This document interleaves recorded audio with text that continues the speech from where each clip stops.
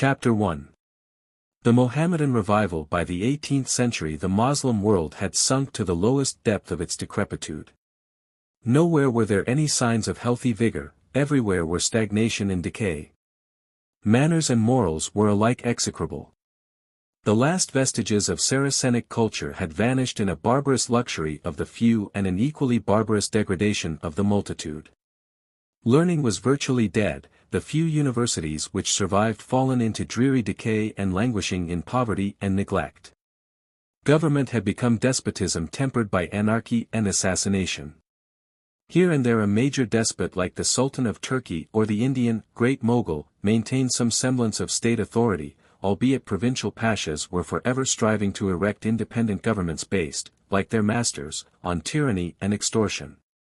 The pashas, in turn, strove ceaselessly against unruly local chiefs and swarms of brigands who infested the countryside. Beneath this sinister hierarchy groaned the people, robbed, bullied, and ground into the dust. Peasant and townsman had alike lost all incentive to labor or initiative, and both agriculture and trade had fallen to the lowest level compatible with bare survival. As for religion, it was as decadent as everything else. The austere monotheism of Muhammad had become overlaid with a rank growth of superstition and puerile mysticism. The mosque stood unfrequented and ruinous, deserted by the ignorant multitude, which, decked out in amulets, charms, and rosaries, listened to squalid fakirs or ecstatic dervishes, and went on pilgrimages to the tombs of holy men, worshipped as saints and intercessors, with that Allah who had become too remote a being for the direct devotion of these benighted souls. As for the moral precepts of the Quran, they were ignored or defied. Wine drinking and opium eating were well nigh universal, prostitution was rampant, and the most degrading vices flaunted naked and unashamed. Even the holy cities, Mecca and Medina, were sinkholes of iniquity, while the Hajj, or pilgrimage ordained by the Prophet, had become a scandal through its abuses. In fine, the life had apparently gone out of Islam, leaving naught but a dry husk of soulless ritual and degrading superstition behind. Could Muhammad have returned to earth, he would unquestionably have anathematized his followers as apostates and idolaters. Yet, in this darkest hour, a voice came crying out of the vast Arabian desert, the cradle of Islam, calling the faithful back to the true path. This Puritan reformer, the famous Abd al-Wahhab, kindled a fire which presently spread to the remotest corners of the Moslem world, purging Islam of its sloth and reviving the fervor of olden days. The great Mohammedan revival had begun. Muhammad ibn Abd al-Wahhab was born about the year d. 1700 in the heart of the Arabian desert, the region known as the Nejd. The Nejd was the one clean spot in the decadent Moslem world. We have already seen how, with the transformation of the caliphate from a theocratic democracy to an oriental despotism, the free-spirited Arabs had returned scornfully to their deserts. Here they had maintained their wild freedom. Neither caliph nor sultan dared venture far into those vast solitudes of burning sand and choking thirst, where the rash invader was lured to sudden death in a whirl of stabbing spears. The Arabs recognized no master, wandering at will with their flocks and camels, or settled here and there in green oases hidden in the desert's heart. And in the desert they retained their primitive political and religious virtues. The nomad Bedouin lived under the sway of patriarchal sheikhs, the settled dwellers in the oases usually acknowledged the authority of some leading family. But these rulers possessed the slenderest authority, narrowly circumscribed by well-established custom and a jealous public opinion which they transgressed at their peril. The Turks, to be sure, had managed to acquire a precarious authority over the holy cities and the Red Sea littoral, but the Nejd, the vast interior, was free. And, in religion, as in politics, the desert Arabs kept the faith of their fathers. Scornfully rejecting the corruptions of decadent Islam, they held fast to the simple theology of primitive Islam, so congenial to their Arab natures. Into this atmosphere of an older and better age, Abd al-Wahhab was born. Displaying from the first a studious and religious bent, he soon acquired a reputation for learning and sanctity. Making the Meccan pilgrimage while still a young man, he studied at Medina and traveled as far as Persia, returning ultimately to the Nejd. He returned burning with holy wrath at what he had seen, and determined to preach a Puritan reformation. For years he wandered up and down Arabia, and at last he converted Muhammad, head of the great clan of Saad, the most powerful chieftain in all the Najd. This gave Abd al-Wahhab both moral prestige and material strength, and he made the most of his opportunities. Gradually, the desert Arabs were welded into a politico-religious unity like that affected by the Prophet. Abd al-Wahhab was, in truth, a faithful counterpart of the first caliphs, Abu Bakr and Omar. When he died in 1787, his disciple, Saad, proved a worthy successor. The new Wahabbist state was a close counterpart of the Meccan Caliphate. Though possessing great military power, Saad always considered himself responsible to public opinion and never encroached upon the legitimate freedom of his subjects. Government, though stern, was able and just. The Wahhabi judges were competent and honest. Robbery became almost unknown, so well was the public peace maintained. Education was sedulously fostered. Every oasis had its school, while teachers were sent to the Bedouin tribes. Having consolidated the Najd, Saad was now ready to undertake the greater task of subduing and purifying the Muslim world. His first objective was of course the holy cities. This objective was attained in the opening years of the 19th century. Nothing could stand against the rush of the Wahhabi hosts burning with fanatic hatred against the Turks, who were loathed both as apostate Muslims and as usurpers of that supremacy in Islam which all Arabs believed should rest in Arab hands. When Saad died in 1814, he was preparing to invade Syria. It looked for a moment as though the Wahhabis were to sweep the east and Puritanize all Islam at a blow. But it was not to be. Unable to stem the Wahhabi flood, the Sultan of Turkey called on his powerful vassal, the famous Mehmet Ali. This able Albanian adventurer had by that time made himself master of Egypt. Frankly recognizing the superiority of the West, he had called in numerous European officers who rapidly fashioned a formidable army, composed largely of hard-fighting Albanian Highlanders, and disciplined and equipped after European models. Mehmet Ali gladly answered the Sultan's summons, and it soon became clear that even Wahhabi fanaticism was no match for European muskets and artillery handled by seasoned veterans. In a short time the holy cities were recaptured and the Wahhabis were driven back into the desert. The nascent Wahhabi empire had vanished like a mirage. Wahhabism's political role was ended. However, Wahhabism's spiritual role had only just begun. The Najd remained a focus of Puritan zeal whence the new spirit radiated in all directions. Even in the holy cities Wahhabism continued to set the religious tone, and the numberless Hajis, or pilgrims, who came annually from every part of the Muslim world returned to their homes zealous reformers. Soon the Wahhabi leaven began to produce profound disturbances in the most distant quarters. For example, in northern India a Wahhabi fanatic, Syed Ahmed, so roused the Punjabi Mohammedans that he actually built up a theocratic state, and only his chance death prevented a possible Wahhabi conquest of northern India. This state was shattered by the Sikhs, about 1830, but when the English conquered the country they had infinite trouble with the smoldering embers of Wahhabi feeling, which, in fact, lived on, contributed to the Indian Mutiny, and permanently fanaticized Afghanistan and the wild tribes of the Indian northwest frontier. It was during these years that the famous Syed Muhammad ben Sanusi came from his Algerian home to Mecca and there imbibed those Wahhabi principles which led to the founding of the great pan-Islamic fraternity that bears his name. Even the Babist movement in Persia, far removed though it was doctrinally from Wahhabi teaching, was indubitably a secondary reflex of the Wahhabi urge. In fact, within a generation, the strictly Wahhabi movement had broadened into the larger development known as the Mohammedan revival, and this in turn was developing numerous phases, chief among them being the movement usually termed pan-Islamism. That movement, particularly on its political side, I shall treat in the next chapter. At present let us examine the other aspects of the Mohammedan revival, with special reference to its religious and cultural phases. The Wahhabi movement was a strictly Puritan reformation. Its aim was the reform of abuses, the abolition of superstitious practices, and a return to primitive Islam. All later accretions, the writings and interpretations of the medieval theologians, ceremonial or mystical innovations, saint worship, in fact every sort of change, were condemned. The austere monotheism of Muhammad was preached in all its uncompromising simplicity, and the Quran, literally interpreted, was taken as the sole guide for human action. This doctrinal simplification was accompanied by a most rigid code of morals. The prayers, fastings, and other practices enjoined by Muhammad were scrupulously observed. The most austere manner of living was enforced. Silken clothing, rich food, wine, opium, tobacco, coffee, and all other indulgences were sternly proscribed.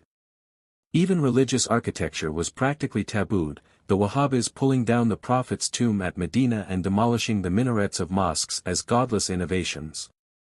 The Wahhabis were thus, despite their moral earnestness, excessively narrow-minded, and it was very fortunate for Islam that they soon lost their political power and were compelled thenceforth to confine their efforts to moral teaching. Many critics of Islam point to the Wahhabi movement as a proof that Islam is essentially retrograde and innately incapable of evolutionary development.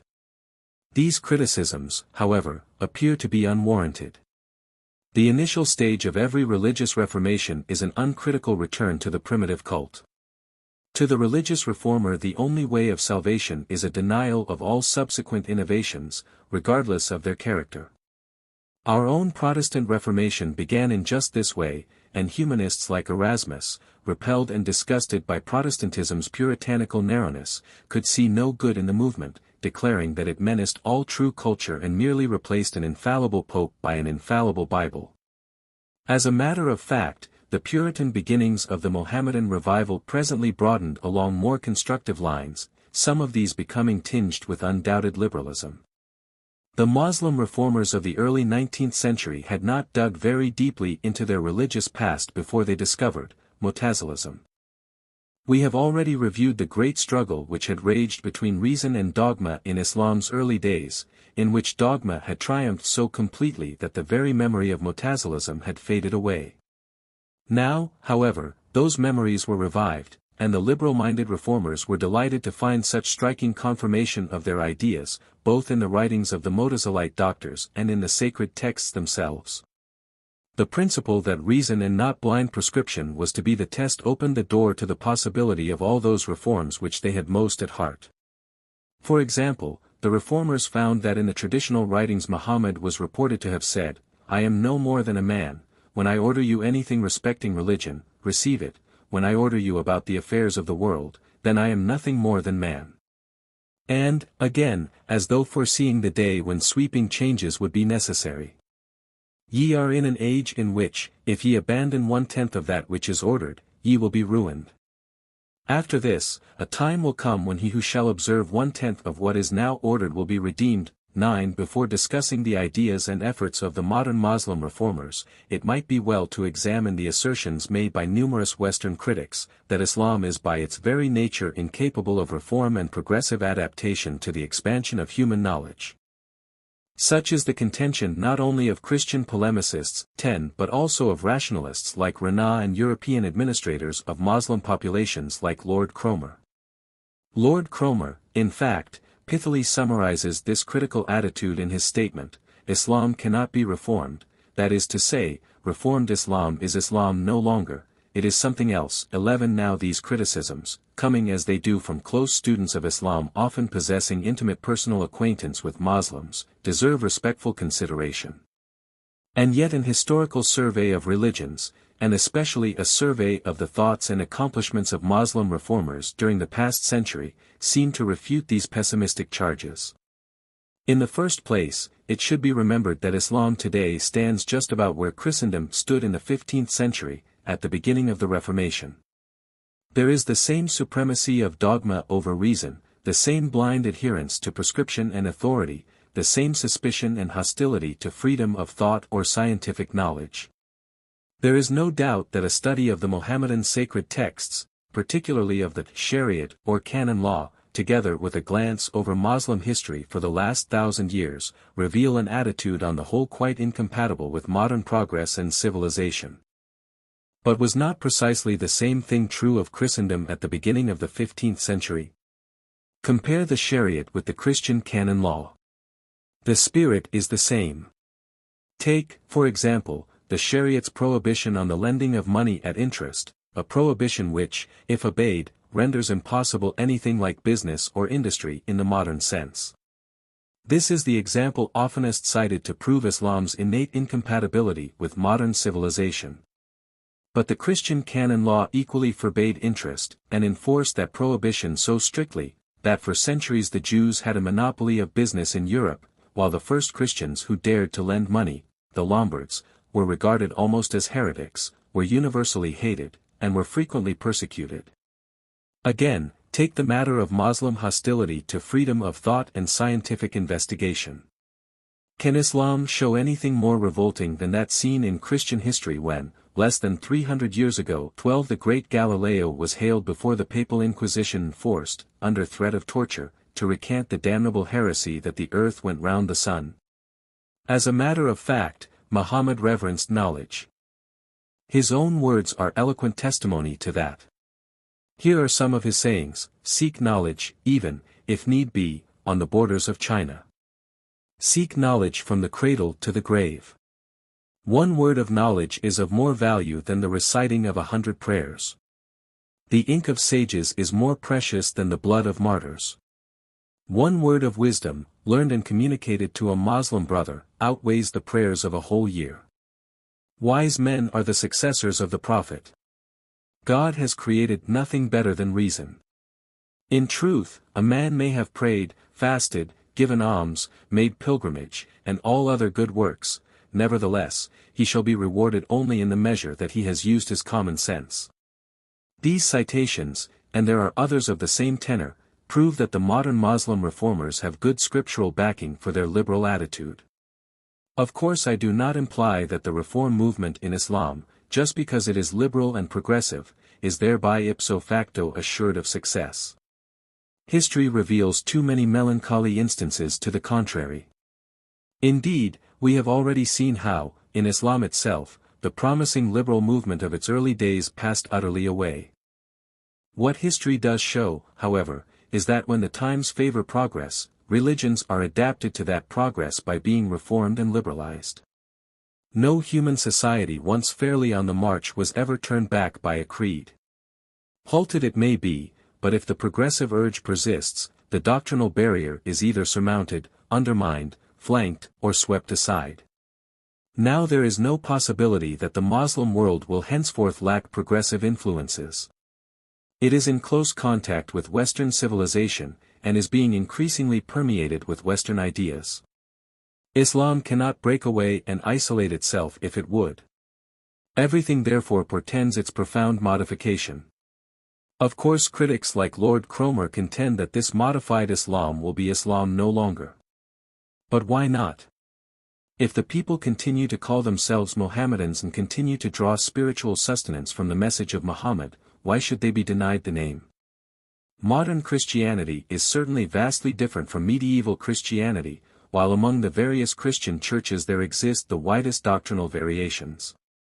Yet all who consider themselves Christians are considered Christians by all except bigots out of step with the times. Let us now scrutinize the Muslim reformers, judging them, not by texts and chronicles, but by their words and deeds, since, as one of their number, an Algerian, very pertinently remarks, men should be judged, not by the letter of their sacred books, but by what they actually do. 13 Modern Muslim liberalism, as we have seen, received its first encouragement from the discovery of the old Mutazilite literature of nearly 1,000 years before. To be sure, Islam had never been quite destitute of liberal minds.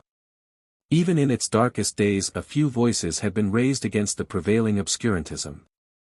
For example, in the 16th century the celebrated El-Gharani had written, "It is not at all impossible that God may hold in reserve for men of the future perceptions that have not been vouchsafed to the men of the past."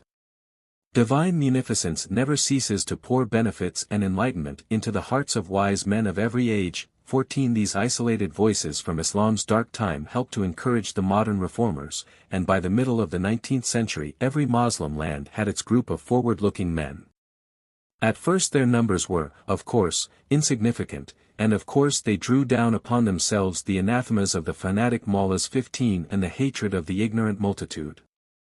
The first country where the reformers made their influence definitely felt was in India. Here a group headed by the famous Sir Syed Ahmed Khan started an important liberal movement, founding associations, publishing books and newspapers, and establishing the well-known College of Aligarh. Sir Syed Ahmed is a good type of the early liberal reformers. Conservative in temperament and perfectly orthodox in his theology, he yet denounced the current decadence of Islam with truly Wahhabi fervor.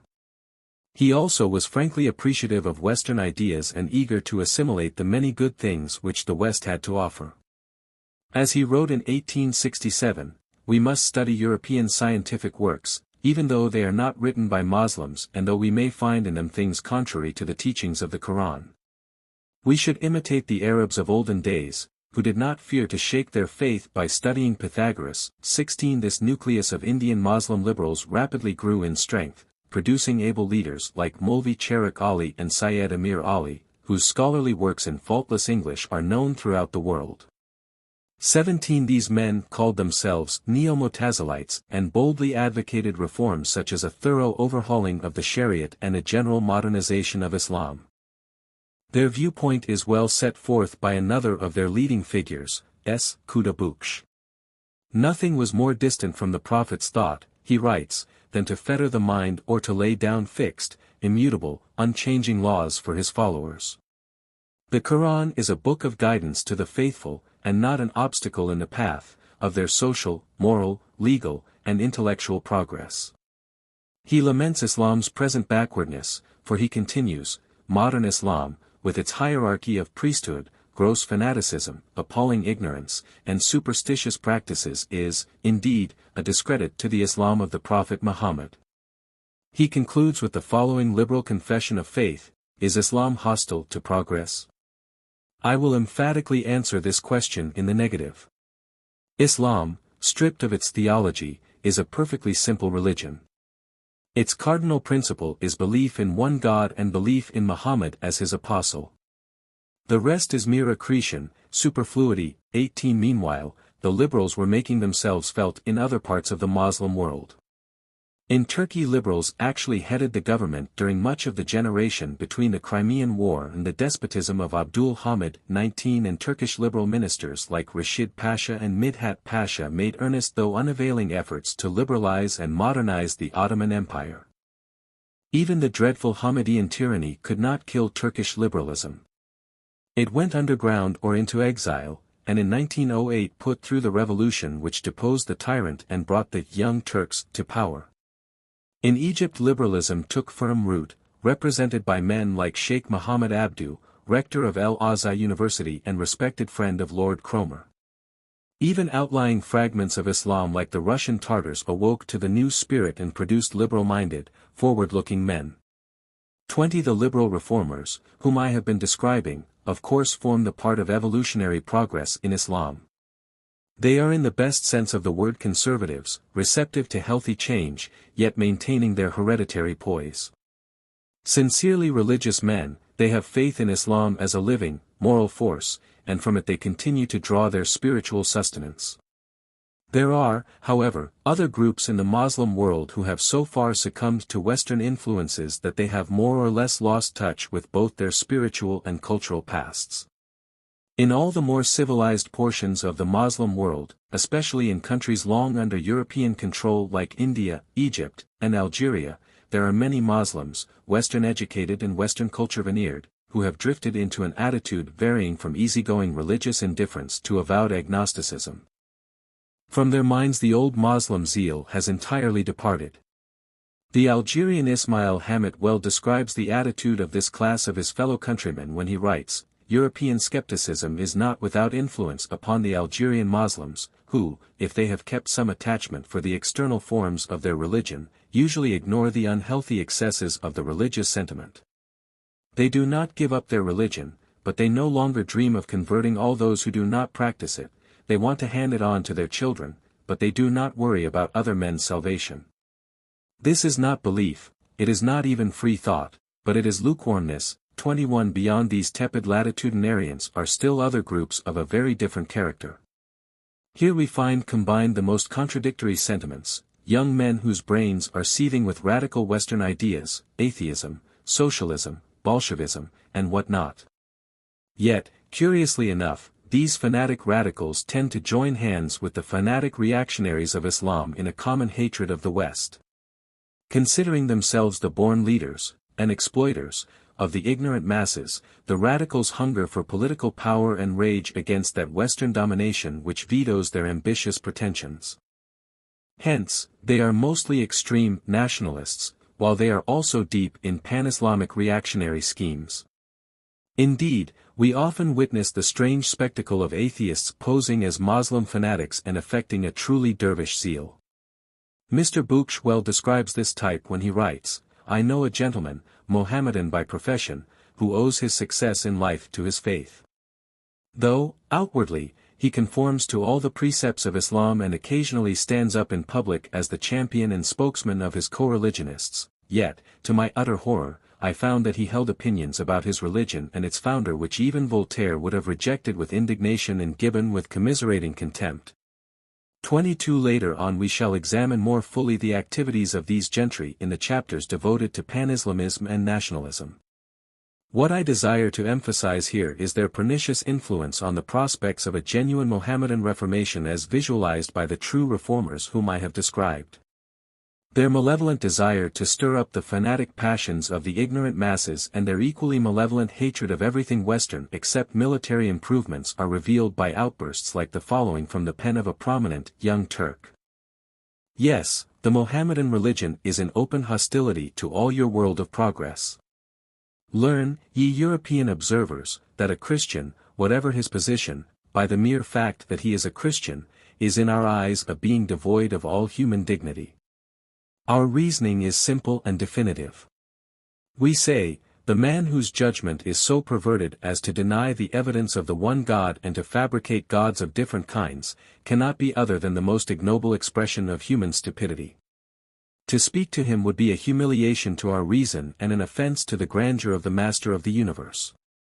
The worshipper of false gods is a monster of ingratitude, he is the execration of the universe, to combat him, convert him, or annihilate him is the holiest task of the faithful. These are the eternal commands of our one God.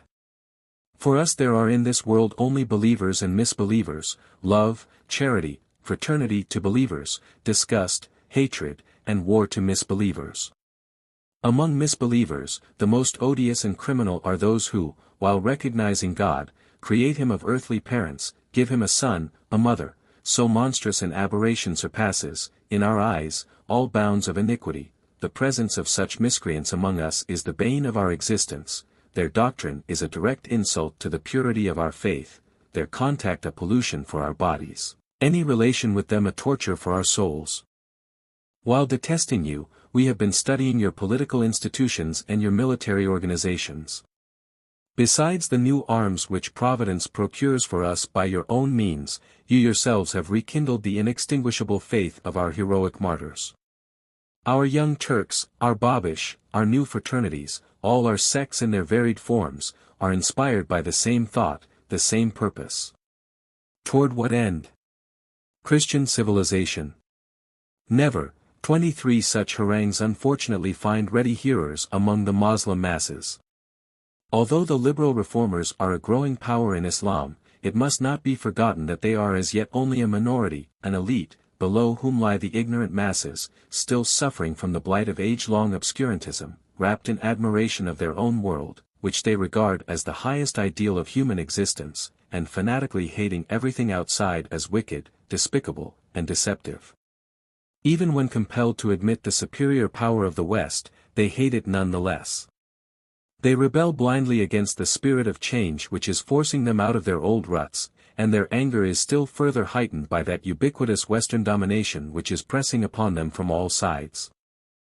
Such persons are as clay in the hands of the pan-Islamic and nationalist leaders who mold the multitude to their own sinister ends. Islam is, in fact, today torn between the forces of liberal reform and chauvinistic reaction. The liberals are not only the hope of an evolutionary reformation, They are also favored by the trend of the times, since the Muslim world is being continually permeated by Western progress and must continue to be thus permeated unless Western civilization itself collapses in ruin. Yet, though the ultimate triumph of the liberals appears probable, what delays, what setbacks, what fresh barriers of warfare and fanaticism may not the chauvinist reactionaries bring about? Neither the reform of Islam nor the relations between East and West are free from perils whose ominous possibilities we shall later discuss. Meanwhile, there remains the hopeful fact that throughout the Muslim world a numerous and powerful minority, composed not merely of westernized persons but also of orthodox conservatives, are aware of Islam's decadence and are convinced that a thoroughgoing reformation along liberal, progressive lines is at once a practical necessity and a sacred duty. Exactly how this reformation shall be legally effected has not yet been determined, nor is a detailed discussion of technical machinery necessary for our consideration. 24 History teaches us that where the will to reform is vitally present, reformation will somehow or other be accomplished. One thing is certain, the reforming spirit, in its various manifestations, has already produced profound changes throughout Islam. The Muslim world of today is vastly different from the Muslim world of a century ago. The Wahhabi leaven has destroyed abuses and has rekindled a purer religious faith. Even its fanatical zeal has not been without moral compensations. The spread of liberal principles and Western progress goes on apace. If there is much to fear for the future, there is also much to hope. Chapter 2. Pan-Islamism. Like all great movements, the Mohammedan revival is highly complex. Starting with the simple, Puritan protest of Wahhabism, it has developed many phases, widely diverse and sometimes almost antithetical. In the previous chapter we examined the phase looking toward an evolutionary reformation of Islam and a genuine assimilation of the progressive spirit as well as the external forms of Western civilization. At the same time we saw that these liberal reformers are as yet only a minority, an elite, while the Muslim masses, still plunged in ignorance and imperfectly awakened from their age-long torpor, are influenced by other leaders of a very different character, men inclined to militant rather than pacific courses, and hostile rather than receptive to the West. These militant forces are, in their turn, complex. They may be grouped roughly under the general concepts known as pan-Islamism and nationalism. It is to a consideration of the first of these two concepts, to pan-Islamism, that this chapter is devoted. Pan-Islamism, which in its broadest sense is the feeling of solidarity between all true believers, is as old as the Prophet, when Muhammad and his few followers were bound together by the tie of faith against their pagan compatriots who sought their destruction. To Muhammad the principle of fraternal solidarity among Muslims was of transcendent importance, and he succeeded in implanting this so deeply in Muslim hearts that 13 centuries have not sensibly weakened it. The bond between Muslim and Muslim is today much stronger than that between Christian and Christian. Of course Muslims fight bitterly among themselves, but these conflicts never quite lose the aspect of family quarrels and tend to be adjourned in presence of infidel aggression. Islam's profound sense of solidarity probably explains in large part its extraordinary hold upon its followers. No other religion has such a grip on its votaries. Islam has won vast territories from Christianity and Brahmanism, 25, and has driven Magism from the face of the earth, 26. Yet there has been no single instance where a people, once become Muslim, has ever abandoned the faith. Extirpated they may have been, like the Moors of Spain, but extirpation is not apostasy. Islam's solidarity is powerfully buttressed by two of its fundamental institutions, the Hajj, or pilgrimage to Mecca, and the Caliphate. Contrary to the general opinion in the West, it is the Hajj rather than the Caliphate which has exerted the more consistently unifying influence. Muhammad ordained the Hajj as a supreme act of faith, and every year fully 100,000 pilgrims arrive, drawn from every quarter of the Muslim world. There, before the sacred Kaaba of Mecca, men of all races, tongues, and cultures meet and mingle in an ecstasy of common devotion, returning to their homes bearing the proud title of Hajis, or pilgrims, a title which ensures them the reverent homage of their fellow Muslims for all the rest of their days. The political implications of the Hajj are obvious. It is in reality a perennial pan-Islamic congress, where all the interests of the faith are discussed by delegates from every part of the Mohammedan world, and where plans are elaborated for Islam's defense and propagation. Here nearly all the militant leaders of the Mohammedan revival, Abd al-Wahhab, Muhammad ben Sanusi, Jamal ed-Din el-Afghani, and many more, felt the imperious summons to their task. 27 As for the Caliphate, it has played a great historic role, especially in its early days, and we have already studied its varying fortunes. Reduced to a mere shadow after the Mongol destruction of Baghdad, it was revived by the Turkish sultans, who assumed the title and were recognized as caliphs by the Orthodox Muslim world. 28 However, these Sultan Caliphs of Istanbul 29 never succeeded in winning the religious homage accorded their predecessors of Mecca and Baghdad. In Arab eyes, especially, the spectacle of Turkish caliphs was an anachronism to which they could never be truly reconciled. Sultan Abdul Hamid, to be sure, made an ambitious attempt to revive the caliphate's pristine greatness, but such success as he attained was due more to the general tide of pan-Islamic feeling than to the inherent potency of the caliphal name. The real leaders of modern pan-Islamism either gave Abdul Hamid a merely qualified allegiance or were, like el-Sanusi, definitely hostile. This was not realized in Europe, which came to fear Abdul Hamid as a sort of Mohammedan pope. Even today most Western observers seem to think that pan-Islamism centers in the caliphate, and we see European publicists hopefully discussing whether the caliphate's retention by the discredited Turkish sultans, its transference to the Sharif of Mecca, or its total suppression, will best clip pan-Islam's wings. This, however, is a distinctly short-sighted view. The caliphal institution is still undoubtedly venerated in Islam. But the shrewd leaders of the modern pan-Islamic movement have long been working on a much broader basis.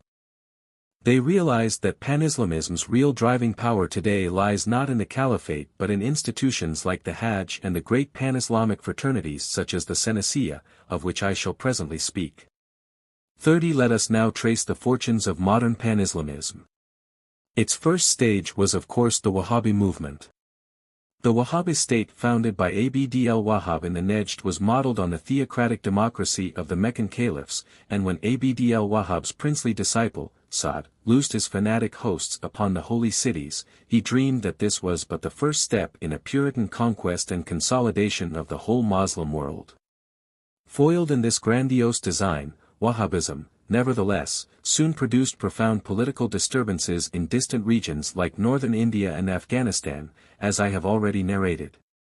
They were, however, all integral parts of the Wahhabi phase, being essentially protests against the political decadence of Muslim states and the moral decadence of Muslim rulers.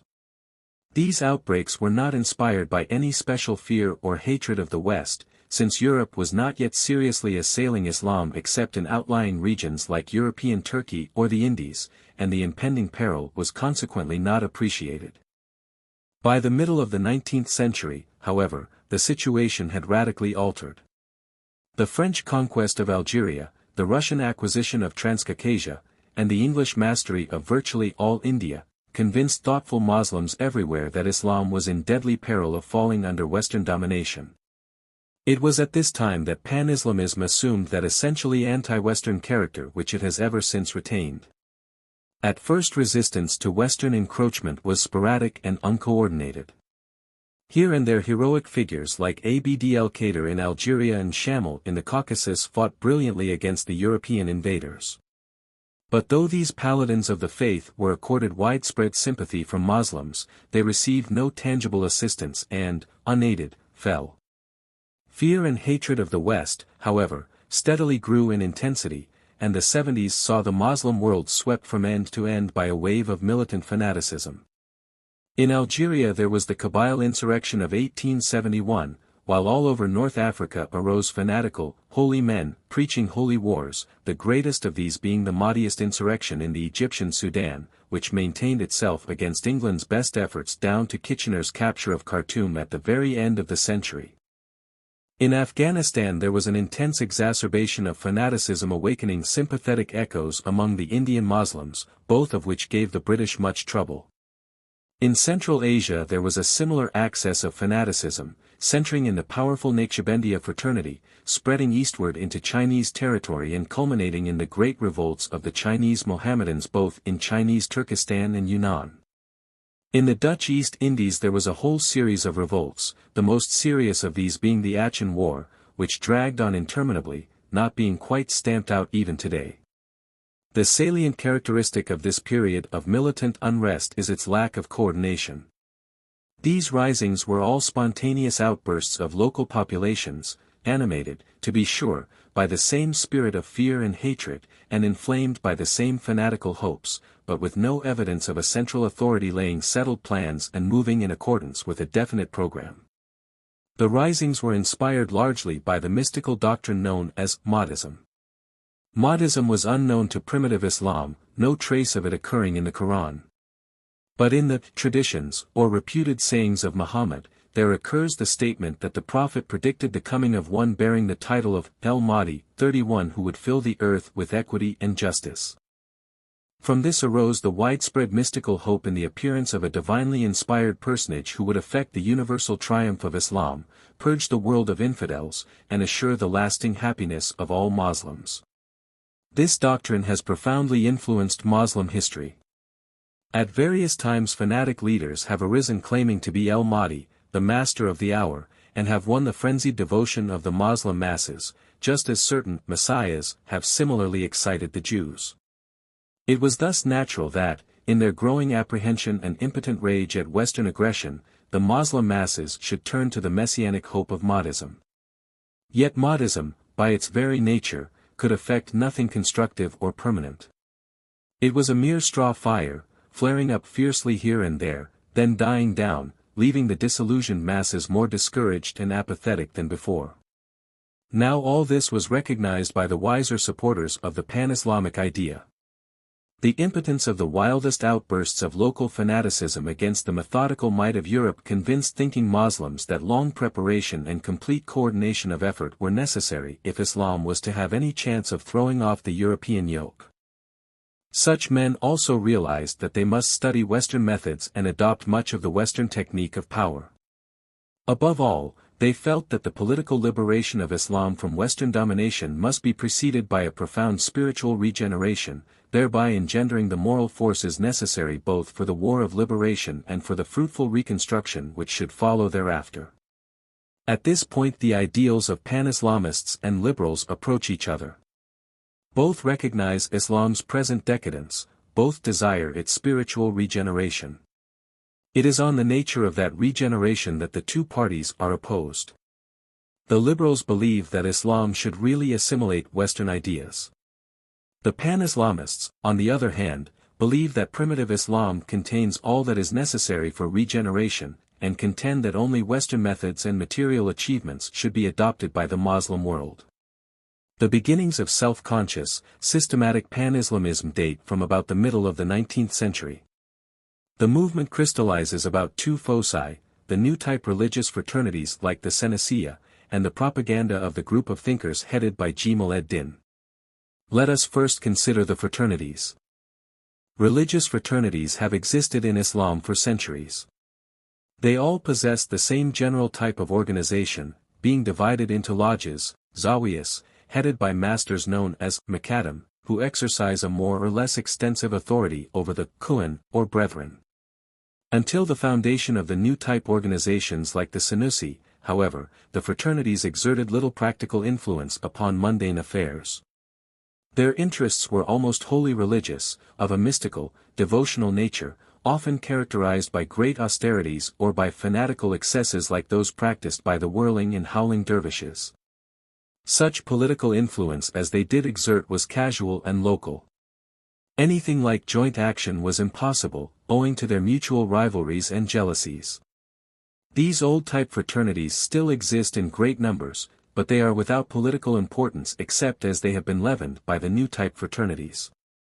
The new-type organizations date from about the middle of the 19th century, the most important in every way being the Senecia.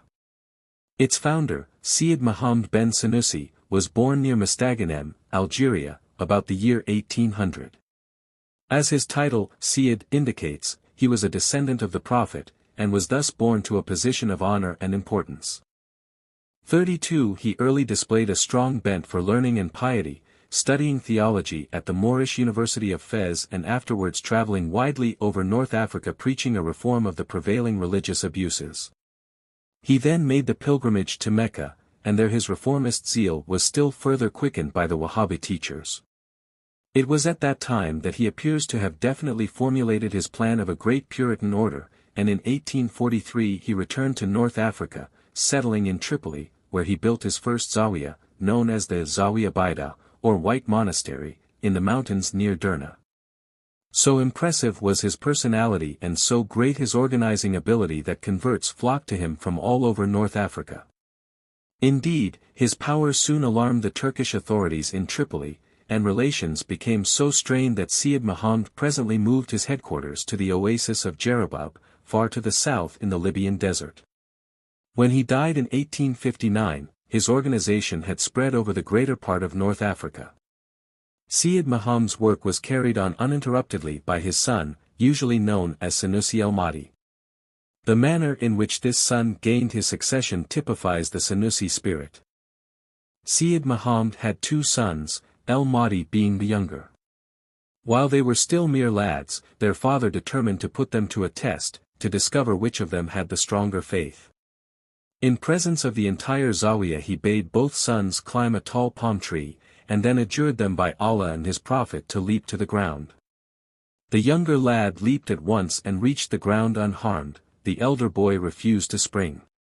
To el-Mahdi, who feared not to commit himself to the will of God, passed the right to rule. Throughout his long life Sanusi el-Mahdi justified his father's choice, displaying wisdom and piety of a high order, and further extending the power of the fraternity. During the latter part of his reign he removed his headquarters to the oasis of Jauf, still farther into the Libyan desert, where he died in 1902, and was succeeded by his nephew, Ahmed el-Sharif, the present head of the order, who also appears to possess marked ability. With nearly 80 years of successful activity behind it, the Sanusi order is today one of the vital factors in Islam. It counts its adherents in every quarter of the Muslim world.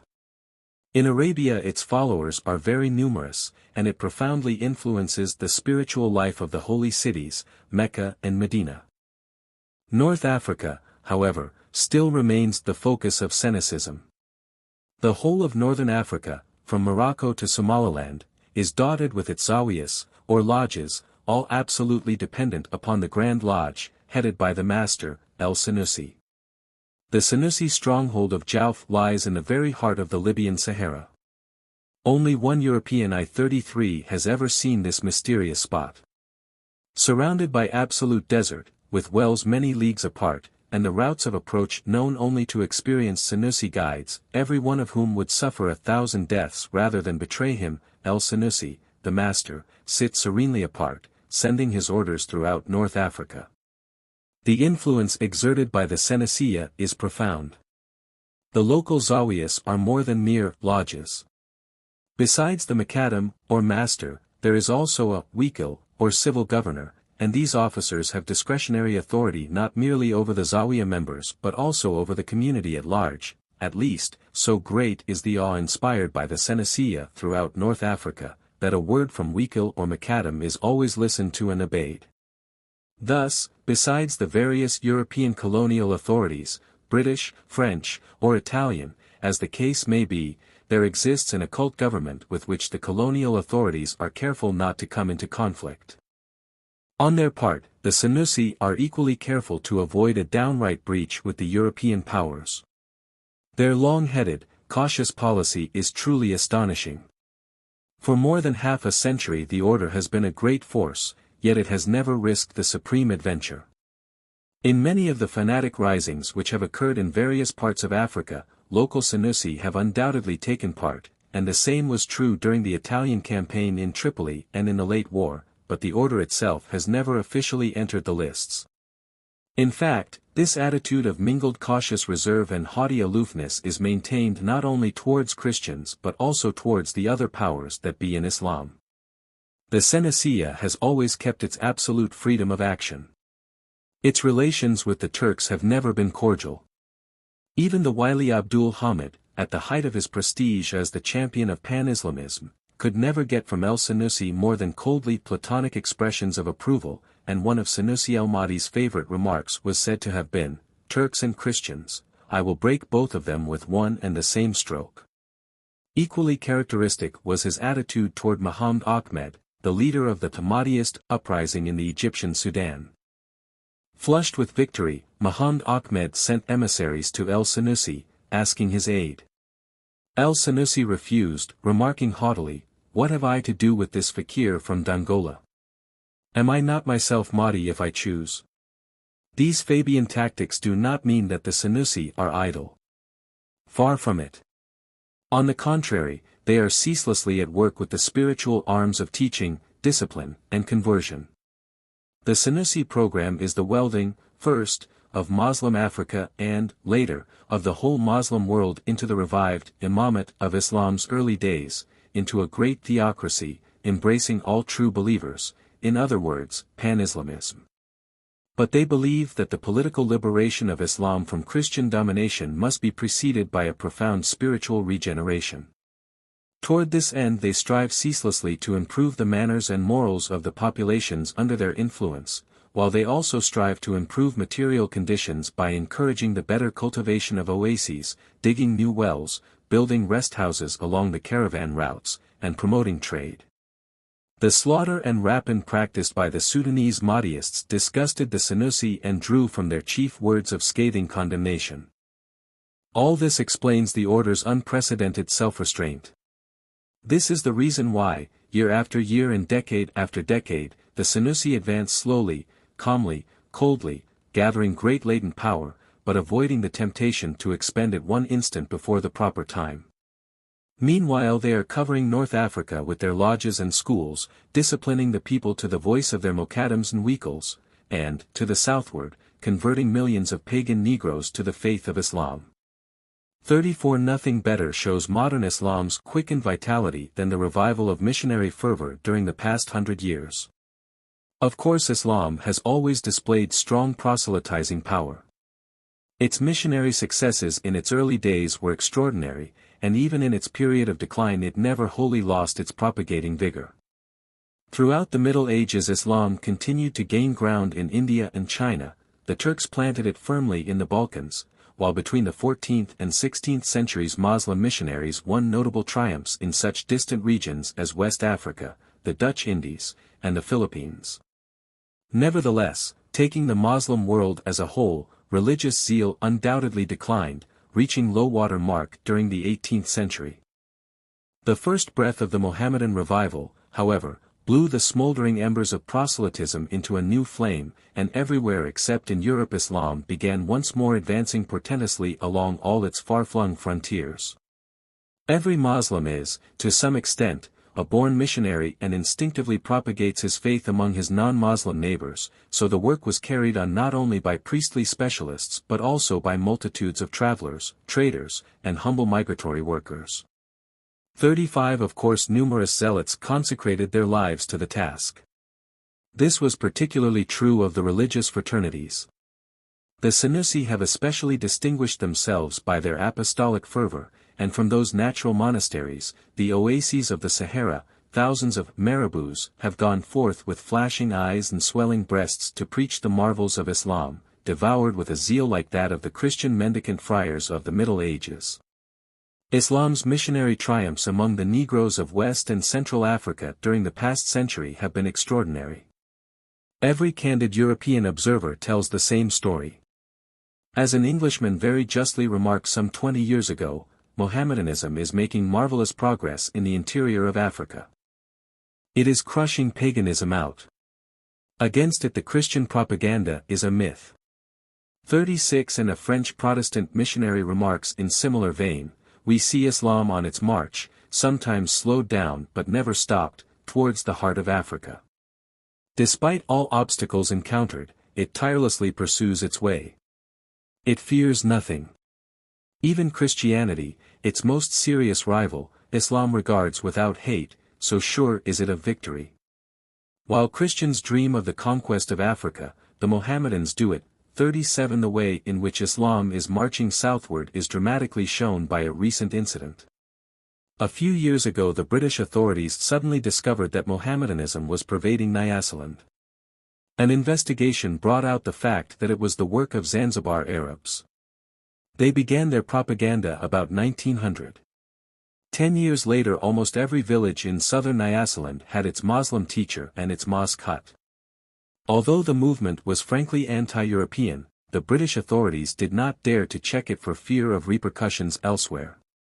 Many European observers fear that it is only a question of time when Islam will cross the Zambezi and enter South Africa. And these gains are not made solely against paganism. They are being won at the expense of African Christianity as well. In West Africa the European missions lose many of their converts to Islam, while across the continent the ancient Abyssinian Church, so long an outpost against Islam, seems in danger of submersion by the rising Moslem tide. Not by warlike incursions, but by peaceful penetration, the Abyssinians are being Islamized.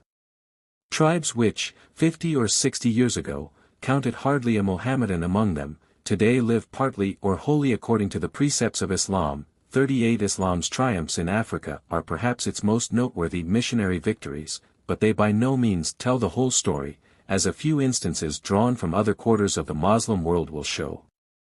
In the previous chapter one mentioned the liberal movement among the Russian Tartars. That, however, was only one phase of the Mohammedan revival in that region, another phase being a marked resurgence of proselyting zeal. These Tartars had long been under Russian rule, and the Orthodox Church had made persistent efforts to convert them, in some instances with apparent success. But when the Mohammedan revival reached the Tartars early in the 19th century, they immediately began laboring with their Christianized brethren, and in a short time most of these reverted to Islam despite the best efforts of the Orthodox Church and the punitive measures of the Russian governmental authorities. Tartar missionaries also began converting the heathen Turco-Finnish tribes to the northward, in defiance of every hindrance from their Russian masters. 39 In China, likewise, the 19th century witnessed an extraordinary development of Muslim energy. Islam had reached China in very early times, brought in by Arab traders and bands of Arab mercenary soldiers. Despite centuries of intermarriage with Chinese women, their descendants still differ perceptibly from the general Chinese population, and regard themselves as a separate and superior people. The Chinese Mohammedans are mainly concentrated in the southern province of Yunnan and the inland provinces beyond. Besides these racially Chinese Muslims, another center of Mohammedan population is found in the Chinese dependency of Eastern or Chinese Turkestan, inhabited by Turkish stocks and conquered by the Chinese only in the 18th century. Until comparatively recent times the Chinese Muslims were well treated, but gradually their proud-spirited attitude alarmed the Chinese government, which withdrew their privileges and persecuted them. Early in the 19th century the breath of the Mohammedan revival reached China, as it did every other part of the Muslim world, and the Chinese Mohammedans, inflamed by resurgent fanaticism, began a series of revolts culminating in the Great Rebellions which took place about the year 1870, both in Yunnan and in eastern Turkestan. As usual, these fanaticized Muslims displayed fierce fighting power. The Turkestan rebels found an able leader, one Yaqub Beg, and for some years both Turkestan and Yunnan were virtually independent. To many European observers at that time it looked as though the rebels might join hands, erect a permanent Mohammedan state in western China, and even overrun the whole empire. The fame of Yaqub Beg spread through the Muslim world, the Sultan of Turkey honoring him with the high title of Commander of the Faithful. After years of bitter fighting, accompanied by frightful massacres, the Chinese government subdued the rebels. The Chinese Muslims, greatly reduced in numbers, have not yet recovered their former strength, but their spirit is still unbroken, and today they number fully 10 million. Thus, Chinese Islam, despite its setbacks, is a factor to be reckoned with in the future. 40 The above instances do not exhaust the list of Islam's activities during the past century. In India, for example, Islam has continued to gain ground rapidly, while in the Dutch Indies it is the same story. 41 European domination actually favors rather than retards the spread of Islam, for the Muslim finds in Western improvements, like the railroad, the post office, and the printing press, useful adjuncts to Islamic propaganda. Let us now consider the second originating center of modern pan-Islamism, the movement especially associated with the personality of Jemal ed-Din. Sayyid Jemal ed-Din al-Afghani was born early in the 19th century at Asadabad, near Hamadan, in Persia, albeit, as his name shows, he was of Afghan rather than Iranian descent, while his title, Sayyid, meaning descendant of the Prophet, implies a strain of Arab blood. Endowed with a keen intelligence, great personal magnetism, and abounding vigor, Jemal ed-Din had a stormy and checkered career. He was a great traveler, knowing intimately not only most of the Muslim world but Western Europe as well. From these travels, supplemented by wide reading, he gained a notable fund of information which he employed effectively in his manifold activities. A born propagandist, Jemal ed-Din attracted wide attention, and wherever he went in Islam his strong personality started an intellectual ferment. Unlike el-Sanusi, he concerned himself very little with theology, devoting himself to politics. Jemal ed-Din was the first Mohammedan who fully grasped the impending peril of Western domination, and he devoted his life to warning the Islamic world of the danger and attempting to elaborate measures of defense. By European colonial authorities he was soon singled out as a dangerous agitator. The English, in particular, feared and persecuted him. Imprisoned for a while in India, he went to Egypt about 1880, and had a hand in the anti-European movement of Arabi Pasha. When the English occupied Egypt in 1882 they promptly expelled Jemal, who continued his wanderings, finally reaching Constantinople. Here he found a generous patron in Abdul Hamid, then evolving his pan-Islamic policy. Naturally, the Sultan was enchanted with Jemal, and promptly made him the head of his pan-Islamic propaganda bureau. In fact, it is probable that the success of the Sultan's pan-Islamic policy was largely due to Jemal's ability and zeal. Jemal died in 1896 at an advanced age, active to the last. Jemal ed-Din's teachings may be summarized as follows: the Christian world, despite its internal differences of race and nationality, is, as against the East and especially as against Islam, united for the destruction of all Mohammedan states. The Crusades still subsist, as well as the fanatical spirit of Peter the Hermit. At heart, Christendom still regards Islam with fanatical hatred and contempt. This is shown in many ways, as in international law, before which Muslim nations are not treated as the equals of Christian nations. Christian governments excuse the attacks and humiliations inflicted upon Muslim states by citing the latter's backward and barbarous condition, yet these same governments stifle by 1,000 means, even by war, every attempted effort of reform and revival in Muslim lands. Hatred of Islam is common to all Christian peoples, not merely to some of them, and the result of this spirit is a tacit, persistent effort for Islam's destruction. Every Muslim feeling and aspiration is caricatured and calumniated by Christendom. The Europeans call in the Orient fanaticism, what at home they call nationalism and patriotism. And what in the West they call self-respect, pride, national honor, in the East they call chauvinism. What in the West they esteem as national sentiment, in the East they consider xenophobia. 42. From all this, it is plain that the whole Muslim world must unite in a great defensive alliance, to preserve itself from destruction, and, to do this, it must acquire the technique of Western progress and learn the secrets of European power. Such, in brief, are the teachings of Jemal ed-Din, propagated with eloquence and authority for many years. Given the state of mingled fear and hatred of Western encroachment that was steadily spreading throughout the Muslim world, it is easy to see how great Jemal's influence must have been. And of course Jemal was not alone in his preaching. Other influential Muslims were agitating along much the same lines as early as the middle of the 19th century. One of these pioneers was the Turkish notable Ali Pasha, who was said to remark, "What we want is rather an increase of fanaticism than a diminution of it." 43. Arminius Vambery, the eminent Hungarian Oriental scholar, states that shortly after the Crimean War he was present at a militant pan-Islamic gathering, attended by emissaries from far parts of the Muslim world, held at Ali Pasha's palace. 44. Such were the foundations upon which Sultan Abdul Hamid built his ambitious pan-Islamic structure. Abdul Hamid is one of the strangest personalities of modern times. A man of unusual intelligence, his mind was yet warped by strange twists which went to the verge of insanity. Nursing ambitious, grandiose projects, he tried to carry them out by dark and tortuous methods which, though often cleverly Machiavellian, were sometimes absurdly puerile. An autocrat by nature, he strove to keep the smallest decisions dependent on his arbitrary will, albeit he was frequently guided by clever sycophants who knew how to play upon his superstitions and his prejudices. Abdul Hamid ascended the throne in 1876 under very difficult circumstances. The country was on the verge of a disastrous Russian war, while the government was in the hands of statesmen who were endeavoring to transform Turkey into a modern state and who had introduced all sorts of Western political innovations, including a parliament. Abdul Hamid, however, soon changed all this.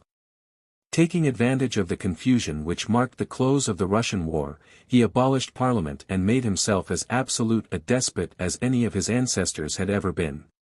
Secure in his autocratic power, Abdul Hamid now began to evolve his own peculiar policy, which, from the first, had a distinctly pan-Islamic trend. 45. Unlike his immediate predecessors, Abdul Hamid determined to use his position as caliph for far-reaching political ends. Emphasizing his spiritual headship of the Mohammedan world rather than his political headship of the Turkish state, he endeavored to win the active support of all Muslims and, by that support, to intimidate European powers who might be formulating aggressive measures against the Ottoman Empire. Before long Abdul Hamid had built up an elaborate pan-Islamic propaganda organization, working mainly by secretive, tortuous methods.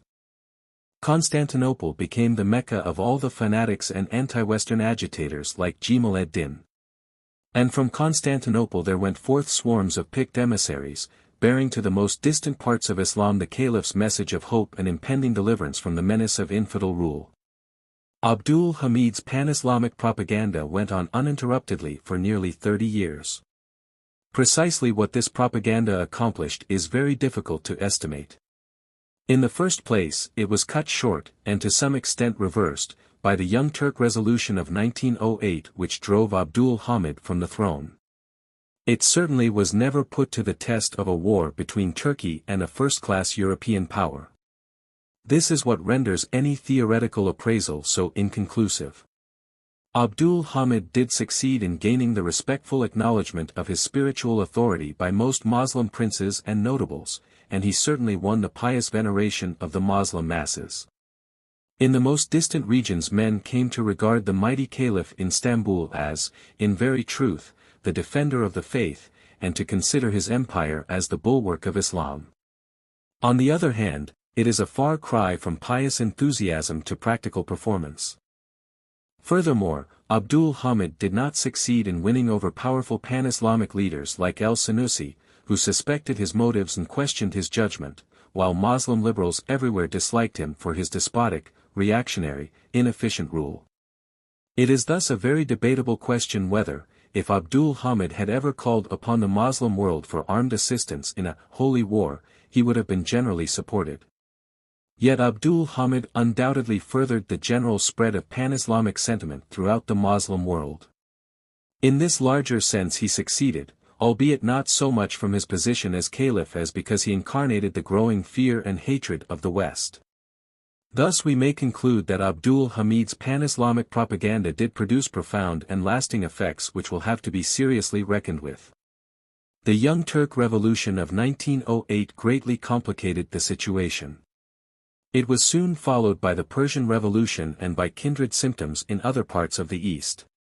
These events brought into sudden prominence new forces, such as constitutionalism, nationalism, and even social unrest, which had long been obscurely germinating in Islam but which had been previously denied expression. We shall later consider these new forces in detail. The point to be here noted is their complicating effect on the pan-Islamic movement. Pan-Islamism was, in fact, cross-cut and deflected from its previous course, and a period of confusion and mental uncertainty supervened. This interim period was short. By 1912 Pan-Islamism had recovered its poise and was moving forward once more. The reason was renewed pressure from the West.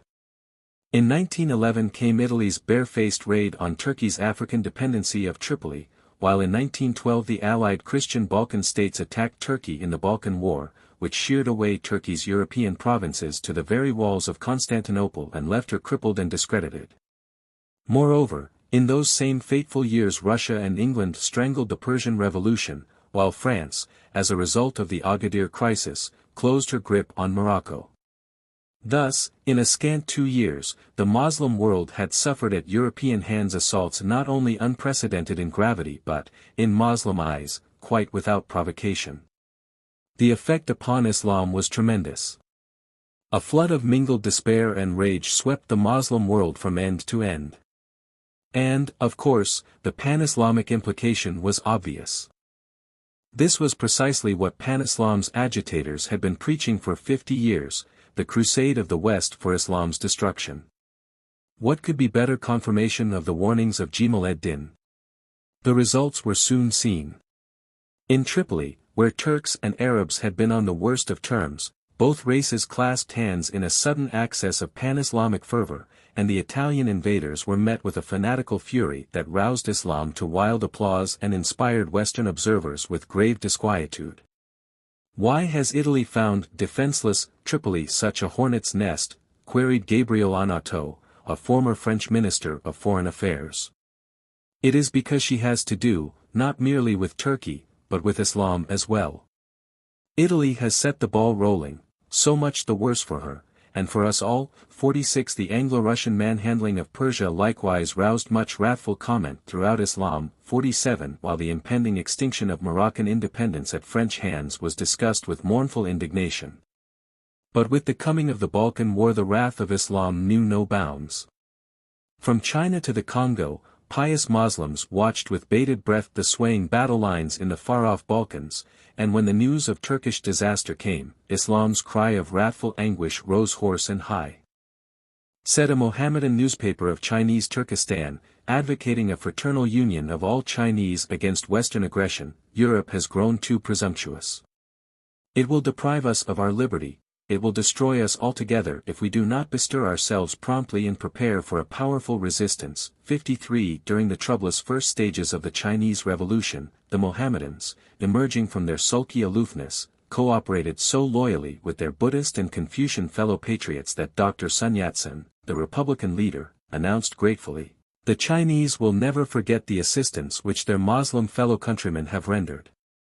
In the interest of order and liberty. 54 The Great War thus found Islam everywhere deeply stirred against European aggression, keenly conscious of its own solidarity, and frankly reaching out for Asiatic allies in the projected struggle against European domination.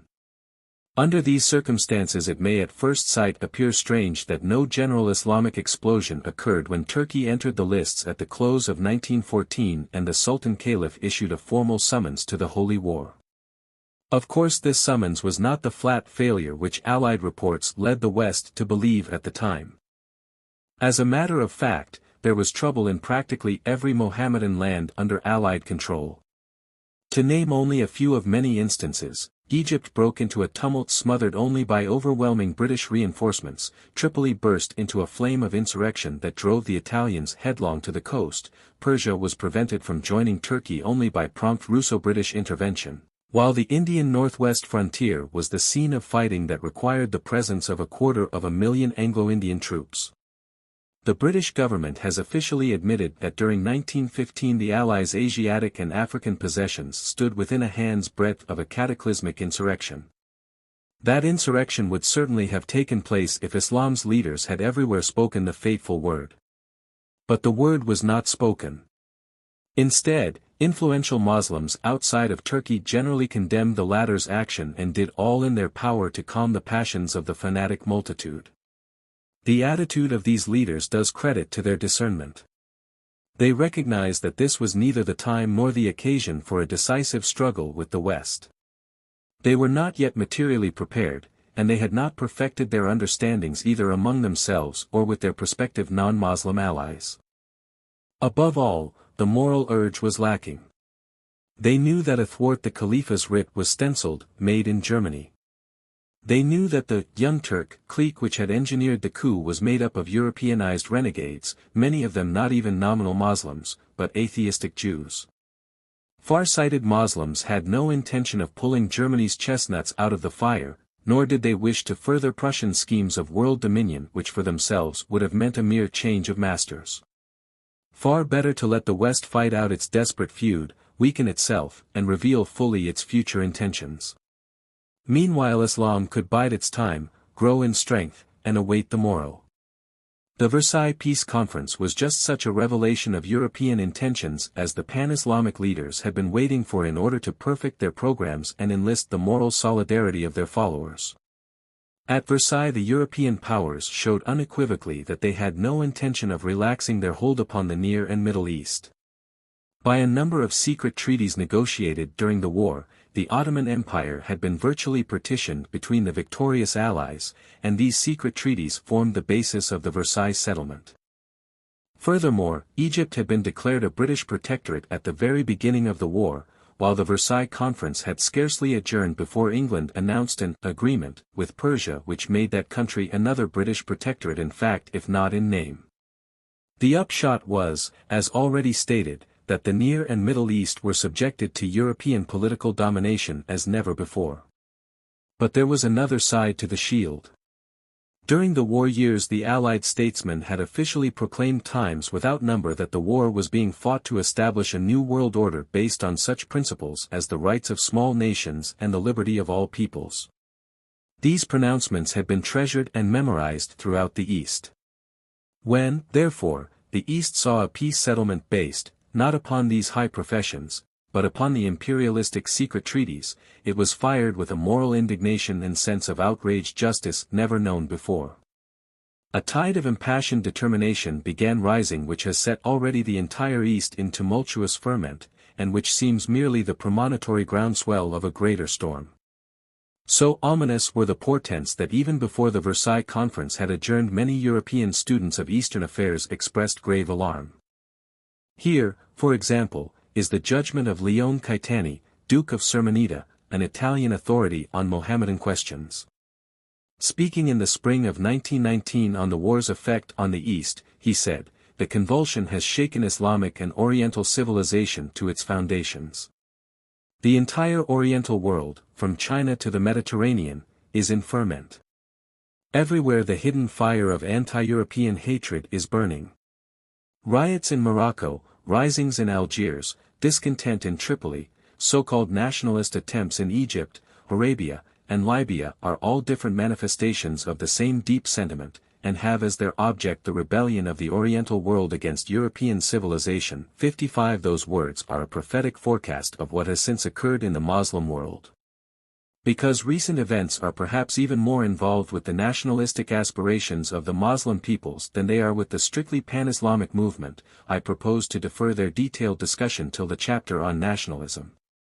We should, however, remember that Muslim nationalism and pan-Islamism, whatever their internal differences, tend to unite against the external pressure of European domination and equally desire Islam's liberation from European political control. Remembering these facts, let us survey the present condition of the pan-Islamic movement. Pan-Islamism has been tremendously stimulated by Western pressure, especially by the late war and the recent peace settlements. However, pan-Islamism must not be considered as merely a defensive political reaction against external aggression. It springs primarily from that deep sentiment of unity which links Muslim to Muslim by bonds much stronger than those which unite the members of the Christian world. These bonds are not merely religious, in the technical sense, they are social and cultural as well. Throughout the Muslim world, despite wide differences in local customs and regulations, the basic laws of family and social conduct are everywhere the same. The truth is that Islam is more than a creed, it is a complete social system, it is a civilization with a philosophy, a culture, and an art of its own. In its long struggle against the rival civilization of Christendom it has become an organic unit conscious of itself. 56 To this Islamic civilization all Muslims are deeply attached. In this larger sense, pan-Islamism is universal. Even the most liberal-minded Muslims, however much they may welcome Western ideas, and however strongly they may condemn the fanatical, reactionary aspects of the political pan-Islamic movement believe fervently in Islam's essential solidarity. As a leading Indian Muslim liberal, the Aga Khan remarks, "There is a right and legitimate pan-Islamism to which every sincere and believing Mohammedan belongs, that is, the theory of the spiritual brotherhood and unity of the children of the Prophet. The real spiritual and cultural unity of Islam must ever grow, for to the follower of the Prophet it is the foundation of the life and the soul." 57 If such is the attitude of Muslim liberals, thoroughly conversant with Western culture and receptive to Western progress, what must be the feelings of the Muslim masses, ignorant, reactionary, and fanatical? Besides perfectly understandable fear and hatred due to Western aggression, there is, among the Muslim masses, a great deal of genuine fanaticism caused, not by European political domination, but by religious bigotry and blind hatred of Western civilization. 58 But this fanaticism has, of course, been greatly inflamed by the political events of the past decade, until today religious, cultural, and political hatred of the West have coalesced in a state of mind decidedly ominous for the peace of the world. We should not delude ourselves into minimizing the dangerous possibilities of the present situation. Just because the fake Holy War, proclaimed by the Young Turks at German instigation in 1914 did not come off is no reason for believing that a real Holy War is impossible. As a German staff officer in Turkish service during the late struggle very candidly says, the Holy War was an absolute fiasco just because it was not a holy war. 59 I have already explained how most Muslims saw through the trick and refused to budge. However, the long series of European aggressions, culminating in the recent peace settlements which subjected virtually the entire Muslim world to European domination, have been steadily rousing in Muslim hearts a spirit of despairing rage that may have disastrous consequences. Certainly, the materials for a holy war have long been heaping high. More than 20 years ago Arminius Vambery, who knew the Muslim world as few Europeans have ever known it, warned the West of the perils engendered by recklessly imperialistic policies. As time passes, he wrote in 1898, the danger of a general war becomes ever greater. We should not forget that time has considerably augmented the adversary's force of resistance. I mean by this the sentiment of solidarity which is becoming livelier of late years among the peoples of Islam, and which in our age of rapid communication is no longer a negligible quantity, as it was even 10 or 20 years ago. It may not be superfluous to draw the attention of our 19th-century crusaders to the importance of the Muslim press, whose ramifications extend all over Asia and Africa, and whose exhortations sink more profoundly than they do with us into the souls of their readers. In Turkey, India, Persia, Central Asia, Java, Egypt, and Algeria, native organs, daily and periodical, begin to exert a profound influence. Everything that Europe thinks, decides, and executes against Islam spreads through those countries with the rapidity of lightning. Caravans carry the news to the heart of China and to the equator, where the tidings are commented upon in very singular fashion. Certain sparks struck at our meetings and banquets kindle, little by little, menacing flames. Hence, it would be an unpardonable legerity to close our eyes to the dangers lurking beneath an apparent passivity. What the Turjuman of Crimea says between the lines is repeated by the Constantinople Iktim, and is commented on and exaggerated at Calcutta by the Moslem Chronicle. Of course, at present, the bond of pan-Islamism is composed of tenuous and dispersed strands. But Western aggression might easily unite those strands into a solid whole, bringing about a general war. 60 In the decades which have elapsed since Vambery wrote those lines the situation has become much more tense. Muslim resentment at European dominance has increased, has been reinforced by nationalistic aspirations almost unknown during the last century, and possesses methods of highly efficient propaganda.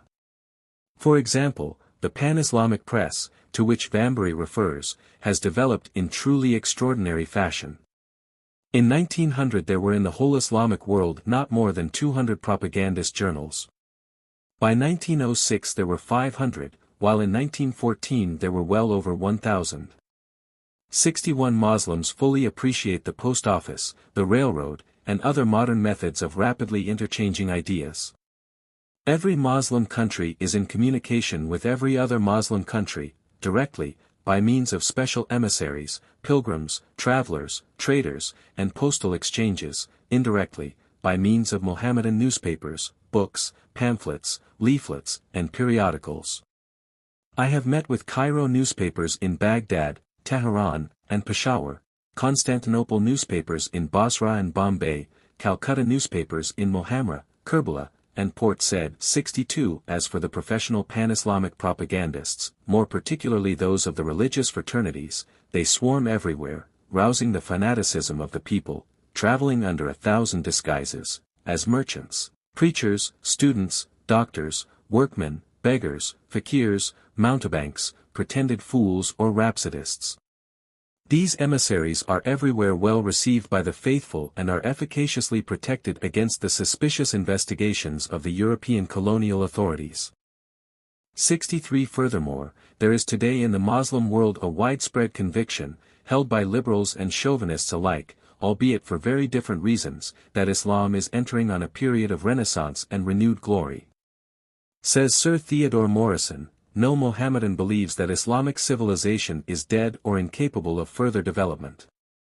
They recognize that it has fallen on evil days, that it has suffered from an excessive veneration of the past, from prejudice and bigotry and narrow scholasticism not unlike that which obscured European thought in the Middle Ages, but they believe that Islam too is about to have its renaissance, that it is receiving from Western learning a stimulus which will quicken it into fresh activity, and that the evidences of this new life are everywhere manifest. 64. Sir Theodore Morrison describes the attitude of Muslim liberals. How pan-Islamists with anti-Western sentiments feel is well set forth by an Egyptian, Yahya Siddiq, in his well-known book, The Awakening of the Islamic Peoples in the 14th Century of the Hijra. 65. The book is doubly interesting because the author has a thorough Western education, holding a law degree from the French University of Toulouse, and is a judge on the Egyptian bench. Although, writing nearly a decade before the cataclysm, Yahya Siddiq clearly foresaw the imminence of the European war. Behold, he writes, these great powers ruining themselves in terrifying armaments, measuring each other's strength with defiant glances, menacing each other, contracting alliances which continually break and which presage those terrible shocks which overturn the world and cover it with ruins, fire, and blood. The future is God's, and nothing is lasting save His will. Yahya Siddiq considers the Western world degenerate.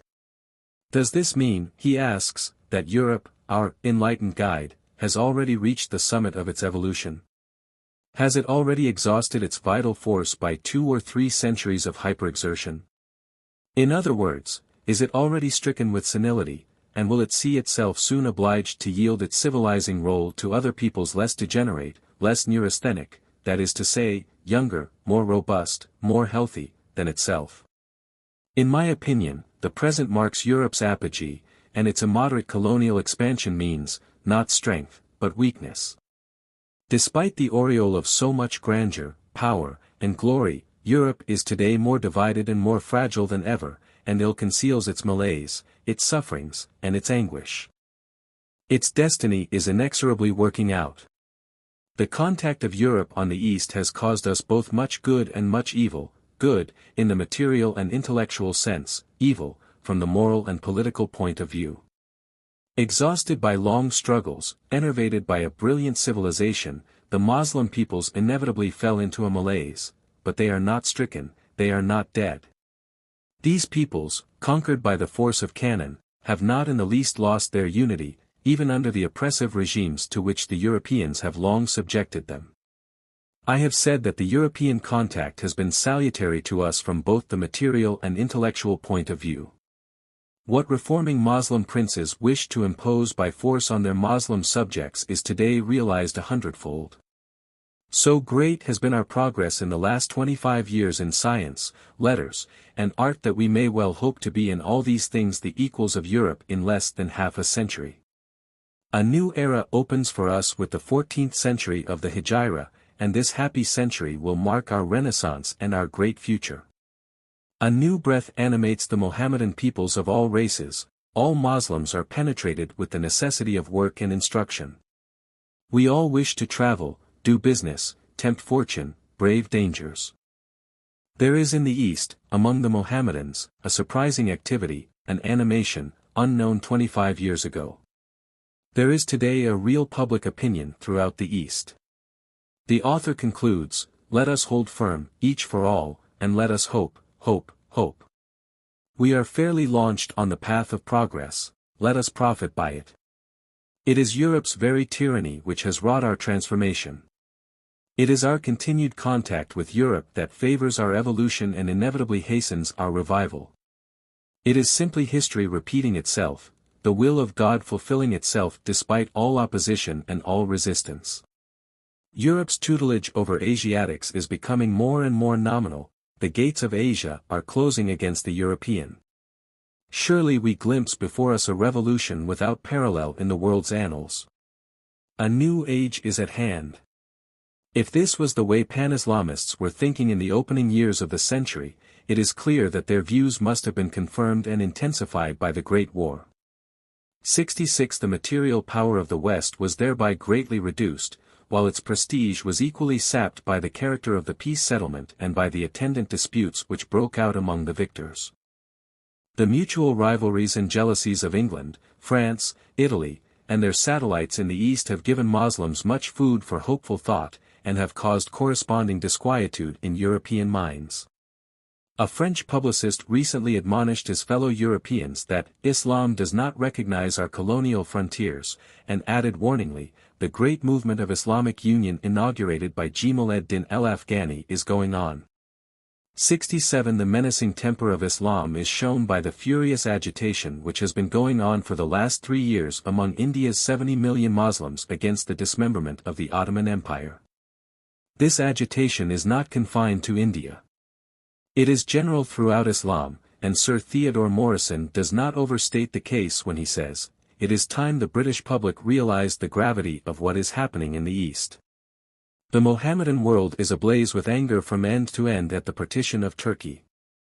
The outbreaks of violence in centers so far remote as Kabul and Cairo are symptoms only of this widespread resentment. I have been in close touch with Mohammedans of India for close upon 30 years, and I think it is my duty to warn the British public of the passionate resentment which Muslims feel at the proposed dismemberment of the Turkish Empire. The diplomats at Versailles apparently thought that outside the Turkish homelands there is no sympathy for Turkey. This is a disastrous blunder. You have but to meet the Mohammedan now in London to realize the white heat to which their anger is rising. In India itself the whole of the Mohammedan community from Peshawar to Arcot is seething with passion upon this subject. Women inside the zananas are weeping over it. Merchants who usually take no interest in public affairs are leaving their shops and counting houses to organize remonstrances and petitions. Even the medieval theologians of Deoband and the Nadwatul Ulama, whose detachment from the modern world is proverbial, are coming from their cloisters to protest against the destruction of Islam. 68 Possibly the most serious aspect of the situation is that the Muslim liberals are being driven into the camp of political pan-Islamism. Receptive though the liberals are to Western ideas, and averse though they are to pan-Islamism's chauvinistic, reactionary tendencies, Europe's intransigence is forcing them to make at least a temporary alliance with the pan-Islamic and nationalist groups, even though the liberals know that anything like a holy war would dig a gulf between East and West, stop the influx of Western stimuli, favor reactionary fanaticism, and perhaps postpone for generations a modernist reformation of Islam. Perhaps it is symptomatic of a more bellicose temper in Islam that the last few years have witnessed the rapid spread of two new Puritan, fanatic movements, the Ikhwan and the Salafiyya. The Ikhwan movement began obscurely about 10 years ago in Inner Arabia, the Nejd. It is a direct outgrowth of Wahhabism, from which it differs in no essential respect. So rapid has been Ikhwanism's progress that it today absolutely dominates the entire Nejd, and it is headed by Desert Arabia's most powerful chieftain, bin Saud, a descendant of the Saud who headed the Wahhabi movement 100 years ago. The fanaticism of the Ikhwans is said to be extraordinary, while their program is the old Wahhabi dream of a Puritan conversion of the whole Islamic world. 69 As for the Salafi movement, it started in India even more obscurely than Ikhwanism did in Arabia, but during the past few years it has spread widely through Islam. Like Ikhwanism, it is puritanical and fanatical in spirit, its adherents being found especially among dervish organizations. 70 such phenomena, taken with everything else, do not augur well for the peace of the East. So much for Pan-Islamism's religious and political sides.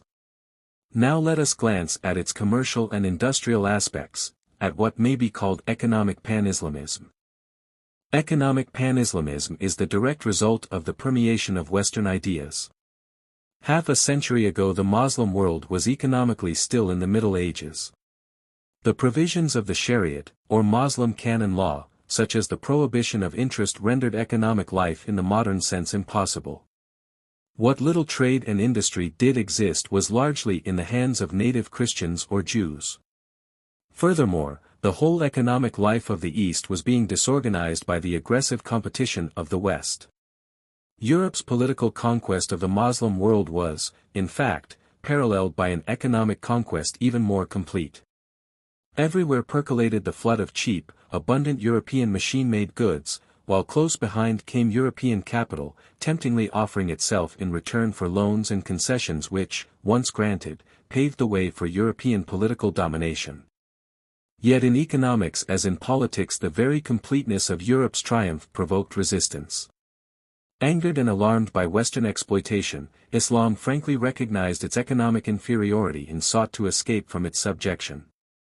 Far-sighted Muslims began casting about for a modus vivendi with modern life that would put Islam economically abreast of the times. Western methods were studied and copied. The prohibitions of the Shariat were evaded or quietly ignored. The upshot has been a marked evolution toward Western economic standards. This evolution is of course still in its early stages, and is most noticeable in lands most exposed to Western influences like India, Egypt, and Algeria.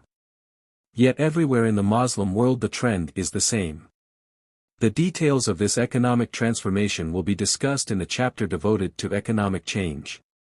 What we are here concerned with is its pan-Islamic aspect. And that aspect is very strong.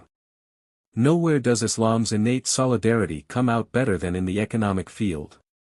The religious, cultural, and customary ties which bind Muslim to Muslim enable Mohammedans to feel more or less at home in every part of the Islamic world, while Western methods of transit and communication enable Mohammedans to travel and keep in touch as they never could before. New types of Muslims, wholesale merchants, steamship owners, businessmen, bankers, even factory industrialists and brokers, are rapidly evolving, types which would have been simply unthinkable a century, or even half a century, ago. And these new men understand each other perfectly. Bound together both by the ties of Islamic fraternity and by the pressure of Western competition, they coordinate their efforts much more easily than politicals have succeeded in doing. Here liberals, pan-Islamists, and nationalists can meet on common ground. Here is no question of political conspiracies, revolts, or holy wars, challenging the armed might of Europe and risking bloody repression or blind reaction. On the contrary, here is merely a working together of fellow Muslims for economic ends by business methods which the West cannot declare unlawful and dare not repress. What, then, is the specific program of economic pan-Islamism? It is easily stated, the wealth of Islam for Muslims. The profits of trade and industry for Muslim instead of Christian hands. The eviction of Western capital by Muslim capital. Above all, the breaking of Europe's grip on Islam's natural resources by the termination of concessions in lands, mines, forests, railways, custom houses, by which the wealth of Islamic lands is today drained away to foreign shores. Such are the aspirations of economic pan-Islamism. They are wholly modern concepts, the outgrowth of those Western ideas whose influence upon the Muslim world I shall now discuss. 71. Chapter 3. The influence of the West. The influence of the West is the great dynamic in the modern transformation of the East. The ubiquitous impact of Westernism is modifying not merely the Islamic world but all non-Muslim Asia and Africa. 72. And in subsequent pages we shall examine the effects of Western influence upon the non-Muslim elements of India. Of course Western influence does not entirely account for Islam's recent evolution. We have already seen that, for the last 100 years, Islam itself has been engendering forces which, however quickened by external Western stimuli, are essentially internal in their nature, arising spontaneously in working toward distinctive, original goals. It is not a mere copying of the West that is today going on in the Muslim world, but an attempt at a new synthesis, an assimilation of Western methods to Eastern ends. We must always remember that the Asiatic stocks which constitute the bulk of Islam's followers are not primitive savages like the African Negroes or the Australoids, but are mainly peoples with genuine civilizations built up by their own efforts from the remote past. In view of their historic achievements, therefore, it seems safe to conclude that in the great ferment now stirring the Muslim world we behold a real renaissance, whose genuineness is best attested by the fact that there have been similar movements in former times. The modern influence of the West on the East is quite unprecedented in both intensity and scope. The far more local, partial influence of Greece and Rome cannot be compared to it. Another point to be noted is that this modern influence of the West upon the East is a very recent thing. The full impact of Westernism upon the Orient as a whole dates only from about the middle of the 19th century. Since then, however, the process has been going on by leaps and bounds. Roads and railways, posts and telegraphs, books and papers, methods and ideas, have penetrated, or are in process of penetrating, every nook and cranny of the East. Steamships sail the remotest seas. Commerce drives forth and scatters the multitudinous products of Western industry among the remotest peoples. Nations which only half a century ago lived the life of 30 centuries ago, today read newspapers and go to business in electric tramcars. Both the habits and thoughts of Orientals are being revolutionized. To a discussion of the influence of the West upon the Muslim world the remainder of this book will be devoted. The chief elements will be separately analyzed in subsequent chapters, the present chapter being a general survey of an introductory character. The permeation of Westernism is naturally most advanced in those parts of Islam which have been longest under Western political control. The penetration of the British Raj into the remotest Indian jungles, for example, is an extraordinary phenomenon. By the coinage, the post office, the railroads, the administration of justice, the encouragement of education, the relief of famine, and 1,000 other ways, the great organization has penetrated all India. But even in regions where European control is still nominal, the permeation of Westernism has gone on apace. The customs and habits of the people have been distinctly modified. Western material improvements and comforts like the kerosene oil lamp and the sewing machine are today part and parcel of the daily life of the people. New economic wants have been created, standards of living have been raised, canons of taste have been altered. 73 in the intellectual and spiritual fields, likewise, the leaven of Westernism is clearly apparent. We have already seen how profoundly Muslim liberal reformers have been influenced by Western ideas and the spirit of Western progress. Of course in these fields Westernism has progressed more slowly and has awakened much stronger opposition than it has on the material plane. Material innovations, especially mechanical improvements, comforts, and luxuries, make their way much faster than novel customs or ideas, which usually shock established beliefs or ancestral prejudices. Tobacco was taken up with extraordinary rapidity by every race and clime, and the kerosene lamp has in half a century penetrated the recesses of Central Asia and of China, whereas customs like Western dress and ideas like Western education encounter many setbacks and are often adopted with such modifications that their original spirit is denatured or perverted. The superior strength and skill of the West are today generally admitted throughout the East, but in many quarters the first receptivity to Western progress and zeal for Western ideas have cooled or have actually given place to a reactionary hatred of the very spirit of Western civilization. 74 Western influences are most apparent in the upper and middle classes, especially in the Western-educated intelligentsia which today exists in every Eastern land. These elites of course vary greatly in numbers and influence, but they all possess a more or less definite grasp of Western ideas. In their reactions to Westernism they are sharply differentiated. Some, while retaining the fundamentals of their ancestral philosophy of life, attempt a genuine assimilation of Western ideals and envisage a higher synthesis of the spirits of East and West. Others break with their traditional pasts, steep themselves in Westernism, and become more or less genuinely Westernized. Still others conceal behind their Western veneer disillusionment and detestation. 75 Of course it is in externals that Westernization is most pronounced. The Indian or Turkish intellectual, holding Western university degrees and speaking fluently several European languages, and the wealthy prince or pasha, with his motor cars, his racing stables, and his annual cure at European watering places, appear very occidental to the casual eye. Such men wear European clothes, eat European food, and live in houses partly or wholly furnished in European style. Behind this facade exists every possible variation of inner life, from earnest enthusiasm for Western ideals to inveterate reaction. These varied attitudes toward Westernism are not parked off by groups or localities, they coexist among the individuals of every class and every land in the East. The entire Orient is, in fact, undergoing a prodigious transformation, far more sudden and intense than anything the West has ever known. Our civilization is mainly self-evolved, a natural growth developing by normal, logical, and relatively gradual stages. The East, on the contrary, is undergoing a concentrated process of adaptation which, with us, was spread over centuries, and the result is not so much evolution as revolution, political, economic, social, idealistic, religious, and much more besides. The upshot is confusion, uncertainty, grotesque anachronism, and glaring contradiction. Single generations are sundered by unbridgeable mental and spiritual gulfs. Fathers do not understand sons, sons despise their fathers. Everywhere the old and the new struggle fiercely, often within the brain or spirit of the same individual.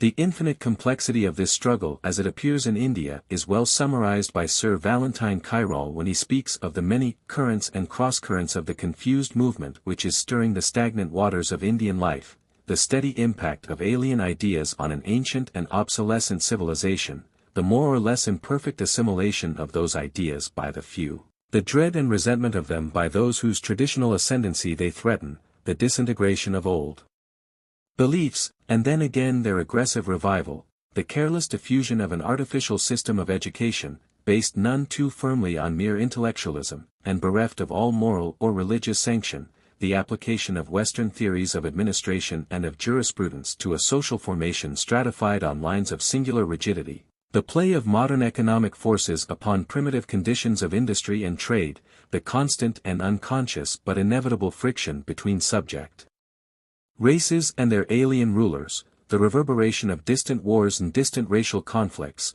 the exaltation of an Oriental people in the Far East. 76 These lines, though written about India, apply with fair exactitude to every other portion of the Near and Middle East today.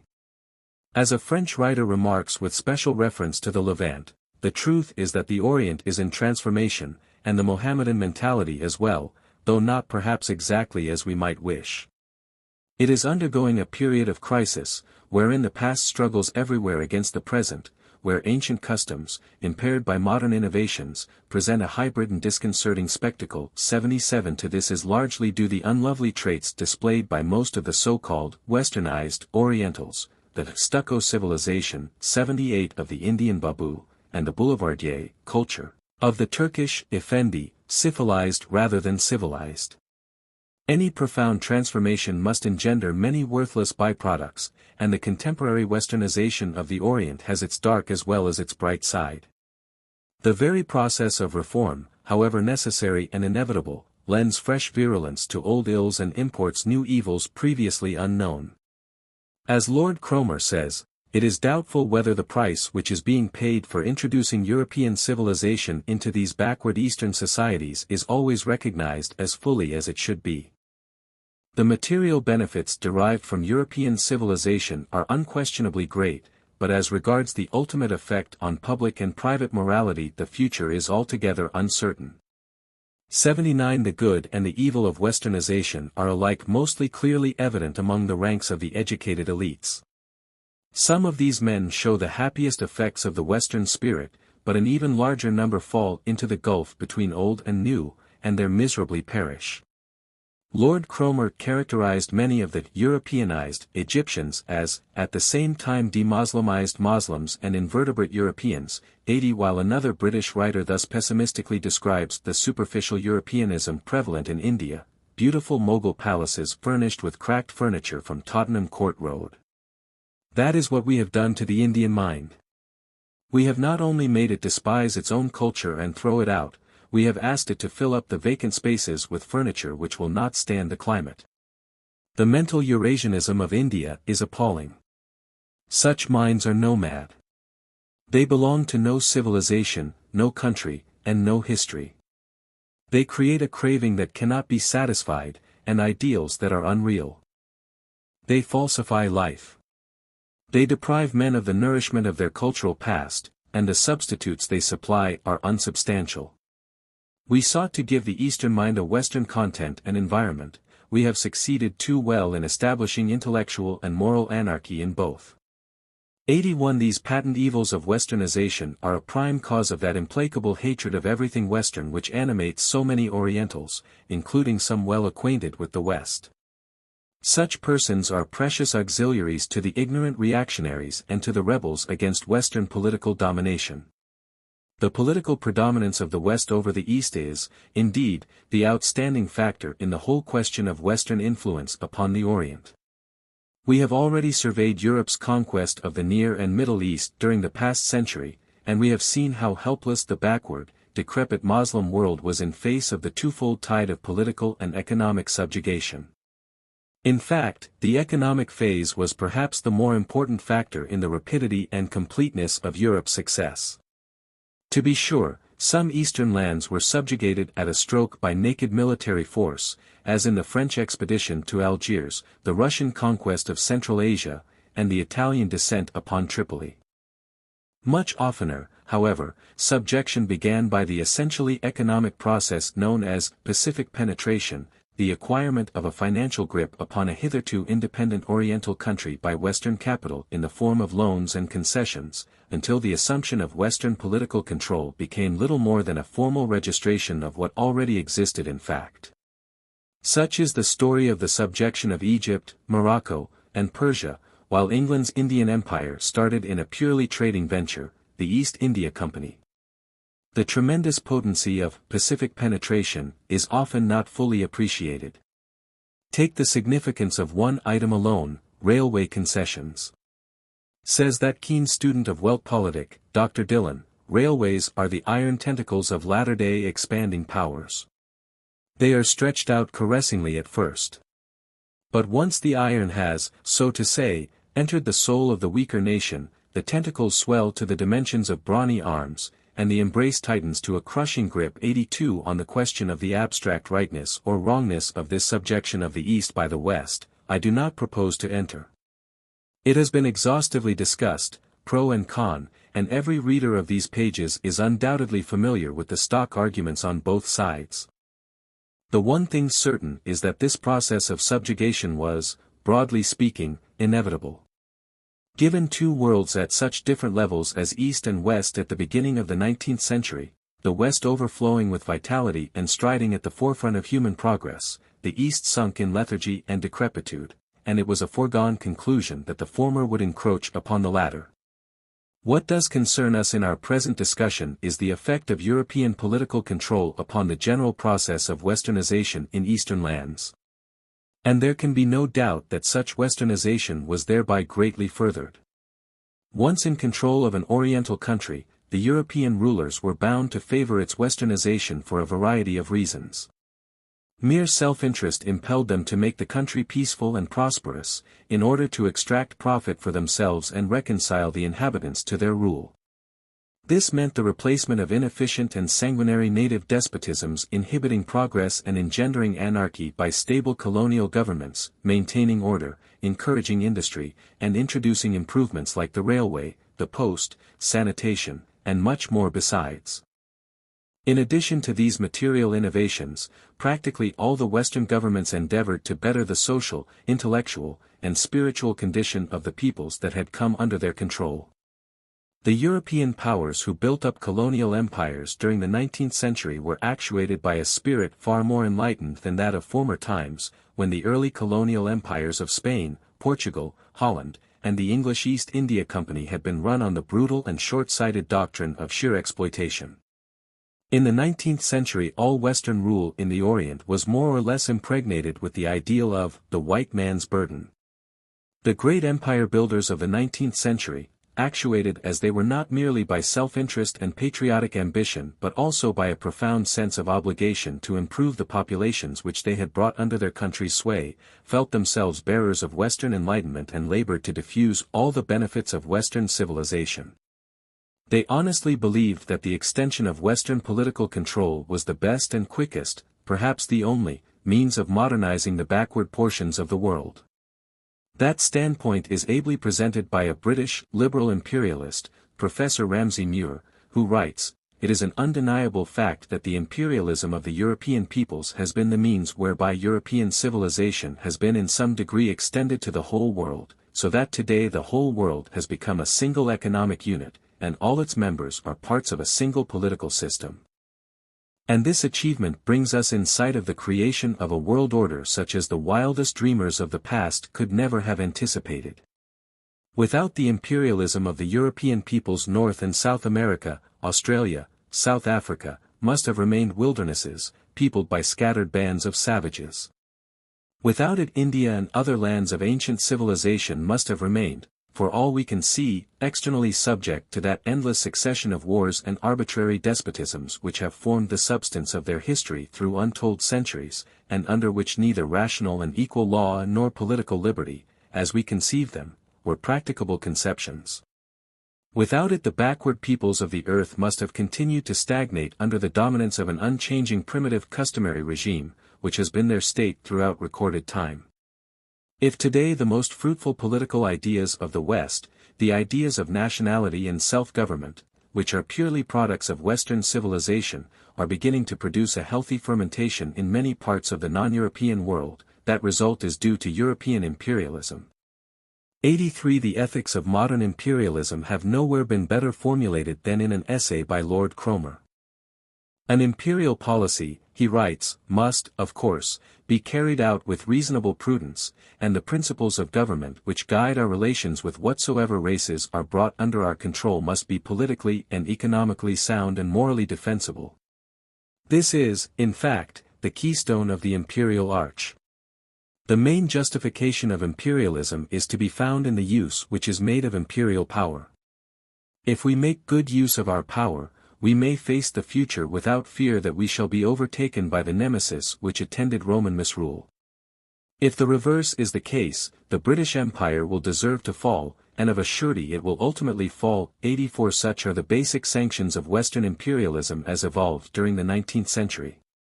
Whether or not it is destined to endure, there can be no question that this prodigious extension of European political control greatly favored the spread of Western influences of every kind. It is, of course, arguable that the East would have voluntarily adopted Western methods and ideas even if no sort of Western pressure had been applied. But they would have been adopted much more slowly, and this vital element of time renders such arguments mere academic speculation.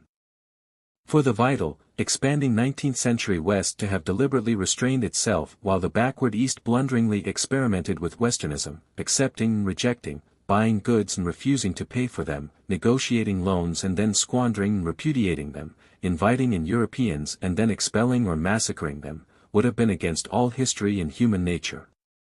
As a matter of fact, Western pressure was applied, as it was bound to be applied, and this constant, ubiquitous, unrelenting pressure, broke down the barriers of Oriental conservatism and inertia as nothing else could have done, forced the East out of its old ruts, and compelled it to take stock of things as they are in a world of hard facts instead of reminiscent dreams. In subsequent chapters we shall examine the manifold results of this process which has so profoundly transformed the Orient during the past 100 years. Here we will continue our general survey by examining the more recent aspects of Western control over the East and the reactions of the East thereto. In my opinion, the chief fallacy involved in criticisms of Western control over Eastern lands arises from failure to discriminate between 19th century and 20th century imperialism. 19th century imperialism was certainly inevitable, and was apparently beneficial in the main. 20th century imperialism cannot be so favorably judged. By the year 1900 the Oriental peoples were no longer mere fanatical obscurantists, neither knowing nor caring to know anything outside the closed circle of their ossified, decadent civilizations. The East had been going to school, and wanted to begin to apply what it had been taught by the West. It should have been obvious that these peoples, whose past history proved them capable of achievement and who were now showing an apparently genuine desire for new progress, needed to be treated differently from what they had been. In other words, a more liberal attitude on the part of the West had become advisable. But no such change was made. On the contrary, in the West itself, the liberal idealism which had prevailed during most of the 19th century was giving way to that spirit of fierce political and economic rivalry which culminated in the Great War. 85 Never had Europe been so avid for colonies, for spheres of influence, for concessions and preferential markets, in fine, so imperialistic, in the unfavorable sense of the term. The result was that with the beginning of the 20th century Western pressure on the East, instead of being relaxed, was redoubled, and the awakening Orient, far from being met with sympathetic consideration, was treated more ruthlessly than it had been for 200 years. The way in which Eastern countries like Turkey and Persia, striving to reform themselves and protect their independence, were treated by Europe's new realpolitik would have scandalized the liberal imperialists of a generation before. It certainly scandalized present-day liberals, as witness these scathing lines written in 1912 by the well-known British publicist Sidney Lowe. The conduct of the most Christian powers during the past few years has borne a striking resemblance to that of robber bands descending upon an unarmed and helpless population of peasants. So far from respecting the rights of other nations, they have exhibited the most complete and cynical disregard for them. They have, in fact, asserted the claim of the strong to prey upon the weak, and the utter impotence of all ethical considerations in the face of armed force, with a crude nakedness which few Eastern military conquerors could well have surpassed. The great cosmic event in the history of the last quarter of a century has been the awakening of Asia after centuries of somnolence. The East has suddenly sprung to life, and endeavored to throw itself vigorously into the full current of Western progress. Japan started the enterprise, and, fortunately for herself, she entered upon it before the new Western policy had fully developed itself, and while certain archaic ideals about the rights of peoples and the sanctity of treaties still prevailed. When the new era was inaugurated by the great Japanese statesmen of the 19th century, Europe did not feel called upon to interfere. We regarded the Japanese Renaissance with interest and admiration, and left the people of Nippon to work out the difficulties of their own salvation, unobstructed. If that revolution had taken place 30 years later, there would probably have been a different story to tell, and New Japan, in the throes of her travail, would have found the armed great powers at her bedside, each stretching forth a mailed fist to grab something worth taking. Other Eastern countries which have endeavored to follow the example of Japan during the present century have had worse luck. During the past 10 years a wave of sheer materialism and absolute contempt for international morality has swept across the foreign offices of Europe, and has reacted disastrously upon the various Eastern nations in their desperate struggles to reform a constitutional system. They have been attempting to carry out the suggestions made to them for generations by benevolent advisers in Christendom. Now, when they take these counsels to heart, and endeavor, with halting steps, and in the face of immense obstacles, to pursue the path of reform, one might suppose that their efforts would be regarded with sympathetic attention by the governments of the West, and that, even if these offered no direct aid, they would at least allow a fair trial. But, on the contrary, one great power after another has used the opportunity presented by the internal difficulties of the Eastern countries to set out upon a career of annexation. 86 We have already seen how rapid was this career of annexation, extinguishing the independence of the last remaining Mohammedan states at the close of the Great War. We have also seen how it exacerbated Muslim fear and hatred of the West. And the West was already feared and hated for many reasons. In the preceding chapter we traced the growth of the pan-Islamic movement, and in subsequent chapters we shall trace the development of Oriental nationalism. These politico-religious movements, however, by no means exhaust the list of Oriental reactions to Westernism. There are others, economic, social, racial in character. In view of the complex nature of the Orient's reaction against Westernism, let us briefly analyze the problem in its various constituent elements. Anti-Western feeling has been waning in some quarters and waxing in others during the past 100 years. By temperamental reactionaries and fanatics things Western have, of course, always been abhorred. But, leaving aside this intransigent minority, the attitude of other categories of Orientals has varied greatly according to times and circumstances. By liberal-minded persons Western influences were at first hailed with cordiality and even with enthusiasm. In the opening chapter we saw how the liberal reformers welcomed the Western concept of progress and made it one of the bases of their projected religious reformation. And the liberals displayed the same attitude in secular matters. The liberal statesmen who governed Turkey during the third quarter of the 19th century made earnest efforts to reform the Ottoman state, and it was the same in other parts of the Muslim world. An interesting example is the attempt made by General Kheyr ed-Din to modernize Tunis. This man, a Circassian by birth, had won the confidence of his master, the Bey, who made him vizier. In 1860 he toured Europe and returned greatly impressed with its civilization. Convinced of Europe's infinite superiority, he desired passionately to transplant Western ideas and methods to Tunis. This he believed quite feasible, and the result would, so he thought, be Tunis's rapid regeneration. Kheyr ed-Din was not in the least a hater of the West. He merely recognized clearly the Moslem world's peril of speedy subjection to the West if it did not set its house rapidly in order, and he therefore desired, in a perfectly legitimate feeling of patriotism, to press his country along the road of progress, that it might be able to stand alone and preserve its independence. So greatly was the Bey impressed by Kheyr ed-Din's report that he gave him a free hand in his reforming endeavors. For a short time Kheyr ed-Din displayed great activity, though he encountered stubborn opposition from reactionary officials. His work was cut short by his untimely death, and Tunis, still unmodernized, fell 20 years later under the power of France. Kheyr ed-Din, however, worked for posterity. In order to rouse his compatriots to the realities of their situation he published a remarkable book, The Surest Means of Knowing the State of Nations. This book has profoundly influenced both liberals and nationalists throughout the Near East, especially in North Africa, where it has become the Bible of Tunisian and Algerian nationalism. In his book Kheyr ed-Din shows his co-religionists the necessity of breaking with their attitude of blind admiration for the past and proud indifference to everything else, and of studying what is going on in the outer world. Europe's present prosperity is due, he asserts, not to natural advantages or to religion, but to progress in the arts and sciences, which facilitate the circulation of wealth and exploit the treasures of the earth by an enlightened protection constantly given to agriculture, industry, and commerce, all natural consequences of justice and liberty, two things which, for Europeans, have become second nature. In past ages the Moslem world was great and progressive, because it was then liberal and open to progress. It declined through bigotry and obscurantism. But it can revive by reviving the spirit of its early days.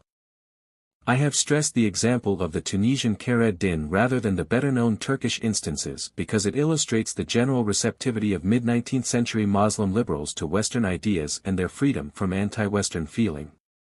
87 As time passed, however, many of these erstwhile liberals, disillusioned with the West for various reasons, notably European aggression, became the bitterest enemies of the West, hating the very spirit of Western civilization.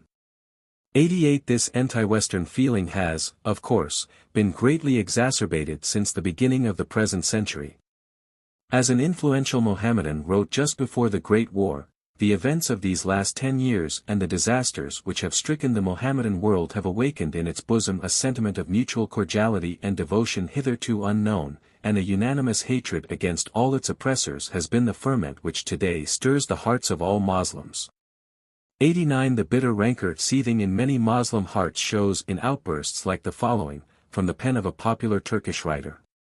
At the close of the Balkan Wars, we have been defeated, we have been shown hostility by the outside world, because we have become too deliberative, too cultured, too refined in our conceptions of right and wrong, of humanity and civilization. The example of the Bulgarian army has taught us that every soldier facing the enemy must return to the days of barbarism, must have a thirst of blood, must be merciless in slaughtering children and women, old and weak, must disregard others' property, life, and honor. Let us spread blood, suffering, wrong, and mourning. Thus only may we become the favorites of the civilized world like King Ferdinand's army. The Great War itself was hailed by multitudes of Muslims as a well-merited nemesis on Western arrogance and greed. Here is how a leading Turkish newspaper characterized the European powers: they would not look at the evils in their own countries or elsewhere, but interfered at the slightest incident in our borders. Every day they would gnaw at some part of our rights and our sovereignty, they would perform vivisection on our quivering flesh and cut off great pieces of it. And we, with a forcibly controlled spirit of rebellion in our hearts and with clenched but powerless fists, silent and depressed, would murmur as the fire burned within, "Oh, that they might fall out with one another! Oh, that they might eat one another up!" And lo! Today they are eating each other up, just as the Turk wished they would. 91 Such anti-Western sentiments are not confined to journalists or politicians, they are shared by all classes, from princes to peasants. Each class has its special reasons for hating European political control. The native princes, even when maintained upon their thrones and confirmed in their dignities and emoluments, bitterly resent their state of vassalage and their loss of limitless, despotic power. "Do you know, I can hardly buy a pen or a sword for myself without asking the resident for permission," remarked an Indian Raja bitterly. His attitude was precisely that of Khedive Tofek Pasha, who, in the early days of the British occupation of Egypt, while watching a review of British troops, said to one of his ministers, "Do you suppose I like this?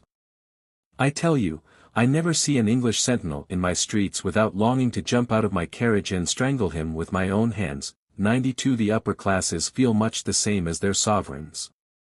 They regret their former monopoly of privilege and office. This is especially true of the Western-educated intelligentsia, who believe that they should hold all government posts and resent bitterly the reservation of high-salaried directive positions for Europeans. Of course, many intelligent liberals realize so fully the educative effect of European control that they acquiesce in a temporary loss of independence in order to complete their modernization and ultimately be able to stand alone without fear of reaction or anarchy.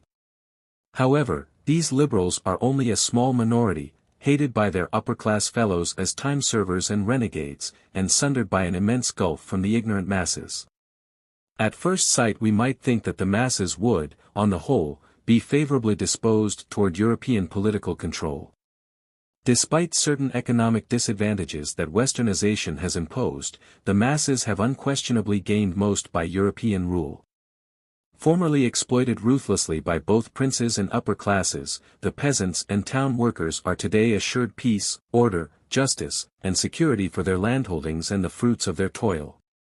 Now it would be a mistake to think that the masses are insensible to all this. The fact is, they do recognize the benefits of European rule. Nevertheless, the new rulers, while tolerated and even respected, are never beloved. Furthermore, as the generation which knew the old regime dies off, its evils are forgotten, and the younger generation, taking present benefits for granted, murmurs at the flaws in the existing order, and lends a readier ear to native agitators extolling the glories of independence and idealizing the good old times. The truth of the matter is that, despite all its shortcomings, the average Oriental hankers after the old way of life. Even when he recognizes the good points of the new, he nevertheless yearns irrationally for the old. A Moslem ruler though he oppress me and not a Kafir 93 though he work me weal, is a Moslem proverb of long standing. Every colonial administration, no matter how enlightened, runs counter to this ineradicable aversion of Moslems for Christian rule. A Russian administrator in Central Asia voices the sentiments of European officials generally when he states, "Pious Moslems cannot accommodate themselves to the government of GRs 94." Furthermore, it must be remembered that most Orientals either do not recognize much benefit in European rule, or, even though they do recognize considerable benefits, Consider these more than offset by many points which, in their eyes, are maddening annoyances or burdens. The very things which we most pride ourselves on having given to the Orient, peace, order, justice, security, are not valued by the Oriental anywhere near as highly as we might expect. Of course he likes these things, but he would prefer to get less of them if what he did get was given by native rulers, sharing his prejudices and point of view. Take the single factor of justice. As an English writer remarks, the Asiatic is not delighted with justice per se. Indeed, the Asiatic really cares but little about it if he can get sympathy in the sense in which he understands that misunderstood word. This is the real reason why every Asiatic in his heart of hearts prefers the rule of his own nationality, bad though it be, to the most ideal rule of aliens. For when he is ruled by his own countrymen, he is dealt with by people who understand his frailties, and who, though they may savagely punish him, are at least in sympathy with the motives which prompt his delinquencies. 95 Take again the matter of order. The average Oriental not only does not appreciate, but detests, our well-regulated, systematic manner of life. Accustomed as he has been for centuries to a slipshod, easygoing existence, in which, if there was much injustice, there was also much favoritism, he instinctively hates things like sanitary measures and police regulations. Accustomed to a wide, personal liberty, in the anarchic sense, he is not willing to limit this liberty for the common weal. He wants his own way, even though it involves possible dangers to himself, dangers which may always be averted by bribery, favoritism, or violence. Said an American who had listened to a Filipino's glowing words on independence, "What could you do, if you were independent, that you cannot do now?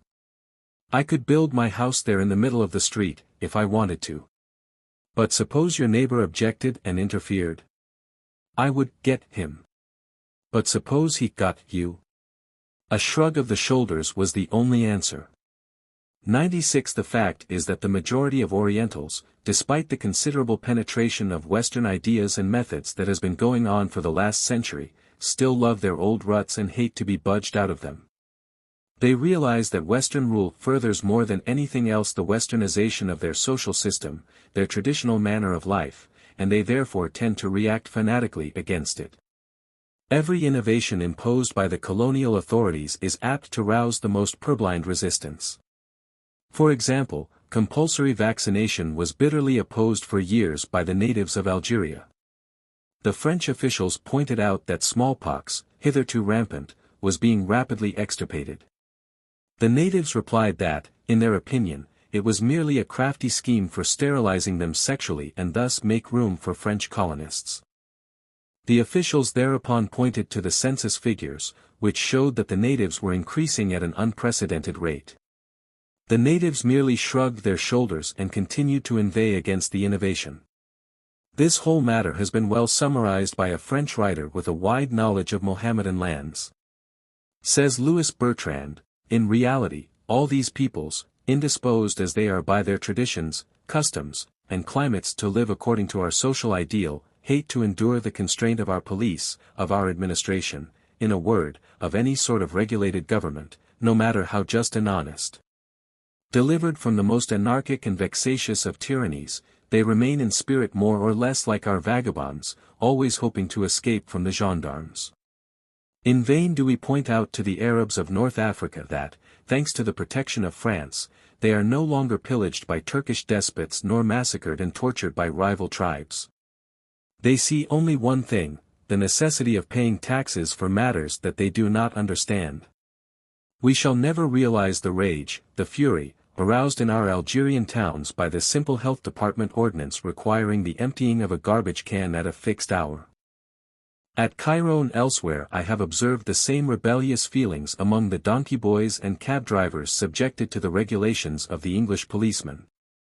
But it is not merely our municipal and administrative regulations which they find insupportable, it is all our habits, taken en bloc, in a word, the order which regulates our civilized life. For instance, on the railway line from Jaffa to Jerusalem the train stops at a station beside which stands the tomb of a holy man. The schedule calls for a stop of a minute at most. But no sooner had we arrived than what was my stupefaction to see all the Mohammedans on the train get off, spread their prayer rugs, and tranquilly begin their devotions. The station master blew his whistle, the conductor yelled at them that he was going to leave them behind, nobody budged. A squad of railway employees had to be mobilized, who, with blows and curses, finally bundled these pious persons back into the train again. The business lasted a good quarter of an hour, and was not easy. The more vigorous of the worshippers put up an energetic resistance. The above is only a casual instance, chosen at random. What is certain is that these peoples do not yet understand what we mean by exactitude, and that the concept of a well-regulated existence has not yet penetrated their heads. And it is precisely this gambler's interest which Westernization has more or less destroyed. As an English writer very justly remarks à propos of modern Egypt, our rule may be perfect, but the East finds it dull. The old order was a ragged garment, but it was gay. Its very vicissitude had a charm. Ah!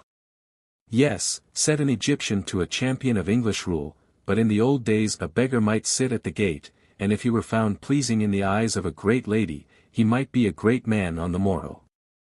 There is a natural and inevitable regret for the gorgeous and perilous past, when favor took the place of justice, and life had great heights and depths, for the Egypt of Joseph, Harun al-Rashid, and Ismail Pasha. We have spread the coat of broadcloth over the radiant garment 100 saddened and irritated by the threatened loss of so much that they hold dear.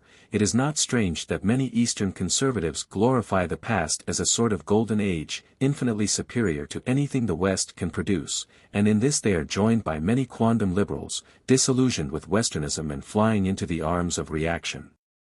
The result is a spirit of hatred against everything Western, which sometimes assumes the most extravagant forms. Employing to the full the old adage that there is nothing new under the sun, they have discovered, in the Vedas and other Hindu sacred texts, irrefutable evidence that the ancient Hindu sages anticipated all our modern ideas, including such up-to-date matters as bomb-dropping aeroplanes and the League of Nations. 102 All this rhapsodical laudation of the past will, in the long run, prove futile. The East, like the West, has its peculiar virtues, but the East also has its special faults, and it is the faults which, for the last 1,000 years, have been gaining on the virtues, resulting in backwardness, stagnation, and inferiority. Today the East is being penetrated, and quickened, by the West. The outcome will never be complete Westernization in the sense of a mere wholesale copying and absolute transformation. The East will always remain fundamentally itself. But it will be a new self, the result of a true assimilation of Western ideas. The reactionaries can only delay this process, and thereby prolong the Orient's inferiority and weakness. Nevertheless, the reactionary attitude, though unintelligent, is intelligible. Westernization hurts too many cherished prejudices and vested interests not to arouse chronic resistance. This resistance would occur even if Western influences were all good and Westerners all angels of light. But of course Westernization has its dark side, while our Western culture-bearers are animated not merely by altruism, but also by far less worthy motives. This strengthens the hand of the Oriental reactionaries and lends them the cover of moral sanctions. In addition to the extremely painful nature of any transformative process, especially in economic and social matters, there are many incidental factors of an extremely irritating nature. To begin with, the mere presence of the European, with his patent superiority of power and progress, is a constant annoyance and humiliation. This physical presence of the European is probably as necessary to the Orient's regeneration as it is inevitable in view of the Orient's present inferiority. But, however beneficial, it is none the less a source of profound irritation. These Europeans disturb everything, modify customs, raise living standards, erect separate quarters in the cities, where they form extraterritorial colonies exempt from native law and customary regulation. An English town rises in the heart of Cairo, little Paris eats into arabesque Algiers, while European Pera flaunts itself opposite Turkish Stamboul. As for India, it is dotted with British enclaves. The great presidency towns, Calcutta, Bombay, Madras, are European cities planted on Indian soil. All the prominent buildings are European, though in some of the more recent ones an endeavor has been made to adopt what is known as the Indo-Saracenic style of architecture. For the rest, the streets are called by English names, generally the names of bygone viceroys and governors, or of the soldiers who conquered the land and quelled the mutiny, heroes whose effigies meet you at every turn. The shops are English shops, where English or Eurasian assistants traffic in English goods. English carriages and motors bowl along the macadamized or tarred roads of Old England. On every hand there is evidence of the instinctive effort to reproduce, as nearly as the climate will permit, English conditions of life. Almost the whole life of the people of India is relegated to the back streets, not to say the slums, frankly called in Madras the Black Town. There are a few points, clubs and gymkhanas specially established to that end, where Englishmen, and even women, meet Indian men, and even women, of the wealthier classes, on a basis of social equality. But few indeed are the points of contact between the Asian town and the European city which has been superimposed upon it. The missionary, the Salvation Army outpost, perhaps the curiosity-hunting tourist, may go forth into the bazaars, but the European community as a whole cares no more for the swarming brown multitudes around it than the dwellers on an island care for the fishes in the circumambient sea. 103 And what is true of the great towns holds good for scores of provincial centers, stations, and cantonments. The scale may be smaller, but the type is the same.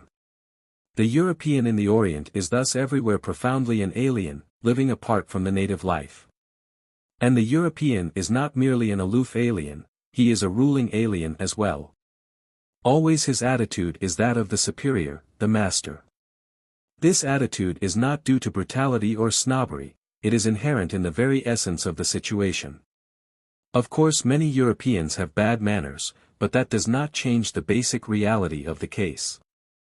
And this reality is that, whatever the future may bring, the European first established himself in the Orient because the West was then infinitely ahead of the East, and he is still there today because, despite all recent changes, the East is still behind the West.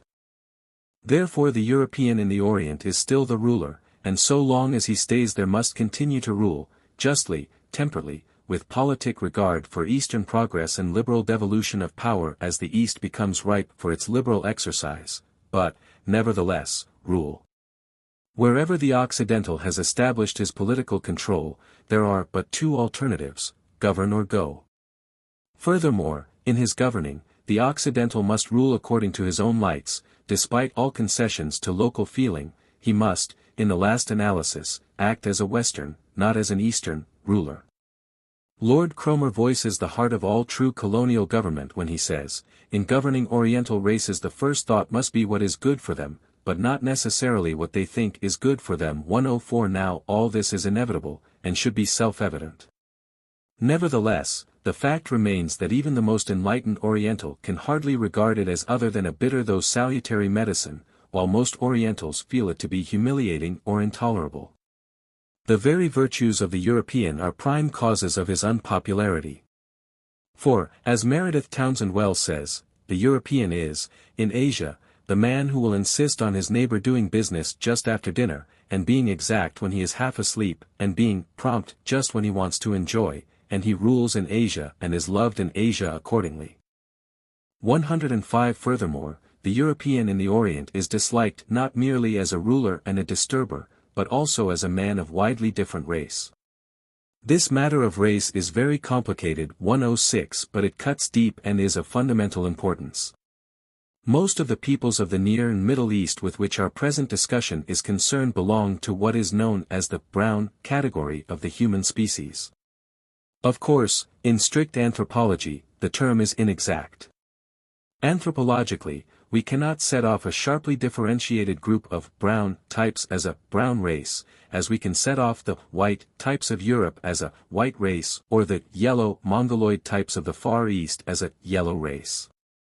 This is because the Near and Middle East have been racially a vast melting pot, or series of melting pots, wherein conquest and migration have continually poured new heterogeneous elements, producing the most diverse ethnic amalgamations.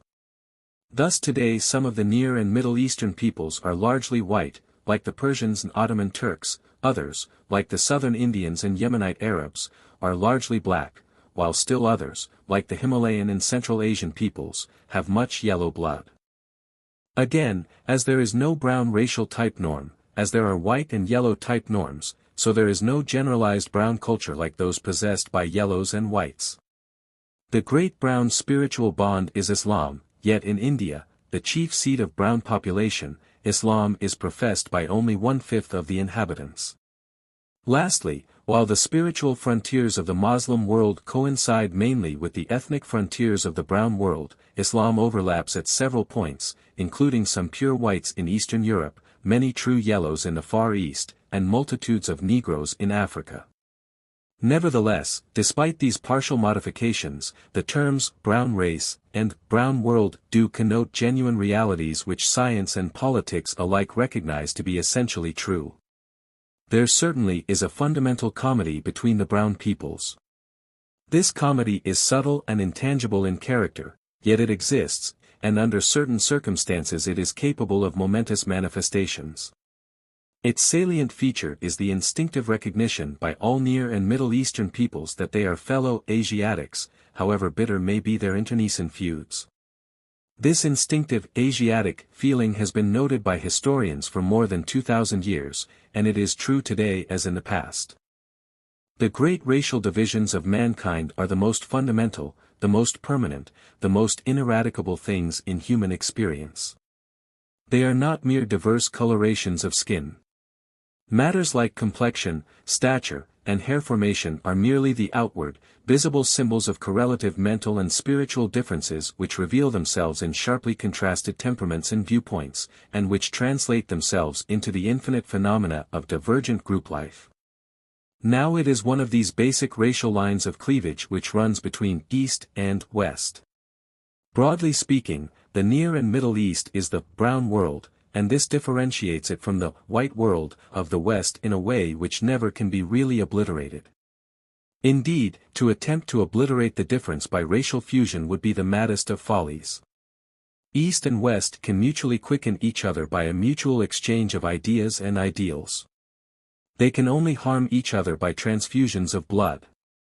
To unite physically would be the greatest of disasters. East and West have both given much to the world in the past, and promise to give more in the future. But whatever of true value they are to give can be given only on condition that they remain essentially themselves. Ethnic fusion would destroy both their race souls and would result in a dreary mongrelization from which would issue nothing but degeneration and decay. Both East and West instinctively recognize the truth of this, and show it by their common contempt for the Eurasian, the mongrel offspring of unions between the two races. As Meredith Townsend Wells says, the chasm between the brown man and the white is unfathomable, has existed in all ages, and exists still everywhere. No white man marries a brown wife, no brown man marries a white wife, without an inner sense of having been false to some unintelligible but irresistible command. 107 The above summary of the political, economic, social, and racial differences between East and West gives us a fair idea of the numerous crosscurrents which complicate the relations of the two worlds and which hinder westernization. The westernizing process is assuredly going on, and in subsequent chapters we shall see how far-reaching is its scope. But the factors just considered will indicate the possibilities of reaction and will roughly assign the limits to which westernization may ultimately extend. One thing is certain: Western political control in the Orient, however prolonged and however imposing in appearance, must ever rest on essentially fragile foundations. The Western rulers will always remain an alien caste, tolerated, even respected, perhaps, but never loved and never regarded as anything but foreigners. Furthermore, Western rule must necessarily become more precarious with the increasing enlightenment of the subject peoples, so that the acquiescence of one generation may be followed by the hostile protest of the next. It is indeed an unstable equilibrium, hard to maintain and easily upset. The latent instability of European political control over the Near and Middle East was dramatically shown by the moral effect of the Russo-Japanese War. Down to that time the Orient had been so helpless in face of European aggression that most Orientals had come to regard Western supremacy with fatalistic resignation.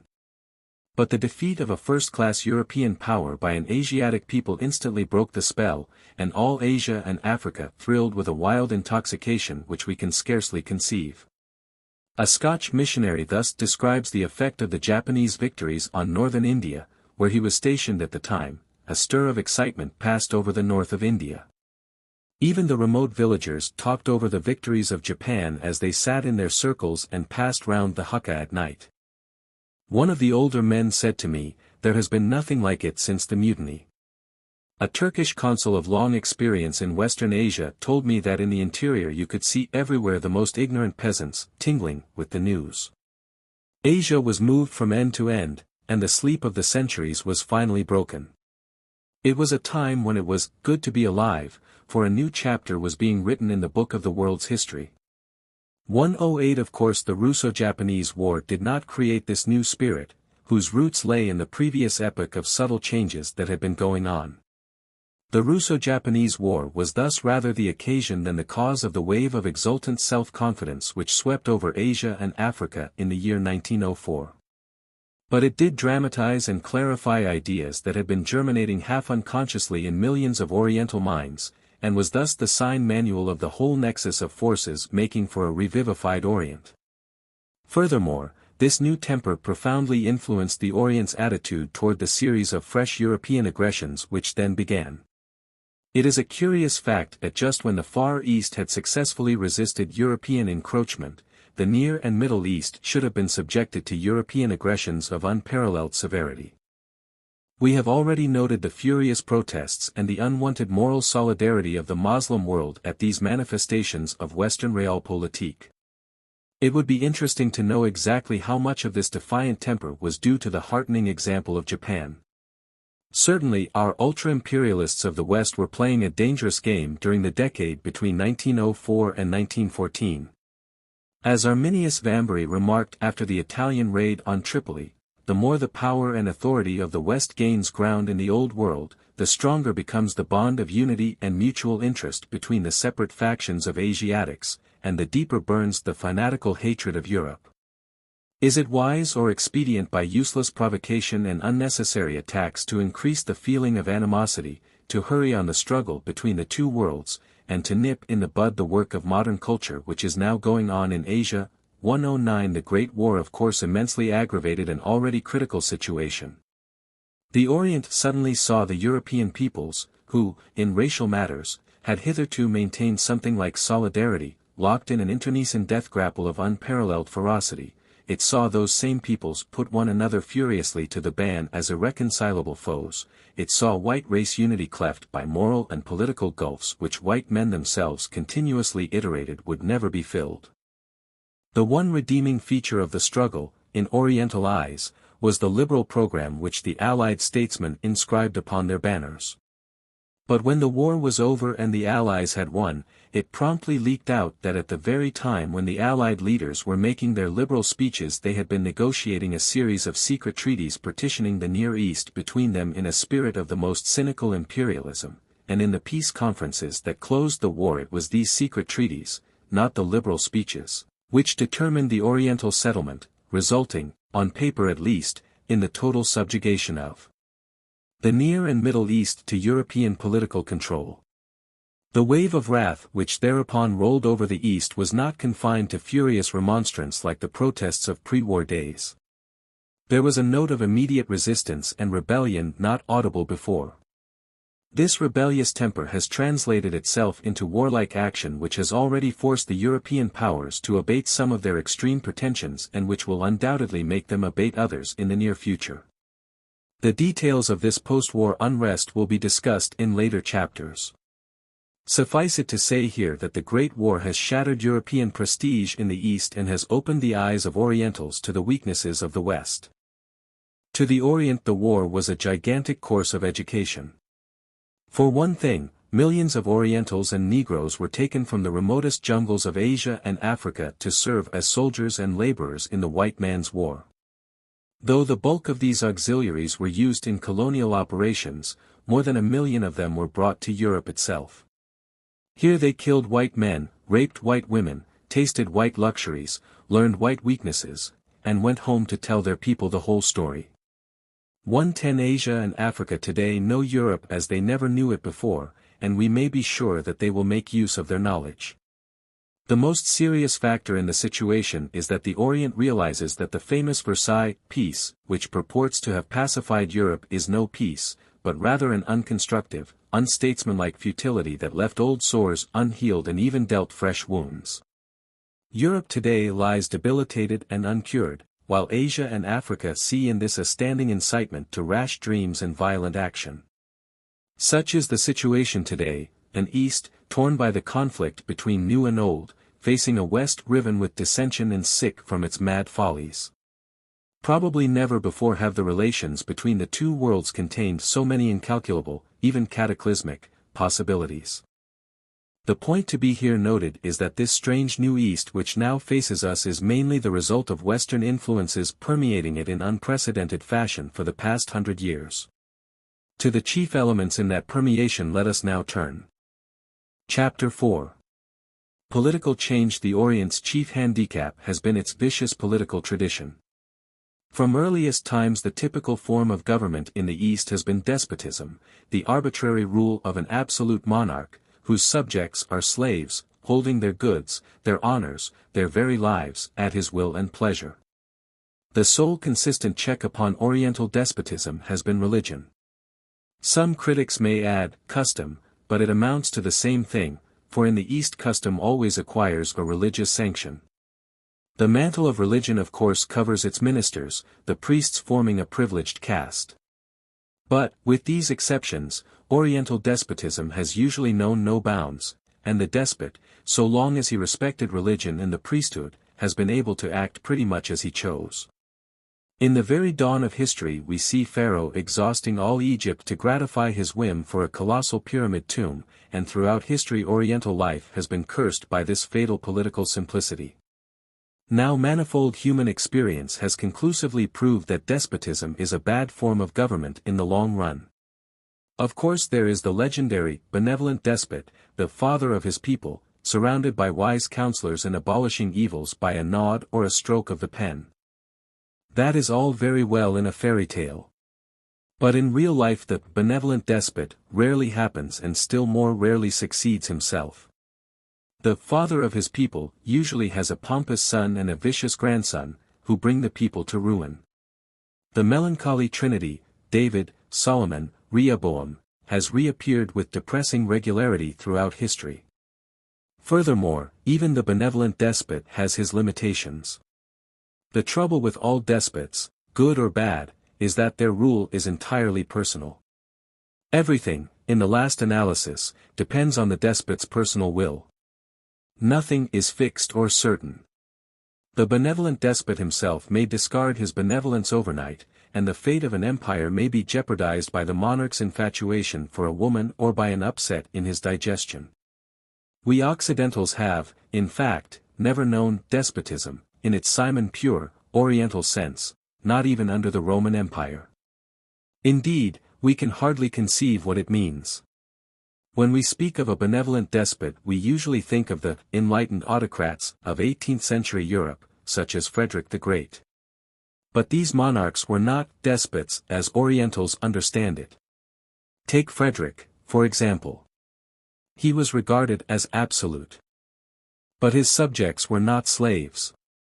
Those proud Prussian officers, starched bureaucrats, stiff-necked burghers, and stubborn peasants each had his sense of personal dignity in legal status. The unquestioning obedience which they gave Frederick was given not merely because he was their king, but also because they knew that he was the hardest working man in Prussia and tireless in his devotion to the state. If Frederick had suddenly changed into a lazy, depraved, capricious tyrant, his obedient Prussians would have soon showed him that there were limits to his power. In the Orient it is quite otherwise. In the East there lies upon the eyes and foreheads of all men a law which is not found in the European Decalogue, and this law runs, Thou shalt honor and worship the man whom God shall set above thee for thy king, if he cherish thee, thou shalt love him, and if he plunder and oppress thee thou shalt still love him, for thou art his slave and his chattel. 111 The Eastern monarch may immure himself in his harem, casting the burdens of state upon the shoulders of a grand vizier. This vizier has thenceforth limitless power, the life of every subject is in his hands. Yet, any evening, at the pout of a dancing girl, the monarch may send from his harem to the vizier's palace a negro mute, armed with the bowstring. And when that black mute arrives, the vizier, doffing his robe of office, and with neither question nor remonstrance, will bare his neck to be strangled. That is real despotism, the despotism that the East has known. Such is the political tradition of the Orient. And it is surely obvious that under such a tradition neither ordered government nor consistent progress is possible. Eastern history is, in fact, largely a record of sudden flowerings and equally sudden declines. A strong, able man cuts his way to power in a period of confusion and decay. He must be strong and able, or he would not win over other men of similar nature struggling for the coveted prize. His energy and ability soon work wonders. He knows the rough and ready way of getting things done. His vigor and resolution supply the driving power required to compel his subordinates to act with reasonable efficiency, especially since incompetence or dishonesty are punished with the terrible severity of the Persian king who flayed an unjust satrap alive and made the skin into the seat of the official chair on which the new satrap sat to administer justice.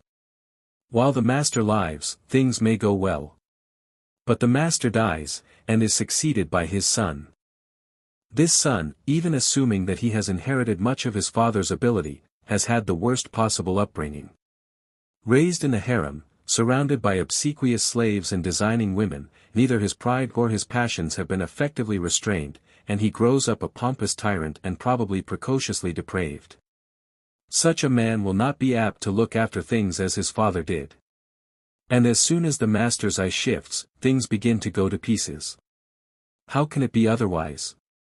His father built up no governmental machine, functioning almost automatically, as in the West. His officers worked from fear or personal loyalty, not out of a patriotic sense of duty or impersonal esprit de corps. Under the grandson, matters get even worse. Power slips from his incompetent hands and is parceled out among many local despots, of whom the strongest cuts his way to power, assuming that the decadent state is not overrun by some foreign conqueror. In either eventuality, the old cycle, David, Solomon, Rehoboam, is finished, and a new cycle begins, with the same destined end. That, in a nutshell, is the political history of the East. It has, however, been modified or temporarily interrupted by the impact of more liberal political influences, exerted sometimes from special eastern regions and sometimes from the West. Not all the Orient has been given over to unrelieved despotism. Here and there have been peoples, mostly mountain or pastoral peoples, who abhorred despotism. Such a people have always been the Arabs. We have already seen how the Arabs, fired by Islam, established a mighty caliphate which, in its early days, was a theocratic democracy. Of course we have also seen how the older tradition of despotism reasserted itself over most of the Muslim world, how the democratic caliphate turned into a despotic sultanate, and how the liberty-loving Arabs retired sullenly to their deserts. Political liberalism, like religious liberalism, was crushed and almost forgotten. Almost, not quite, for memories of the Meccan Caliphate, like memories of Mu'tazilism, remained in the back of men's minds, ready to come forth again with better days. After all, free Arabia still stood, with every Arab tribesman armed to the teeth to see that it kept free. And then, there was Islam. No court theologian could entirely explain away the fact that Muhammad had said things like "all believers are brothers," and "all Muslims are free." No court chronicler could entirely expunge from Muslim annals the story of Islam's early days, known as the Waqti Sadat, or Age of Blessedness. Even in the darkest times Muslims of liberal tendencies must have been greatly interested to read that the first caliph, Abu Bakr, after his election by the people, said, "O nation! You have chosen me, the most unworthy among you, for your caliph. Support me as long as my actions are just. If otherwise, admonish me, rouse me to a sense of my duty. Truth alone is desirable, and lies are despicable. As I am the guardian of the weak, obey me only so long as I obey the Shariat, divine law. But if you see that I deviate but in the minutest details from this law, you need obey me no more, 112. In fine, no subsequent distortions could entirely obliterate the fact that primitive Islam was the supreme expression of a freedom-loving folk whose religion must necessarily contain many liberal tendencies. Even the Shariat, or canon law, is, as Professor Leibier states, fundamentally democratic and opposed in essence to absolutism. 113. Vanbury well summarizes this matter when he writes, "It is not Islam and its doctrines which have devastated the western portion of Asia and brought about the present sad state of things, but it is the tyranny of the Moslem princes, who have willfully perverted the doctrines of the Prophet, and sought and found maxims in the Quran as a basis for their despotic rule. They have not allowed the faintest suspicion of doubt in matters of religion, and, efficaciously distorting and crushing all liberal principles, they have prevented the dawn of a Moslem Renaissance." 114. In the opening chapter we saw how Oriental despotism reached its evil maximum in the 18th century, and how the Mohammedan revival was not merely a Puritan reformation of religion, but was also in part a political protest against the vicious and contemptible tyrants who misruled the Moslem world. This internal movement of political liberalism was soon crosscut by another political current coming in from the West. Comparing the miserable decrepitude of the Moslem East with Europe's prosperity and vigor, thinking Moslems were beginning to recognize their shortcomings, and they could not avoid the conclusion that their woes were in large part due to their wretched governments. Indeed, a few even of the Moslem princes came to realize that there must be some adoption of Western political methods if their countries were to be saved from destruction. The most notable examples of this new type of Oriental sovereign were Sultan Mahmud II of Turkey and Mehmet Ali of Egypt, both of whom came to power about the beginning of the 19th century. Of course none of these reforming princes had the slightest idea of granting their subjects constitutional liberties or of transforming themselves into limited monarchs. They intended to remain absolute, but absolute more in the sense of the enlightened autocrat of Europe and less in the sense of the purely Oriental despot. What they wanted were true organs of government, army, civil service, judiciary, etc., which would function efficiently and semi-automatically as governmental machinery, and not as mere amorphous masses of individuals who had to be continuously prodded and punished by the sovereign in order to get anything done. Mahmud II, Mehmet Ali, and their princely colleagues persisted in their new policies, but the outcome of these reforms from above was, on the whole, disappointing. The monarchs might build barracks and bureaus on European models and fill them with soldiers and bureaucrats in European clothes, but they did not get European results. Most of these Western-type officials knew almost nothing about the West, and were therefore incapable of doing things in Western fashion. In fact, they had small heart for the business. Devoid of any sort of enthusiasm for ideas and institutions which they did not comprehend, they applied themselves to the work of reform with secret ill will and repugnance, moved only by blind obedience to their sovereign's command. As time passed, the military branches did gain some modern efficiency, but the civil services made little progress, adopting many Western bureaucratic vices but few or none of the virtues. Meanwhile reformers of quite a different sort began to appear, men demanding Western innovations like constitutions, parliaments, and other phenomena of modern political life. Their numbers were constantly recruited from the widening circles of men acquainted with Western ideas through the books, pamphlets, and newspapers which were being increasingly published, and through the education given by schools on the Western model which were springing up.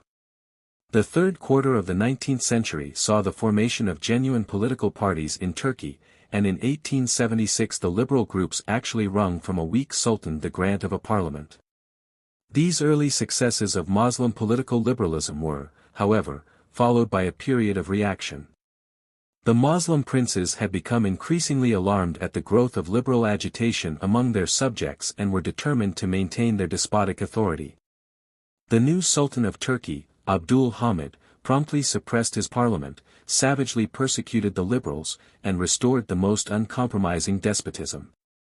In Persia the Shah repressed a nascent liberal movement with equal severity, while in Egypt the spendthrift rule of Khedive Ismail ended all native political life by provoking European intervention and the imposition of British rule. Down to the Young Turk Revolution of 1908 there were few overt signs of liberal agitation in those Moslem countries which still retained their independence. Nevertheless, the agitation was there, working underground. Hundreds of youthful patriots fled abroad, both to obtain an education and to conduct their liberal propaganda, and from havens of refuge like Switzerland these young Turks, young Persians, and others issued manifestos and published revolutionary literature which was smuggled into their homelands and eagerly read by their oppressed brethren. 115 As the years passed, the cry for liberty grew steadily in strength. A young Turkish poet wrote at this time, "All that we admire in European culture as the fruit of science and art is simply the outcome of liberty. Everything derives its light from the bright star of liberty. Without liberty a nation has no power, no prosperity, without liberty there is no happiness, and without happiness, existence, true life, eternal life, is impossible. Everlasting praise and glory to the shining light of freedom." 116 By the close of the 19th century keen-sighted European observers noted the working of the liberal ferment under the surface calm of absolutist repression. Thus, Arminius Vambery, revisiting Constantinople in 1896, was astounded by the liberal evolution that had taken place since his first sojourn in Turkey 40 years before. Although Constantinople was subjected to the severest phase of Hamadian despotism, Vambery wrote, "The old attachment of Turkey for the absolute regime is done for. We hear much in Europe of the Young Turk Party, we hear even of a constitutional movement, political émigrés, revolutionary pamphlets. But what we do not realize is the ferment which exists in the different social classes, and which gives us the conviction that the Turk is in progress and is no longer clay in the hands of his despotic potter.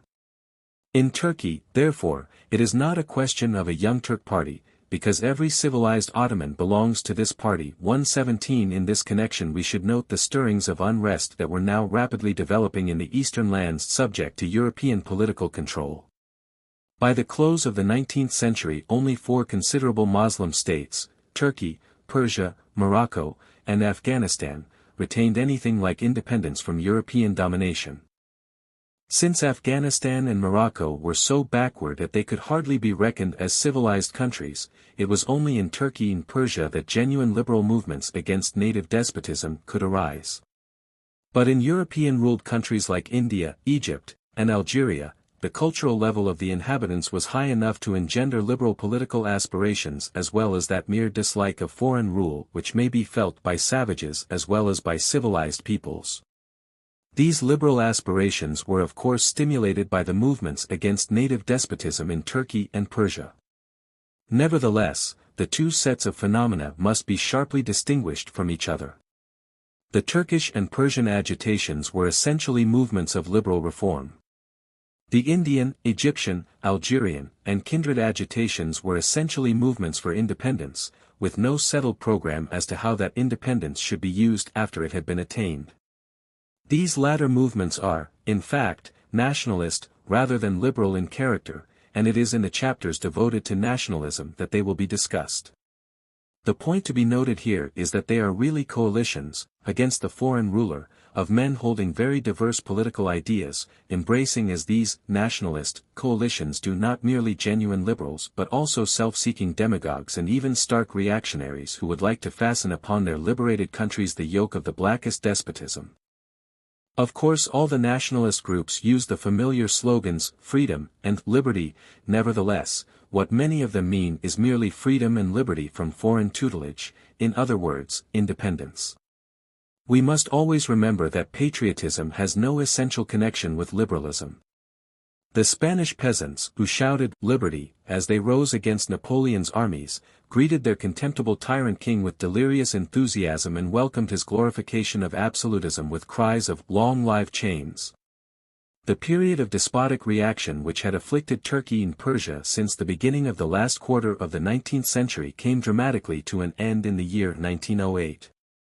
Both countries exploded into revolution, the Turks deposing the tyrant Abdul Hamid, the Persians rising against their infamous ruler Muhammad Ali Shah, perhaps the most perverted, cowardly, and vice-sodden monster that had disgraced the throne of Persia in many generations.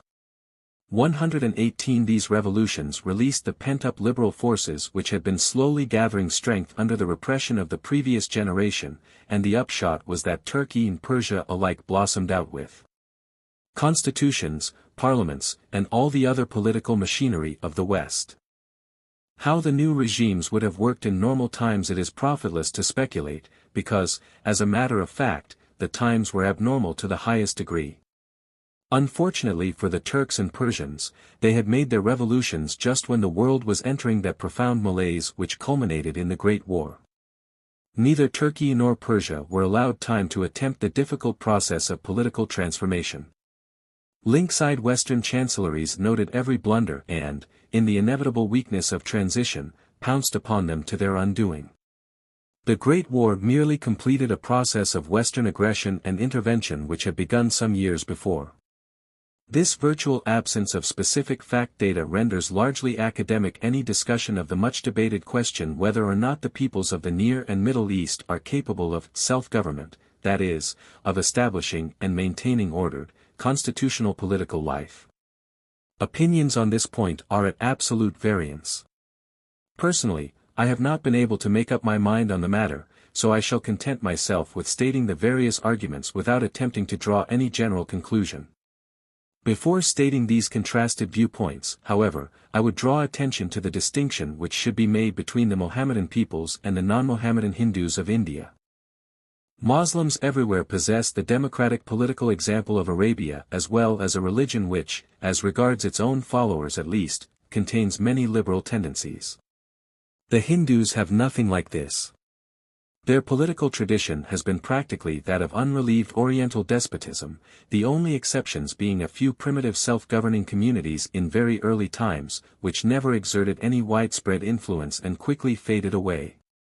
As for Brahmanism, the Hindu religion, it is perhaps the most illiberal cult which ever afflicted mankind, dividing society as it does into an infinity of rigid castes between which no real intercourse is possible, each caste regarding all those of lesser rank as unclean, polluting creatures, scarcely to be distinguished from animals. It is obvious that with such handicaps the establishment of true self-government will be apt to be more difficult for Hindus than for Mohammedans, and the reader should keep this point in mind in the discussion which follows. Considering first the attitude of those who do not believe the peoples of the Near and Middle East capable of real self-government in the Western sense either now or in the immediate future, we find this thesis both ably and emphatically stated by Lord Cromer. Lord Cromer believed that the ancient tradition of despotism was far too strong to be overcome, at least in our time. From the dawn of history, he asserts, Eastern politics have been stricken with a fatal simplicity.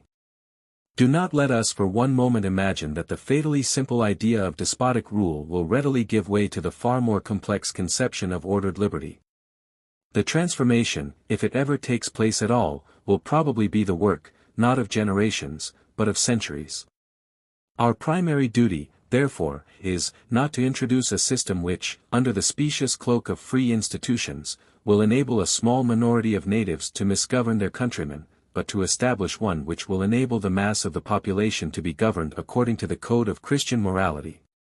A freely elected Egyptian parliament, supposing such a thing to be possible, would not improbably legislate for the protection of the slave owner, if not the slave dealer, and no assurance can be felt that the electors of Rajputana, if they had their own way, would not re-establish sati.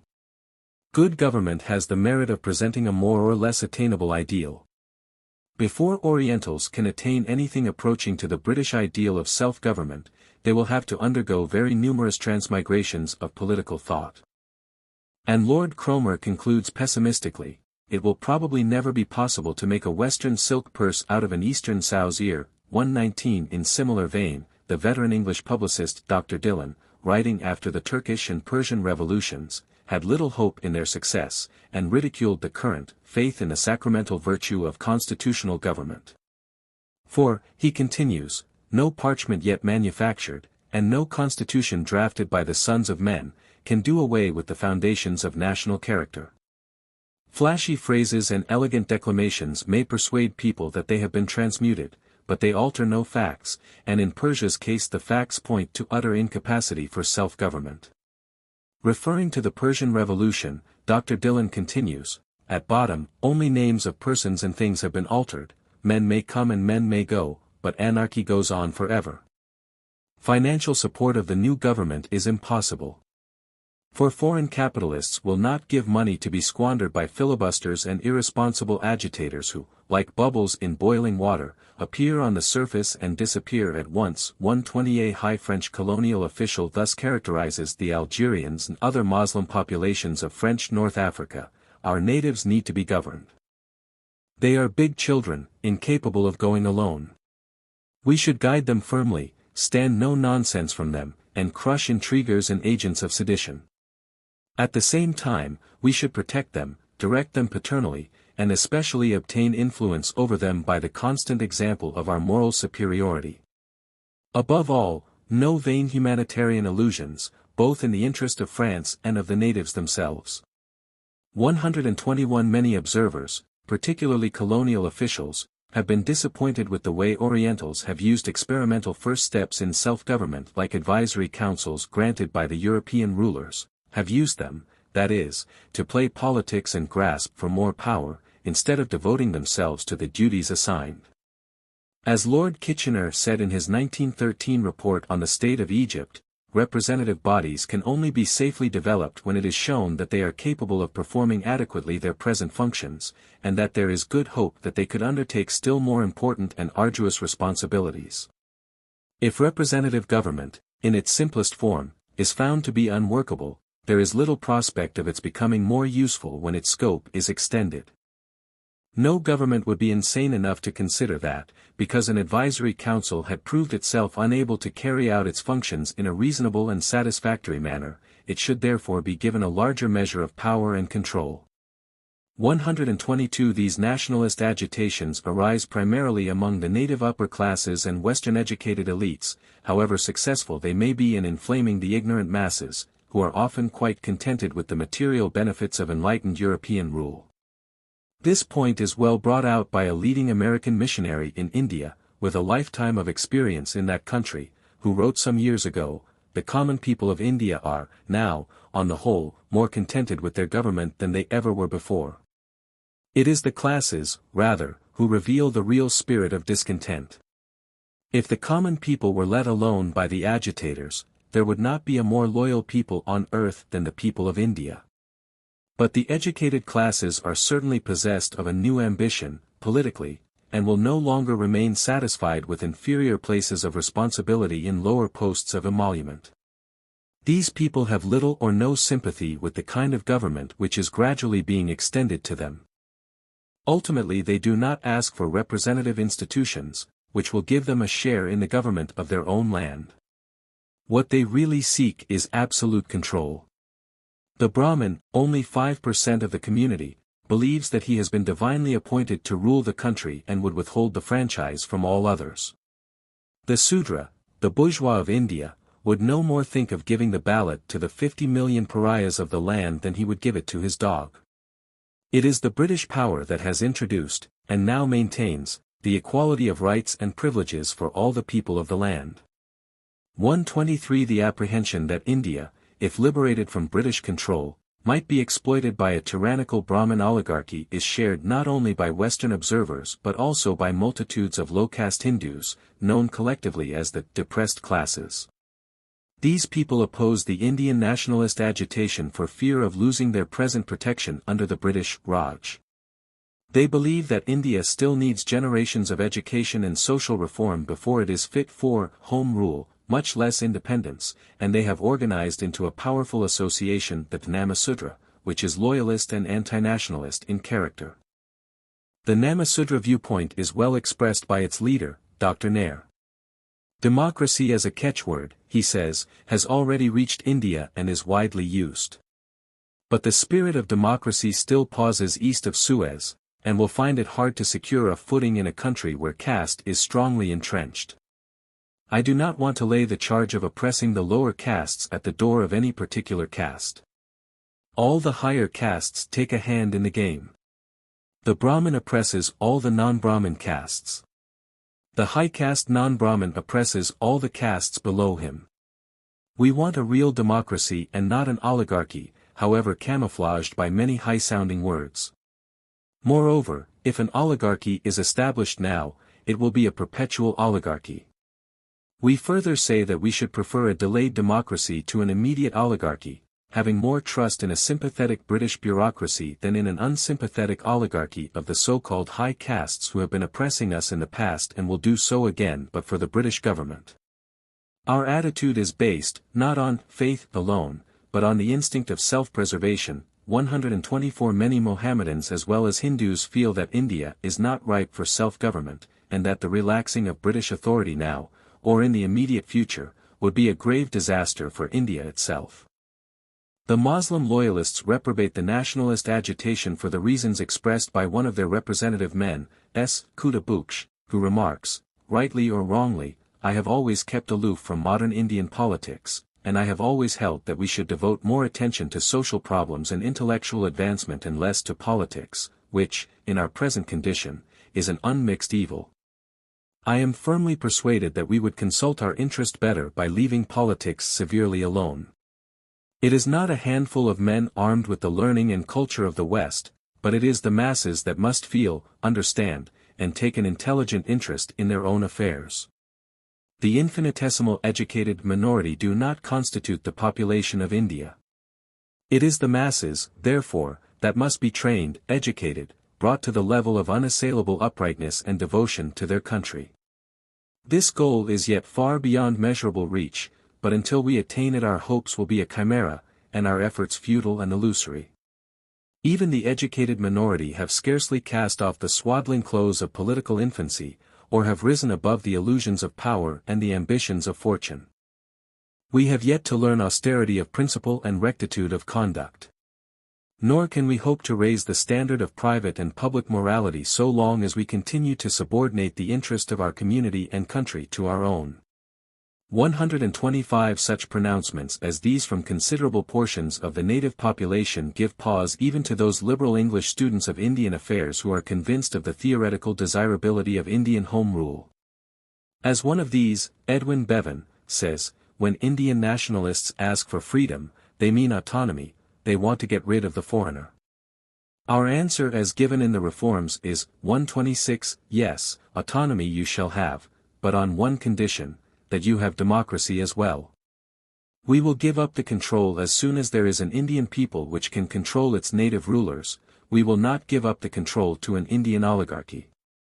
This is the root of the disagreement between those who say that India might have self-government immediately and those who say that India can only become capable of self-government with time.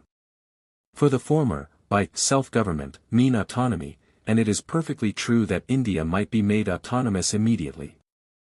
If the foreign control were withdrawn today, some sort of indigenous government or group of governments would, no doubt, after a period of confusion, come into being in India. But it would not be democratic government, it would be the despotic rule of the stronger or more cunning. 127 The citations just quoted portray the standpoint of those critics, both Western and Oriental, who maintain that the peoples of the Near and Middle East are incapable of self-government in our sense, at least today or in the immediate future. Let us now examine the views of those who hold a more optimistic attitude. Some observers stress strongly Islam's liberal tendencies as a foundation on which to erect political structures in the modern sense. Vanbury says, Islam is still the most democratic religion in the world, a religion favoring both liberty and equality. If there ever was a constitutional government, it was that of the first caliphs. 128 A close English student of the Near East declares, tribal Arabia has the only true form of democratic government, and the Arab tribesman goes armed to make sure that it continues democratic, as many a would-be despot knows to his cost. 129 Regarding the Young Turk Revolution of 1908, Professor Libya remarks, Turkey was not so unprepared for parliamentary institutions as might at first sight appear. There lay hidden some precedent, much preparation, and a strong desire, for parliamentary government. Both the religious and the secular institutions of Turkey involve precedents for a parliament. Muhammad himself conferred with the wisest of his companions. The ulama 130 have taken counsel together up to the present time. The sacred law, Shariat, is fundamentally democratic and opposed in essence to absolutism. The habit of regarding it as fundamental law enables even the most ignorant of Mohammedans to grasp the idea of a constitution. He points out that the early sultans had their divan, or assemblage of high officials, meeting regularly to give the Sultan information and advice, while more recently there have been a Council of State and a Council of Ministers. Also, there were the parliaments of 1877 and 1878. Abortive though these were and followed by Hamadian absolutism, they were legal precedents, never forgotten. From all this Professor Leibier concludes, the Turkish parliament may therefore be regarded, not as a complete innovation, but as an enlargement and improvement of familiar institutions. 131 Regarding Persia, the American W. Morgan Schuster, whom the Persian revolutionary government called in to organize the country's finances, and who was ousted in less than a year by Russo-British pressure, expresses an optimistic regard for the political capacities of the Persian people. I believe, he says, that there has never been in the history of the world an instance where a people changed suddenly from an absolute monarchy to a constitutional or representative form of government and at once succeeded in displaying a high standard of political wisdom and knowledge of legislative procedure.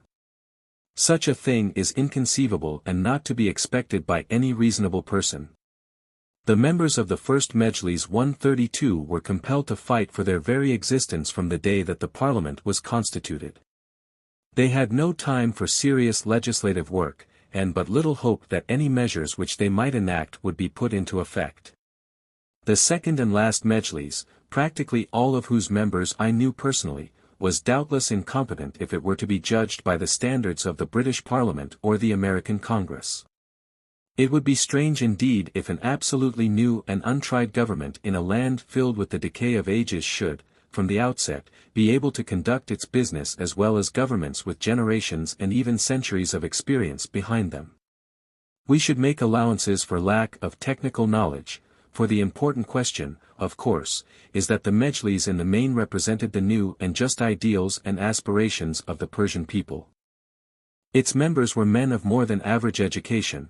Some displayed remarkable talent, character, and courage.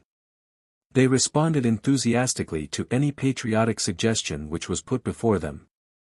They themselves lacked any great knowledge of governmental finances, but they realized the situation and were both willing and anxious to put their full confidence in any foreign advisers who showed themselves capable of resisting political intrigues and bribery and working for the welfare of the Persian people. No parliament can rightly be termed incompetent when it has the support of an entire people, when it recognizes its own limitations, and when its members are willing to undergo great sacrifices for their nation's dignity and sovereign rights. As to the Persian people themselves, it is difficult to generalize. The great mass of the population is composed of peasants and tribesmen, all densely ignorant. On the other hand, many thousands have been educated abroad, or have traveled after completing their education at home. They, or at least certain elements among them which had had the support of the masses, proved their capacity to assimilate Western civilization and ideals. They changed despotism into democracy in the face of untold obstacles. Opportunities were equalized to such a degree that any man of ability could occupy the highest official posts. As a race they showed during the past 5 years an unparalleled eagerness for education. Hundreds of schools were established during the constitutional regime.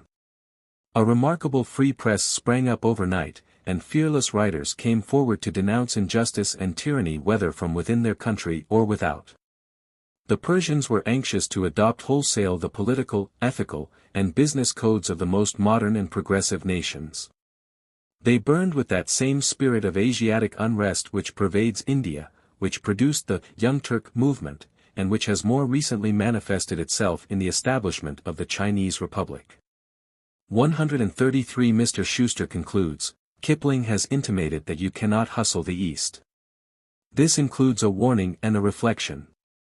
Western men and Western ideals can hustle the East, provided the Orientals realize that they are being carried along lines reasonably beneficial to themselves. As a matter of fact, the moral appeal and the appeal of race pride and patriotism are as strong in the East as in the West, though it does not lie so near the surface, and naturally the Oriental displays no great desire to be hustled when it is along lines beneficial only to the Westerner. Nor will the electorates themselves learn that the remedy for their sufferings rests in their own hands. Suffering there will be, and it is only by suffering, self-inflicted and perhaps long endured, that a people will learn the faculty of self-help, and genuine electorates be brought into being. I am proud to think that England has conferred immeasurable good on India by creating order and showing Indians what orderly government means. But, this having been done, I do not believe the system can now be continued as it is, without positive damage to the character of the people. The burden of trusteeship must be transferred, piece by piece, from the shoulders of Englishmen to those of Indians in some sort able to bear it. Their strength and numbers must be developed. But that can be done by the exercise of actual responsibility steadily increased as they can bear it. It cannot be done by any system of school teaching, though such teaching is an essential concomitant of the process. The goal now set by the recent announcement of the Secretary of State 136 will only be reached through trouble. Yet troublous as the times before us may be, we have at last reached that stage of our work in India which is truly consonant with our own traditions. Chapter 5. Nationalism. The spirit of nationality is one of the great dynamics of modern times. In Europe, where it first attained self-conscious maturity, it radically altered the face of things during the 19th century, so that that century is often called the Age of Nationalities. But nationalism is not merely a European phenomenon. It has spread to the remotest corners of the earth, and is apparently still destined to effect momentous transformations. Given a phenomenon of so vital a character, the question at once arises, what is nationalism? Curiously enough, this question has been endlessly debated. Many theories have been advanced, seeking variously to identify nationalism with language, culture, race, politics, geography, economics, or religion. Now these, and even other, matters may be factors predisposing or contributing to the formation of national consciousness. But, in the last analysis, nationalism is something over and above all its constituent elements, which it works into a new and higher synthesis. There is really nothing recondite or mysterious about nationalism, despite all the arguments that have raged concerning its exact meaning. As a matter of fact, nationalism is a state of mind. Nationalism is a belief, held by a fairly large number of individuals, that they constitute a nationality. It is a sense of belonging together as a nation. This nation, as visualized in the minds of its believers, is a people or community associated together and organized under one government, and dwelling together in a distinct territory. When the nationalist ideal is realized, we have what is known as a body politic or state. But we must not forget that this state is the material manifestation of an ideal, which may have pre-existed for generations as a mere pious aspiration with no tangible attributes like state sovereignty or physical frontiers. Conversely, we must remember that a state need not be a nation. Witness the defunct Habsburg Empire of Austria-Hungary, an assemblage of discordant nationalities which flew to pieces under the shock of war. The late war was a liberal education regarding nationalistic phenomena, especially as applied to Europe, and most of the fallacies regarding nationality were vividly disclosed. It is enough to cite Switzerland, a country whose very existence flagrantly violates tests like language, culture, religion, or geography, and where nevertheless a lively sense of nationality emerged triumphant from the ordeal of Armageddon. So familiar are these matters to the general public that only one point need here be stressed, the difference between nationality and race. Unfortunately, the two terms have been used very loosely, if not interchangeably, and are still much confused in current thinking. As a matter of fact, they connote utterly different things. Nationality is a psychological concept or state of mind. Race is a physiological fact, which may be accurately determined by scientific tests such as skull measurement, hair formation, and color of eyes and skin. In other words, race is what people anthropologically really are, nationality is what people politically think they are. Right here we encounter a most curious paradox. There can be no question that, as between race and nationality, race is the more fundamental, and, in the long run, the more important. A man's innate capacity is obviously dependent upon his heredity, and no matter how stimulating may be his environment, the potential limits of his reaction to that environment are fixed at his birth. Nevertheless, the fact remains that men pay scant attention to race, while nationalism stirs them to their very souls. The main reason for this seems to be because it is only about half a century since even savants realized the true nature and importance of race. Even after an idea is scientifically established, it takes a long time for it to be genuinely accepted by the public, and only after it has been thus accepted will it form the basis of practical conduct. Meanwhile, the far older idea of nationality has permeated the popular consciousness, and has thereby been able to produce tangible effects. In fine, our political life is still dominated by nationalism rather than race, and practical politics are thus conditioned, not by what men really are, but by what they think they are. The late war is a striking case in point. That war is very generally regarded as having been one of race. The idea certainly lent to the struggle much of its bitterness and uncompromising fury. And yet, from the genuine racial standpoint, it was nothing of the kind. Ethnologists have proved conclusively that, apart from certain Paleolithic survivals and a few historically recent Asiatic intruders, Europe is inhabited by only three stocks: 1. The blonde, long-headed, Nordic race; 2. The medium-complexioned, round-headed, Alpine race; 3. The brunette, long-headed, Mediterranean race.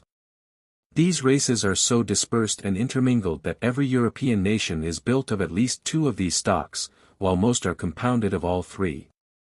Strictly speaking, therefore, the European war was not a race war at all, but a domestic struggle between closely knit blood relatives. Now all this was known to most well-educated Europeans long before 1914. And yet it did not make the slightest difference. The reason is that, in spite of everything, the vast majority of Europeans still believe that they fit into an entirely different race category. They think they belong to the Teutonic race, the Latin race, the Slav race, or the Anglo-Saxon race.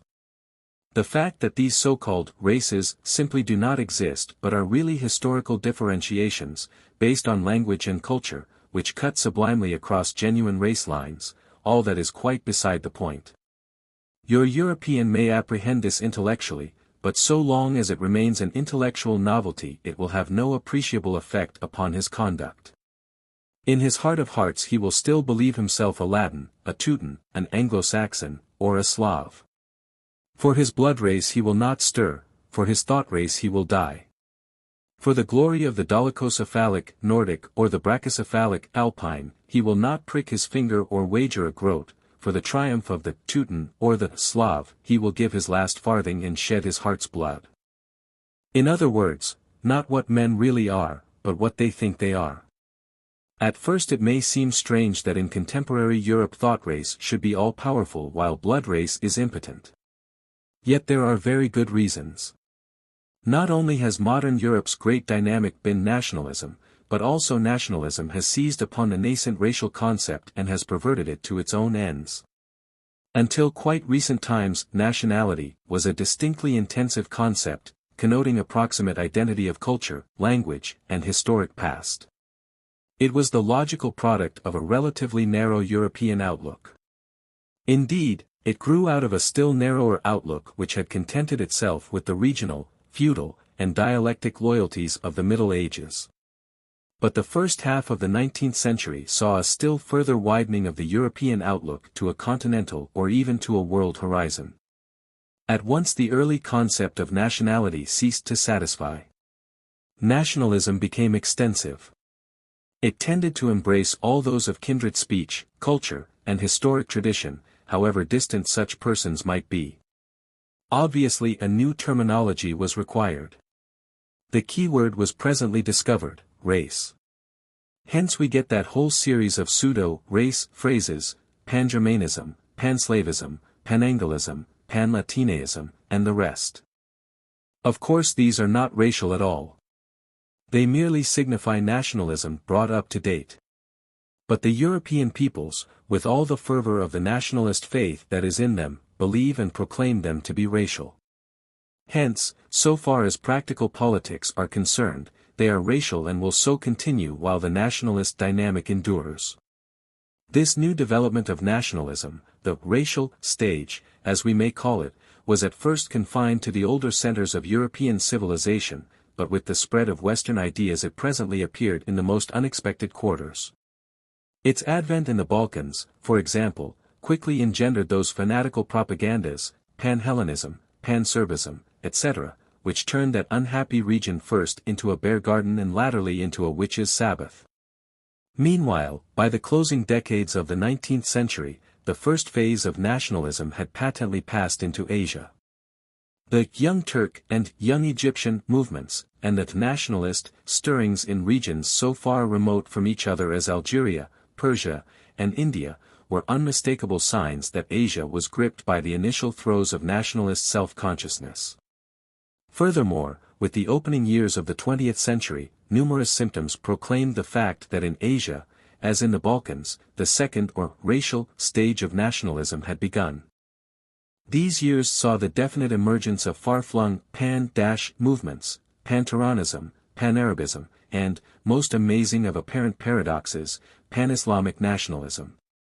Let us now trace the genesis and growth of nationalism in the Near and Middle East, devoting the present chapter to nationalist developments in the Muslim world with the exception of India. India requires special treatment, because their nationalist activity has been mainly the work of the non-Muslim Hindu element. Indian nationalism has followed a course differing distinctly from that of Islam, and will therefore be considered in the following chapter. Before it received the Western impact of the 19th century, the Islamic world was virtually devoid of self-conscious nationalism. There were, to be sure, strong local and tribal loyalties. There was intense dynastic sentiment like the Turks' devotion to their padishahs, the Ottoman sultans. There was also marked pride of race such as the Arabs' conviction that they were the chosen people. Here, obviously, were potential nationalist elements. But these elements were as yet dispersed and uncoordinated. They were not yet fused into the new synthesis of self-conscious nationalism. The only Muslim people which could be said to possess anything like true nationalist feeling were the Persians, with their traditional devotion to their plateau land of Iran.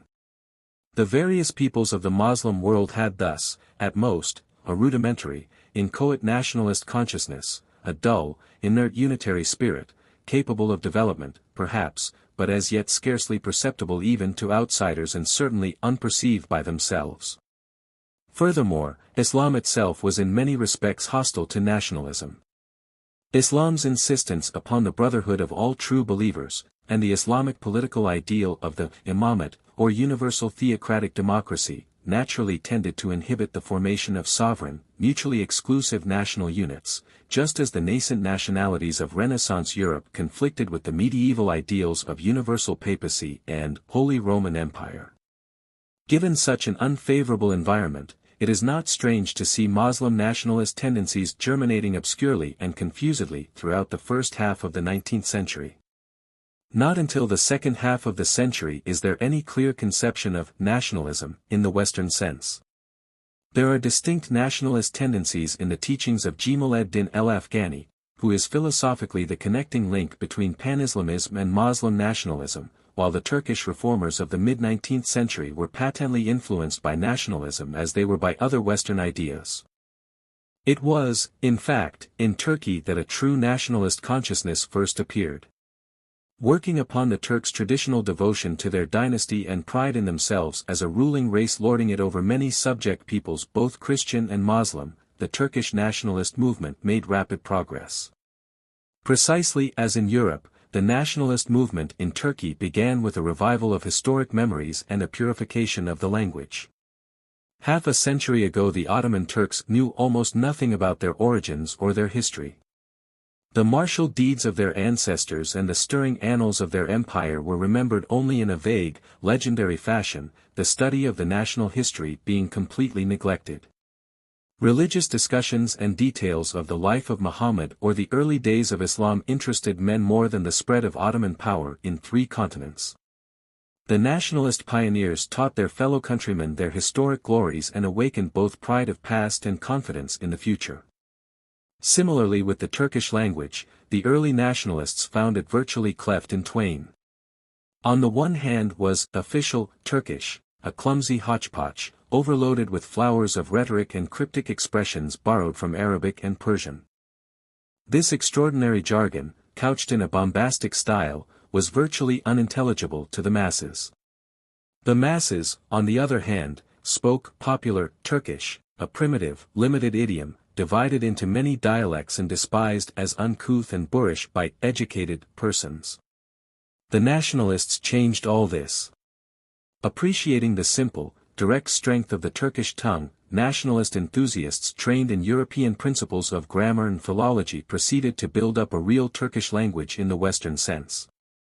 So well did they succeed that in less than a generation they produced a simplified, flexible Turkish which was used effectively by both journalists and men of letters, was intelligible to all classes, and became the unquestioned vehicle for thought and a canon of style.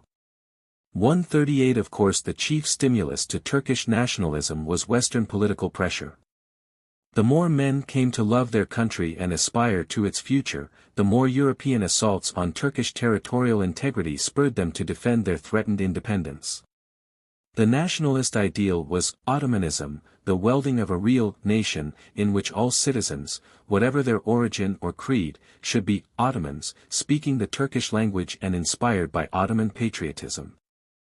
This, however, conflicted sharply with the rival, and prior, nationalisms of the Christian peoples of the empire, to say nothing of the new Arab nationalism which was taking shape at just this same time. Turkish nationalism was also frowned on by Sultan Abdul Hamid. Abdul Hamid had an instinctive aversion to all nationalist movements, both as limitations to his personal absolutism and as conflicting with that universal pan-Islamic ideal on which he based his policy. Accordingly, even those Turkish nationalists who proclaimed complete loyalty were suspect, while those with liberal tendencies were persecuted and driven into exile. The revolution of 1908, however, brought nationalism to power. Whatever their differences on other matters, the Young Turks were all ardent nationalists. In fact, the very ardor of their nationalism was a prime cause of their subsequent misfortunes. With the rashness of fanatics the Young Turks tried to Ottomanize the whole empire at once. This enraged all the other nationalities, alienated them from the revolution, and gave the Christian Balkan states their opportunity to attack disorganized Turkey in 1912. The truth of the matter was that Turkish nationalism was evolving in a direction which could only mean heightened antagonism between the Turkish element on the one side and the non-Turkish elements, Christian or Muslim, on the other. Turkish nationalism had, in fact, now reached the second or racial stage. Passing the bounds of the limited, mainly territorial, idea connoted by the term Ottomanism, it had embraced the far-flung and essentially racial concepts known as Pan-Turkism and Pan-Turanism. These wider developments we shall consider later on in this chapter. Before so doing, let us examine the beginnings of nationalism's first stage in other portions of the Muslim world. Shortly after the Ottoman Turks showed signs of a nationalistic awakening, kindred symptoms began to appear among the Arabs. As in all self-conscious nationalist movements, it was largely a protest against some other group. In the case of the Arabs, this protest was naturally directed against their Turkish rulers. We have already seen how Desert Arabia, the Nejd, had always maintained its freedom, and we have also seen how those Arab lands like Syria, Mesopotamia, and the Hejaz which fell under Turkish control nevertheless continued to feel an ineradicable repugnance at seeing themselves, Islam's chosen people, beneath the yoke of a folk which, in Arab eyes, were mere upstart barbarians. Despite 1,000 years of Turkish domination, the two races never got on well together, their racial temperaments being too incompatible for really cordial relations. The profound temperamental incompatibility of Turk and Arab has been well summarized by a French writer. Says Victor Berard, such are the two languages and such the two peoples, in the latitude of Rome and in the latitude of Algiers, the Turk of Adrianople, like the Turk of Adalia, remains a man of the north and of the extreme north, in all climates the Arab remains a man of the south and of the extreme south. To the Arab suppleness, mobility, imagination, artistic feeling, democratic tendencies, and anarchic individualism, the Turk opposes his slowness, gravity, sense of discipline and regularity, innate militarism. The Turkish master has always felt disdain for the artistic canaille, whose pose, gesticulations, and indiscipline, shock him profoundly. On their side, the Arabs see in the Turk only a blockhead, in his placidity and taciturnity only stupidity and ignorance, in his respect for law only slavishness, and in his love of material well-being only gross bestiality. Especially do the Arabs jeer at the Turk's artistic incapacity, after having gone to school to the Chinese, Persians, Arabs, and Greeks. The Turk remains, in Arab eyes, just a big booby of barack and barnyard. 139 Add to this the fact that the Arabs regard the Turks as perverters of the Islamic faith, and we need not be surprised to find that Turkey's Arab subjects have ever displayed symptoms of rebellious unrest. We have seen how the Wahhabi movement was specifically directed against Turkish control of the holy cities, and despite the Wahhabi defeat, Arab discontent lived on. About 1820 the German explorer Burckhardt wrote of Arabia, when Turkish power in the Hejaz declines, the Arabs will avenge themselves for their subjection. 140 And some 20 years later the Sharif of Mecca remarked to a French traveler, "We, the direct descendants of the Prophet, have to bow our heads before miserable pashas, most of them former Christian slaves come to power by the most shameful courses."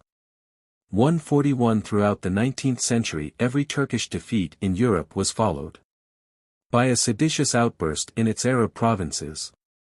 Down to the middle of the 19th century these seditious stirrings remained sporadic, uncoordinated outbursts of religious, regional, or tribal feeling, with no genuinely nationalistic program of action or ideal. But in the later 60s a real nationalist agitation appeared. Its birthplace was Syria. That was what might have been expected, since Syria was the part of Turkey's Arab dominions most open to Western influences. This first Arab nationalist movement, however, did not amount to much. Directed by a small group of noisy agitators devoid of real ability, the Turkish government suppressed it without much difficulty. The disastrous Russian War of 1877, however, blew the scattered embers into a fresh flame. For several years Turkey's Arab provinces were in full ferment. The nationalists spoke openly of throwing off the Turkish yoke and welding the Arab lands into a loose-knit confederation headed by a religious potentate, probably the Sharif of Mecca.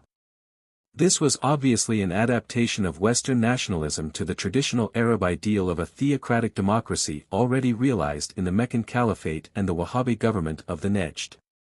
This second stirring of Arab nationalism was likewise of short duration. Turkey was now ruled by Sultan Abdul Hamid, and Abdul Hamid's pan-Islamic policy looked toward good relations with his Arab subjects. Accordingly, Arabs were welcomed at Constantinople, favors were heaped upon Arab chiefs and notables, while efforts were made to promote the contentment of the empire's Arab populations. At the same time the construction of strategic railways in Syria and the Hejaz gave the Turkish government a stronger grip over its Arab provinces than ever before, and conversely rendered successful Arab revolts a far more remote possibility. Furthermore, Abdul Hamid's pan-Islamic propaganda was specially directed toward awakening a sense of Muslim solidarity between Arabs and Turks as against the Christian West. These efforts achieved a measure of success. Certainly, every European aggression in the Near East was an abject lesson to Turks and Arabs to forget, or at least adjourn, their domestic quarrels in face of the common foe. Despite the partial successes of Abdul Hamid's efforts, a considerable section of his Arab subjects remained unreconciled, and toward the close of the 19th century a fresh stirring of Arab nationalist discontent made its appearance. Relentlessly persecuted by the Turkish authorities, the Arab nationalist agitators, mostly Syrians, went into exile. Gathering in nearby Egypt, now of course under British governance, and in Western Europe, these exiles organized a revolutionary propaganda. Their formal organization dates from the year 1895, when the Arabian National Committee was created at Paris.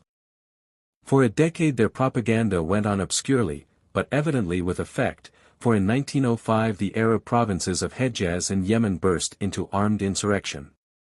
This insurrection, despite the best efforts of the Turkish government, was never wholly suppressed. but dragged on year after year, draining Turkey of troops and treasure, and contributing materially to her Tripolitan and Balkan disasters in 1911–12.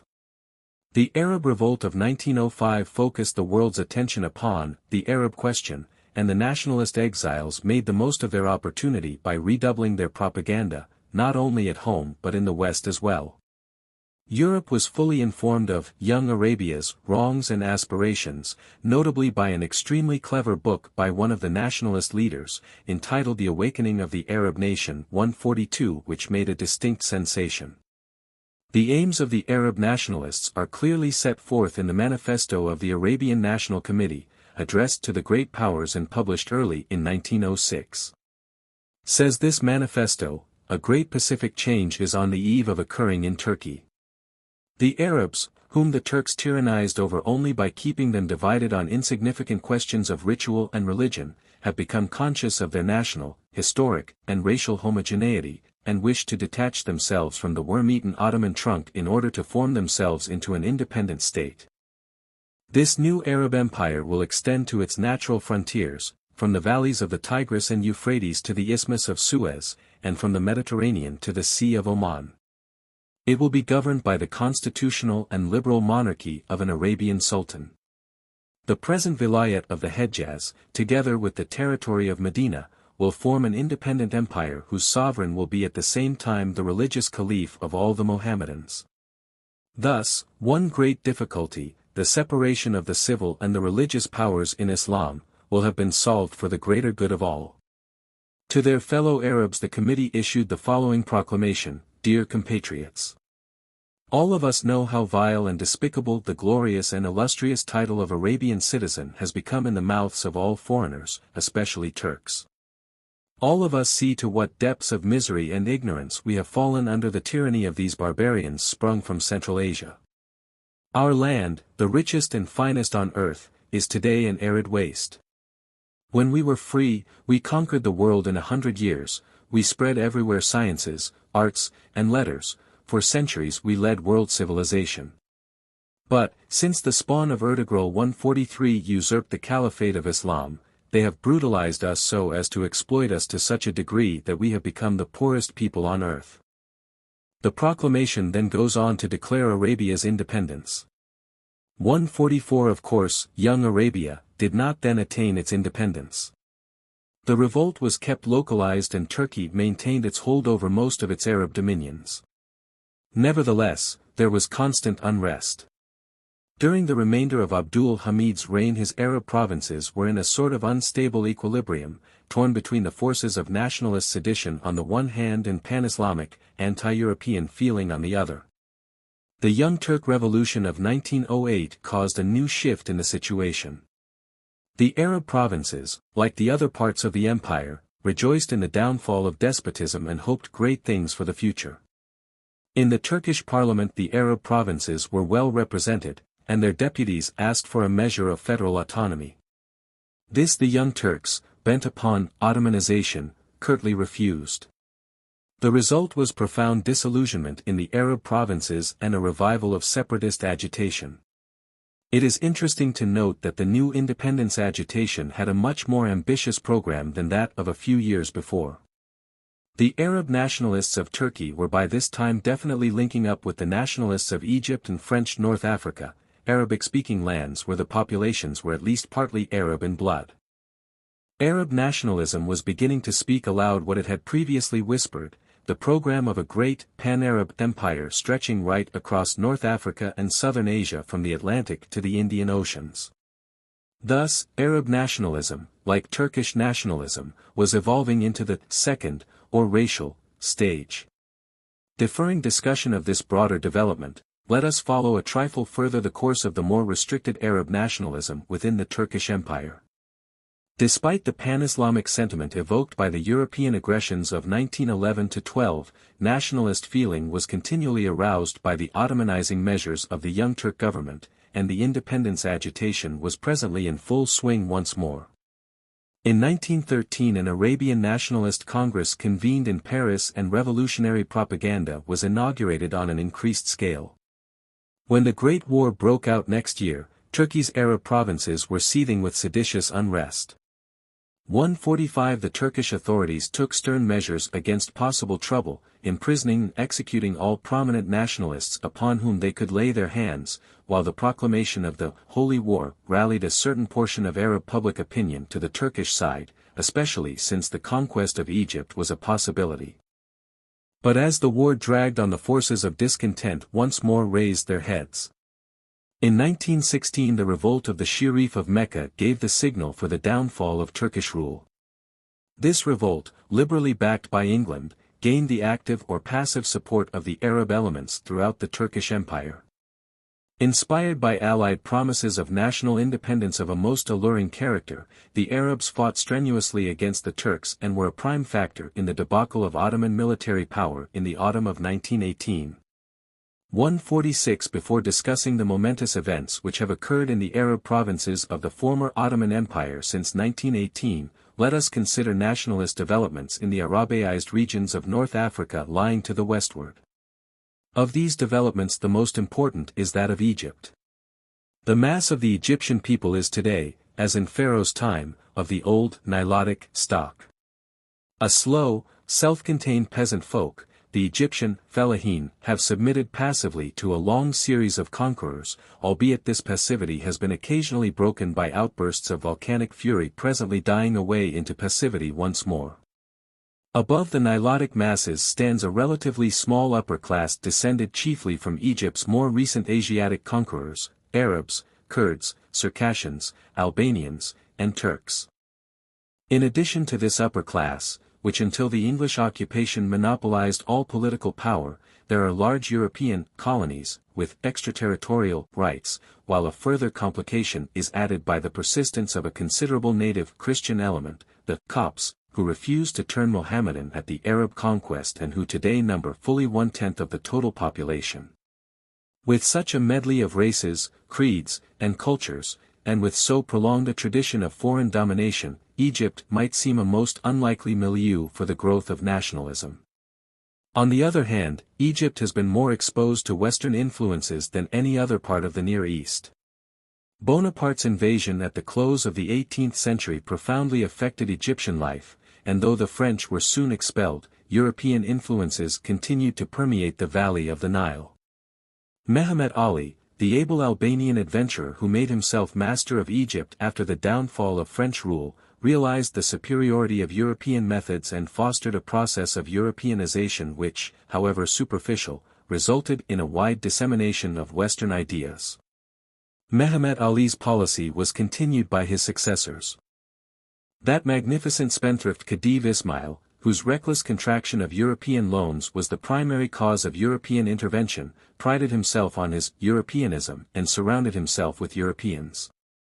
Indeed, the first stirrings of Egyptian nationalism took the form of a protest against the noxious, parasitical Europeanism of Khedive Ismail and his courtiers.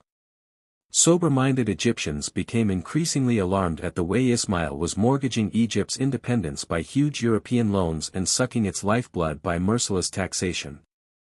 Inspired consciously or unconsciously by the Western concepts of nation and patriotism, these men desired to stay Ismail's destructive course and to safeguard Egypt's future. In fact, their efforts were directed not merely against the motley crew of European adventurers and concessionaires who were luring the Khedive into fresh extravagances, but also against the complaisant Turkish and Circassian pashas, and the Armenian and Syrian usurers, who were the instruments of Ismail's will. The nascent movement was thus basically a patriotic protest against all those, both foreigners and native-born, who were endangering the country. This showed clearly in the motto adopted by the agitators, the hitherto unheard-of slogan, Egypt for the Egyptians. Into this incipient ferment there was presently injected the dynamic personality of Jemal ed-Din. Nowhere else did this extraordinary man exert so profound and lasting an influence as in Egypt. It is not too much to say that he is the father of every shade of Egyptian nationalism. He influenced not merely violent agitators like Arabi Pasha but also conservative reformers like Sheikh Mohammed Abdu, who realized Egypt's weakness and were content to labor patiently by evolutionary methods for distant goals. For the moment the apostles of violent action had the stage. In 1882 a revolutionary agitation broke out headed by Arabi Pasha, an army officer, significantly enough, was of Fellah origin, the first man of Nilotic stock to sway Egypt's destinies in modern times.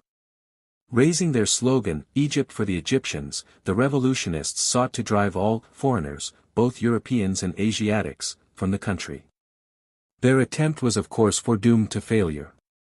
A massacre of Europeans in the port city of Alexandria at once precipitated European intervention.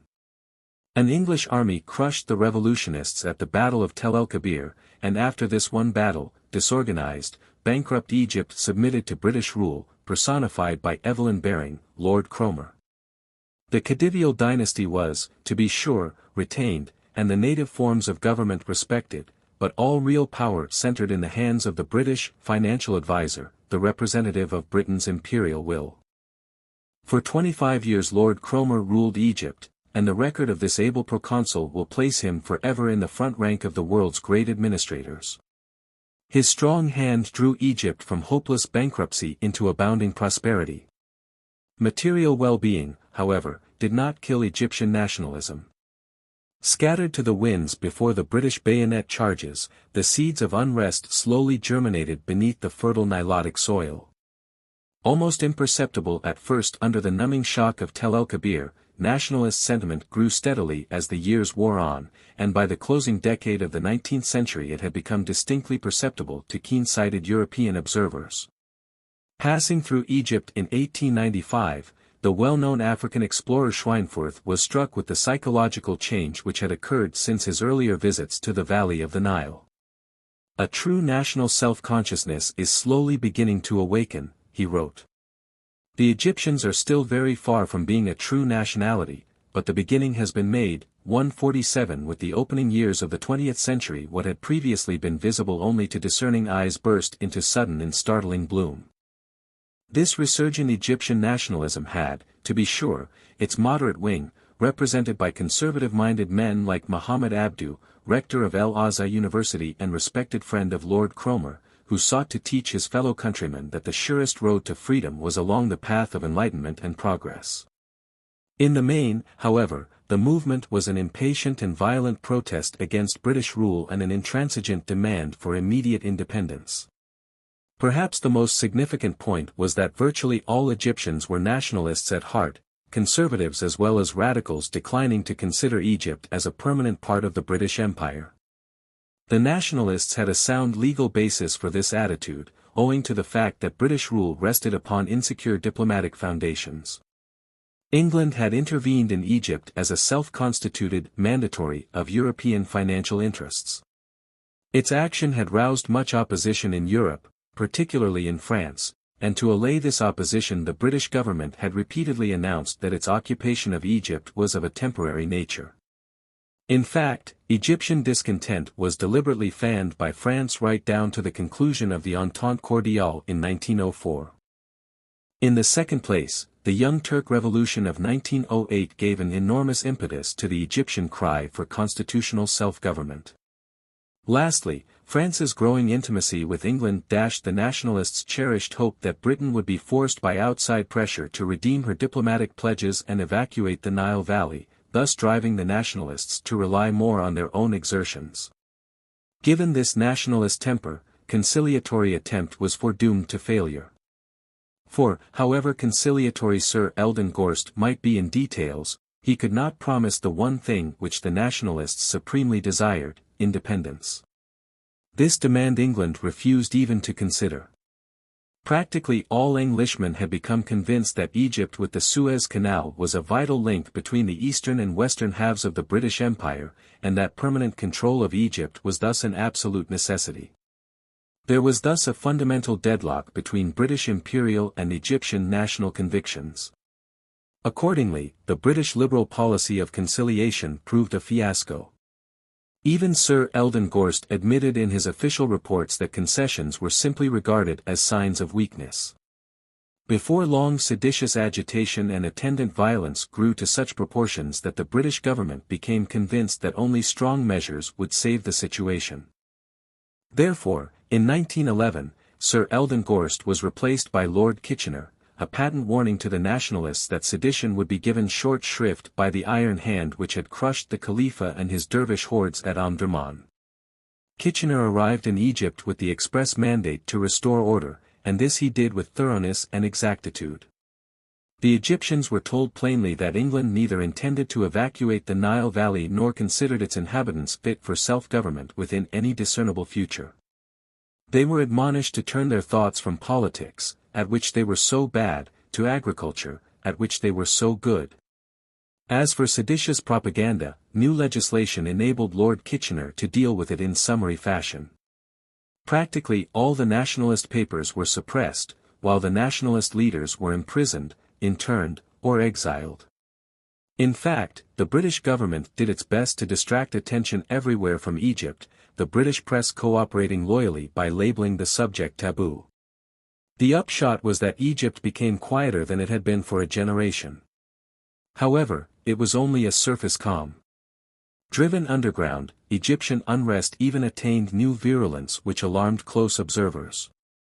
In 1913 the well-known English publicist Sidney Lowe, after a careful investigation of the Egyptian situation, wrote, "We are not popular in Egypt. Feared we may be by some, respected I doubt not by many others, but really liked, I am sure, by very few." 148 Still more outspoken was an article significantly entitled "The Darkness over Egypt," which appeared on the eve of the Great War. 149 Its publication in a semi-scientific periodical for specialists in Oriental problems rendered it worthy of serious attention. The long-continued absence of practically all discussion or even mention of Egyptian internal affairs from the British press, asserted this article, is not indicative of a healthy condition. In Egypt the superficial quiet is that of suppressed discontent, of a sullen, hopeless mistrust toward the government of the occupation. Certain recent happenings have strengthened in Egyptian minds the conviction that the government is making preparations for the complete annexation of the country. We are not concerned to question how far the motives attributed to the government are true. The essential fact is that the government of the occupation has not yet succeeded in endearing, or even recommending, itself to the Egyptian people, but is, on the contrary, an object of suspicion, an occasion of enmity. The article expresses grave doubt whether Lord Kitchener's repressive measures have done more than drive discontent underground, and shows how strong is the nationalist feeling in Egypt today in spite of the determined attempts to stamp out all freedom of political opinion. As might be expected, this wholesale muzzling of the press has not only reduced the Mohammedan majority to a condition of internal ferment, but has seriously alienated the hitherto loyal Copts. It may be that the government can discover no better means of recommending itself to the confidence and goodwill of the Egyptian people. It may be that only by the instant repression of every outward sign of discontent can it feel secure in its occupation, but if such be the case, it is an admission of extreme weakness, or recognized insecurity of tenure. The article concludes with the following warning as to the problem's wider implications. Egypt, though a subject of profound indifference to the English voter, is being feverishly watched by the Indian Mohammedans, and by the whole of our West and Central African subjects, themselves strongly Moslem in sympathy, and at the present time jealously suspicious of the political activities of Christian imperialism. Such being the state of Egyptian feeling in 1914, the outbreak of the Great War was bound to produce intensified unrest. England's position in Egypt was, in truth, very difficult. Although in fact England exercised complete control, in law Egypt was still a dependency of the Ottoman Empire, Britain merely exercising a temporary occupation.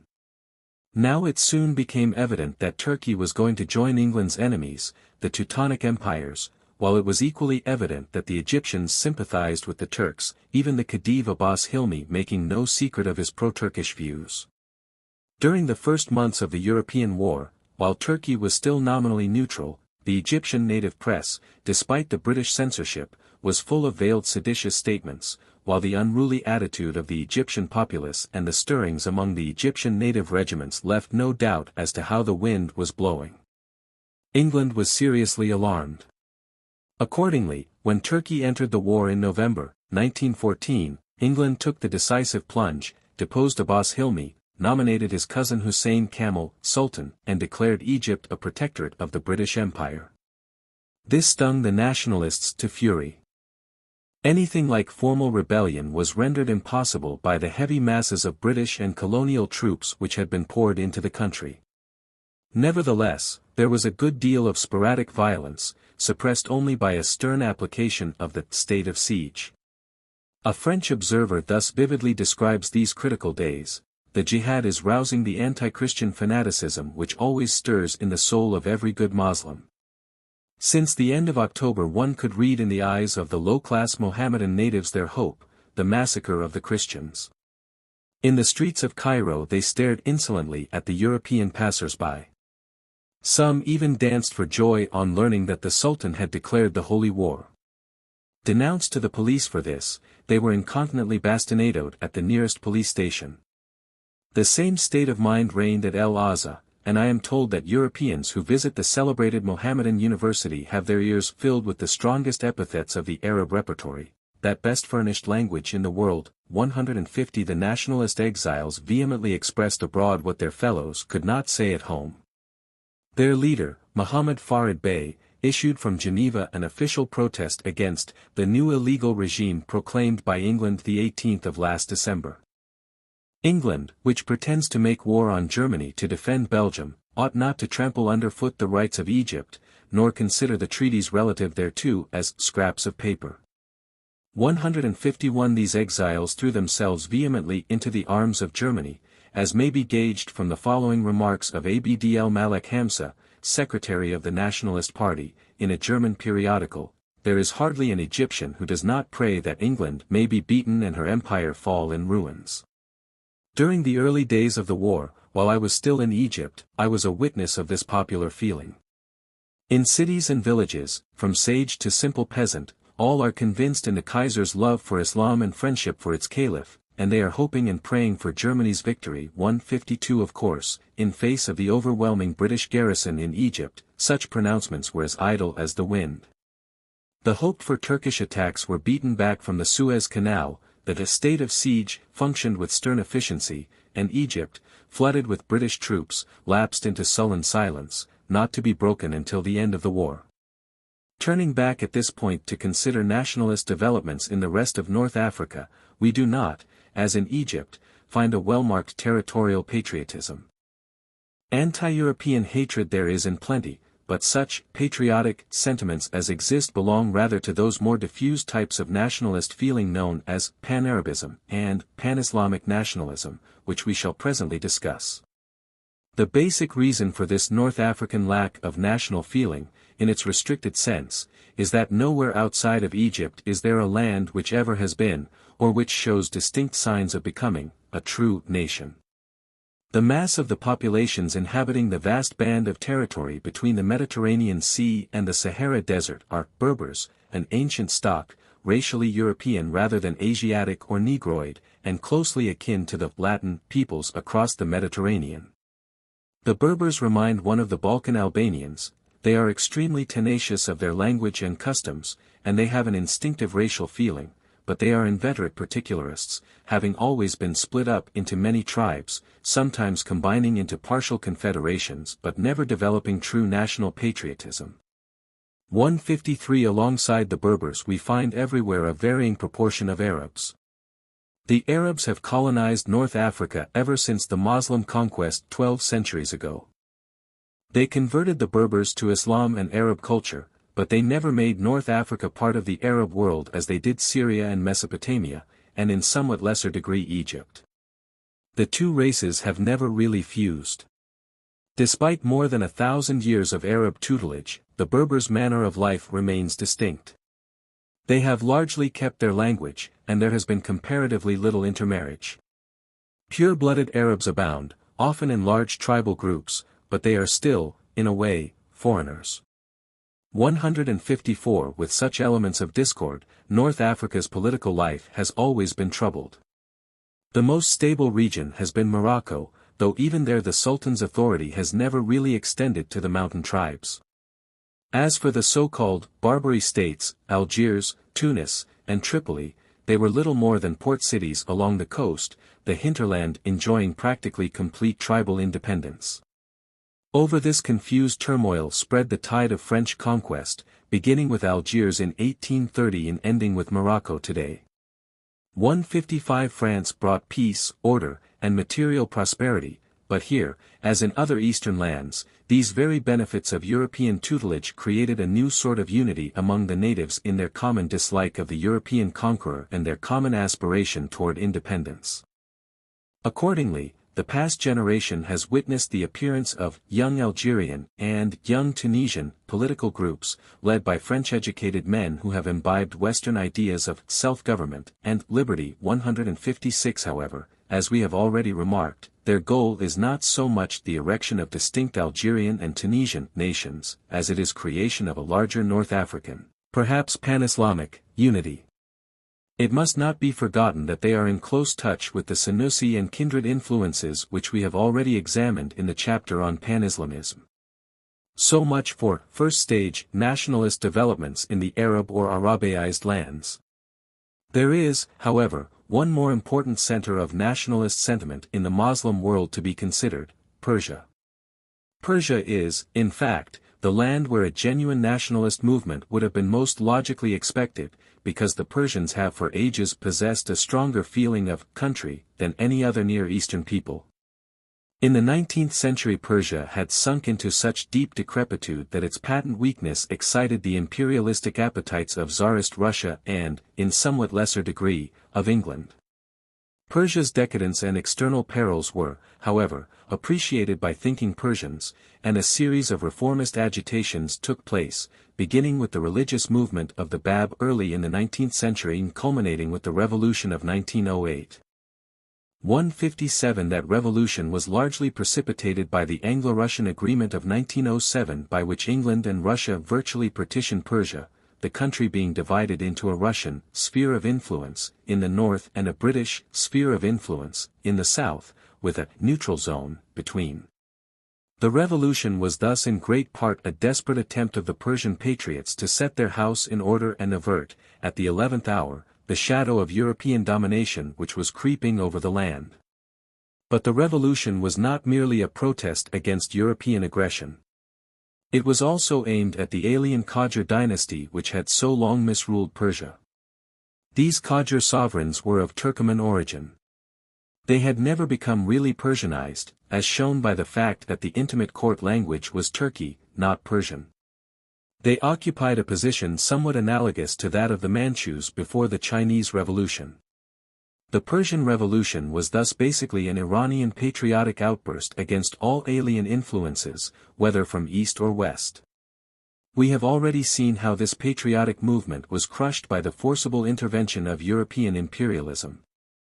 158. By 1912 Russia and England were in full control of the situation, the patriots were proscribed and persecuted, and Persia sank into despairing silence. As a British writer then remarked, for such broken spirit and shattered hopes, as for the anarchy now existing in Persia, Russia and Great Britain are directly responsible, and if there be a reckoning, will one day be held to account. It is idle to talk of any improvement in the situation, when the only government in Persia consists of a cabinet which does not command the confidence of the people, terrorized by Russia, financially starved by both Russia and England, allowed only miserable doles of money on usurious terms, and forbidden to employ honest and efficient foreign experts like Mr. Schuster, when the king is a boy, the regent an absentee, the parliament permanently suspended, and the best, bravest, and most honest patriots either killed or driven into exile, while the wolf pack of financiers, concession hunters, and land grabbers presses ever harder on the exhausted victim, whose struggles grow fainter and fainter. Little less than a miracle can now save Persia. 159. So ends our survey of the main, first stage, nationalist movements in the Muslim world.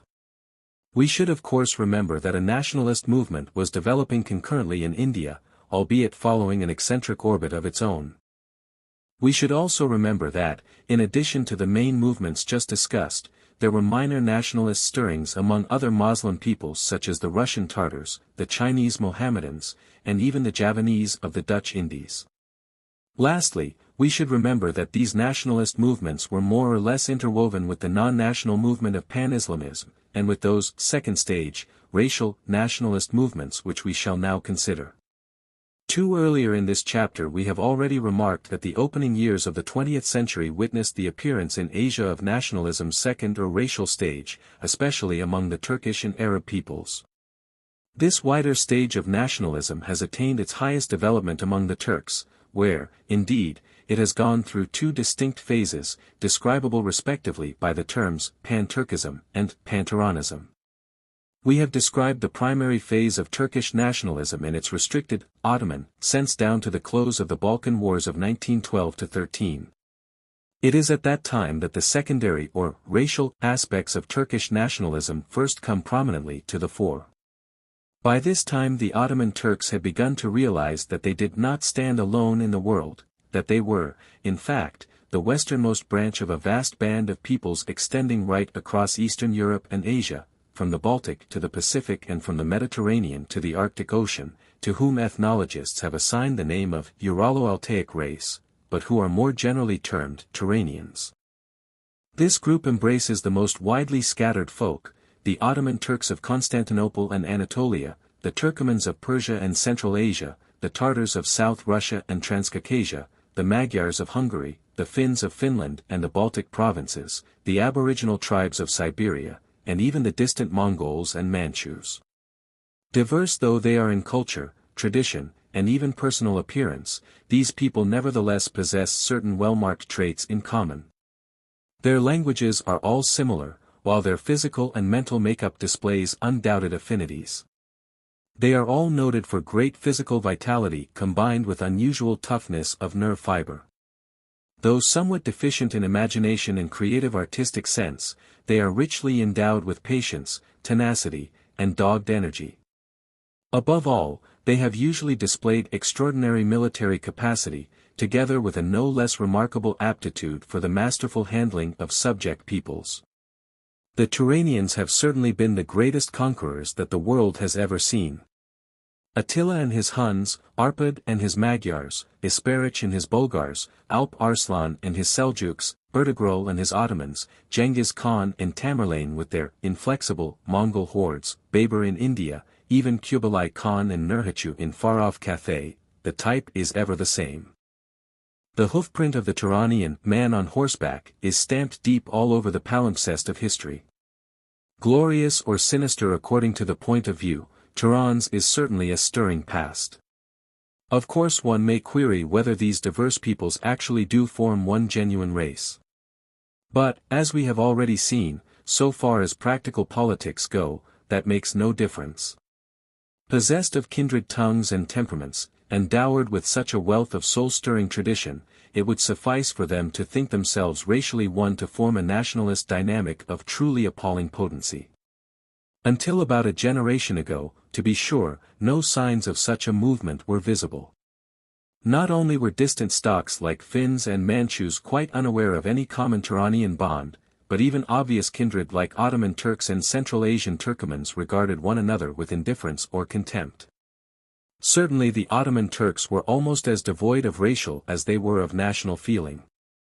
Arminius Vambery tells how, when he first visited Constantinople in 1856, the word Turkluk, i.e., Turk, was considered an opprobrious synonym of grossness and savagery, and when I used to call people's attention to the racial importance of the Turkish stock, stretching from Adrianople to the Pacific, they answered, "But you are surely not classing us with Kirghiz and with the gross nomads of Tartary." With a few exceptions, I found no one in Constantinople who was seriously interested in the questions of Turkish nationality or language. 160 it was, in fact, the labors of Western ethnologists like the Hungarian Vambery and the Frenchman Léon Cahun that first cleared away the mists which enshrouded Turan. These labors disclosed the unexpected vastness of the Turanian world. And this presently acquired a most unacademic significance. The writings of Vambery and his colleagues spread far and wide through Turan and were there devoured by receptive minds already stirring to the obscure promptings of a new time. The normality of the Turanian movement is shown by its simultaneous appearance at such widely sundered points as Turkish Constantinople and the Tartar centers along the Russian Volga. Indeed, if anything, the leaven began its working on the Volga sooner than on the Bosphorus. This Tartar revival, though little known, is one of the most extraordinary phenomena in all nationalist history. The Tartars, once masters of Russia, though long since fallen from their high estate, have never vanished in the Slav Ocean. Although many of them have been for 4 centuries under Russian rule, they have stubbornly maintained their religious, racial, and cultural identity. Clustered thickly along the Volga, especially at Kazan and Astrakhan, retaining much of the Crimea, and forming a considerable minority in Transcaucasia, the Tartars remain distinct enclaves in the Slav Empire, widely scattered but indomitable. The first stirrings of nationalist self-consciousness among the Russian Tartars appeared as far back as 1895, and from then on the movement grew with astonishing rapidity. The removal of governmental restrictions at the time of the Russian Revolution of 1904 was followed by a regular literary florescence. Streams of books and pamphlets, numerous newspapers, and a solid periodical press, all attested the vigor and fecundity of the Tartar revival. The high economic level of the Russian Tartars assured the material sinews of war. The Tartar oil millionaires of Baku here played a conspicuous role, freely opening their capacious purses for the good of the cause. The Russian Tartars also showed distinct political ability and soon gained the confidence of their Turkoman cousins of Russian Central Asia, who were also stirring to the breath of nationalism. The first Russian Duma contained a large Mohammedan group so enterprising in spirit and so skillfully led that Russian public opinion became genuinely uneasy and encouraged the government to diminish Tartar influence in Russian parliamentary life by summary curtailments of Mohammedan representation. 161 Of course the Russian Mohammedans were careful to proclaim their political loyalty to the Russian Empire. Nevertheless, many earnest spirits revealed their secret aspirations by seeking a freer and more fruitful field of labor in Turkish Stambul, where the Russian Tartars played a prominent part in the Pan-Turk and Pan-Turanian movements within the Ottoman Empire. In fact, it was a Volga Tartar, Yusuf Bey Akura Oglu, who was the real founder of the first Pan-Turanian society at Constantinople, and his well-known book, 3 Political Systems, became the text on which most subsequent Pan-Turanian writings have been based. 162 Down to the Young Turk Revolution of 1908, Pan-Turanism was somewhat under a cloud at Stambul. Sultan Abdul Hamid, as already remarked, was a Pan-Islamist and had a rooted aversion to all nationalist movements. Accordingly, the Pan-Turanians, while not actually persecuted, were never in the Sultan's favor. With the advent of Young Turk nationalism to power, however, all was changed. The Ottomanizing leaders of the new government listened eagerly to Pan-Turanian preaching, and most of them became affiliated with the movement. It is interesting to note that Russian Tartars continued to play a prominent part.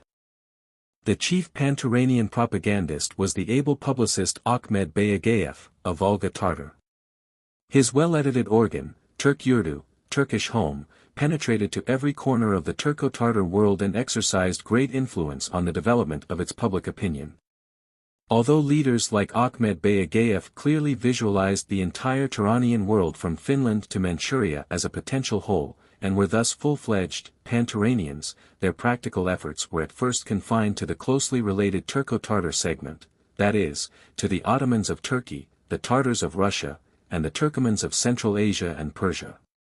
Since all these peoples were also Mohammedans, it follows that this propaganda had a religious as well as a racial complexion, trending in many respects toward Pan-Islamism. Indeed, even disregarding the religious factor, we may say that, though Pan-Turanian in theory, the movement was at that time in practice little more than Pan-Turkism. It was the Balkan Wars of 1912–13 which really precipitated full-fledged Pan-Turanism. Those wars not merely expelled the Turks from the Balkans and turned their eyes increasingly toward Asia, but also roused such hatred of the victorious Serbs in the breasts of Hungarians and Bulgarians that both these peoples proclaimed their Turanian origins and toyed with ideas of Pan-Turanian solidarity against the menace of Serbo-Russian Pan-Slavism. 163 The Pan-Turanian thinkers were assuredly evolving a body of doctrine grandiose enough to satisfy the most ambitious hopes. Emphasizing the great virility and nerve force everywhere patent in the Turanian stocks, these thinkers saw in Turan the dominant race of the Moro. Zealous students of Western evolutionism and ethnology, they were evolving their own special theory of race grandeur and decadence.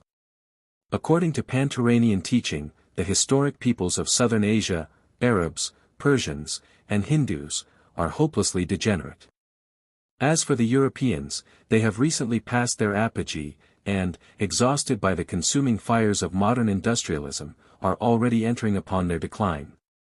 It is the Turanians, with their inherent virility and steady nerves unspoiled by the wear and tear of Western civilization, who must be the great dynamic of the future. Indeed, some Pan-Turanian thinkers go so far as to proclaim that it is the sacred mission of their race to revitalize a whole senescent, worn-out world by the saving infusion of regenerative Turanian blood. 164 Of course the Pan-Turanians recognized that anything like a realization of their ambitious dreams was dependent upon the virtual destruction of the Russian Empire.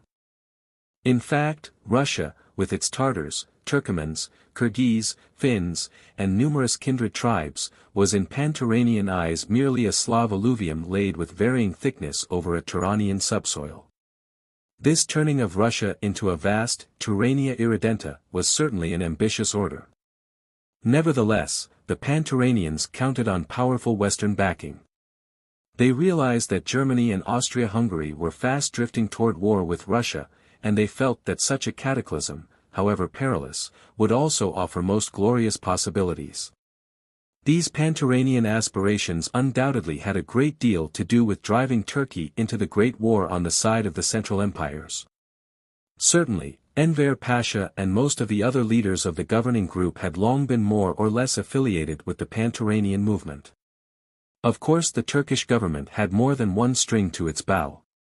It tried to drive Pan-Turanism and Pan-Islamism in double harness, using the holy war agitation for pious Muslims everywhere, while it redoubled Pan-Turanian propaganda among the Turco-Tartar peoples.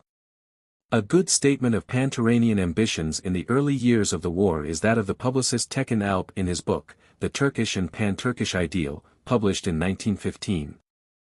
Says Tekin Alp, with the crushing of Russian despotism by the brave German, Austrian, and Turkish armies, 30 million to 40 million Turanians will receive their independence.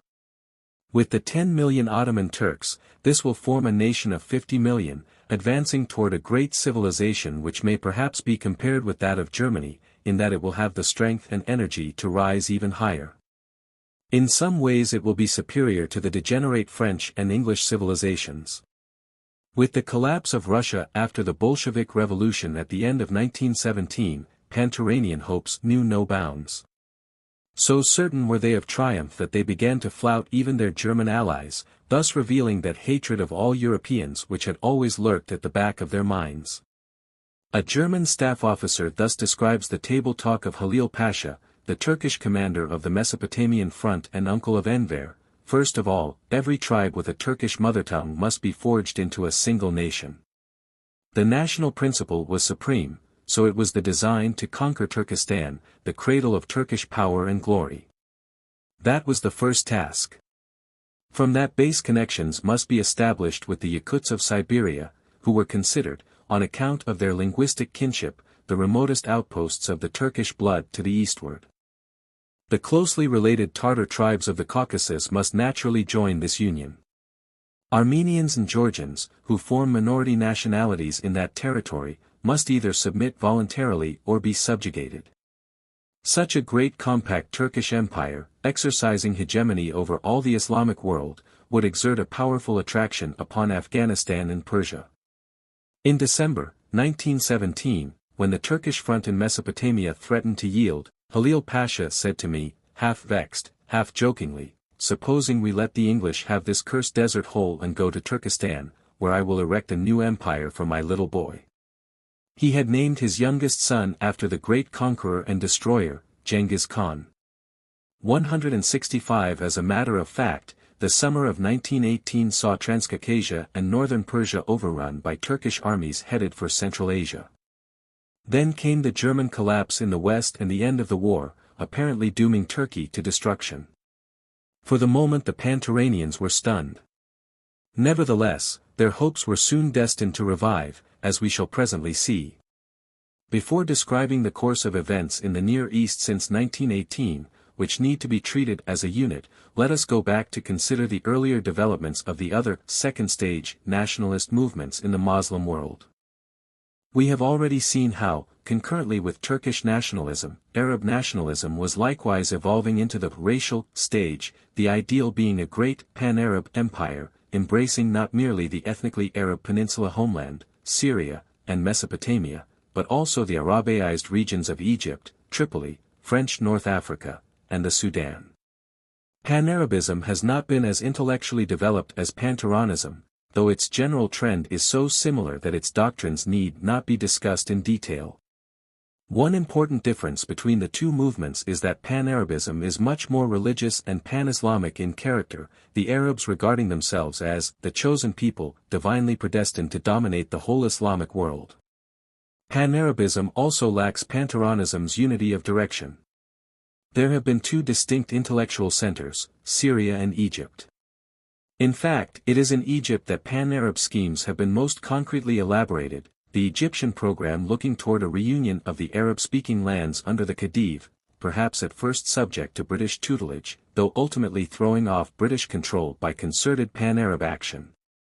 The late Khedive Abbas Hilmi, deposed by the British in 1914, is supposed to have encouraged this movement.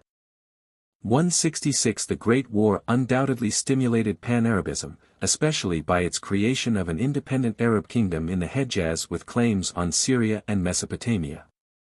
However, the various Arab peoples are so engrossed with local independence agitations looking toward the elimination of British, French, and Italian control from specific regions like Egypt, Syria, Mesopotamia, and Tripoli, that the larger concept of Pan-Arabism, while undoubtedly an underlying factor, is not today in the foreground of Arab nationalist programs.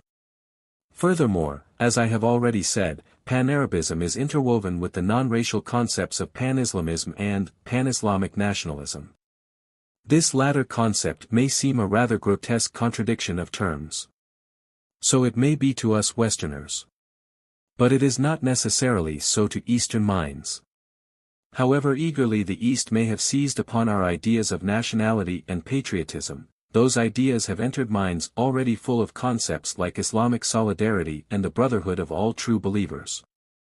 The result has been a subtle coloration of the new by the old, so that even when Muslims use our exact words, nationality, race, etc., their conception of what those words mean is distinctly different from ours. These differences in fact extend to all political concepts. Take the word state, for example. The typical Mohammedan state is not, like the typical Western state, a sharply defined unit, with fixed boundaries and full sovereignty exercised everywhere within its frontiers. It is more or less an amorphous mass, with a central nucleus, the seat of an authority which shades off into ill-defined, anarchic independence. Of course, in the past half-century, most Mohammedan states have tried to remodel themselves on Western lines, but the traditional tendency is typified by Afghanistan, where the tribes of the Indian northwest frontier, though nominally Afghan, enjoy practical independence and have frequently conducted private wars of their own against the British which the Emir has disavowed and for which the British have not held him responsible. Similarly with the term nationality. In Muslim eyes, a man need not be born or formally naturalized to be a member of a certain Muslim nationality. Every Muslim is more or less at home in every part of Islam, so a man may just happen into a particular country and thereby become at once, if he wishes, a national in good standing. For example, Egypt for the Egyptians does not mean precisely what we think. Let a Mohammedan of Algiers or Damascus settle in Cairo. Nothing prevents him from acting, and being considered as, an Egyptian nationalist, in the full sense of the term.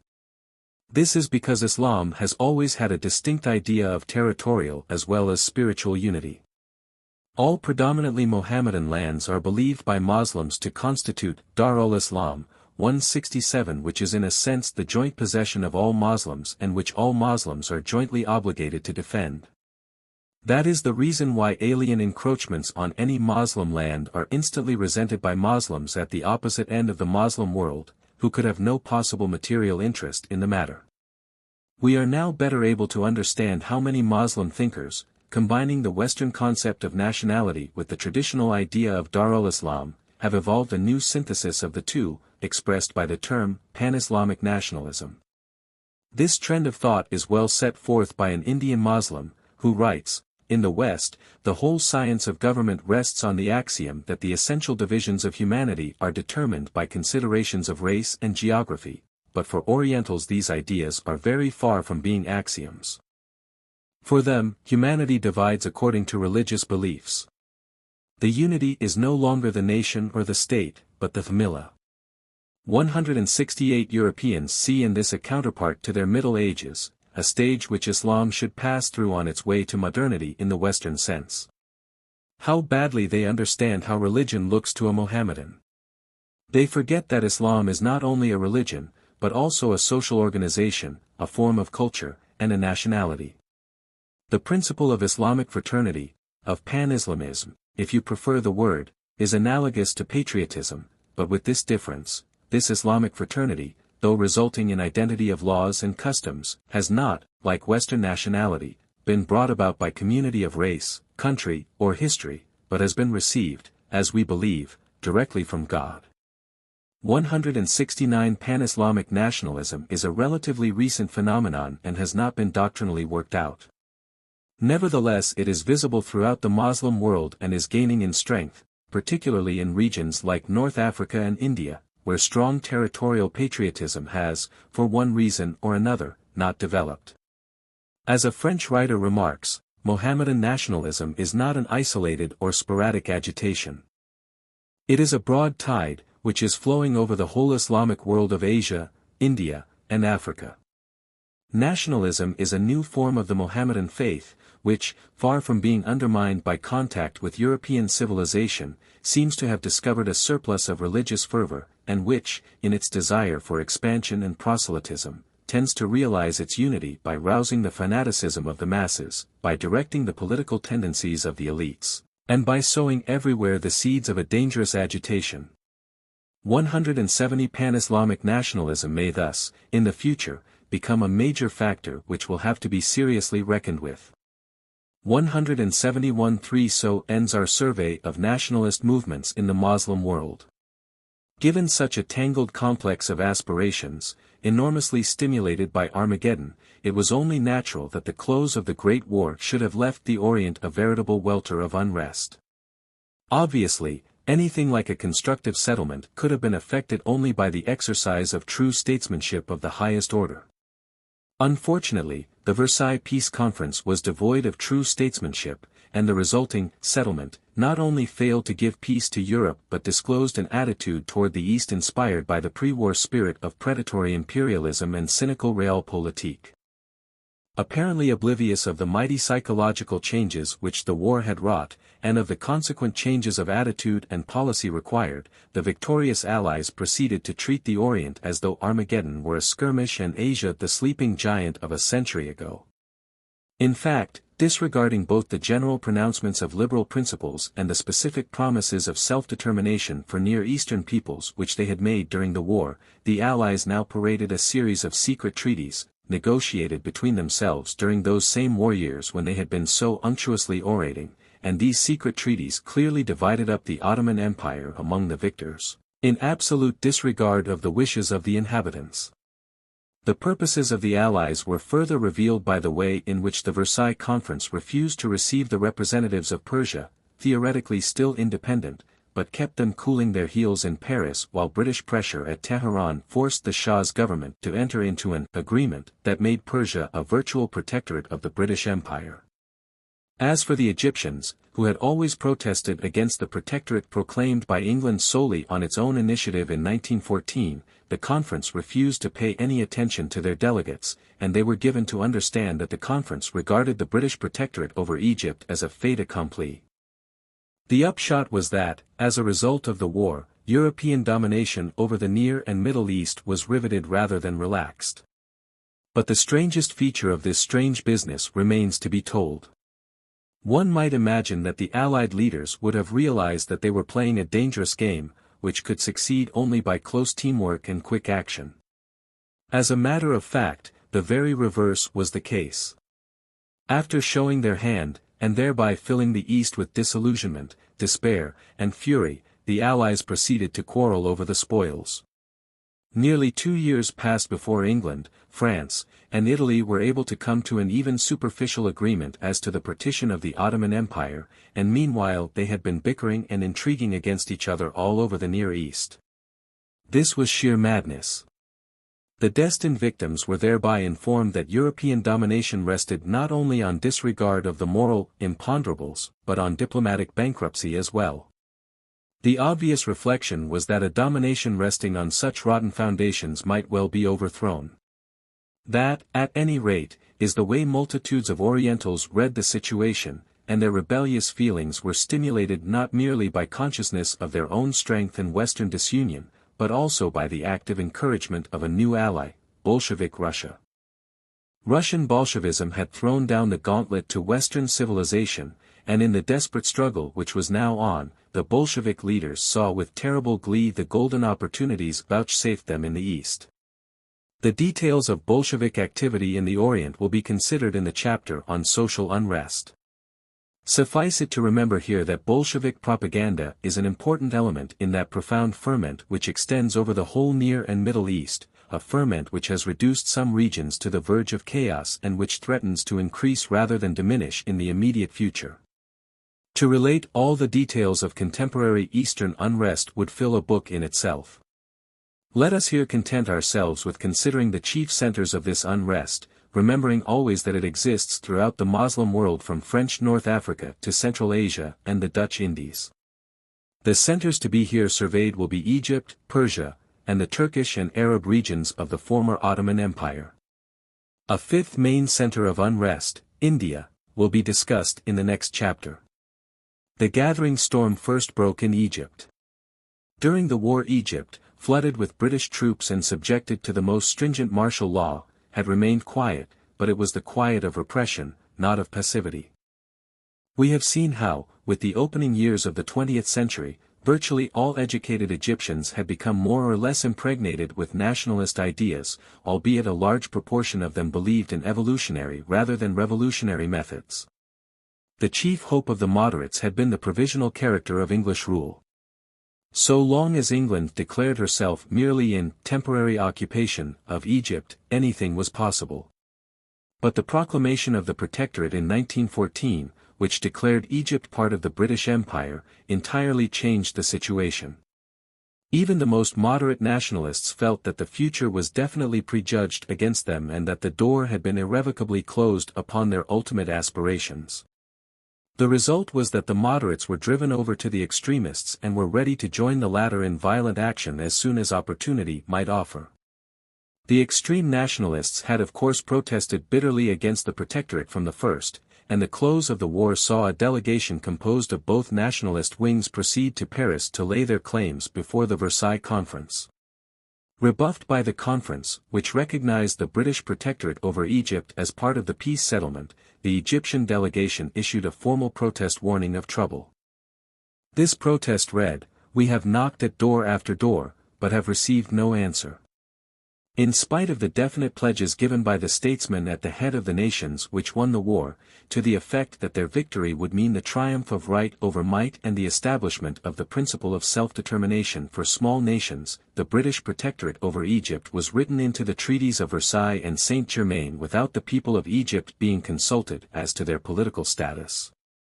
This crime against our nation, a breach of good faith on the part of the powers who have declared that they are forming in the same treaty a society of nations, will not be consummated without a solemn warning that the people of Egypt consider the decision taken at Paris null and void.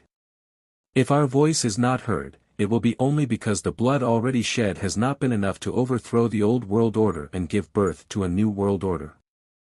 172 before these lines had appeared in type, trouble in Egypt had begun.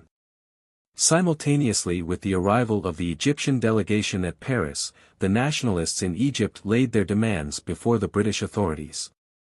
The nationalist program demanded complete self-government for Egypt, leaving England only a right of supervision over the public debt and the Suez Canal.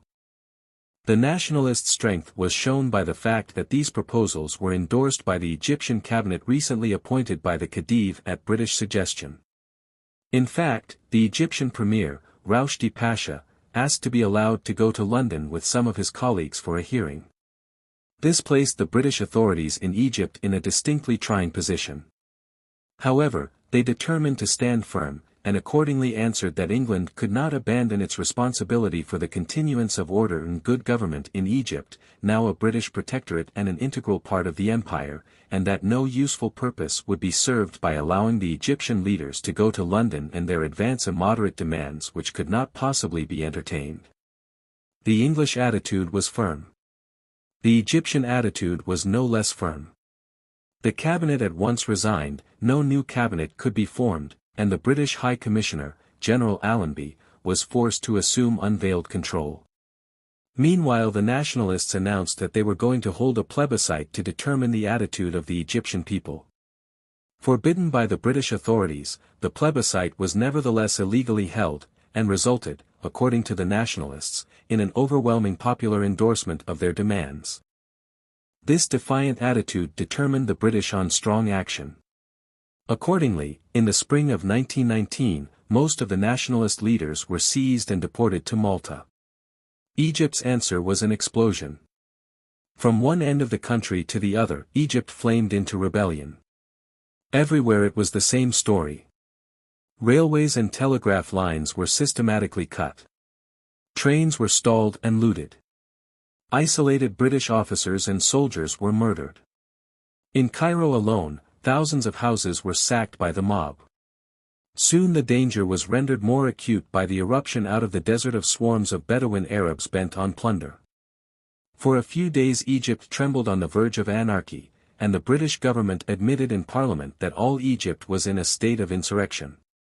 The British authorities met the crisis with vigor and determination.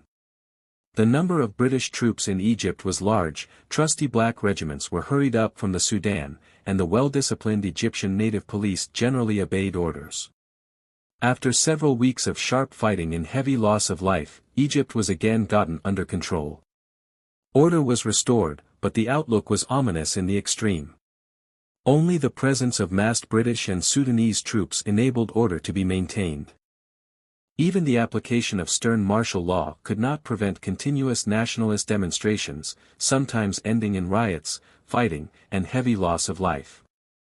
The most serious aspect of the situation was that not only were the upper classes solidly nationalist, but they had behind them the hitherto passive fellah millions. The war years had borne hard on the fellaheen. Military exigencies had compelled Britain to conscript fully 1 million of them for forced labor in the Near East and even in Europe, while there had also been wholesale requisitions of grain, fodder, and other supplies. These things had caused profound discontent and had roused among the fellaheen not merely passive dislike but active hatred of British rule. Authoritative English experts on Egypt were seriously alarmed. Shortly after the riot, Sir William Wilcox, the noted engineer, said in a public statement, "The keystone of the British occupation of Egypt was the fact that the fellaheen were for it." The sheiks, amdas, governing classes, and high religious heads might or might not be hostile, but nothing counted for much while the millions of fellaheen were solid for the occupation. The British have undoubtedly today lost the friendship and confidence of the fellaheen. And Sir Valentine Kyrall stated in the London Times, "We are now admittedly face to face with the ominous fact that for the first time since the British occupation large numbers of the Egyptian fellaheen, who owe far more to us than does any other class of Egyptians, have been worked up into a fever of bitter discontent and hatred. Very few people at home, even in responsible quarters, have, I think, the slightest conception of the very dangerous degree of tension which has now been reached out here." All foreign observers were impressed by the nationalist feeling which united all creeds and classes. Regarding the monster demonstrations held during the summer of 1919, an Italian publicist wrote, "For the first time in history, the banners flown showed the crescent interwoven with the cross. Until a short time ago the two elements were as distinct from each other as each of them was from the Jews. Today, precisely as has happened in India among the Mussulmans and the Hindus, every trace of religious division has departed. All Egyptians are enrolled under a single banner. Every one behind his mask of silence is burning with the same faith, and confident that his cause will ultimately triumph." 173 in a French woman, a lifelong resident of Egypt, wrote, "We have seen surprising things in this country, so often divided by party in religious struggles, Coptic priests preaching in mosques, ulamas preaching in Christian churches, Syrian, Maronite, or Mohammedan students, women, whether of Turkish or Egyptian blood, united in the same fervor, the same ardent desire to see break over their ancient land the radiant dawn of independence." For those who, like myself, have known the Egypt of Tophet, the attitude of the women these last few years is the most surprising transformation that has happened in the valley of the Nile. One should have seen the nonchalant life, the almost complete indifference to anything savoring of politics, to appreciate the enormous steps taken in the last few months. For example, last summer a procession of women demonstrators was surrounded by British soldiers with fixed bayonets. One of the women, threatened by a soldier, turned on him, baring her breast, and cried, "Kill me, then, so that there may be another Miss Cavell." 174 Faced by this unprecedented nationalist fervor, Englishmen on the spot were of two opinions. Some, like Sir William Wilcox and Sir Valentine Kyrol, stated that extensive concessions must be made. 175 other qualified observers asserted that concessions would be weakness and would spell disaster. Said Sir M. McIlrath, 5 years of a nationalist regime would lead to hopeless chaos and disorder. If Egypt is not to fall back into the morass of bankruptcy and anarchy from which we rescued her in 1882, with the still greater horrors of Bolshevism, of which there are already sinister indications, superadded, Britain must not loosen her control. 176 In England the Egyptian situation caused grave disquietude, and in the summer of 1919 the British government announced the appointment of a commission of inquiry headed by Lord Milner to investigate fully into Egyptian affairs. The appointment was a wise one. Lord Milner was one of the ablest figures in British political life, a man of long experience with imperial problems, including that of Egypt, and possessed of a temperament equally remote from the doctrinaire liberal or the hidebound conservative. In short, Lord Milner was a realist, in the true sense of the word, as his actions soon proved. Arriving in Egypt at the beginning of 1920, Lord Milner and his colleagues found themselves confronted with a most difficult situation.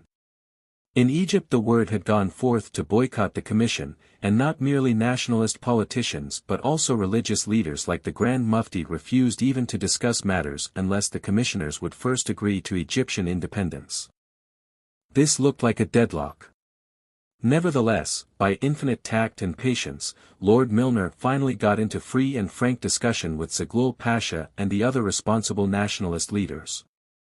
His efforts were undoubtedly helped by certain developments within Egypt itself. In Egypt, as elsewhere in the East, there were appearing symptoms not merely of political but also of social unrest. New types of agitators were springing up, preaching to the populace the most extreme revolutionary doctrines. These youthful agitators disquieted the regular nationalist leaders, who felt themselves threatened both as party chiefs and as men of social standing and property. The upshot was that, by the autumn of 1920, Lord Milner and Zaghloul Pasha had agreed upon the basis of what looked like a genuine compromise. According to the intimations then given out to the press, and later confirmed by the nature of Lord Milner's official report, the lines of the tentative agreement ran as follows: England was to withdraw her protectorate and was to declare Egypt independent. This independence was qualified to about the same extent that Cuba's is toward the United States. Egypt was to have complete self-government, both the British garrison and British civilian officials being withdrawn. Egypt was, however, to make a perpetual treaty of alliance with Great Britain, was to agree not to make treaties with other powers save with Britain's consent, and was to grant Britain a military and naval station for the protection of the Suez Canal and of Egypt itself in case of sudden attack by foreign enemies. The vexed question of the Sudan was left temporarily open. These proposals bore the earmarks of genuinely constructive compromise. Unfortunately, they were not at once acted upon. 177 Both in England and in Egypt they roused strong opposition.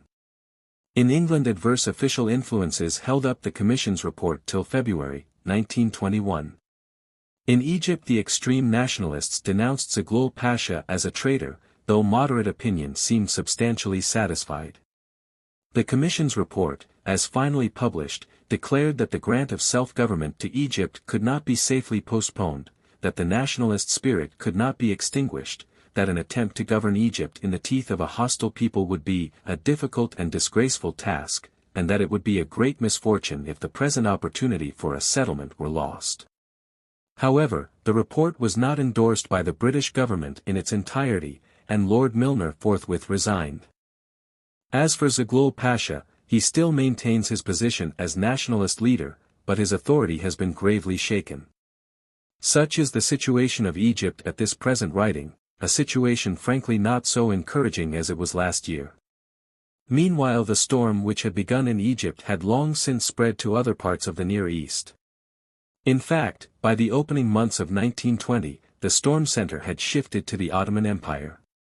For this the Allies themselves were largely to blame. Of course, a constructive settlement of these troubled regions would have been very difficult. Still, it might not have proved impossible if Allied policy had been fair and aboveboard. The close of the war found the various peoples of the Ottoman Empire hopeful that the liberal war aims professed by the Allied spokesman would be redeemed. The Arab elements were notably hopeful, because they had been given a whole series of Allied promises, shortly to be repudiated, as we shall presently see, while even the beaten Turks were not entirely bereft of hope in the future. Besides the general pronouncements of liberal treatment as formulated in the 14 points program of President Wilson and endorsed by the Allies, the Turks had pledges of a more specific character, notably by Premier Lloyd George, on January 5, 1918, had said, "Nor are we fighting to deprive Turkey of its capital or of the rich and renowned lands of Asia Minor and Thrace, which are predominantly Turkish in race." In other words, the Turks were given unequivocally to understand that, while their rule over non-Turkish regions like the Arab provinces must cease, the Turkish regions of the empire were not to pass under alien rule, but were to form a Turkish national state. The Turks did not know about a series of secret treaties between the Allies, begun in 1915, which partitioned practically the whole of Asia Minor between the Allied powers. These were to come out a little later. For the moment the Turks might hope.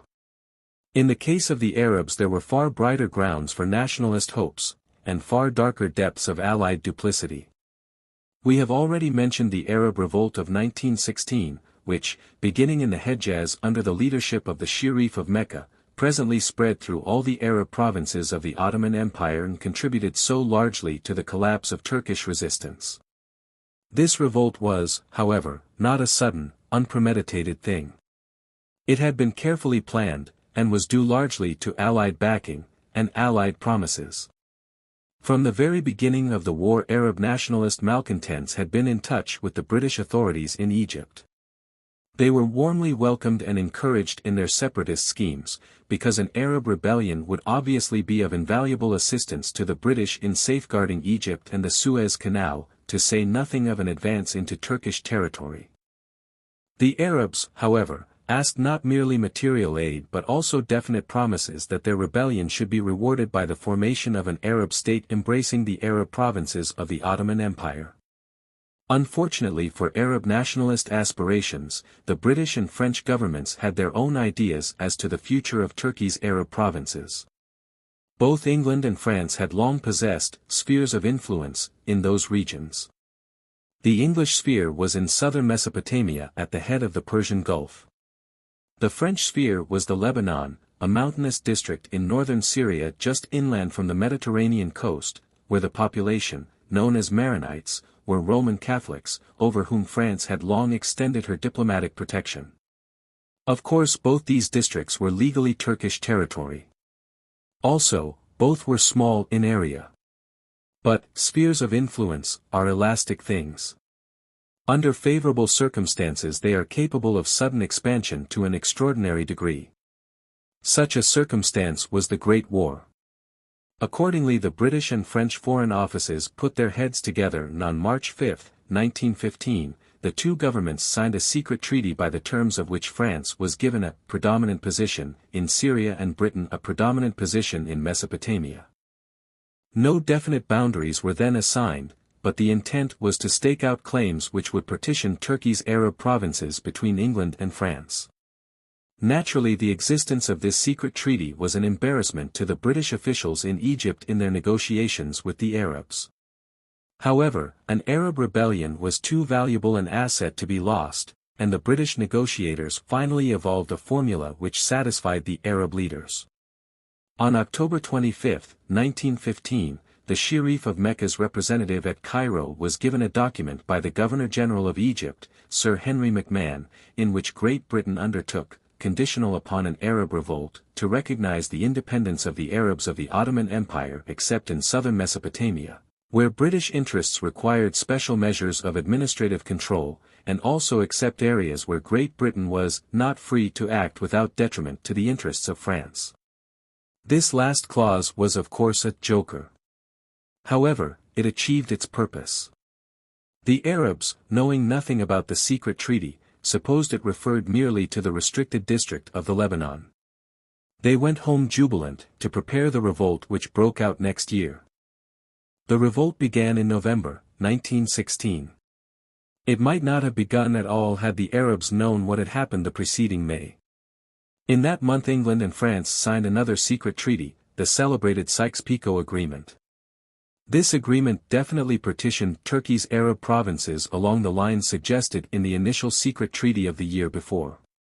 By the Sykes-Picot Agreement most of Mesopotamia was to be definitely British, while the Syrian coast from Tyre to Alexandretta was to be definitely French, together with extensive Armenian and Asia Minor regions to the northward. Palestine was to be international, albeit its chief seaport, Haifa, was to be British, and the implication was that Palestine fell within the English sphere. As to the great hinterland lying between Mesopotamia and the Syrian coast, it was to be independent Arab under two spheres of influence, British and French, the French sphere embracing all the rest of Syria from Aleppo to Damascus, the English sphere embracing all the rest of Mesopotamia, the region about Mosul. In other words, the independence promised the Arabs by Sir Henry McMahon had vanished into thin air. This little shift behind the scenes was of course not communicated to the Arabs. On the contrary, the British did everything possible to stimulate Arab nationalist hopes, this being the best way to extract their fighting zeal against the Turks. The British government sent the Arabs a number of picked intelligence officers, notably a certain Colonel Lawrence, an extraordinary young man who soon gained unbounded influence over the Arab chiefs and became known as the soul of the Arabian Revolution. 178 These men, chosen for their knowledge of, and sympathy for, the Arabs, were not informed about the secret treaties, so that their encouragement of Arab zeal might not be marred by any lack of sincerity. Similarly, the British generals were prodigal of promises in their proclamations. 179 The climax of this blessed comedy occurred at the very close of the war, when the British and French governments issued the following joint declaration which was posted throughout the Arab provinces: the aim which France and Great Britain have in view in waging in the East the war let loose upon the world by German ambition, is to ensure the complete and final emancipation of all those peoples, so long oppressed by Turks, and to establish national governments and administrations which shall derive their authority from the initiative and free will of the people themselves. This climax was, however, followed by a swift denouement. The war was over, the enemy was beaten, the comedy was ended, the curtain was rung down, and on that curtain the Arabs read, the inner truth of things. French troops appeared to occupy the Syrian coast, the secret treaties came out, and the Arabs learned how they had been tricked. Black and bitter was their wrath. Probably they would have exploded at once had it not been for their cool-headed chiefs, especially Prince Faisal, the son of the Sharif of Mecca, who had proved himself a real leader of men during the war and who had now attained a position of unquestioned authority. Faisal knew the Allies' military strength and realized how hazardous war would be, especially at that time. Feeling the moral strength of the Arab position, he besought his countrymen to let him plead Arabia's cause before the impending peace conference, and he had his way. During the year 1919 the Arab lands were quiet, though it was the quiet of suspense. Prince Faisal pleaded his case before the peace conference with eloquence and dignity. But Faisal failed. The Covenant of the League of Nations might contain the benevolent statement that certain communities formerly belonging to the Turkish Empire have reached a stage of development where their existence as independent nations can be provisionally recognized subject to the rendering of administrative advice and assistance by a mandatory until such time as they are able to stand alone. 180 The Arabs knew what mandatories meant. Lloyd George might utter felicitous phrases such as, "Arab forces have redeemed the pledges given to Great Britain, and we should redeem our pledges." 181 The Arabs had read the secret treaties. In vain is the net spread in the sight of any bird. The game no longer worked. The Arabs knew that they must rely on their own efforts, either in diplomacy or war. Faisal still counseled peace. He was probably influenced to this not merely by the risks of armed resistance but also by the fact that the Allies were now quarreling among themselves. These quarrels of course extended all over the Near East, but there was none more bitter than the quarrel which had broken out between England and France over the division of the Arab spoils. This dispute originated in French dissatisfaction with the secret treaties. No sooner had the Sykes-Picot Agreement been published than large and influential sections of French opinion began shouting that they had been duped. For generations French imperialists had had their eye on Syria. 182 And since the beginning of the war the imperialist press had been conducting an ardent propaganda for wholesale annexations in the Near East. La Syrie intégrale. All Syria, was the cry. And this all included not merely the coast strip assigned France by the Sykes-Picot Agreement, but also Palestine and the vast Aleppo-Damascus hinterland right across to the rich oil fields of Mosul. To this entire region, often termed in French expansionist circles, La France du Levant, the imperialists asserted that France had imprescriptible historic rights running back to the Crusades and even to Charlemagne. Syria was a second Alsace, which held out its arms to France and would not be denied. It was also the indispensable fulcrum of French world policy. These imperialist aspirations had powerful backing in French government circles. For example, early in 1915, M. Legs had said in the Chamber of Deputies, "The axis of French policy is in the Mediterranean. One of its poles is in the west, at Algiers, Tunis, and Morocco. The other must lie in the east, with Syria, Lebanon, Palestine." 183 After such high hopes, the effect of the Sykes-Picot Agreement on French imperialists can be imagined.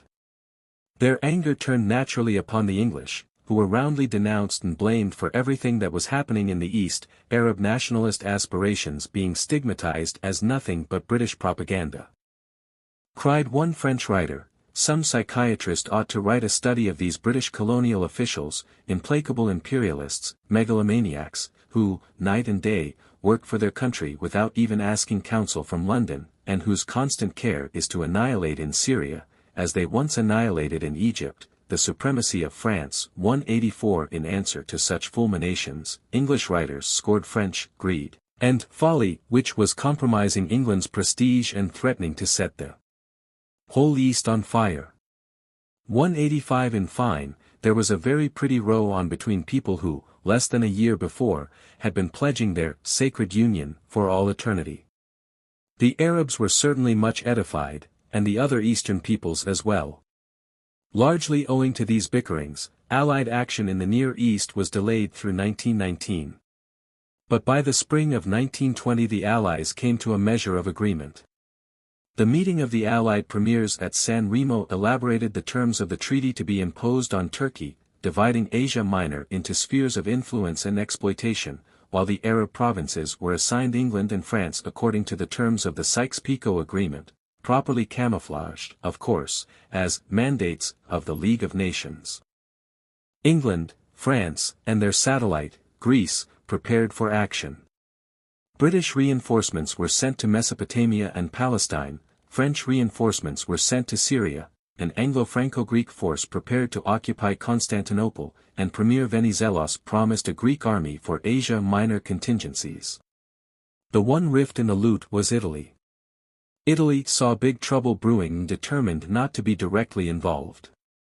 Said Premier Nitti to an English journalist after the San Remo conference, "You will have war in Asia Minor, and Italy will not send a single soldier nor pay a single lira. You have taken from the Turks their sacred city of Adrianople, you have placed their capital city under foreign control, you have taken from them every port and the larger part of their territory, and the 5 Turkish delegates whom you will select will sign a treaty which will not have the sanction of the Turkish people or the Turkish parliament. Premier Nidi was a true prophet. For months past the Turkish nationalists, knowing what was in store for them, had been building up a center of resistance in the interior of Asia Minor. Of course the former nationalist leaders such as Enver Pasha had long since fled to distant havens like Transcaucasia or Bolshevik Russia, but new leaders appeared, notably a young officer of marked military talent, Mustafa Kemal Pasha. With great energy Mustafa Kemal built up a really creditable army, and from his capital, the city of Angora in the heart of Asia Minor, he now defied the Allies, emphasizing his defiance by attacking the French garrisons in Cilicia, a coast district in Asia Minor just north of Syria, inflicting heavy losses. The Arabs also were preparing for action.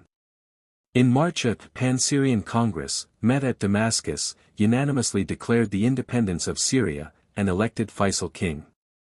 This announcement electrified all the Arab provinces. In the French-occupied coastal zone riots broke out against the French, in Palestine there were pogroms against the Jews, whom the Arabs, both Muslim and Christian, hated for their Zionist plans, while in Mesopotamia there were sporadic uprisings of tribesmen. Faced by this ominous situation, the mandatories took military countermeasures. The French took especially vigorous action. France now had nearly 100,000 men in Syria and Cilicia, headed by General Gouraud, a veteran of many colonial wars and a believer in strong-arm methods. On July 15 Gouraud sent Faisal an ultimatum requiring complete submission. Faisal, diplomatic to the last, actually accepted the ultimatum, but Gouraud ignored this acceptance on a technicality and struck for Damascus with 60,000 men. Faisal attempted no real resistance, fighting only a rearguard action and withdrawing into the desert. On July 25 the French entered Damascus, the Arab capital, deposed Faisal, and set up thoroughgoing French rule. Opposition was punished with the greatest severity. Damascus was mulcted of a war contribution of 10 million francs, after the German fashion in Belgium, many nationalist leaders were imprisoned or shot, while Gouraud announced that the death of one French subject or one Christian would be followed by wholesale, most terrible reprisals, by bombing aeroplanes. 186 Before this Napoleonic thunderstroke Syria bent for the moment, apparently terrorized. In Mesopotamia, however, the British were not so fortunate. For some months trouble had patently been brewing, and in March the British commander had expressed himself as much struck with the volcanic possibilities of the country. In July all Mesopotamia flamed into insurrection, and though Britain had fully 100,000 troops in the province, they were hard put to it to stem the rebellion.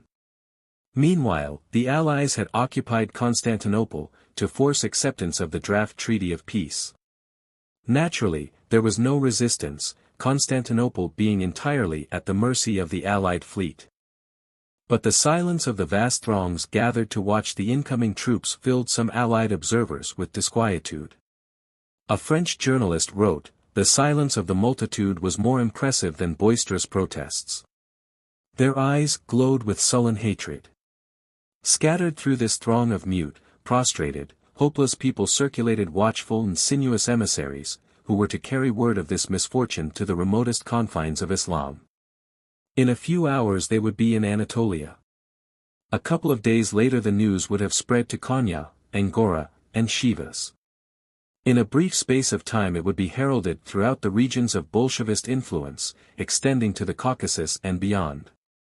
In a few weeks all these centers of agitation will be preparing their counterattack. Asia and Africa will again cement their union of faith. Intelligent agents will record in the retentive minds of people who do not read, the history of our blunders. These missionaries of insurrection and fanaticism come from every race and class of society. Educated and refined men disguise themselves as beggars and outcasts, in order to spread the news apace and to prepare for bitter vengeance. 187 events in Turkey now proceeded precisely as the Italian Premier Nidi had foretold. The Allied masters of Constantinople compelled the Sultan to appoint a friendly cabinet which solemnly denounced Mustafa Kemal and his rebels and sent a hand-picked delegation to Sèvres, France, where they dutifully signed on the dotted line the treaty that the Allies had prepared. The Allies had thus imposed their will on paper. For every sensible man knew that the whole business was a roaring farce, knew that the friendly government, from sultan to meanest clerk, was as nationalist as Mustafa Kemal himself, knew that the real Turkish capital was not Constantinople but Angora, and that the Allies' power was measured by the range of their guns. As for Mustafa Kemal, his comment on the Sèvres Treaty was, "I will fight to the end of the world." The Allies were thus in a decidedly embarrassing situation, especially since the Allies now meant only England and France. Italy was out of the game. As Nitti had warned at San Remo, she would not send a single soldier nor pay a single lira. With 200,000 soldiers holding down the Arabs, and plenty of trouble elsewhere, neither France nor Britain had the troops to crush Mustafa Kemal, a job which the French staff estimated would take 300,000 men. One weapon, however, they still possessed: Greece. In return for large territorial concessions, Premier Venizelos offered to bring the Turks to reason. His offer was accepted, and 100,000 Greek troops landed at Smyrna. But the Greek campaign was not a success. Even 100,000 men soon wore thin when spread out over the vast Asia Minor plateau. Mustafa Kemal avoided decisive battle, harassing the Greeks by guerrilla warfare just as he was harassing the French in Cilicia at the other end of the line. The Greeks dug in, and a deadlock ensued which threatened to continue indefinitely. This soon caused a new complication. Venizelos might be willing to carry on as the Allies' submandatory, but the Greek people were not.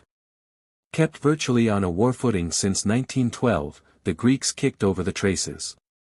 In the November elections they repudiated Venizelos by a vote of 990,000 to 10,000, and recalled King Constantine, who had been deposed by the Allies 3 years before.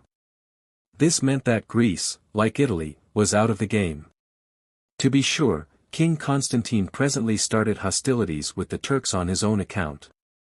This was, however, something very different from Greece's attitude under the Venizelist regime. The Allies' weapon had thus broken in their hands. Meanwhile Mustafa Kemal was not merely consolidating his authority in Asia Minor but was gaining allies of his own. In the first place, he was establishing close relations with the Arabs. It may appear strange to find such bitter foes become friends, nevertheless, Franco-British policy had achieved even this seeming miracle.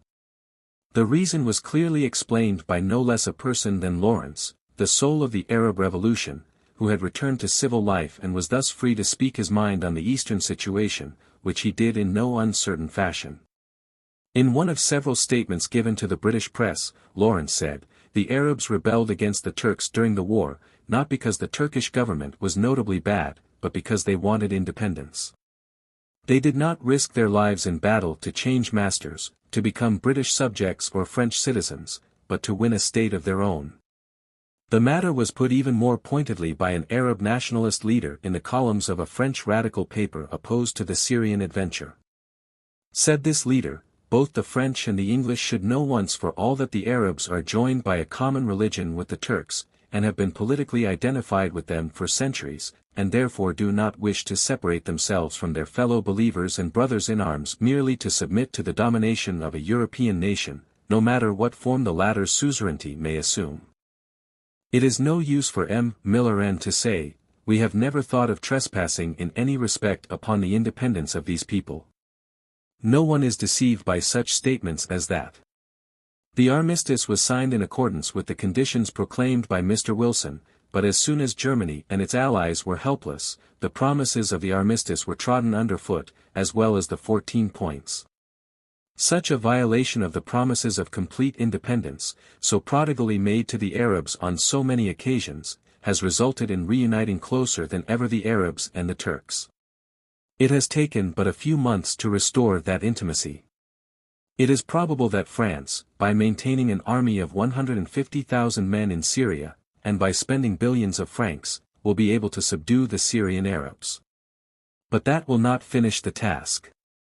The interior of that country borders upon other lands inhabited by Arabs, Kurds, and Turks, and by the immense desert. In starting a conflict with 4 million Syrians, France will be making enemies of 15 million Arabs in the Levant, most of whom are armed tribes, without including the other Mohammedan peoples, who are speedily acquiring solidarity and organization under the blows that are being dealt them by the Entente. If you believe I am exaggerating, all you have to do is to investigate the facts yourself. But what good will it do to confirm the truth too late, and after floods of blood have flowed? 188 In fact, signs of Turco-Arab cooperation became everywhere apparent. To be sure, this cooperation was not openly avowed either by Mustafa Kemal or by the deposed King Faisal who, fleeing to Italy, continued his diplomatic maneuvers. But Arabs fought beside Turks against the French in Cilicia, Turks and Kurds joined the Syrian Arabs in their continual local risings, while Kemal's hand was clearly apparent in the rebellion against the British in Mesopotamia. This Arab Entente was not the whole of Mustafa Kemal's foreign policy. He was also reaching out northeastward to the Tartars of Transcaucasia and the Turkomans of Persian Azerbaijan. The Caucasus was by this time the scene of a highly complicated struggle between Muslim Tartars and Turkomans, Christian Armenians and Georgians, and various Russian factions, which was fast reducing that unhappy region to chaos. Among the Tartar Turkomans, long leavened by Pan-Turanian propaganda, Mustafa Kemal found enthusiastic adherents, and his efforts were supported by a third ally, Bolshevik Russia. Bolshevik policy, which, as we have already stated, was seeking to stir up trouble against the Western powers throughout the East, had watched Kemal's rise with great satisfaction. At first the Bolsheviki could do very little for the Turkish nationalists because they were not in direct touch, but the collapse of Wrangel's White Army in November, 1920, and the consequent overrunning of all South Russia by the Red Armies, opened a direct line from Moscow to Angora via the Caucasus, and henceforth Mustafa Kemal was supplied with money, arms, and a few men.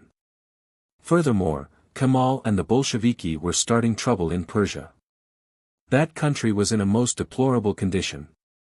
During the war Persia, despite her technical neutrality, had been a battleground between the Anglo-Russians on the one hand and the Turco-Germans on the other. Russia's collapse in 1917 had led to her military withdrawal from Persia, and England, profiting by the situation, had made herself supreme, legalizing her position by the famous agreement negotiated with the Shah's government in August, 1919. 189 This treaty, though signed and sealed in due form, was bitterly resented by the Persian people. Here was obviously another ripe field for Bolshevik propaganda.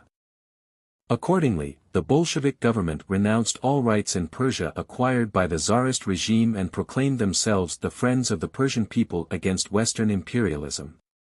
Naturally the game worked, and Persia soon became honeycombed with militant unrest. In the early summer of 1920 a Bolshevist force actually crossed the Caspian Sea and landed on the Persian shore. They did not penetrate far into the country. They did not need to, for the country simply effervesced in a way which made the British position increasingly untenable. For many months a confused situation ensued.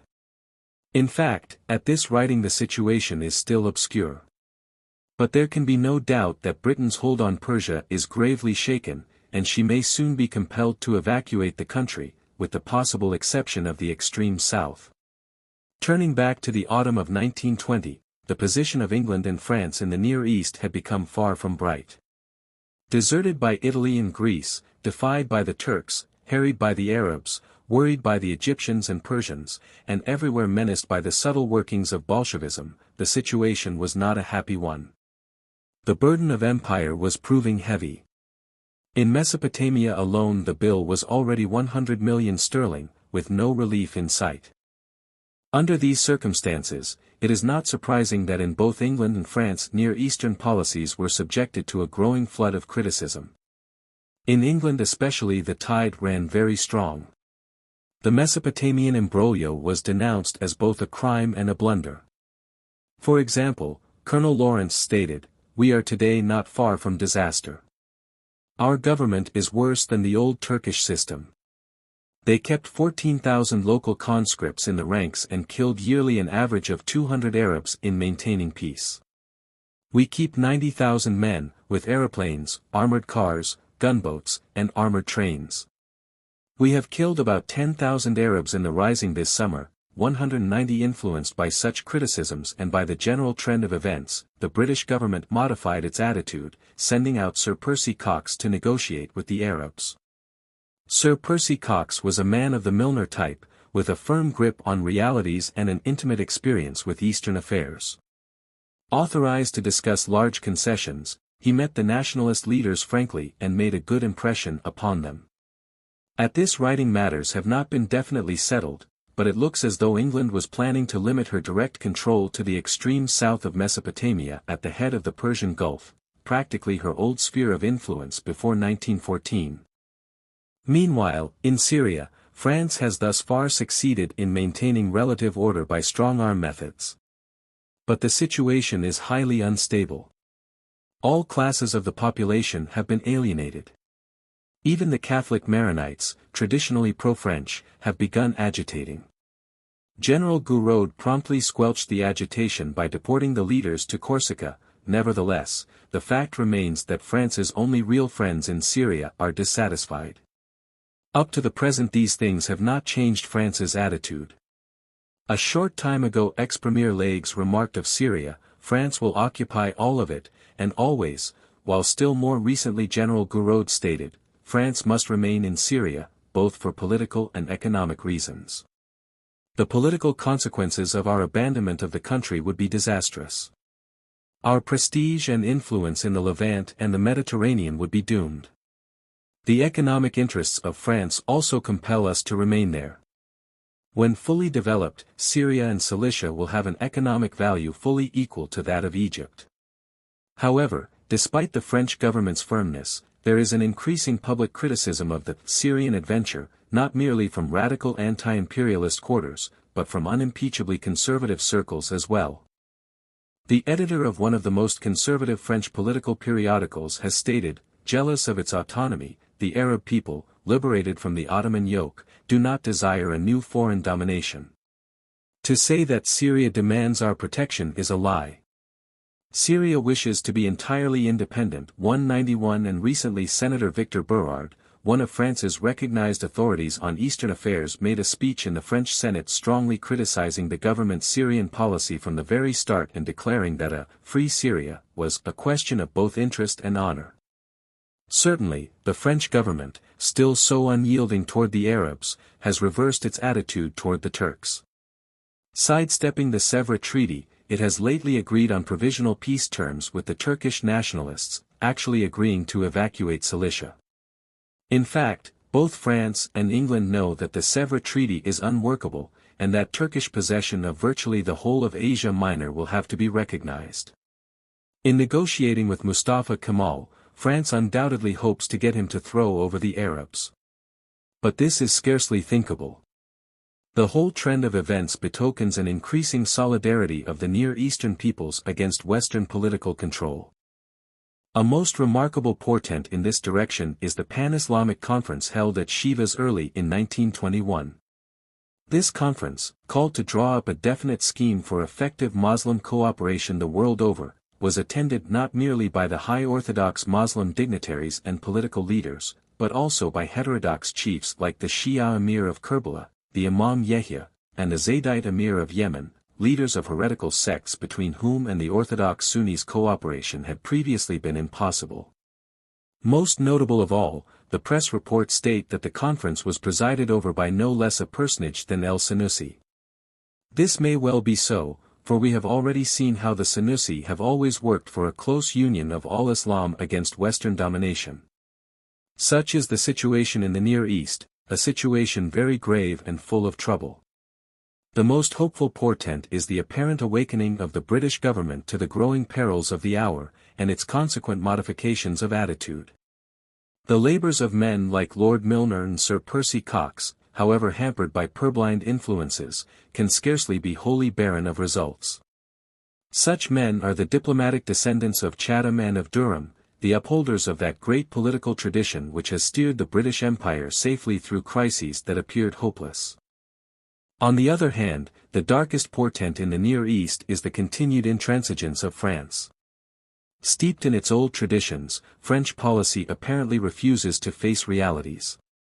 If an explosion comes, as come it must unless France modifies her attitude, if, some dark day, 30 or 40 French battalions are caught in a simoom of Arab fury blowing out of the desert and are annihilated in a new Adawa, the regretful verdict of many versed in Eastern affairs can only be, French policy has deserved it. Leaving the Near Eastern problem at this critical juncture to the inscrutable solution of the future, let us now turn to the great political problem of the Middle East, the nationalist movement in India. Chapter 6. Nationalism in India. India is a land of paradox. Possessing a fundamental geographical unity, India has never known real political union save that recently imposed externally by the British Raj. Full of warlike stocks, India has never been able to repel invaders. Occupied by many races, these races have never really fused, but have remained distinct and mutually hostile, sundered by barriers of blood, speech, culture, and creed. Thus India, large and populous as Europe or China, has neither, like China, evolved a generalized national unity, nor, like Europe, has developed a specialized national diversity, but has remained an amorphous, unstable indeterminate, with tendencies in both directions which were never carried to their logical conclusion. India's history has been influenced mainly by three great invasions: the Aryan invasion, commencing about 1500 BC, the Mohammedan invasion, extending roughly from AD 1000 to 1700, and the English invasion, beginning about AD 1750 and culminating a century later in a complete conquest which has lasted to the present day. The Aryans were a fair-skinned people, unquestionably of the same general stock as ourselves. Pressing down from Central Asia through those northwestern passes where alone land access is possible to India, elsewhere impregnably guarded by the mountain wall of the Himalayas, the Aryans subdued the dark-skinned Dravidian aborigines, and settled down as masters. This conquest was, however, superficial and partial. The bulk of the Aryans remained in the northwest, the more adventurous spirits scattering thinly over the rest of the vast peninsula. Even in the north large areas of hill country and jungle remained in the exclusive possession of the aborigines, while very few Aryans ever penetrated the south. Over most of India, therefore, the Aryans were merely a small ruling class superimposed upon a much more numerous subject population. Fearing to be swallowed up in the Dravidian Ocean, the Aryans attempted to preserve their political ascendancy and racial purity by the institution of caste, which has ever since remained the basis of Indian social life. Caste was originally a color line. But it was enforced not so much by civil law as by religion. Society was divided into three castes: Brahmins, or priests, Kshatriyas, or warriors, and Sudras, or workers. The Aryans monopolized the two upper castes, the Sudras being the Dravidian subject population. These castes were kept apart by a rigorous series of religious taboos. Intermarriage, partaking of food and drink, even physical propinquity, entailed ceremonial defilement sometimes inexpiable. Disobedience to these taboos was punished with the terrible penalty of outcasting, whereby the offender did not merely fall to a lower rank in the caste hierarchy but sank even below the Sudra and became a pariah, or man of no caste, condemned to the most menial and revolting occupations, and with no rights which even the Sudra was bound to respect. Thus Indian society was governed, not by civil, but by ceremonially religious law, while, conversely, the nascent Indian religion, Brahmanism, became not ethical but social in character. These things produced the most momentous consequences. As a color line, caste worked very imperfectly. Despite its prohibitions, even the Brahmins became more or less impregnated with Dravidian blood. 192 But as a social system, caste continued to function in ways peculiar to itself. The three original castes gradually subdivided into hundreds and even thousands of subcastes. These subcastes had little or nothing of the original racial significance. But they were all just as exclusive as the primal trio, and the outcome was a shattering of Indian society into a chaos of rigid social atoms, between which cooperation or even understanding was impossible. The results upon Indian history are obvious. Says a British authority, the effect of this permanent maintenance of human types is that the population is heterogeneous to the last degree. It is no question of rich and poor, of town and country, of employer and employed, the differences lie far deeper. The population of a district or a town is a collection of different nationalities, almost different species, of mankind that will not eat or drink or intermarry with one another, and that are governed in the more important affairs of life by committees of their own. It is hardly too much to say that by the caste system the inhabitants of India are differentiated into over 2,000 species, which, in the intimate physical relations of life, have as little in common as the inmates of a zoological garden. 193 Obviously, a land socially atomized and politically split into many principalities was destined to fall before the first strong invader. This invader was Islam. The Mohammedans attacked India soon after their conquest of Persia, but these early attacks were mere border raids without lasting significance. The first real Mohammedan invasion was that of Mahmud of Ghazni, an Afghan prince, in a.d. 1001. Following the road taken by the Aryans ages before, Mahmud conquered northwestern India, the region known as the Punjab. Islam had thus obtained a firm foothold in India, and subsequent Muslim leaders spread gradually eastward until most of northern India was under Muslim rule. The invaders had two notable advantages: they were fanatically united against the despised idolaters, and they drew many converts from the native population. The very antithesis of Brahmanism, Islam, with its doctrine that all believers are brothers, could not fail to attract multitudes of low castes and outcasts, who by conversion might rise to the status of the conquerors. This is the main reason why the Mohammedans in India today number more than 70 million, over one-fifth of the total population. These Indian Muslims are descended, not merely from Afghan, Turkish, Arab, and Persian invaders, but even more from the millions of Hindu converts who embraced Islam. For many generations the Muslim hold on India was confined to the north. Then, early in the 16th century, the great Turco-Mongol leader Babur entered India and founded the Mughal Empire. Babur and his successors overran even the south, and united India politically as it had never been united before. But even this conquest was superficial.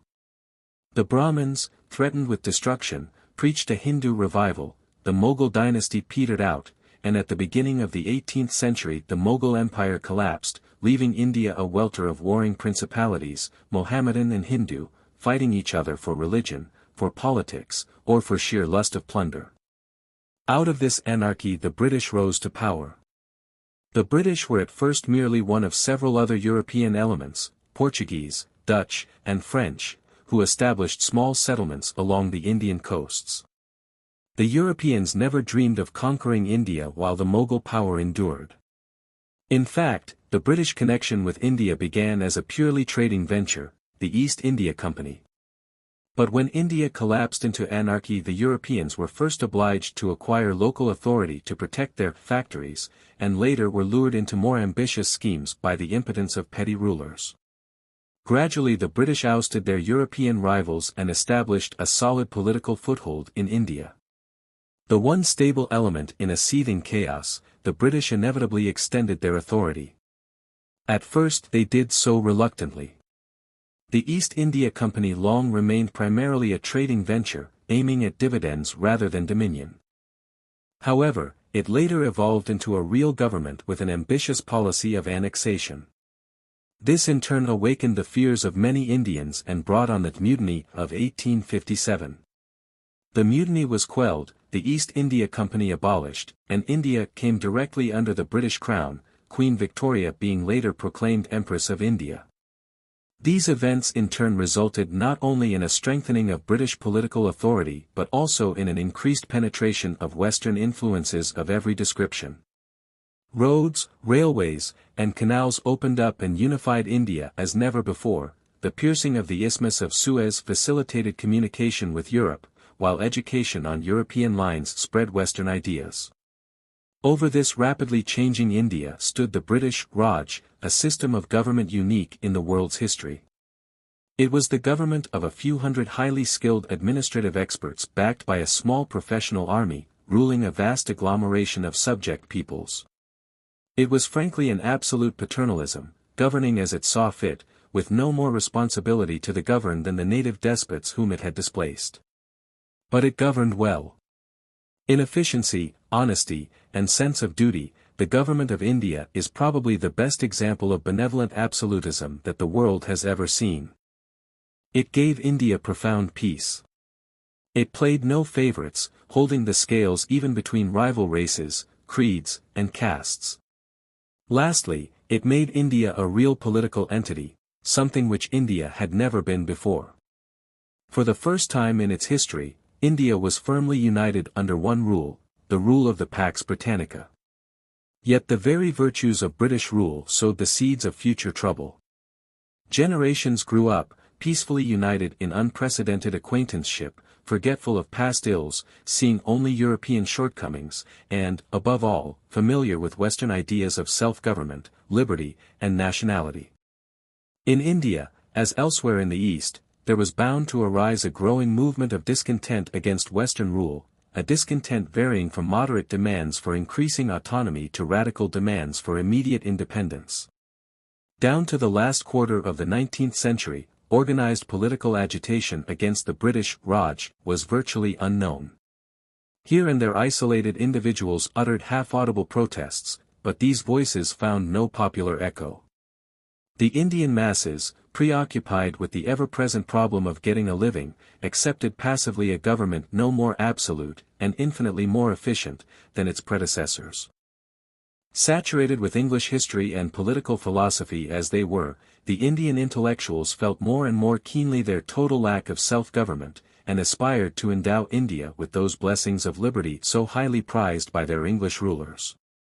Soon a vigorous native press developed, preaching the new gospel, welding the intellectuals into a self-conscious unity, and molding a genuine public opinion. By the close of the 19th century the Indian intelligentsia was frankly agitating for sweeping political innovations like representative councils, increasing control over taxation and the executive, and the opening of the public services to Indians all the way up the scale. Down to the closing years of the 19th century Indian discontent was, as already said, confined to a small class of more or less Europeanized intellectuals who, despite their assumption of the title, could hardly be termed nationalists, in the ordinary sense of the word. With a few exceptions, their goal was neither independence nor the elimination of effective British oversight, but rather the reforming of Indian life along Western lines, including a growing degree of self-government under British paramount authority. Thus the Mohammedans denounced Hindu nationalism and proclaimed their loyalty to the Raj. To be sure, the Indian Muslims were also affected by the general spirit of unrest which was sweeping over the East. They too felt a quickened sense of self-consciousness. But, being a minority in India, their feelings took the form, not of territorial patriotism, but of those more diffused sentiments, pan-Islamism and pan-Islamic nationalism, which we have already discussed. 196 Early Indian nationalism was not merely Hindu in character, it was distinctly Brahminical as well. More and more the Brahmins became the driving power of the movement, seeking to perpetuate their supremacy in the India of the morrow as they had enjoyed it in the India of the past. But this aroused apprehension in certain sections of Hindu society. Many low castes and pariahs began to fear that an independent or even autonomous India might be ruled by a tyrannical Brahmin oligarchy which would deny them the benefits they now enjoyed under British rule. 197 Also, many of the Hindu princes disliked the thought of a theocratic regime which might reduce them to shadows. 198 Thus the nationalist movement stood out as an alliance between the Brahmins and the Western-educated intelligentsia, who had pooled their ambitions in a program for jointly ruling India. Quickened by this ambition and fired by religious zeal, the nationalist movement rapidly acquired a fanatical temper characterized by a mystical abhorrence of everything Western and a ferocious hatred of all Europeans. The Russo-Japanese War greatly inflamed this spirit, and the very next year, 1905, an act of the Indian government precipitated the gathering storm. This act was the famous Partition of Bengal. The partition was a mere administrative measure, with no political intent. But the nationalists made it a vital issue, and about this grievance they started an intense propaganda that soon filled India with seditious unrest. The leading spirit in this agitation was Bal Gangadhar Tilak, who has been called the father of Indian unrest. Tilak typified the nationalist movement. A Brahmin with an excellent Western education, he was the sworn foe of English rule and Western civilization. An able propagandist, his speeches roused his hearers to frenzy, while his newspaper, the Yugantar, of Calcutta, preached a campaign of hate, assassination, and rebellion. Tilak's incitements soon produced tangible results, numerous riots, dacoities, and murders of Englishmen taking place. And of course the Yugantar was merely one of a large number of nationalist organs, some printed in the vernacular and others in English, which vied with one another in seditious invective. The violence of the nationalist press may be judged by a few quotations. Revolution, asserted the Yugantar, is the only way in which a slavish society can save itself. If you cannot prove yourself a man in life, play the man in death. Foreigners have come and decided how you are to live. But how you are to die depends entirely upon yourself. Let preparations be made for a general revolution in every household. The handful of police and soldiers will never be able to withstand this ocean of revolutionists. Revolutionists may be made prisoners and may die, but thousands of others will spring into their places. Do not be afraid. With the blood of heroes the soil of Hindustan is ever fertile. Do not be downhearted. There is no dearth of heroes. There is no dearth of money, glory awaits you. A single frown, a few bombs, from your eyes has struck terror into the heart of the foe. The uproar of panic has filled the sky. Swim with renewed energy in the ocean of bloodshed. The assassination note was vehemently stressed. Said S. Krishnavarma in The Indian Sociologist, political assassination is not murder, and the rightful employment of physical force connotes force used offensively against force used aggressively. The only subscription required, stated the Yugantar, is that every reader shall bring the head of a European. Not even women and children were spared. Commenting on the murder of an English lady and her daughter, the Yugantar exclaimed exultantly, many a female demon must be killed in course of time, in order to extirpate the race of Asuras from the breast of the earth. The fanaticism of the men, usually very young men, who committed these assassinations may be judged by the statement of the murderer of a high English official, Sir Curzon Wyllie, made shortly before his execution. I believe that a nation held down by foreign bayonets is in a perpetual state of war. Since open battle is rendered impossible to a disarmed race, I attacked by surprise. Since guns were denied to me, I drew my pistol and fired. As a Hindu I feel that wrong to my country is an insult to the gods. Her cause is the cause of Sri Ram, her service is the service of Sri Krishna. Poor in wealth and intellect, a son like myself has nothing else to offer the mother but his own blood, and so I have sacrificed the same on her altar. The only lesson required in India at present is to learn how to die, and the only way to teach it is to die ourselves, therefore I die and glory in my martyrdom. This war will continue between England and India so long as the Hindi and English races last, if the present unnatural relation does not cease.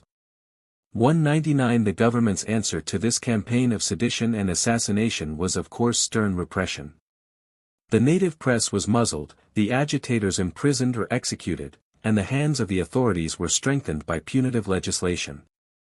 In fact, so infuriated was the European community by the murders and outrages committed by the nationalists that many Englishmen urged the withdrawal of such political privileges as did exist, the limiting of Western education, and the establishment of extreme autocratic rule.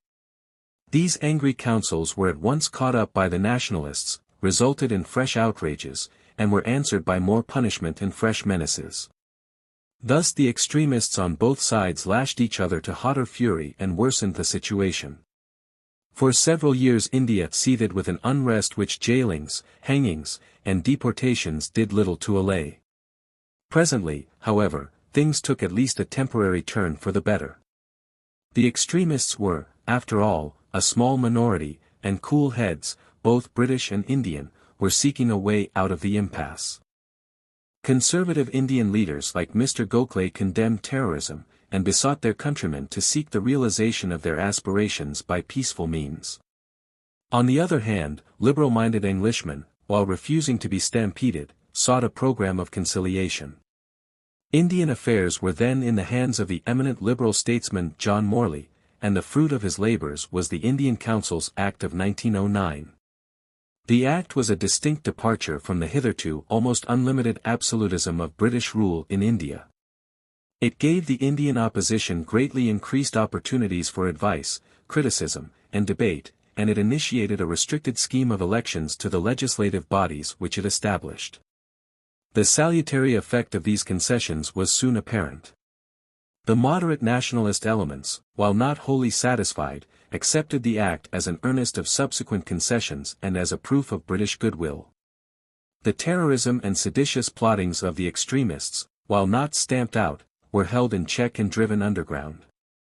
King George's visit to India in 1911 evoked a wave of loyal enthusiasm which swept the peninsula and augured well for the future. The year 1911 was the high-water mark of this era of appeasement following the storms of 1905–9. The years after 1911 witnessed a gradual recrudescence of discontent as the first effect of the Councils Act wore off and the sense of unfulfilled aspiration sharpened the appetite for more. In fact, during these years, Indian nationalism was steadily broadening its base. In one sense this made for stability, for the nationalist movement ceased to be a small minority of extremists and came more under the influence of moderate leaders like Mr. Gokhale, who were content to work for distant goals by evolutionary methods. It did, however, mean an increasing pressure on the government for fresh devolutions of authority. The most noteworthy symptom of nationalist growth was the rallying of a certain section of Mohammedan opinion to the nationalist cause.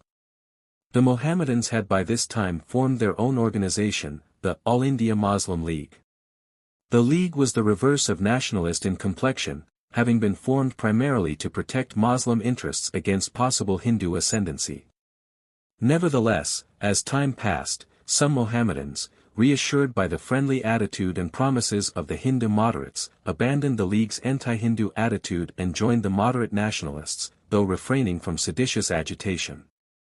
Indeed, the nationalists presently split into two distinct groups, moderates and extremists. The extremists, condemned by their fellows, kept up a desultory campaign of violence, largely directed by exiled leaders who from the shelter of foreign countries incited their followers at home to seditious agitation and violent action. Such was the situation in India on the outbreak of the Great War, a situation by no means free from difficulty, yet far less troubled than it had been a few years before. Of course, the war produced an increase of unrest and a certain amount of terrorism. Yet India, as a whole, remained quiet. Throughout the war India contributed men and money unstintedly to the imperial cause, and Indian troops figured notably on European, Asiatic, and African battlefields. However, though the war years passed without any serious outbreak of revolutionary violence, it must not be thought that the far more widespread movement for increasing self-government had been either quenched or stilled. On the contrary, the war gave this movement fresh impetus. Louder and louder swelled the cry for not merely good government but government acceptable to Indian patriots because responsible to them. The very fact that India had proved her loyalty to the empire and had given generously of her blood and treasure were so many fresh arguments adduced for the grant of a larger measure of self-direction. Numerous were the memoranda presented to the British authorities by various sections of Indian public opinion. These memoranda were an accurate reflection of the different shades of Indian nationalism. The ultimate goal of all was emancipation from British tutelage, but they differed widely among themselves as to how and when this emancipation was to be attained. The most conservative contented themselves with asking for modified self-government under British guidance, while the more ambitious asked for the full status of a dominion of the British Empire like Australia and Canada.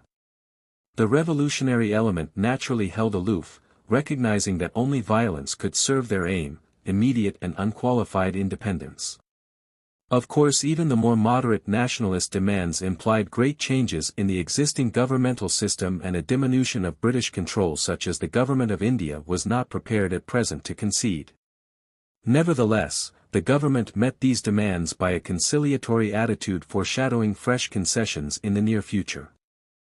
In 1916 the Viceroy, Lord Hardinge, said, "I do not for a moment wish to discountenance self-government for India as a national ideal. It is a perfectly legitimate aspiration and has the sympathy of all moderate men, but in the present position of India it is not idealism that is needed but practical politics. We should do our utmost to grapple with realities, and lightly to raise extravagant hopes and encourage unrealizable demands can only tend to delay and will not accelerate political progress." I know this is the sentiment of wise and thoughtful Indians. Nobody is more anxious than I am to see the early realization of the legitimate aspirations of India, but I am equally desirous of avoiding all danger of reaction from the birth of institutions which experience might prove to be premature.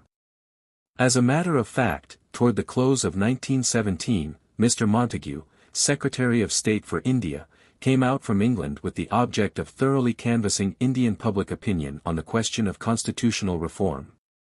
For months the problem was carefully weighed, conferences being held with the representatives of all races, classes, and creeds. The result of these researches was a monumental report signed by Mr. Montagu and by the Viceroy, Lord Chelmsford, and published in July, 1918. The report recommended concessions far beyond any which Great Britain had hitherto made. It frankly envisaged the gift of Home Rule for India, as soon as possible, and went on to state that the gift was to be conferred not because of Indian agitation, but because of the faith that is in us. There followed these memorable words: "We believe profoundly that the time has come when the sheltered existence which we have given India cannot be prolonged without damage to her national life, that we have a richer gift for her people than any that we have yet bestowed on them, that nationhood within the empire represents something better than anything India has hitherto attained, that the placid, pathetic contentment of the masses is not the soil on which such Indian nationhood will grow, and that in deliberately disturbing it we are working for her highest good." The essence of the report was its recommendation of the principle of diarchy, or division of governmental responsibility between councillors nominated by the British executive and ministers chosen from elective legislative bodies. This diarchy was to hold for both the central and provincial governments. The legislatures were to be elected by a much more extensive franchise than had previously prevailed and were to have greatly enlarged powers. Previously they had been little more than advisory bodies, now they were to become legislatures, in the Western sense, though their powers were still limited, many powers, particularly that of the purse, being still reserved to the executive. The British executive thus retained ultimate control and had the last word, thus no true balance of power was to exist, the scales being frankly weighted in favour of the British Raj. But the report went on to state that this scheme of government was not intended to be permanent, that it was frankly a transitional measure, a school in which the Indian people was to serve its apprenticeship, and that when these first lessons in self-government had been learned, India would be given a thoroughly representative government which would not only initiate and legislate, but which would also control the executive officials. The Montagu-Chelmsford report was exhaustively discussed both in India and in England, and from these frank discussions an excellent idea of the Indian problem in all its challenging complexity can be obtained. The nationalists split sharply on the issue, the moderates welcoming the report and agreeing to give the proposed scheme of government their loyal cooperation, the extremists condemning the proposals as a snare and a sham. The moderate attitude was stated in a manifesto signed by their leaders, headed by the eminent Indian economist Sir Dinshaw Wacha, which stated, "The proposed scheme forms a complicated structure capable of improvement in some particulars, especially at the top, but is nevertheless a progressive measure. The reforms are calculated to make the provinces of India reach the goal of complete responsible government.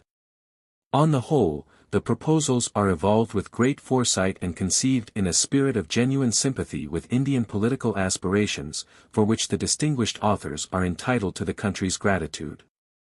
The condemnation of the radicals was voiced by leaders like Mr. Tilak, who urged standing fast by the Indian National Congress ideal, and Mr. Bipin Chandra Pal, who asserted, "It is my deliberate opinion that if the scheme is accepted, the government will be more powerful and more autocratic than it is today." Extremely interesting was the protest of the anti-nationalist groups, particularly the Mohammedans and the low-caste Hindus. For it is a fact significant of the complexity of the Indian problem that many millions of Indians fear the nationalist movement and look upon the autocracy of the British Raj as a shield against nationalist oppression and discrimination. The Mohammedans of India are, on the question of self-government for India, sharply divided among themselves. The majority still dislike and fear the nationalist movement, owing to its Hindu character.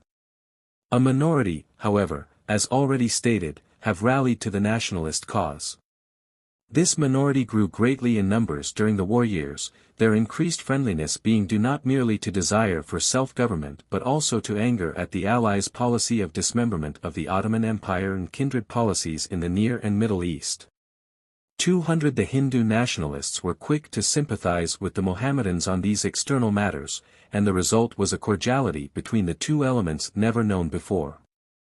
The predominance of high-caste Brahmins in the nationalist movement explains the opposition of many low-caste Hindus to Indian home rule. So great is the low-caste fear of losing their present protection under the British Raj and of being subjected to the domination of a high-caste Brahmin oligarchy that in recent years they have formed an association known as the Namasudra, led by well-known persons like Dr. Nair. 201 The Namasudra points out what might happen by citing the Brahminic pressure which occurs even in such political activity as already exists.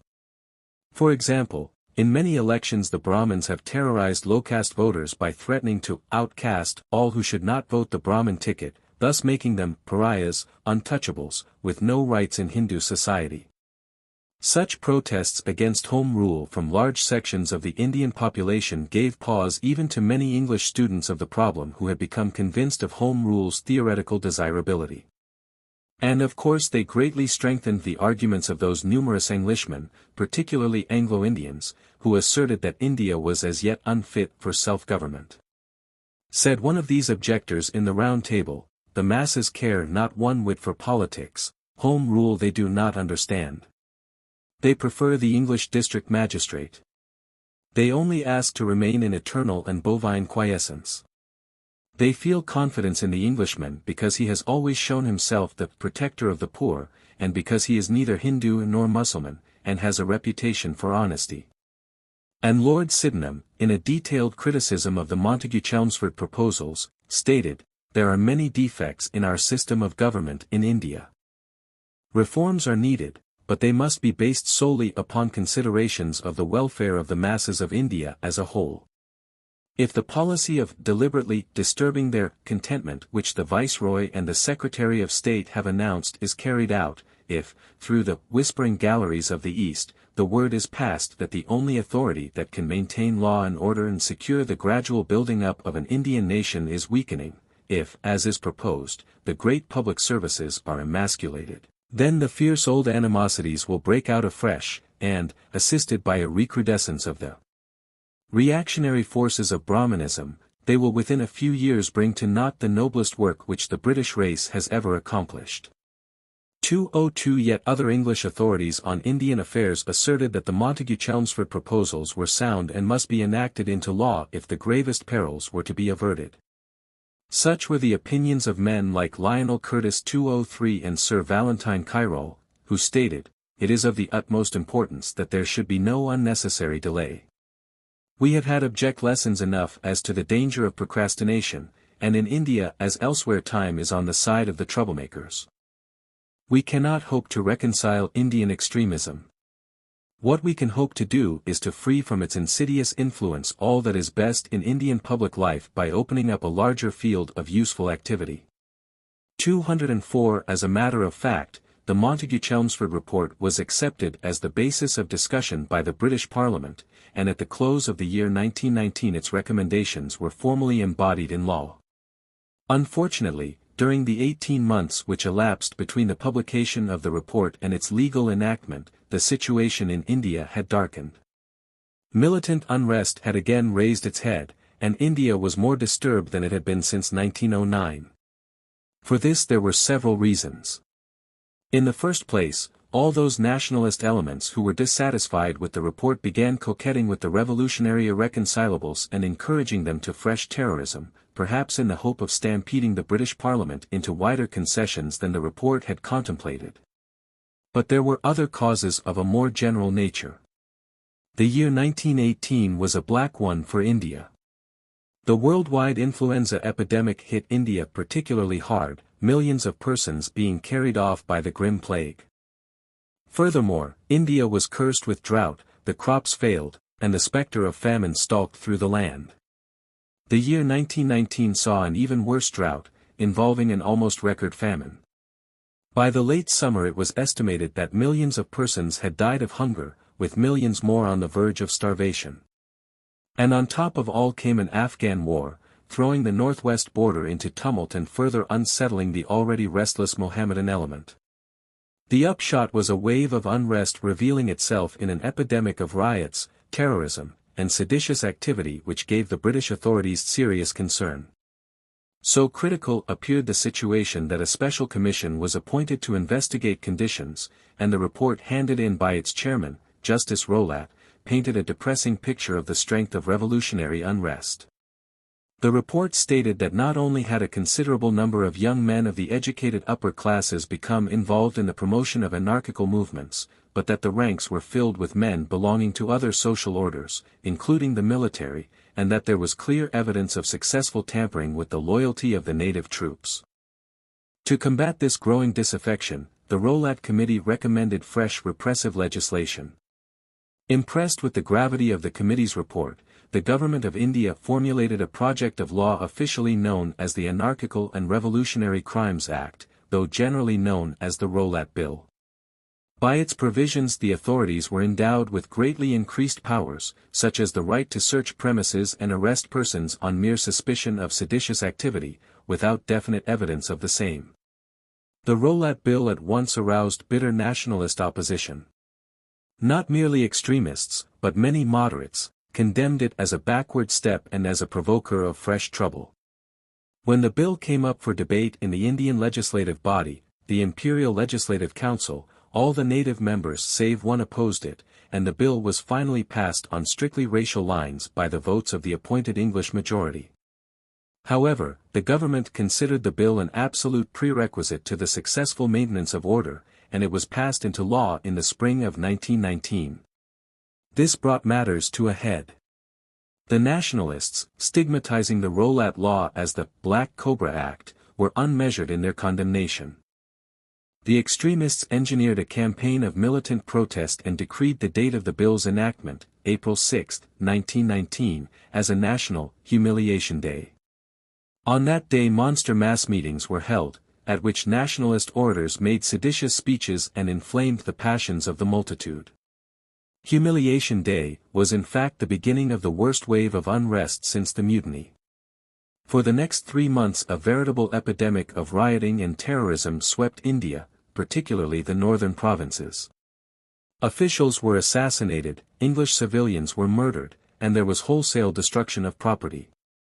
At some moments it looked as though India were on the verge of revolution and anarchy. However, the government stood firm. Violence was countered with stern repression. Riotous mobs were mowed down wholesale by rifle and machine gun fire or were scattered by bombs dropped from low-flying aeroplanes. The most noted of these occurrences was the so-called Amritsar massacre, where British troops fired into a seditious mass meeting, killing 500 and wounding 1,500 persons. In the end the government mastered the situation. Order was restored, the seditious leaders were swept into custody, and the revolutionary agitation was once more driven underground. The enactment of the Montagu-Chelmsford Reform Bill by the British Parliament toward the close of the year did much to relax the tension and assuage discontent, though the situation of India was still far from normal. The deplorable events of the earlier part of 1919 had roused animosities which were by no means allayed. The revolutionary elements, though driven underground, were more bitter and uncompromising than ever, while opponents of Home Rule were confirmed in their conviction that India could not be trusted and that any relaxation of autocracy must spell anarchy. This was obviously not the best mental atmosphere in which to apply the compromises of the Montagu-Chelmsford reforms. In fact, the extremists were determined that they should not be given a fair trial, regarding the reforms as a snare which must be avoided at all costs.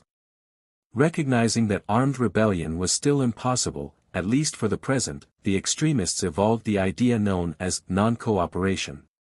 This was, in fact, a gigantic boycott of everything British.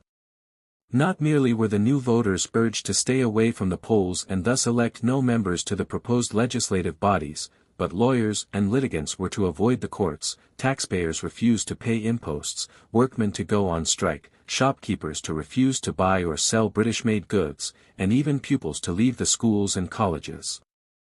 This wholesale outcasting of everything British would make the English in India a new sort of pariah, untouchables. The British government and the British community in India would be left in absolute isolation, and the Raj, rendered unworkable, would have to capitulate to the extremist demands for complete self-government. Such was the non-cooperation idea. And the idea soon found an able exponent, a certain M.K. Gandhi, who had long possessed a reputation for personal sanctity and thus inspired the Hindu masses with that peculiar religious fervor which certain types of Indian ascetics have always known how to arouse. Gandhi's propaganda can be judged by the following extract from one of his speeches: "It is as amazing as it is humiliating that less than 100,000 white men should be able to rule 315 million Indians. They do so somewhat, undoubtedly, by force, but more by securing our cooperation in 1,000 ways and making us more and more helpless and dependent on them, as time goes forward. Let us not mistake reformed councils, legislatures, more law courts, and even governorships for real freedom or power. They are but subtler methods of emasculation. The British cannot rule us by mere force. And so they resort to all means, honorable and dishonorable, in order to retain their hold on India. They want India's billions and they want India's manpower for their imperialistic greed. If we refuse to supply them with men and money, we achieve our goal, namely, Swaraj, 205 equality, manliness. The extreme hopes of the non-cooperation movement have not been realized. The Montagu-Chelmsford reforms have been put in operation, and the first elections under them were held at the beginning of 1921. But the outlook is far from bright. The very light vote cast at the elections revealed the effect of the non-cooperation movement, which showed itself in countless other ways, from strikes in factories to strikes of school children. India today is in a turmoil of unrest.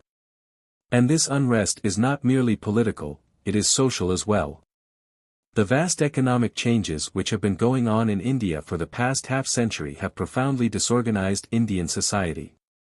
These changes will be discussed in later chapters. The point to be here noted is that the extremist leaders are capitalizing social discontent and are unquestionably in touch with Bolshevik Russia. Meanwhile, the older factors of disturbance are by no means eliminated.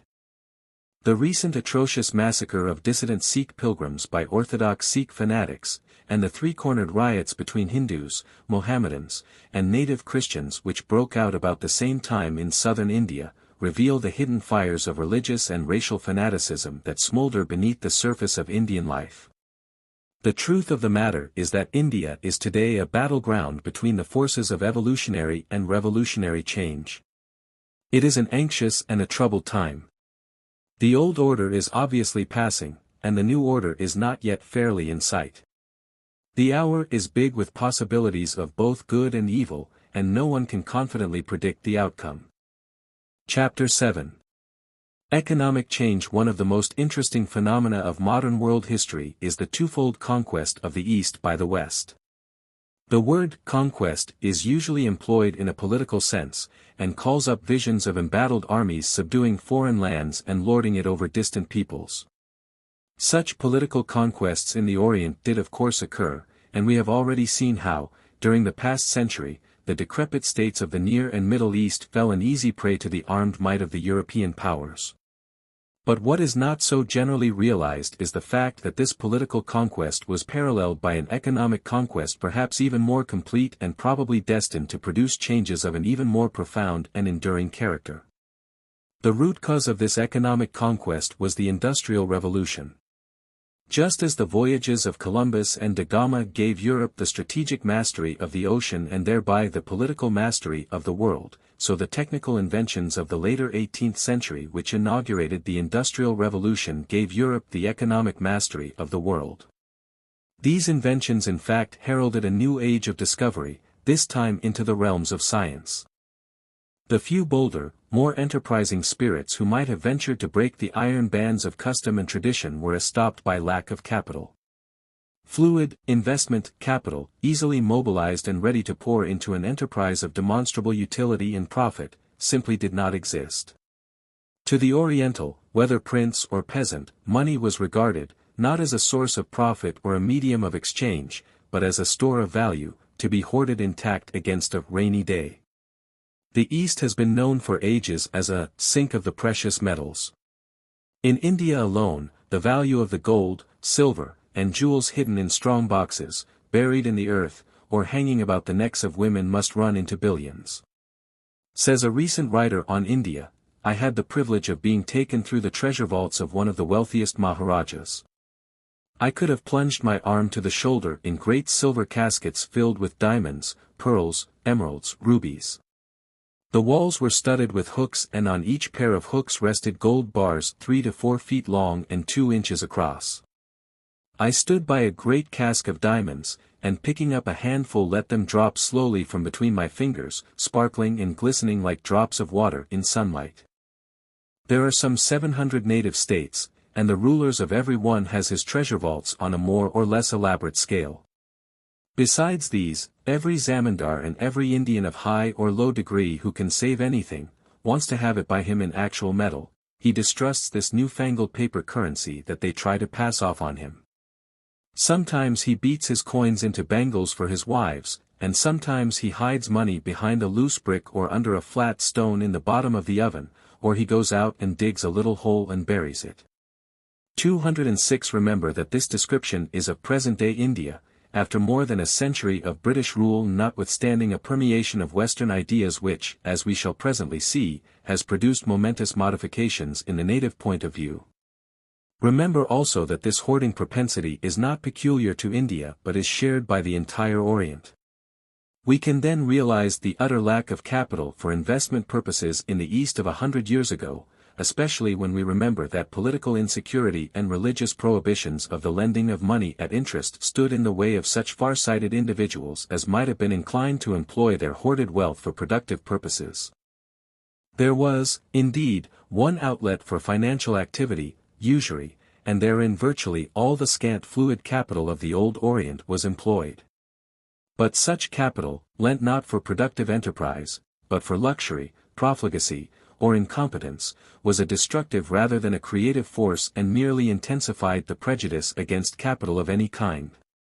Such was the economic life of the Orient 100 years ago. It is obvious that this archaic order was utterly unable to face the tremendous competition of the industrialized West.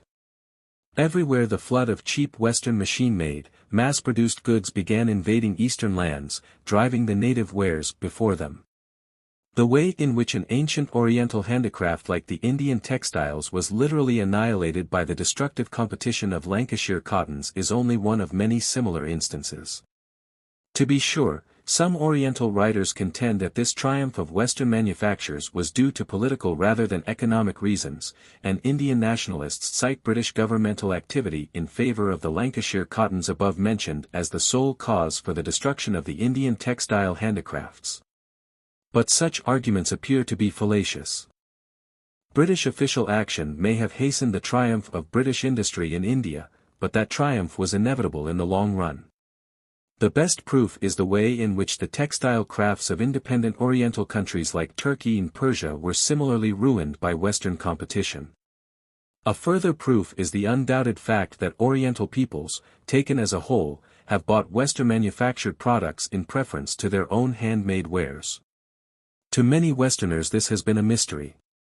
Such persons cannot understand how the Orientals could buy the cheap, shoddy products of the West, manufactured especially for the Eastern market, in preference to their native wares of better quality and vastly greater beauty. The answer, however, is that the average Oriental is not an art connoisseur but a poor man living perilously close to the margin of starvation. He not only wants but must buy things cheap, and the wide price margin is the deciding factor.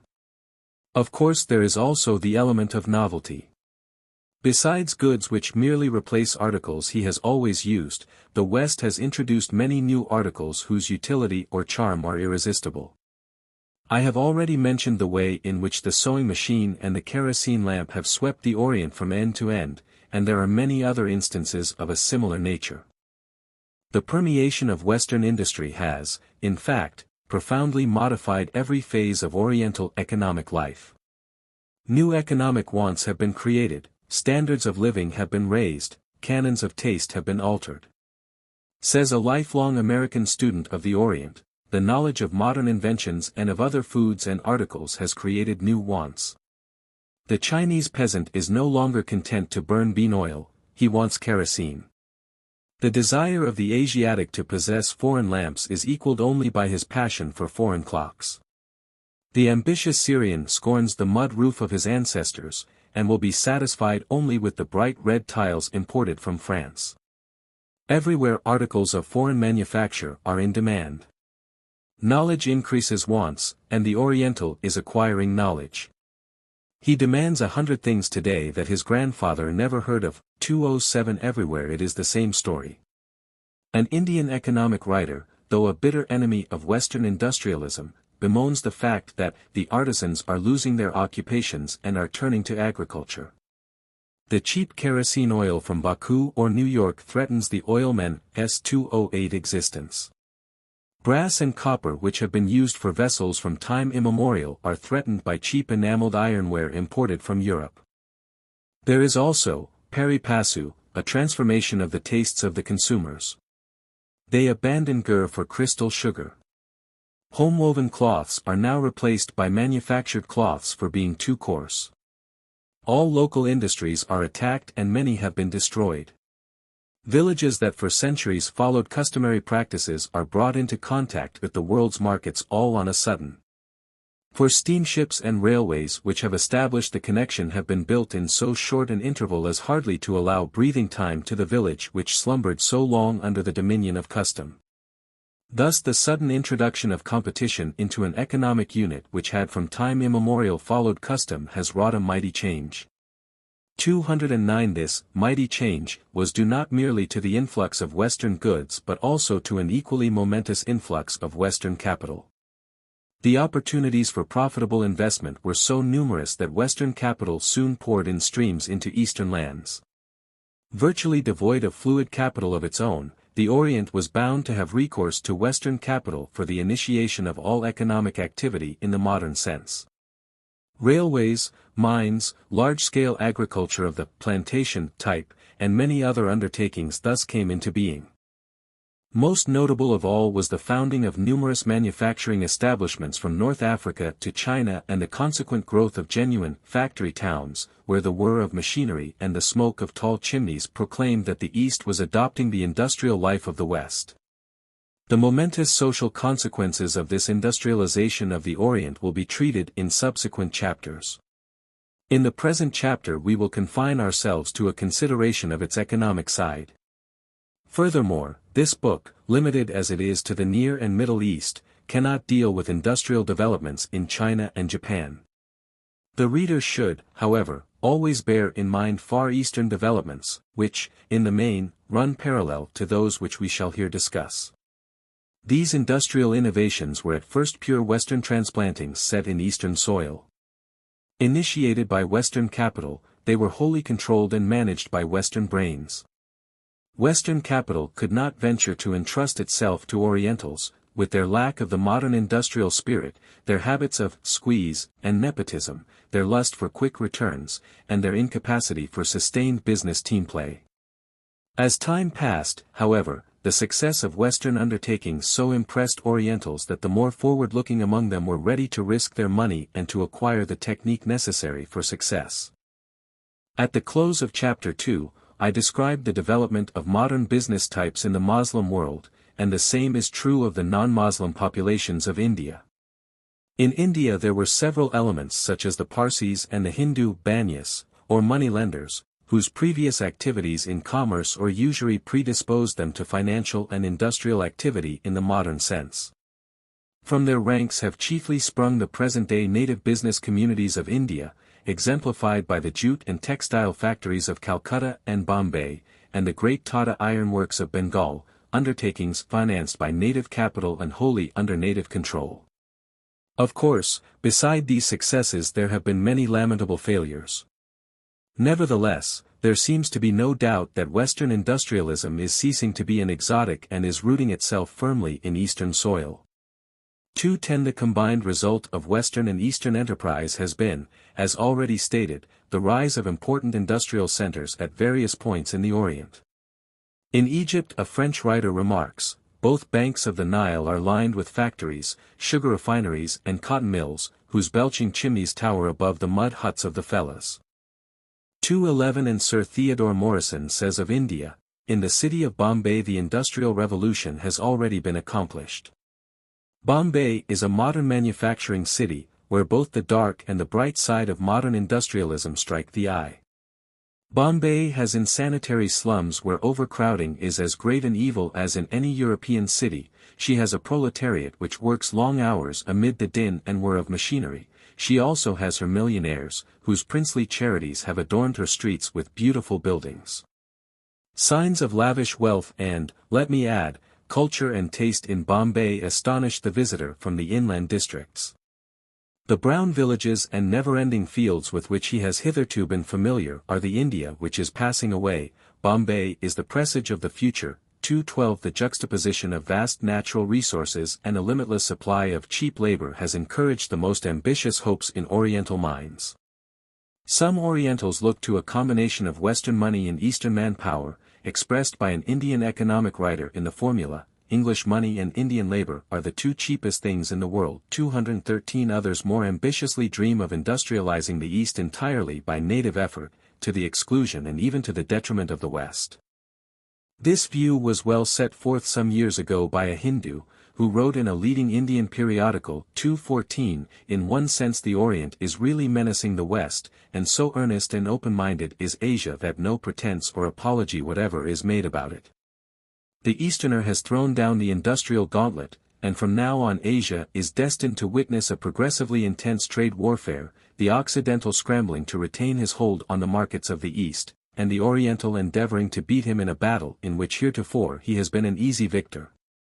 In competing with the Occidental commercialists, the Oriental has awakened to a dynamic realization of the futility of pitting unimproved machinery and methods against modern methods and appliances. Casting aside his former sense of self-complacency, he is studying the sciences and arts that have given the West its material prosperity. He is putting the results of his investigations to practical use, as a rule, recasting the Occidental methods to suit his peculiar needs, and in some instances improving upon them. This statement of the spirit of the Orient's industrial awakening is confirmed by many white observers. At the very moment when the above article was penned, an American economic writer was making a study tour of the Orient, of which he reported, the real cause of Asia's poverty lies in just two things, the failure of Asiatic governments to educate their people, and the failure of the people to increase their productive capacity by the use of machinery. Ignorance and lack of machinery are responsible for Asia's poverty, knowledge and modern tools are responsible for America's prosperity. But, continues this writer, we must watch out. Asia now realizes these facts and is doing much to remedy the situation.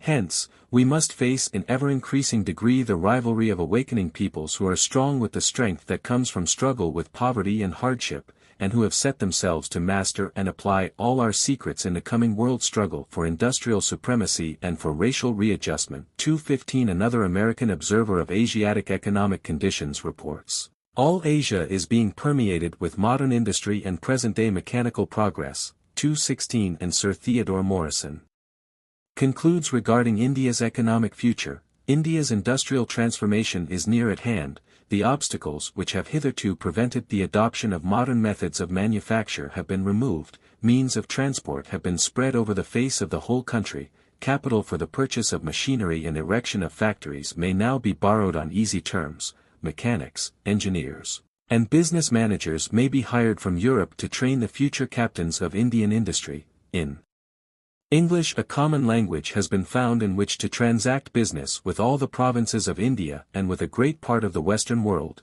Security from foreign invasion and internal commotion justifies the inception of large enterprises.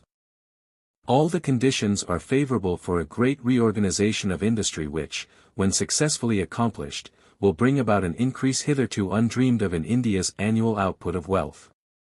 217 The factor usually relied upon to overcome the Orient's handicaps of inexperience and inexpertness in industrialism is its cheap labor. To Western observers the low wages and long hours of Eastern industry are literally astounding. Take Egypt and India as examples of industrial conditions in the Near and Middle East. Writing of Egypt in 1908, the English economist H. N. Brailsford says, "There was then no Factory Act in Egypt. There are all over the country ginning mills, which employ casual labor to prepare raw cotton for export during 4 or 5 months of the year. The wages were low, from 7½ d. to 10 d. 15 to 20 cents a day for an adult, and 6 d.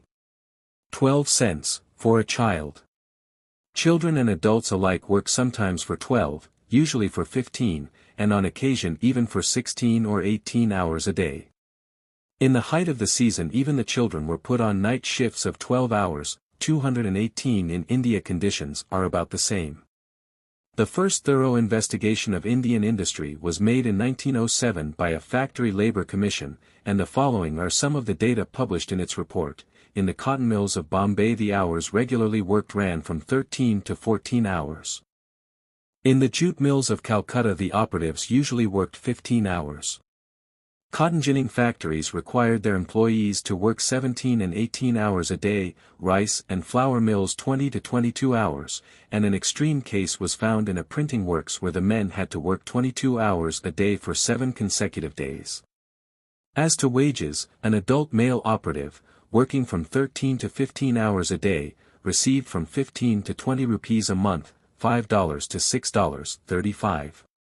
Child labor was very prevalent, children 6 and 7 years old working half-time, in many cases 8 hours a day. As a result of this report legislation was passed by the Indian government bettering working conditions somewhat, especially for women and children. But in 1914 the French economist Albert Meton, after a careful study, reported factory conditions not greatly changed, the Factory Act systematically evaded, hours very long, and wages extremely low. In Bombay men were earning from 10 cents to 20 cents per day, the highest wages being 30 cents. For women and children the maximum was 10 cents per day. 219 With such extraordinarily low wages and long hours of labor it might at first sight seem as though, given adequate capital and up-to-date machinery, the Orient could not only drive Occidental products from Eastern markets but might invade Western markets as well. This, indeed, has been the fear of many Western writers. Nearly 3/4 of a century ago Gobineau prophesied an industrial invasion of Europe from Asia 220 and of late years economists like H. N. Brailsford have warned against an emigration of Western capital to the tempting lure of factory conditions in Eastern lands. 221 Nevertheless, so far as the Near and Middle East is concerned, nothing like this has as yet materialized. China, to be sure, may yet have unpleasant surprises in store for the West. 222 But neither the Moslem world or India have developed factory labor with the skill, stamina, and assiduity sufficient to undercut the industrial workers of Europe and America. In India, for example, despite a swarming and poverty-stricken population, the factories are unable to recruit an adequate or dependable labor supply. Says M. Meton, with such long hours and low wages it might be thought that Indian industry would be a formidable competitor of the West. This is not so. The reason is the bad quality of the work. The poorly paid coolies are so badly fed and so weak that it takes at least 3 of them to do the work of one European. Also, the Indian workers lack not only strength but also skill, attention, and liking for their work. An Indian of the people will do anything else in preference to becoming a factory operative. The factories thus get only the dregs of the working class. The workers come to the factories and mines as a last resort, they leave as soon as they can return to their prior occupations or find a more remunerative employment. Thus the factories can never count on a regular labor supply. Would higher wages remedy this? Many employers say no.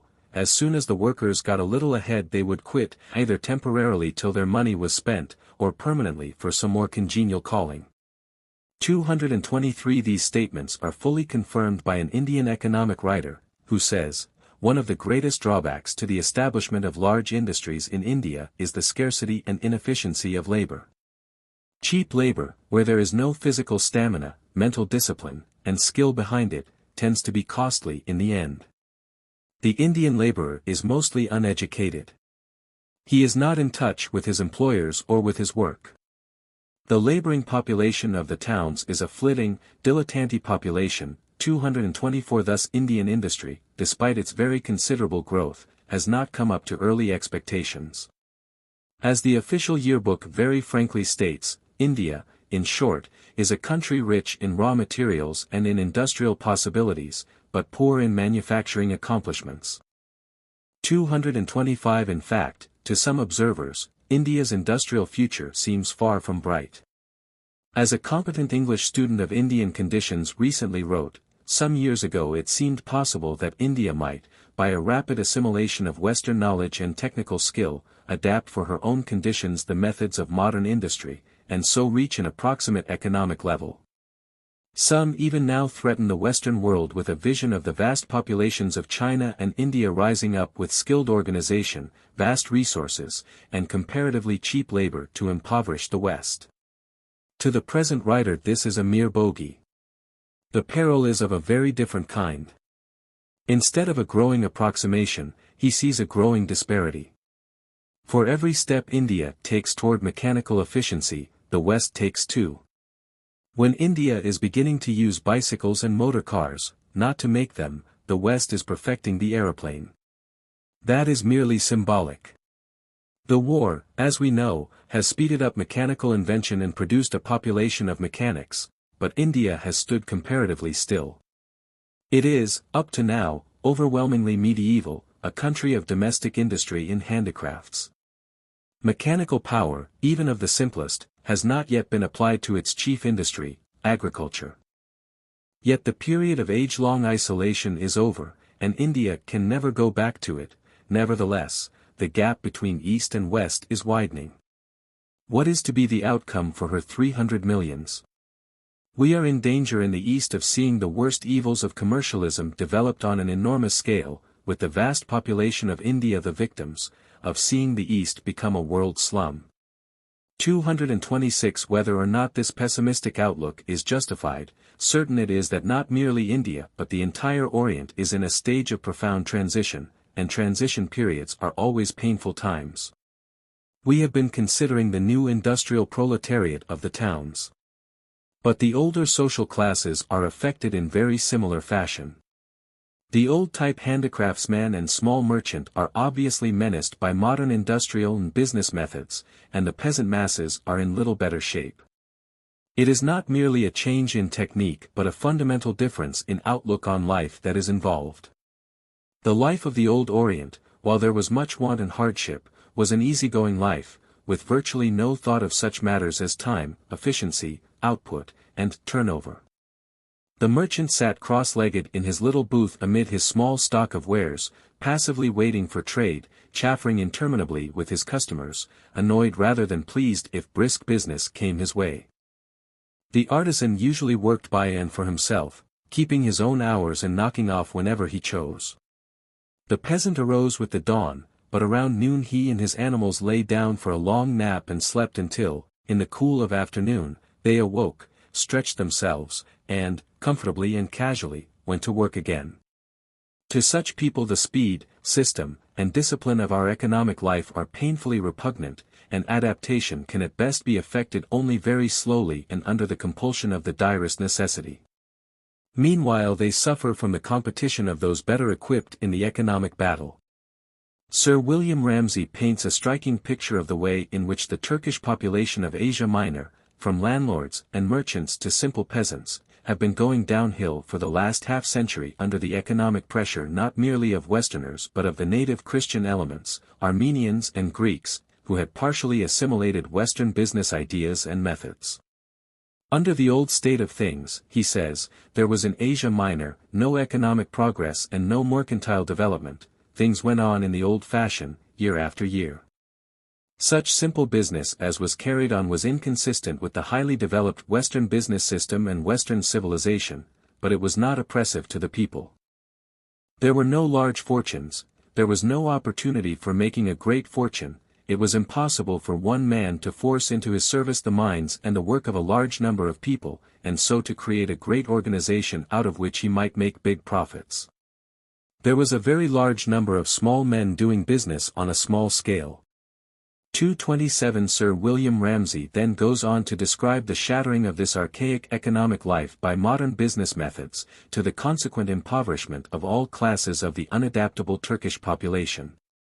How the agricultural classes, peasants and landlords alike, are suffering from changing economic conditions is well exemplified by the recent history of India.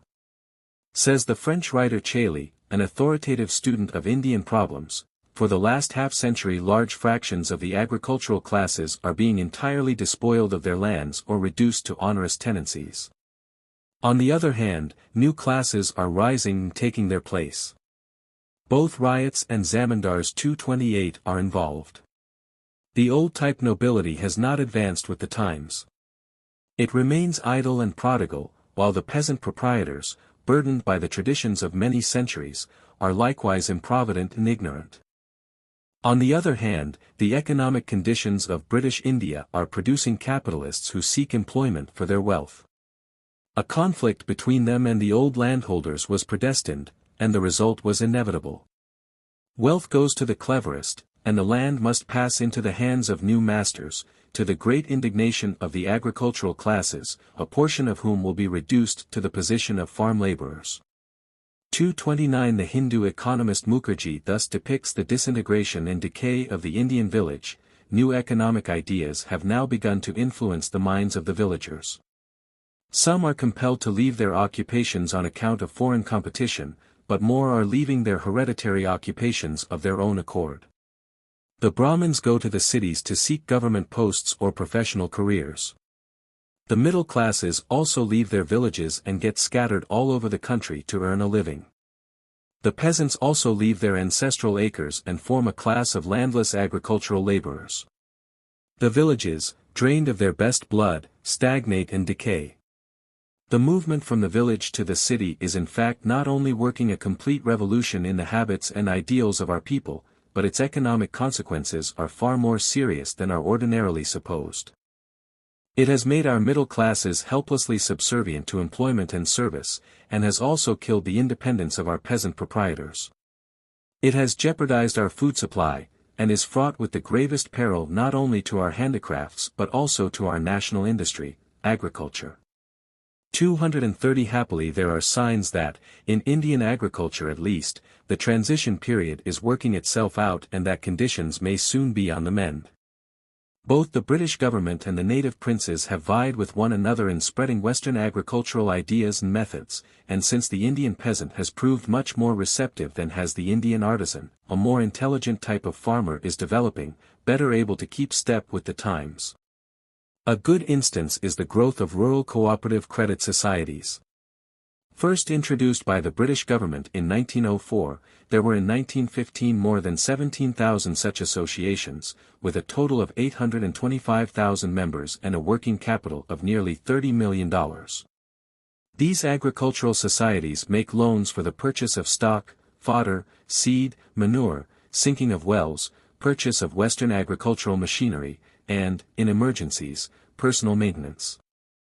In the districts where they have established themselves they have greatly diminished the plague of usury practiced by the banyas, or village money lenders, lowering the rate of interest from its former crushing range of 20 to 75%, to a range averaging from 9 to 18%. Of course such phenomena are as yet merely exceptions to a very dreary rule. Nevertheless, they all point toward a brighter morrow. 231 But this brighter agricultural morrow is obviously far off, and in industry it seems to be farther still. Meanwhile the changing Orient is full of suffering and discontent. What wonder that many Orientals ascribe their troubles, not to the process of economic transition, but to the political control of European governments and the economic exploitation of Western capital. The result is agitation for emancipation from Western economic as well as Western political control. At the end of Chapter 2 we examined the movement among the Mohammedan peoples known as economic pan-Islamism. A similar movement has arisen among the Hindus of India, the so-called Swadeshi movement. The Swadeshists declare that India's economic ills are almost entirely due to the drain of India's wealth to England and other Western lands. They therefore advocate a boycott of English goods until Britain grants India self-government, whereupon they propose to erect protective tariffs for Indian products, curb the activities of British capital, replace high-salaried English officials by natives, and thereby keep India's wealth at home. 232 An analysis of these Swadeshist arguments, however, reveals them as inadequate to account for India's ills, which are due far more to the general economic trend of the times than to any specific defects of the British connection. British governance and British capital do cost money, but their undoubted efficiency in producing peace, order, security, and development must be considered as offsets to the higher costs which native rule and native capital would impose. As Sir Theodore Morrison well says, the advantages which the British Navy and British credit confer on India are a liberal offset to her expenditure on pensions and gratuities to her English servants. India derives a pecuniary advantage from her connection with the British Empire. The answer, then, which I give to the question, what economic equivalent does India get for foreign payments, is this: India gets the equipment of modern industry, and she gets an administration favorable to economic evolution cheaper than she could provide it herself. 233 A comparison with Japan's much more costly defense budgets, inferior credit, and higher interest charges on both public and private loans is enlightening on this point. In fact, some Indians themselves admit the fallacy of Swadeshist arguments. As one of them remarks, the so-called economic drain is nonsense. Most of the misery of late years is due to the rising cost of living, a worldwide phenomenon. And in proof of this he cites conditions in other Oriental countries, especially Japan.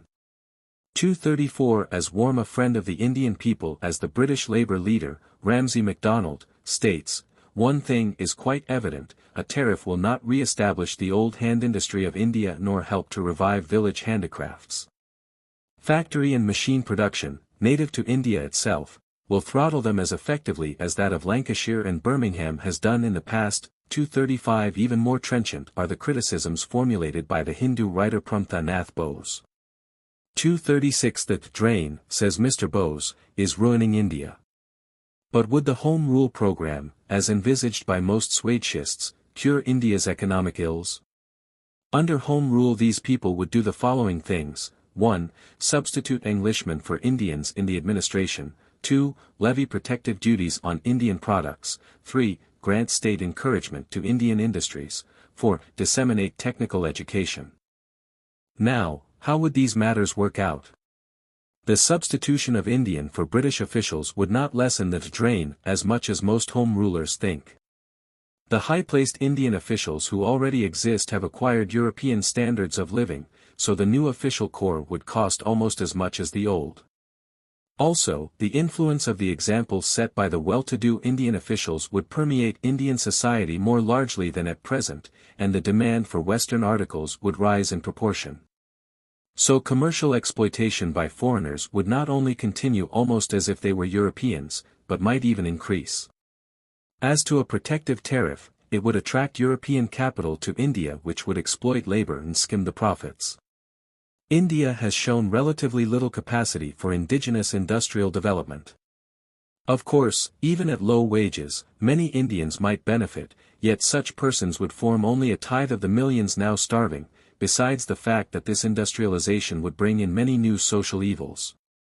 As to state encouragement of industries, this would bring in Western capital even more than a protective tariff, with the results already stated. As for technical education, it is a worthy project, but, says Mr. Bose, I am afraid the movement is too late, now. Within the last 30 years the Westerners and the Japanese have gone so far ahead of us industrially that it has been yearly becoming more and more difficult to compete with them. In fact, Mr. Bose goes on to criticize the whole system of Western education, as applied to India. Neither higher nor lower education have proven panaceas. Higher education has led to the material prosperity of a small section of our community, comprising a few thousands of well-to-do lawyers, doctors, and state servants. But their occupations being of a more or less unproductive or parasitic character, their well-being does not solve the problem of the improvement of India as a whole. On the contrary, as their taste for imported articles develops in proportion to their prosperity, they help to swell rather than diminish the economic drain from the country, which is one of the chief causes of our impoverishment. Neither has elementary education, on the whole, furthered the well-being of the multitude. It has not enabled the cultivators to grow two blades where one grew before. On the contrary, it has distinctly diminished their efficiency by inculcating in the literate proletariat, who constitute the cream of their class, a strong distaste for their hereditary mode of living and their hereditary callings, and an equally strong taste for shoddy superfluities and brummagem fineries, and for occupations of a more or less parasitic character. They have, directly or indirectly, accelerated rather than retarded the decadence of indigenous industries, and have thus helped to aggravate their own economic difficulties and those of the entire community. What they want is more food, and New India vies with the government in giving them what is called education, that does not increase their food-earning capacity, but on the contrary fosters in them tastes and habits which make them despise indigenous products and render them fit subjects for the exploitation of scheming capitalists, mostly foreign. Political and economic causes could not have led to the extinction of indigenous industry if they had not been aided by change of taste fostered by the Western environment, of which the so-called education is a powerful factor. From all this Mr. Bose concludes that none of the reforms advocated by the Home Rulers would cure India's ills. In fact, the chances are, she would be more inextricably entangled in the toils of Western civilization, without any adequate compensating advantage, and the grip of the West would close on her to crush her more effectively. Therefore, according to Mr. Bose, the only thing for India to do is to turn her back on everything Western and plunge resolutely into the traditional past. As he expresses it, India's salvation lies, not in the region of politics, but outside it, not in aspiring to be one of the great nations of the present day, but in retiring to her humble position, a position, to my mind, of solitary grandeur and glory, not in going forward on the path of Western civilization, but in going back from it so far as practicable, not in getting more and more entangled in the silken meshes of its finely knit, widespread net, but in escaping from it as far as possible.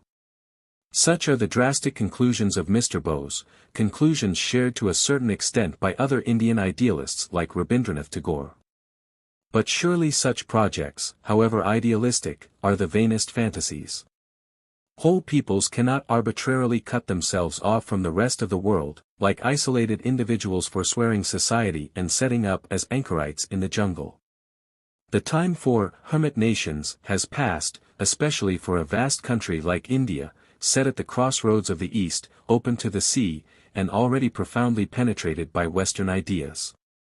Nevertheless, such criticisms, appealing as they do to the strong strain of asceticism latent in the Indian nature, have affected many Indians who, while unable to concur in the conclusions, still try to evolve a middle term, retaining everything congenial in the old system and grafting on a select set of Western innovations.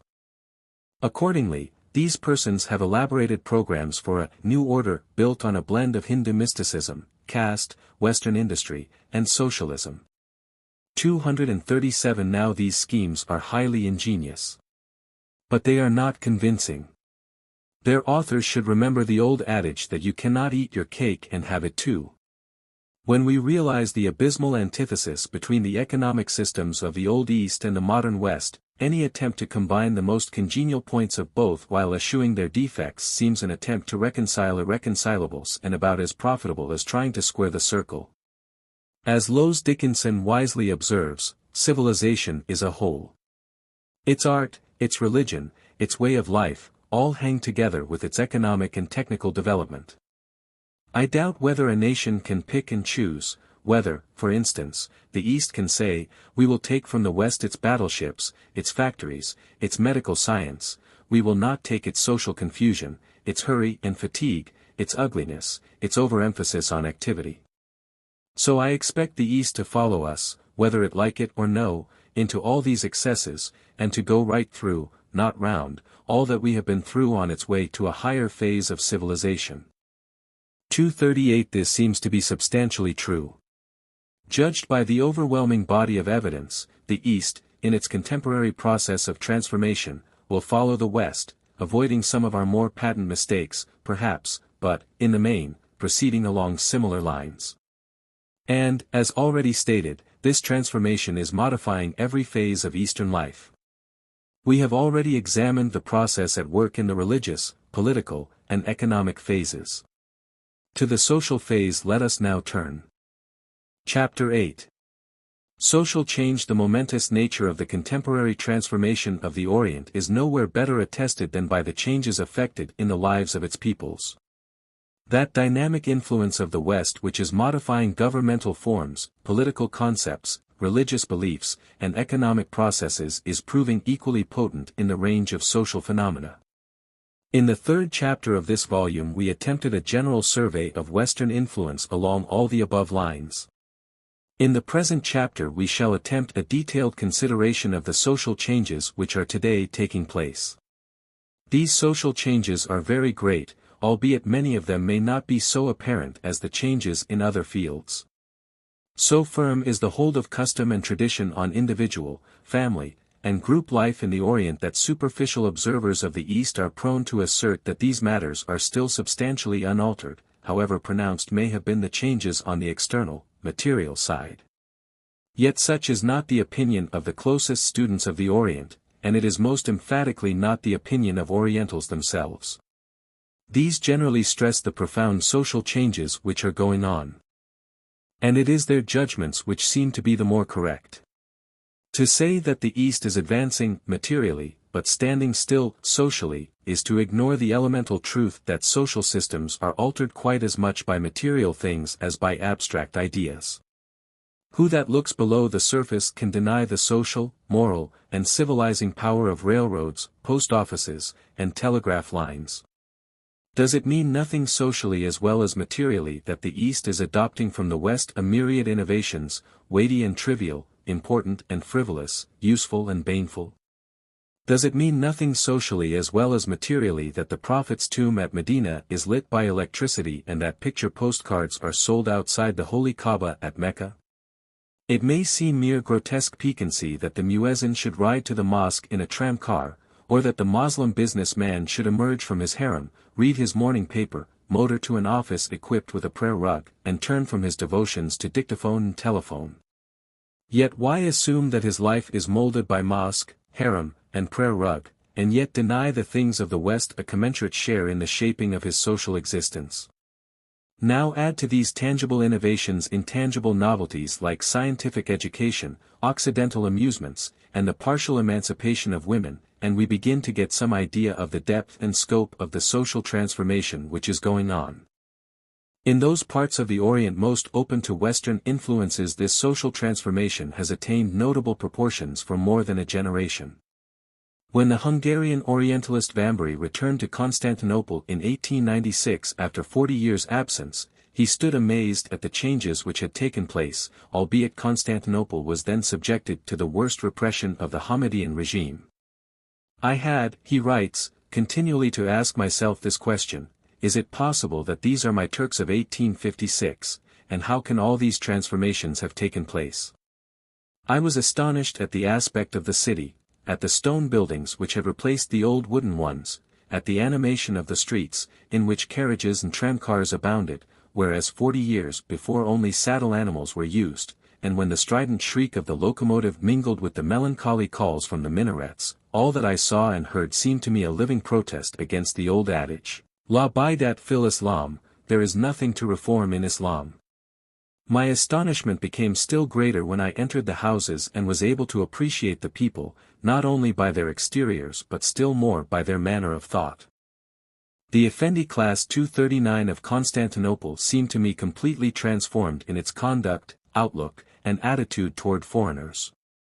Vanbury stresses the inward as well as outward evolution of the Turkish educated classes, for he says, not only in his outward aspect, but also in his home life, the present-day Turk shows a strong inclination to the manners and habits of the West, in such varied matters as furniture, table manners, sex relations, and so forth. This is of the very greatest significance. For a people may, to be sure, assimilate foreign influences in the intellectual field, if it be persuaded of their utility and advantage, but it gives up with more difficulty customs and habits which are in the blood. One cannot overestimate the numerous sacrifices which, despite everything, the Turks have made in this line. I find all Turkish society, even the mullahs, 240 penetrated with the necessity of a union with Western civilization. Opinions may differ as to the method of assimilation, some wish to impress on the foreign civilization a national character, others, on the contrary, are partisans of our intellectual culture, such as it is, and reprobate any kind of modification. Most significant of all, Vanbury found even the secluded women of the harems, those bulwarks of obscurantism, notably changed. Yes, I repeat, the life of women in Turkey seems to me to have been radically transformed in the last 40 years, and it cannot be denied that this transformation has been produced by internal conviction as much as by external pressure.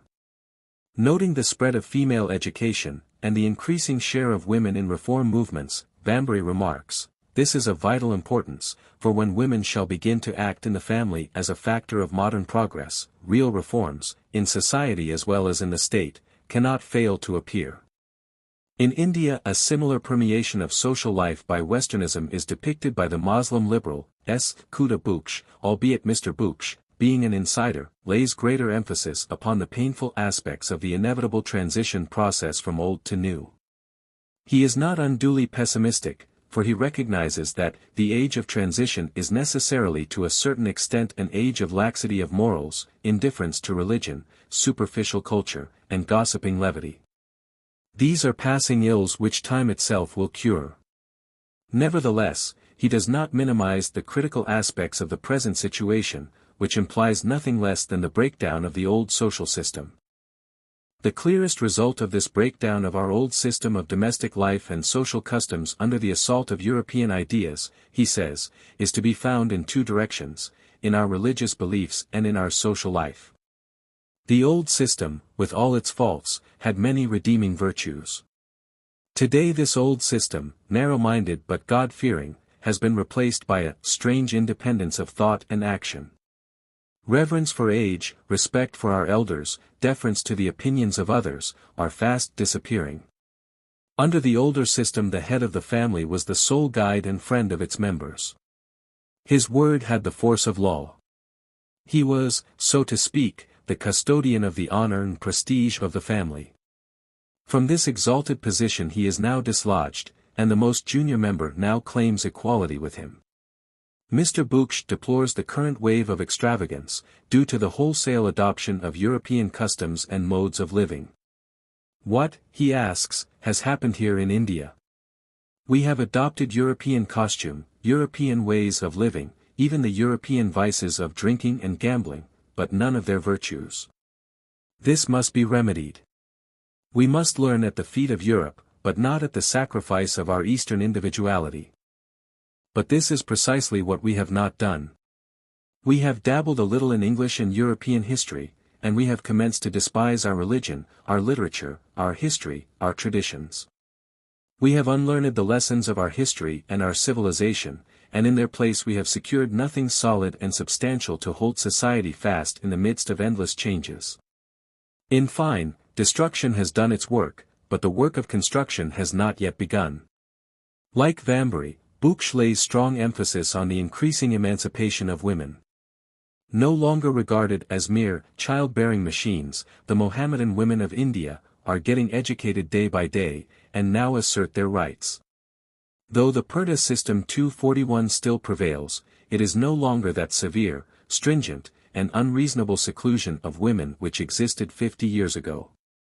It is gradually relaxing, and women are getting, step by step, rights and liberties which must in course of time end in the complete emancipation of Eastern womanhood. 40 years ago women meekly submitted to neglect, indifference, and even harsh treatment from their husbands, but such is the case no longer. These two descriptions of social conditions in the Near and Middle East respectively enable one to get a fair idea of the process of change which is going on.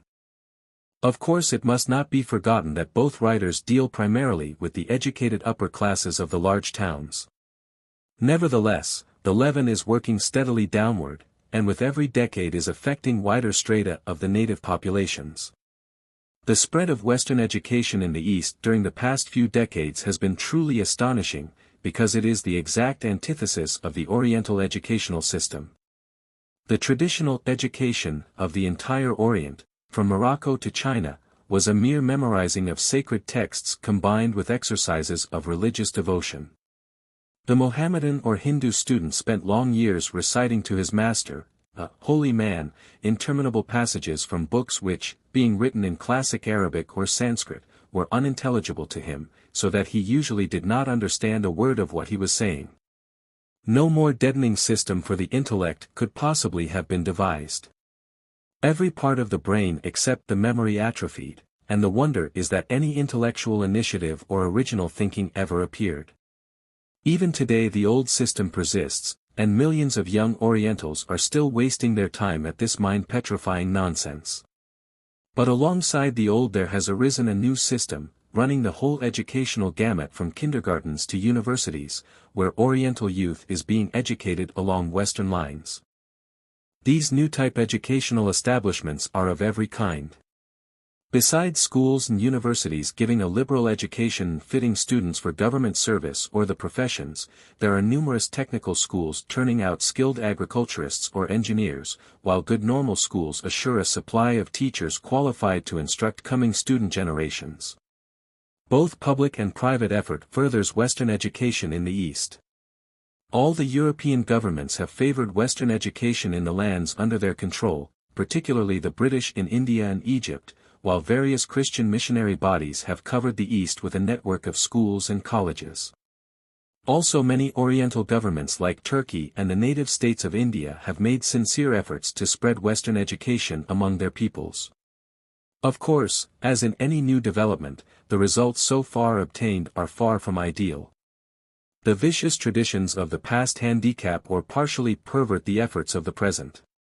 Eastern students are prone to use their memories rather than their intellects, and seek to cram their way quickly through examinations to coveted posts rather than acquire knowledge and thus really fit themselves for their careers.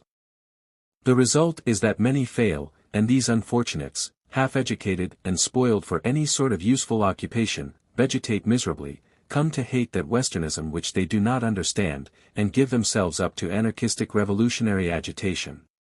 Sir Alfred Lyell well describes the dark side of Western education in the East when he says of India, "Ignorance is unquestionably the root of many evils, and it was natural that in the last century certain philosophers should have assumed education to be a certain cure for human delusions, and that statesmen like Macaulay should have declared education to be the best and surest remedy for political discontent and for lawbreaking." In any case, it was the clear and imperative duty of the British government to attempt the intellectual emancipation of India as the best justification of British rule.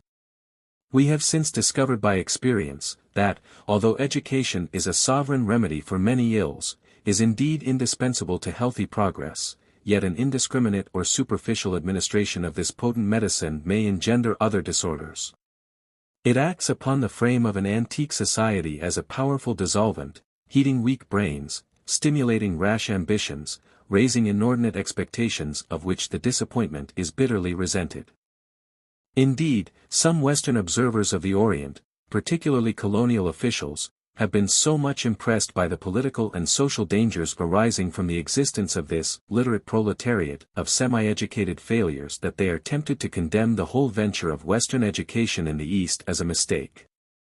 Lord Cromer, for example, was decidedly skeptical of the worth of the Western-educated Egyptian, while a prominent Anglo-Indian official names as the chief cause of Indian unrest, the system of education, which we ourselves introduced, advisedly so far as the limited vision went of those responsible, blindly in view of the inevitable consequences. Yet these pessimistic judgments do not seem to make due allowance for the inescapable evils attendant on any transition stage. Other observers of the Orient have made due allowance for this factor. Vanbury, for instance, notes the high percentage of honest and capable native officials in the British Indian and French North African civil service, the bulk of these officials, of course, Western-educated men, and concludes, strictly conservative Orientals, and also fanatically inclined Europeans, think that with the entrance of our culture the primitive virtues of the Asiatics have been destroyed, and that the uncivilized Oriental was more faithful, more honest, and more reliable than the Asiatic educated on European principles. This is a gross error. It may be true of the half-educated, but not of the Asiatic, in whose case the intellectual evolution is founded on the solid basis of a thorough, systematic education. And, whatever may be the ills attendant upon Western education in the East, is it not the only practicable course to pursue? The impact of Westernism upon the Orient is too ubiquitous to be confined to books. Granting, therefore, for the sake of argument, that colonial governments could have prevented Western education in the formal sense, would not the Oriental have learned in other ways? Surely it is better that he should learn through good texts under the supervision of qualified teachers, rather than tortuously in perverted, and more dangerous, fashion. The importance of Western education in the East is nowhere better illustrated than in the effects it is producing in ameliorating the status of women. The depressed condition of women throughout the Orient is too well known to need elaboration. Bad enough in Mohammedan countries, it is perhaps at its worst among the Hindus of India, with child marriage, the virtual enslavement of widows, burned alive till prohibited by English law, and a seclusion more strict even than that of the harem of Moslem lands. As an English writer well puts it, ladies first, we say in the West, in the East it is ladies last. That sums up succinctly the difference in the domestic ideas of the two civilizations. Under these circumstances it might seem as though no breath of the West could yet have reached these jealously secluded creatures. Yet, as a matter of fact, Western influences have already profoundly affected the women of the upper classes, and female education, while far behind that of the males, has attained considerable proportions. In the more advanced parts of the Orient like Constantinople, Cairo, and the cities of India, distinctly modern types of women have appeared, the self-supporting, self-respecting, and respected, woman school-teacher being especially in evidence.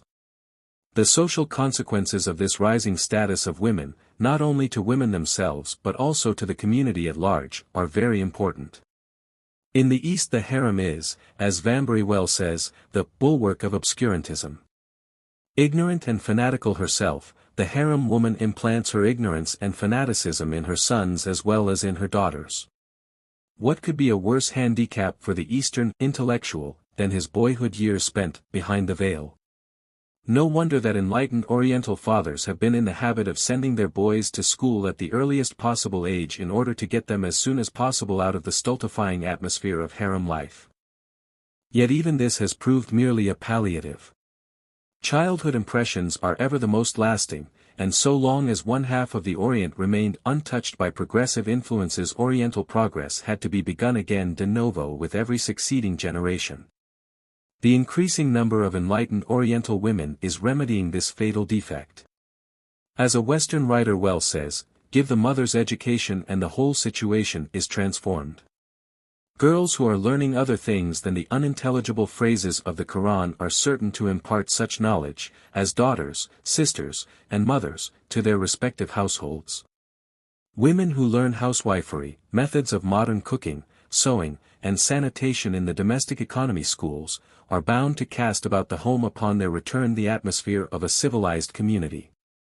The old-time picture of the Oriental woman spending her hours upon divans, eating sweetmeats, and indulging in petty and degrading gossip with the servants, or with women as ignorant as herself, will be changed.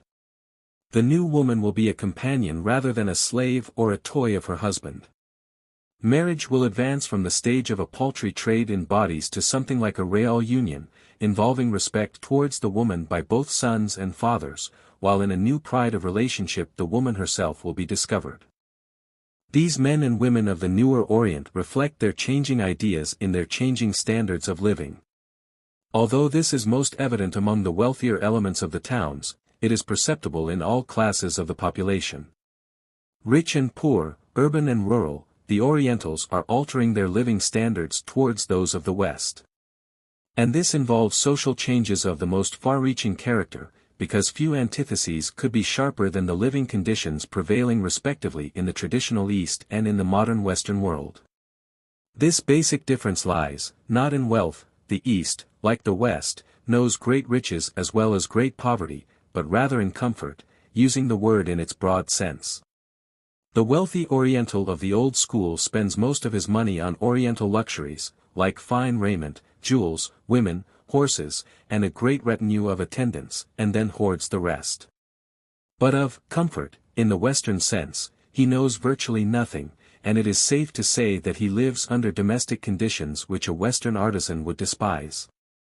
Today, however, the Oriental is discovering comfort. And, high or low, he likes it very well. All the myriad things which make our lives easier and more agreeable, lamps, electric light, sewing machines, clocks, whiskey, umbrellas, sanitary plumbing, and 1,000 others, all these things, which to us are more or less matters of course, are to the Oriental so many delightful discoveries, of irresistible appeal. He wants them, and he gets them in ever-increasing quantities. But this produces some rather serious complications. His private economy is more or less thrown out of gear. This opening of a whole vista of new wants means a portentous rise in his standard of living. And where is he going to find the money to pay for it? If he be poor, he has to skimp on his bare necessities. If he be rich, he hates to forego his traditional luxuries. The upshot is a universal growth of extravagance. And, in this connection, it is well to bear in mind that the peoples of the Near and Middle East, taken as a whole, have never been really thrifty.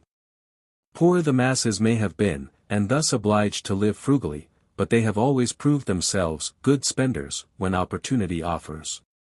The way in which a Turkish peasant or a Hindu ryot will squander his savings and run into debt over festivals, marriages, funerals, and other social events is astounding to Western observers.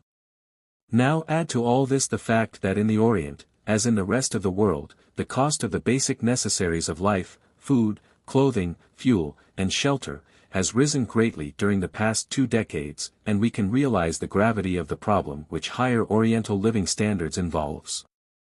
Certain it is that the struggle for existence is growing keener and that the pressure of poverty is getting more severe. With the basic necessaries rising in price, and with many things considered necessities which were considered luxuries or entirely unheard of a generation ago, the Oriental peasant or town working man is finding it harder and harder to make both ends meet. As one writer well phrases it, these altered economic conditions have not as yet brought the ability to meet them. The cost of living has increased faster than the resources of the people. One of the main, though not sufficiently recognized, causes of the economic social crisis through which the Orient is today passing is overpopulation. The quick breeding tendencies of Oriental peoples have always been proverbial, and have been due not merely to strong sexual appetites but also to economic reasons like the harsh exploitation of women and children, and perhaps even more to religious doctrines enjoining early marriage and the begetting of numerous sons. As a result, Oriental populations have always pressed close upon the limits of subsistence. In the past, however, this pressure was automatically lightened by factors like war, misgovernment, pestilence, and famine, which swept off such multitudes of people that, despite high birth rates, populations remained at substantially a fixed level. But here, as in every other phase of Eastern life, Western influences have radically altered the situation. The extension of European political control over Eastern lands has meant the putting down of internal strife, the diminution of governmental abuses, the decrease of disease, and the lessening of the blight of famine. In other words, those natural checks which previously kept down the population have been diminished or abolished, and in response to the life-saving activities of the West, the enormous death rate which in the past has kept Oriental populations from excessive multiplication is falling to proportions comparable with the low death rate of Western nations. But to lower the Orient's prodigious birth rate is quite another matter. As a matter of fact, that birth rate keeps up with undiminished vigor, and the consequence has been a portentous increase of population in nearly every portion of the Orient under Western political control. In fact, even those Oriental countries which have maintained their independence have more or less adopted Western life-conserving methods, and have experienced in greater or less degree an accelerated increase of population. The phenomena of overpopulation are best seen in India. Most of India has been under British control for the greater part of a century. Even a century ago, India was densely populated, yet in the intervening 100 years the population has increased between 2- and 3-fold. 242 Of course, factors like improved agriculture, irrigation, railways, and the introduction of modern industry enable India to support a much larger population than it could have done at the time of the British conquest. Nevertheless, the evidence is clear that excessive multiplication has taken place. Nearly all qualified students of the problem concur on this point. 40 years ago the Duke of Argyll stated, "Where there is no store, no accumulation, no wealth, where the people live from hand to mouth from season to season on a low diet, and where, nevertheless, they breed and multiply at such a rate, there we can at least see that this power and force of multiplication is no evidence even of safety, far less of comfort." Towards the close of the last century, Sir William Hunter termed population India's fundamental problem, and continued, "The result of civilized rule in India has been to produce a strain on the food-producing powers of the country such as it had never before to bear." It has become a truism of Indian statistics that the removal of the old cruel checks on population in an Asiatic country is by no means an unmixed blessing to an Asiatic people. Lord Cromer remarks of India's poverty, "Not only cannot it be remedied by mere philanthropy, but it is absolutely certain, cruel and paradoxical though it may appear to say so, that philanthropy enhances the evil." In the days of Akbar or Shah Jahan, cholera, famine, and internal strife kept down the population. Only the fittest survived. Now internal strife is forbidden, and philanthropy steps in and says that no single life shall be sacrificed if science and Western energy or skill can save it. Hence the growth of a highly congested population, vast numbers of whom are living on a bare margin of subsistence. The fact that one of the greatest difficulties of governing the teeming masses of the East is caused by good and humane government should be recognized. It is too often ignored. William Archer well states the matter when, in answer to the query why improved external conditions have not brought India prosperity, he says, "The reason, in my view, is simple, namely, that the benefit of good government is, in part at any rate, nullified, when the people take advantage of it, not to save and raise their standard of living, but to breed to the very margin of subsistence." Henry George used to point out that every mouth that came into the world brought 2 hands along with it, but though the physiological fact is undeniable, the economic deduction suggested will not hold good except in conditions that permit of the profitable employment of the 2 hands. If mouths increase in a greater ratio than food, the tendency must be towards greater poverty. It is one of the most unfortunate aspects of the situation that very few Oriental thinkers yet realize that overpopulation is a prime cause of Oriental poverty. Almost without exception they lay the blame to political factors, especially to Western political control. In fact, the only case that I know of where an Eastern thinker has boldly faced the problem and has courageously advocated birth control is in the book published 5 years ago by P. K. Vatal, a native official of the Indian Finance Department, entitled, "The Population Problem of India." This pioneer volume is written with such ability and is of such apparent significance as an indication of the awakening of Orientals to a more rational attitude, that it merits special attention. Mr. Vatal begins his book by a plea to his fellow countrymen to look at the problem rationally and without prejudice. This essay, he says, should not be constituted into an attack on the spiritual civilization of our country, or even indirectly into a glorification of the materialism of the West. The object in view is that we should take a somewhat more matter-of-fact view of the main problem of life, viz., how to live in this world. We are a poor people, the fact is indisputable. Our poverty is, perhaps, due to a great many causes. But I put it to every one of us whether he has not at some of the most momentous periods of his life been handicapped by having to support a large family, and whether this encumbrance has not seriously affected the chances of advancement warranted by early promise and exceptional endowment. This question should be viewed by itself. It is a physical fact, and has nothing to do with political environment or religious obligation. If we have suffered from the consequences of that mistake, is it not a duty that we owe to ourselves and to our progeny that its evil effects shall be mitigated as far as possible? There is no greater curse than poverty. I say this with due respect to our spiritualism. It is not in a spirit of reproach that restraint in married life is urged in these pages. It is solely from a vivid realization of the hardships caused by large families and a profound sympathy with the difficulties under which large numbers of respectable persons struggle through life in this country that I have made bold to speak in plain terms what comes to every young man, but which he does not care to give utterance to in a manner that would prevent the recurrence of the evil. After this appeal to reason in his readers, Mr. Vattal develops his thesis. The first prime cause of overpopulation in India, he asserts, is early marriage. Contrary to Western lands, where population is kept down by prudential marriages and by birth control, for the Hindus marriage is a sacrament which must be performed, regardless of the fitness of the parties to bear the responsibilities of a mated existence. A Hindu male must marry and beget children, sons, if you please, to perform his funeral rites lest his spirit wander uneasily in the waste places of the earth. The very name of son, Putra, means one who saves his father's soul from the hell called Puta.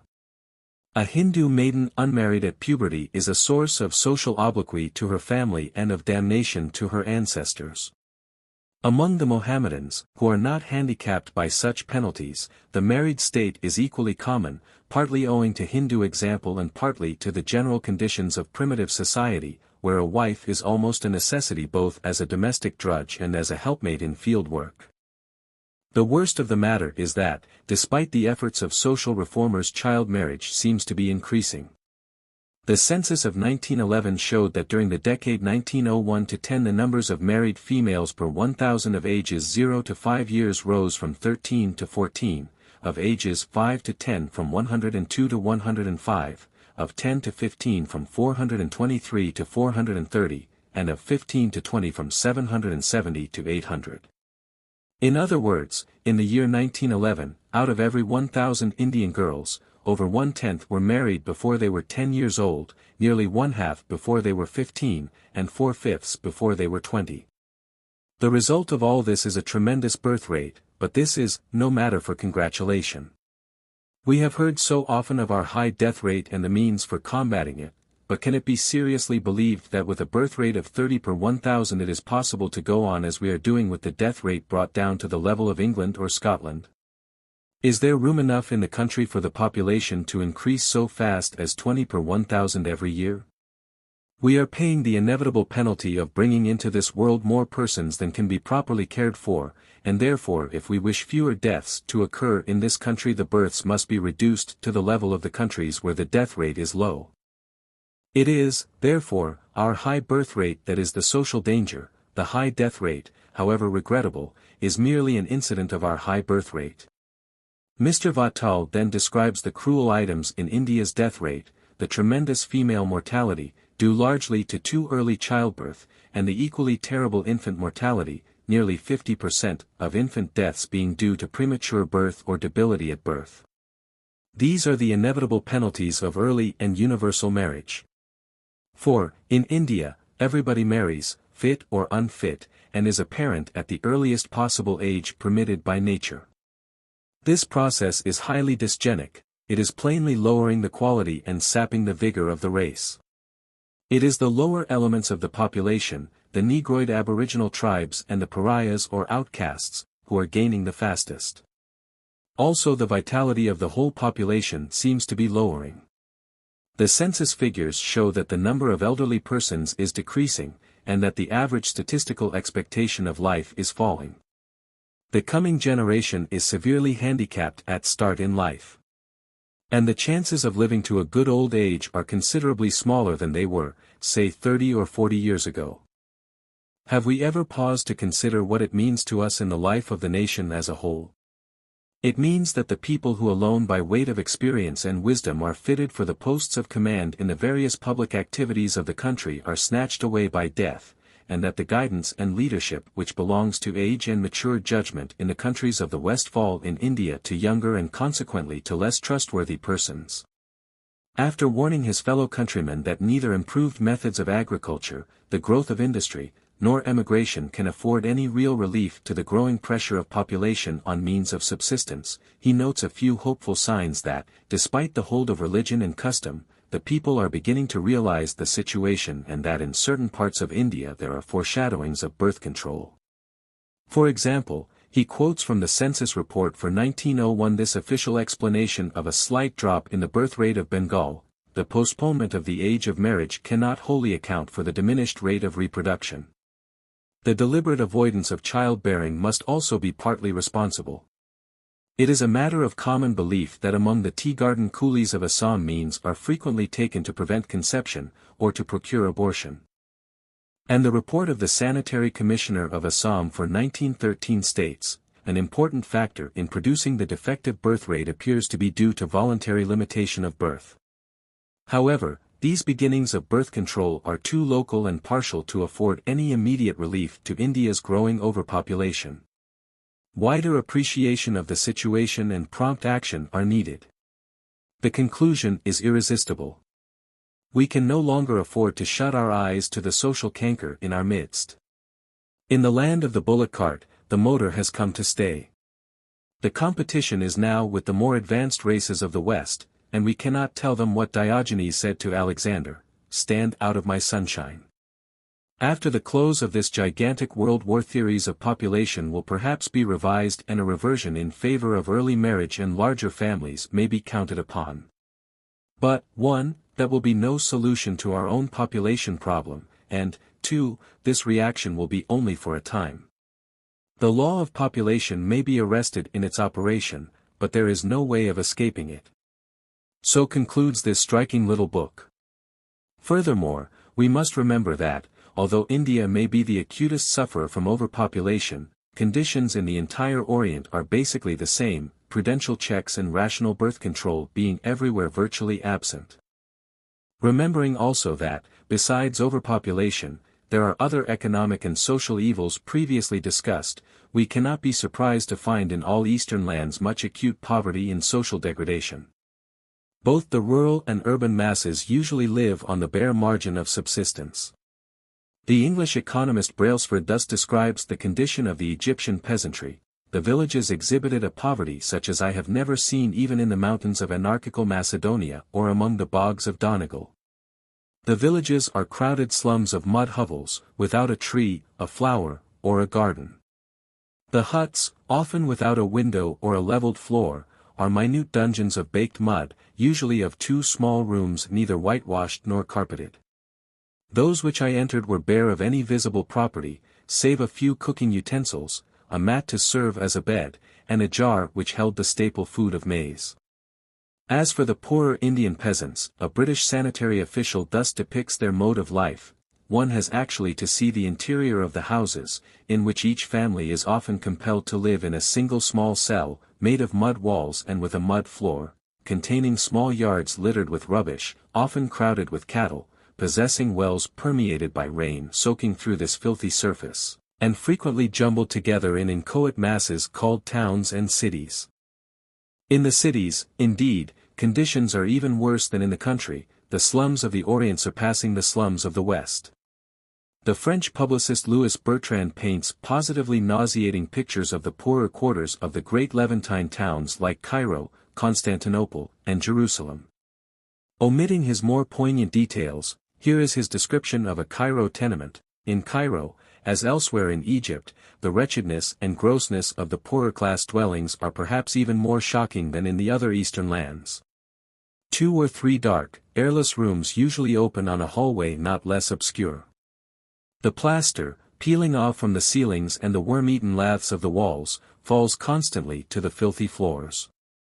The straw mats and bedding are infested by innumerable vermin. In India it is the same story. Says Fisher, even before the growth of her industries had begun, the cities of India presented a baffling housing problem. Into the welter of crooked streets and unsanitary habits of an oriental city these great industrial plants are wedging their thousands of employees. Working from before dawn until after dark, men and women are too exhausted to go far from the plant to sleep, if they can help it. When nearby houses are jammed to suffocation, they live and sleep in the streets. In Calcutta, 20 years ago, land had reached $200,000 an acre in the overcrowded tenement districts. Of Calcutta, a Western writer remarks, Calcutta is a shame even in the East. In its slums, mill hands and dock coolies do not live, they pig. Houses choke with unwholesome breath, drains and compounds fester in filth. Wheels compress decaying refuse in the roads, cows drink from wells soaked with sewage, and the floors of bakeries are washed in the same pollution. In the other industrial centers of India, conditions are practically the same. A Bombay native sanitary official stated in a report on the state of the tenement district, drawn up in 1904, in such houses, the breeders of germs and bacilli, the centers of disease and poverty, vice, and crime, have people of all kinds, the diseased, the dissolute, the drunken, the improvident, been indiscriminately herded and tightly packed in vast hordes to dwell in close association with each other. Furthermore, urban conditions seem to be getting worse rather than better. The problem of congestion, in particular, is assuming ever graver proportions. Already in the opening years of the present century the congestion in the great industrial centers of India like Calcutta, Bombay, and Lucknow averaged 3 or 4 times the congestion of London. And the late war has rendered the housing crisis even more acute. In the East, as in the West, the war caused a rapid drift of population to the cities and at the same time stopped building owing to the prohibitive cost of construction. Hence, a prodigious rise in rents and a plague of landlord profiteering. Says Fisher, rents were raised as much as 300%, enforced by eviction. Mass meetings of protest in Bombay resulted in government action, fixing maximum rents for some of the tenements occupied by artisans and laborers. Setting maximum rental does not, however, make more room. And, of course, it must not be forgotten that higher rents are only one phase in a general rise in the cost of living that has been going on in the East for a generation and which has been particularly pronounced since 1914. More than a decade ago Bertrand wrote of the Near East, from one end of the Levant to the other, at Constantinople as at Smyrna, Damascus, Beirut, and Cairo, I heard the same complaints about the increasing cost of living, and these complaints were uttered by Europeans as well as by the natives. Today the situation is even more difficult. Says Sir Valentine Cairol of conditions in Egypt since the war, the rise in wages, considerable as it has been, has ceased to keep pace with the inordinate rise in prices for the very necessities of life.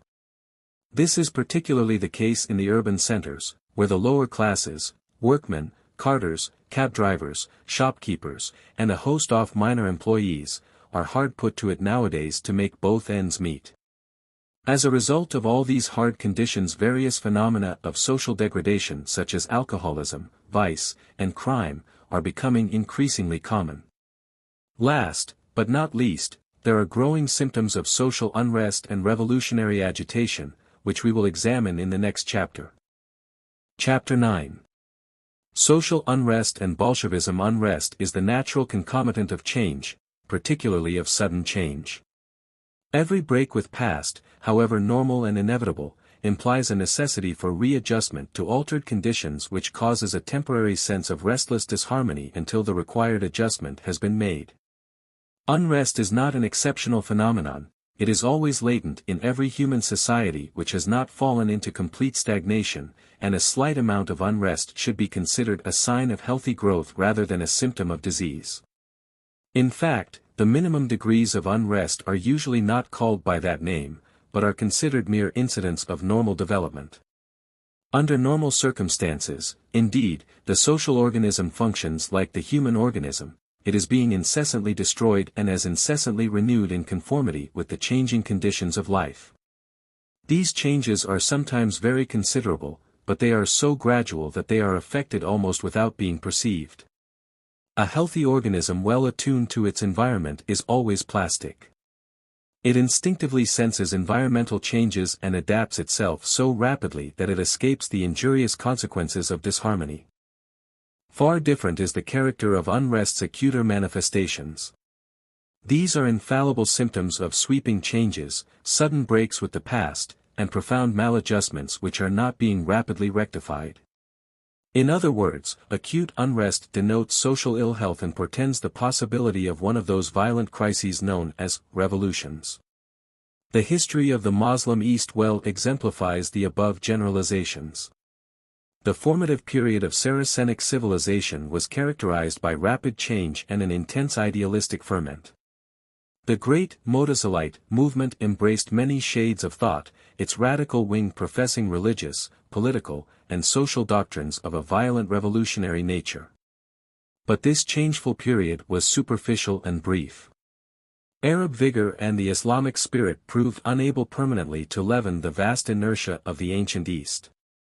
Soon the old traditions reasserted themselves, somewhat modified, to be sure, yet basically the same Saracenic civilization became stereotyped, ossified, and with this ossification changeful unrest died away. Here and there the radical tradition was preserved and secretly handed down by a few obscure sects like the Kharijites of Inner Arabia and the Batashi dervishes, but these were mere cryptic episodes, of no general significance. With the Mohammedan revival at the beginning of the 19th century, however, symptoms of social unrest appeared once more. Wahabbism aimed not merely at a reform of religious abuses but was also a general protest against the contemporary decadence of Muslim society. In many cases it took the form of a popular revolt against established governments. The same was true of the correlative Babist movement in Persia, which took place about the same time. And of course these nascent stirrings were greatly stimulated by the flood of Western ideas and methods which, as the 19th century wore on, increasingly permeated the East. What, indeed, could be more provocative of unrest of every description than the resulting transformation of the Orient, a transformation so sudden, so intense, and necessitating so concentrated a process of adaptation that it was basically revolutionary rather than evolutionary in its nature. The details of these profound changes, political, religious, economic, social, we have already studied, together with the equally profound disturbance, bewilderment, and suffering afflicting all classes in this eminently transition period. The essentially revolutionary nature of this transition period, as exemplified by India, is well described by a British economist. What, he asks, could be more anachronistic than the contrast between rural and urban India? Rural India is primitive or medieval, city India is modern. In city India you will find every symbol of Western life, from banks and factories down to the very sandwich men that you left in the London gutters. Now all this coexists beside rural India. And it is surely a fact unique in economic history that they should thus exist side by side. The present condition of India does not correspond with any period of European economic history. Imagine the effect in Europe of setting down modern and medieval men together, with utterly disparate ideas. That has not happened in Europe because European progress in the economic world has been evolutionary, a process spread over centuries. In India, on the other hand, this economic transformation has been revolutionary in character. How unevolutionary is India's economic transformation is seen by the condition of rural India. Rural India, though chiefly characterized by primitive usage, has been invaded by ideas that are intensely hostile to the old state of things. It is primitive, but not consistently primitive. Competitive wages are paid side by side with customary wages. Prices are sometimes fixed by custom, but sometimes, too, by free economic causes. From the midst of a population deeply rooted in the soil, men are being carried away by the desire of better wages. In short, economic motives have suddenly and partially intruded themselves in the realm of primitive morality. And, if we turn to city India, we see a similar, though inverted, state of things. In neither case has the mixture been harmonious or the fusion complete. Indeed, the two orders are too unrelated, too far apart, to coalesce with ease. India, then, is in a state of economic revolution throughout all the classes of an enormous and complex society. The only period in which Europe offered even faint analogies to modern India was the Industrial Revolution, from which even now we have not settled down into comparative stability. We may reckon it as a fortunate circumstance for Europe that the intellectual movement which culminated in the French Revolution did not coincide with the Industrial Revolution. If it had, it is possible that European society might have been hopelessly wrecked. But, as it was, even when the French Revolution had spent its force in the conquests of Napoleon, the Industrial Revolution stirred up enough social and political discontent. When whole classes of people are obliged by economic revolution to change their mode of life, it is inevitable that many should suffer. Discontent is roused. Political and destructive movements are certain to ensue. Not only the revolutions of '48, but also the birth of the Socialist Party sprang from the Industrial Revolution.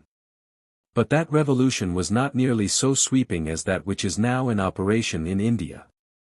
The invention of machinery and steam power was, in Europe, but the crowning event of a long series of years in which commerce and industry had been constantly expanding, in which capital had been largely accumulated, in which economic principles had been gradually spreading. No, the Indian economic revolution is vastly greater and more fundamental than our industrial revolution, great as that was. Railways have been built through districts where travel was almost impossible, and even roads are unknown. Factories have been built, and filled by men and used to industrial labor. Capital has been poured into the country, which was unprepared for any such development. And what are the consequences? India's social organization is being dissolved. The Brahmins are no longer priests. The ryot is no longer bound to the soil. The banya is no longer the sole purveyor of capital. The hand weaver is threatened with extinction, and the brass worker can no longer ply his craft. Think of the dislocation which this sudden change has brought about, of the many who can no longer follow their ancestral vocations, of the commotion which a less profound change produced in Europe, and you will understand what is the chief motive power of the political unrest. It is small wonder. The wonder is that the unrest has been no greater than it is.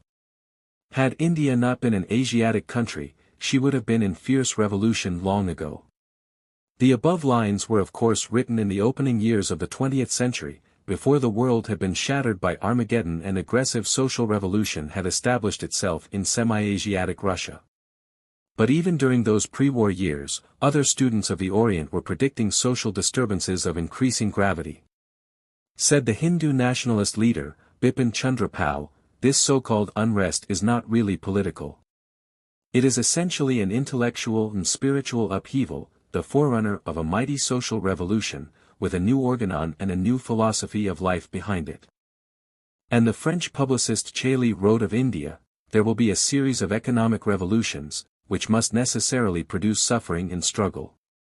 During this pre-war period the increased difficulty of living conditions, together with the adoption of Western ideas of comfort and kindred higher standards, seem to have been engendering friction between the different strata of the Oriental population. In 1911 a British sanitary expert assigned wretchedness as the root cause of India's political unrest. After describing the deplorable living conditions of the Indian masses, he wrote, "It will of course be said at once that these conditions have existed in India from time immemorial, and are no more likely to cause unrest now than previously, but in my opinion unrest has always existed there in a subterranean form. Moreover, in the old days, the populace could make scarcely any comparison between their own condition and that of more fortunate people, now they can compare their own slums and terrible native quarters with the much better ordered cantonments, stations, and houses of the British officials and even of their own wealthier brethren. So far as I can see, such misery is always the fundamental cause of all popular unrest. Seditious meetings, political chatter, and aspirations of babus and demagogues are only the superficial manifestations of the deeper disturbance. This growing social friction was indubitably heightened by the lack of interest of Orientals in the sufferings of all persons not bound to them by family, caste, or customary ties.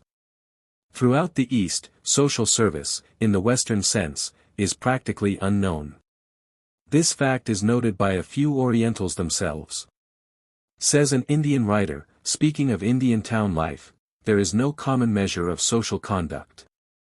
Hitherto, social reform in India has taken account only of individual or family life. As applied to mankind in the mass, and especially to those soulless agglomerations of seething humanity which we call cities, it is a gospel yet to be preached. As an American sociologist remarked of the growing slum evil throughout the industrialized Orient, the greatest danger is due to the fact that Orientals do not have the high Western sense of the value of the life of the individual, and are, comparatively speaking, without any restraining influence similar to our own enlightened public opinion, which has been roused by the struggles of a century of industrial strife. Unless these elements can be supplied, there is danger of suffering and of abuses worse than any the West has known. All this diffused social unrest was centering about two recently emerged elements, the Western-educated intelligentsia and the industrial proletariat of the factory towns. The revolutionary tendencies of the intelligentsia, particularly of its half-educated failures, have been already noted, and these latter have undoubtedly played a leading part in all the revolutionary disturbances of the modern Orient, from North Africa to China. Regarding the industrial proletariat, some writers think that there is little immediate likelihood of their becoming a major revolutionary factor, because of their traditionalism, ignorance, and apathy, and also because there is no real connection between them and the intelligentsia, the other center of social discontent. The French economist Medon states this viewpoint very well. Speaking primarily of India, he writes, "The nationalist movement rises from the middle classes and manifests no systematic hostility toward the capitalists and great proprietors. In economic matters it is on their side.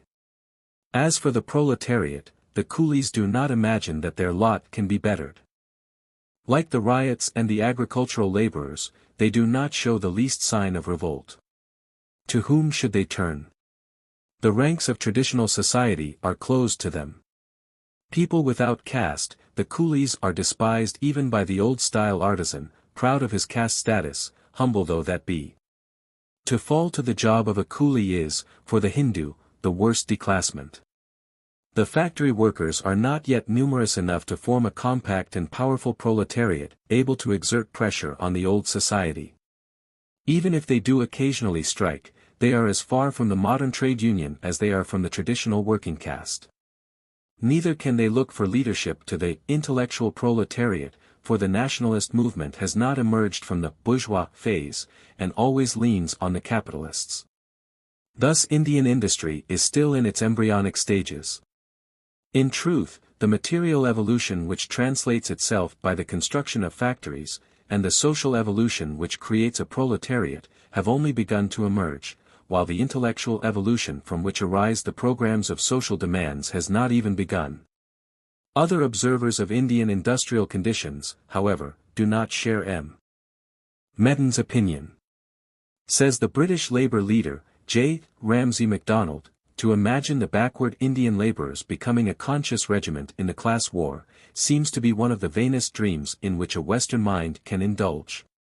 But I sometimes wonder if it be so very vain after all. In the first place, the development of factory industry in India has created a landless and homeless proletariat unmatched by the same economic class in any other capitalist community, and to imagine that this class is to be kept out, or can be kept out, of Indian politics is far more vain than to dream of its developing a politics on Western lines.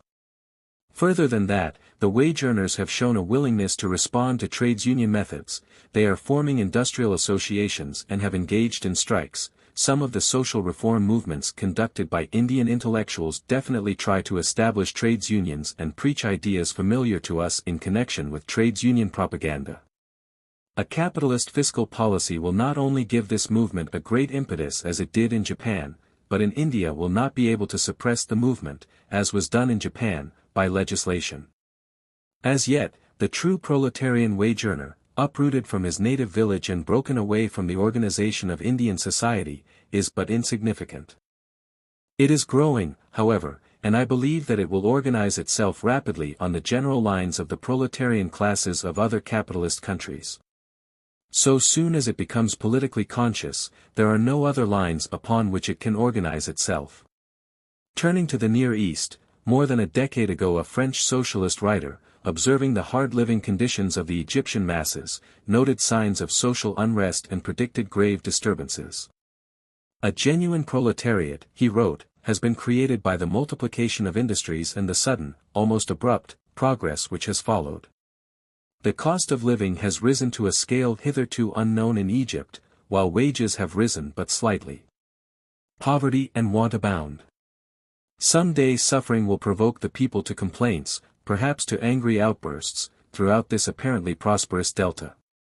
It is true that the influx of foreigners and of money may put off the hour when the city or country laborer of Egyptian race comes clearly to perceive the wrongs that are being done to him.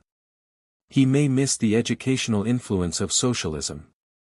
Yet such an awakening may come sooner than people expect. It is not only among the successful and prosperous Egyptians that intelligence is to be found. Those whose wages are growing gradually smaller and smaller have intelligence of equal keenness, and it has become a real question as to the hour when for the first time in the land of Islam the flame of Mohammedan socialism shall burst forth. In Algeria, likewise, a Belgian traveler noted the dawning of a proletarian consciousness among the town working men just before the Great War. Speaking of the rapid spread of Western ideas, he wrote, "Islam tears asunder like rotten cloth on the quays of Algiers, the dockers, coal passers, and engine tenders, to whatever race they belong, leave their Islam and acquire a genuine proletarian morality, that of the proletarians of Europe, and they make common cause with their European colleagues on the basis of a strictly economic struggle." If there were many big factories in Algeria, Orthodox Islam would soon disappear there, as old-fashioned Catholicism has disappeared with us under the shock of great industry. Whatever may be the prospects as to the rapid emergence of organized labor movements in the Orient, one thing seems certain: the unrest which afflicted so many parts of the East in the years preceding the Great War, though mainly political, had also its social side. Toward the end of 1913, a leading Anglo-Indian journal remarked pessimistically, "We have already gone so far on the downward path that leads to destruction that there are districts in what were once regarded as the most settled parts of India which are being abandoned by the rich because their property is not safe. So great is the contempt for the law that it is employed by the unscrupulous as a means of offense against the innocent. Frontier Pathans commit outrages almost unbelievable in their daring. Mass meetings are held and agitation spreads in regard to topics quite outside the business of orderly people. There is no matter of domestic or foreign politics in which crowds of irresponsible people do not want to have their passionate way. Great grievances are made of little, far-off things.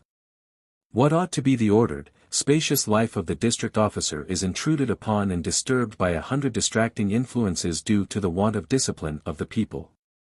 In the subordinate ranks of the great services themselves, trades unions have been formed. Military and police officers have to regret that the new class of recruits is less subordinate than the old, harder to discipline, more full of complaints. The Great War of course enormously aggravated Oriental unrest. In many parts of the Near East, especially, acute suffering, balked ambitions, and furious hates combined to reduce society to the verge of chaos. Into this ominous turmoil there now came the sinister influence of Russian Bolshevism, marshalling all this diffused unrest by systematic methods for definite ends. Bolshevism was frankly out for a world revolution and the destruction of Western civilization. To attain this objective the Bolshevist leaders not only launched direct assaults on the West, but also planned flank attacks in Asia and Africa. They believed that if the East could be set on fire, not only would Russian Bolshevism gain vast additional strength but also the economic repercussion on the West, already shaken by the war, would be so terrific that industrial collapse would ensue, thereby throwing Europe open to revolution.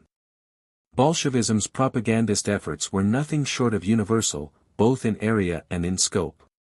No part of the world was free from the plottings of its agents, no possible source of discontent was overlooked. Strictly read doctrines like the dictatorship of the proletariat were very far from being the only weapons in Bolshevism's armory. Since what was first wanted was the overthrow of the existing world order, any kind of opposition to that order, no matter how remote doctrinally from Bolshevism, was grist to the Bolshevist mill. Accordingly, in every quarter of the globe, in Asia, Africa, Australia, and the Americas, as in Europe, Bolshevik agitators whispered in the ears of the discontented their gospel of hatred and revenge. Every nationalist aspiration, every political grievance, every social injustice, every racial discrimination, was fuel for Bolshevism's incitement to violence and war. Particularly promising fields for Bolshevist activity were the Near and Middle East. Besides being a prey to profound disturbances of every description, those regions as traditional objectives of the old Tsarist imperialism, had long been carefully studied by Russian agents who had evolved a technique of Pacific penetration that might be easily adjusted to Bolshevist ends. To stir up political, religious, and racial passions in Turkey, Persia, Afghanistan, and India, especially against England, required no original planning by Trotsky or Lenin. Tsarism had already done these things for generations, and full information lay both in the Petrograd archives and in the brains of surviving Tsarist agents ready to turn their hands as easily to the new work as the old.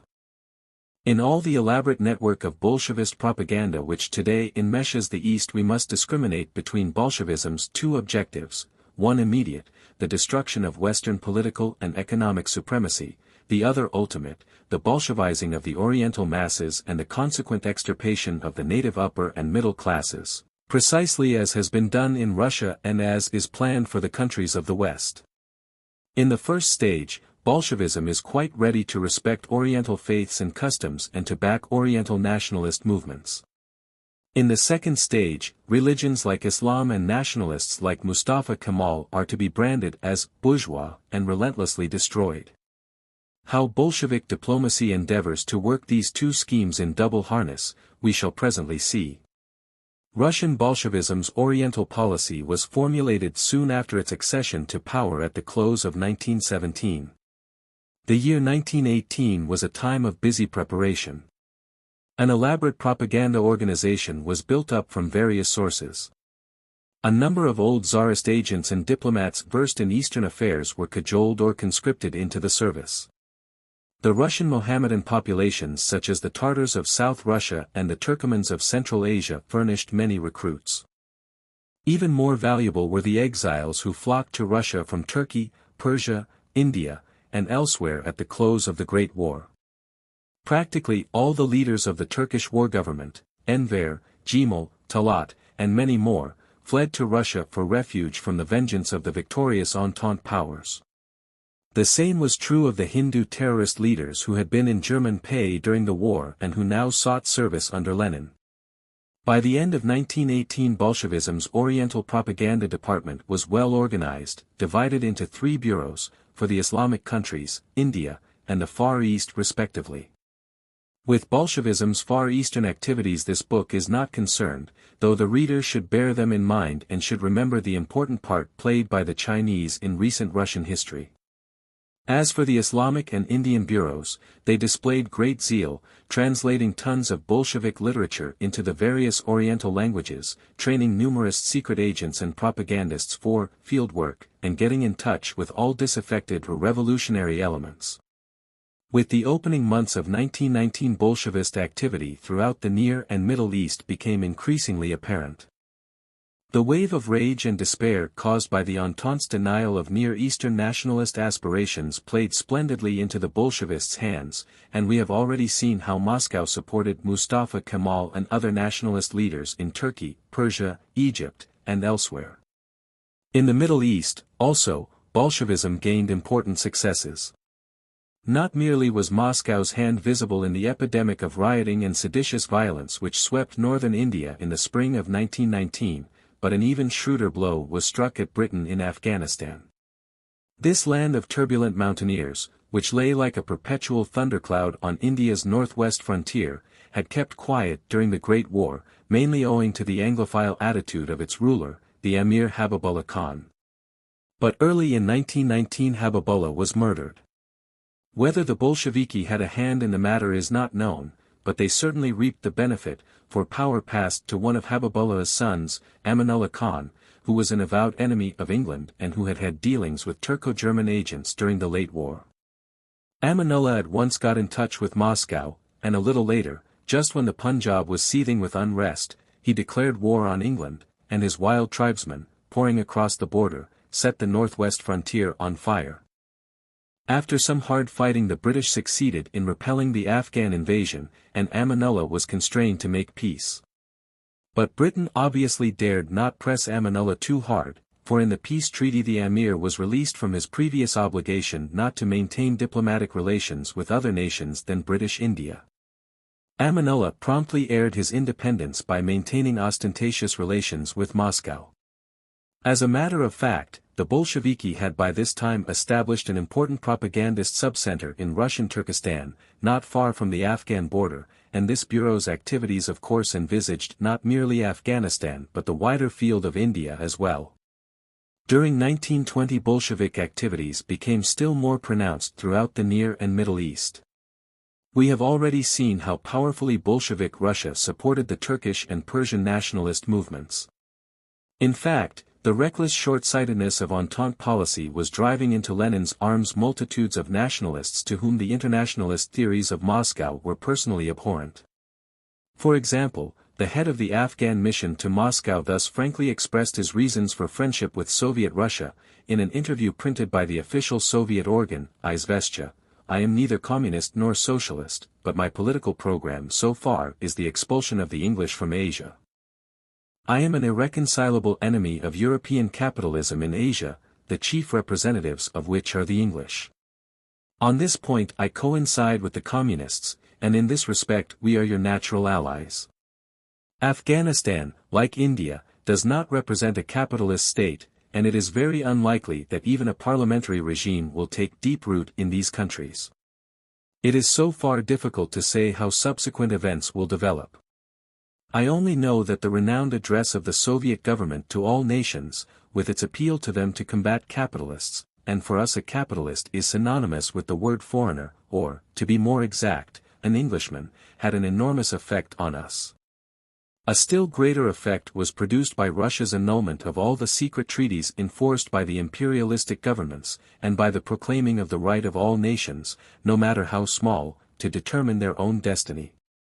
This act rallied around Soviet Russia all the exploited nationalities of Asia, and all parties, even those very remote from socialism.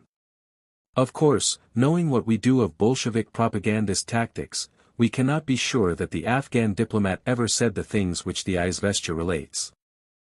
But, even if the interview be a fake, the words put into his mouth expressed the feelings of vast numbers of Orientals and explain a prime cause of Bolshevik propagandist successes in Eastern lands. So successful, indeed, had been the progress of Bolshevik propaganda that the Soviet leaders now began to work openly for their ultimate ends. At first Moscow had posed as the champion of Oriental peoples against Western imperialism. Its appeals had been to peoples, irrespective of class, and it had promised self-determination, with full respect for native ideas and institutions. For instance, a Bolshevist manifesto to the Turks signed by Lenin and issued toward the close of 1919 read, "Mussulmans of the world, victims of the capitalists, awake.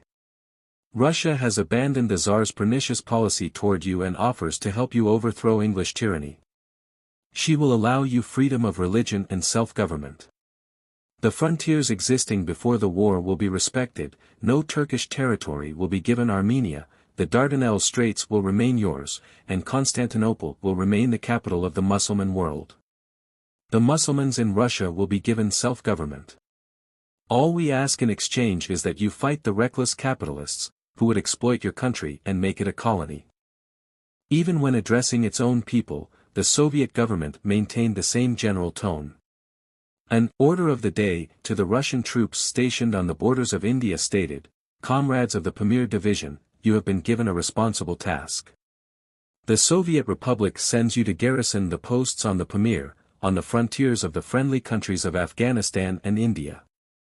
The Pamir tableland divides revolutionary Russia from India, which, with its 300 million inhabitants, is enslaved by a handful of Englishmen. On this tableland the signalers of revolution must hoist the red flag of the Army of Liberation. May the peoples of India, who fight against their English oppressors, soon know that friendly help is not far off. Make yourselves at home with the liberty-loving tribes of northern India, promote by word and deed their revolutionary progress, refute the mass of calumnies spread about Soviet Russia by agents of the British princes, lords, and bankers. Long live the alliance of the revolutionary peoples of Europe and Asia. Such was the nature of first-stage Bolshevik propaganda. Presently, however, propaganda of quite a different character began to appear. This second-stage propaganda of course continued to assail Western, capitalist imperialism. But alongside, or rather intermingled with, these anti-Western, fulminations, there now appeared special appeals to the Oriental masses, inciting them against all capitalists and bourgeois, native as well as foreign, and promising the proletarians remedies for all their ills. Here is a Bolshevist manifesto to the Turkish masses, published in the summer of 1920. It is very different from the manifestos of a year before. The men of toil, says this interesting document, are now struggling everywhere against the rich people. These people, with the assistance of the aristocracy and their hirelings, are now trying to hold Turkish toilers in their chains. It is the rich people of Europe who have brought suffering to Turkey. Comrades, let us make common cause with the world's toilers.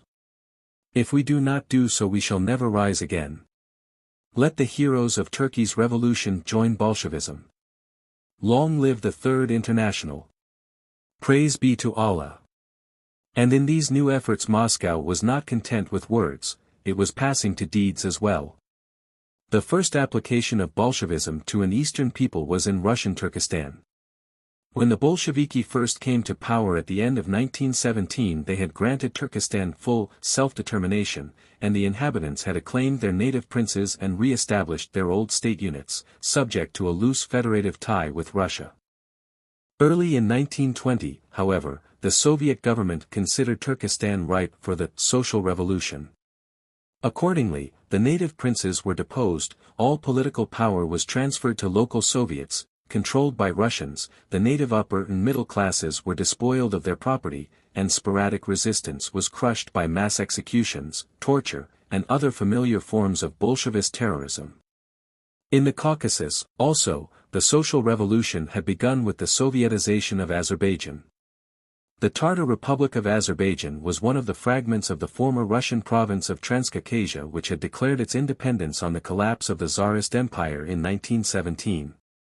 Located in eastern Transcaucasia, about the Caspian Sea, Azerbaijan's capital was the city of Baku, famous for its oil fields.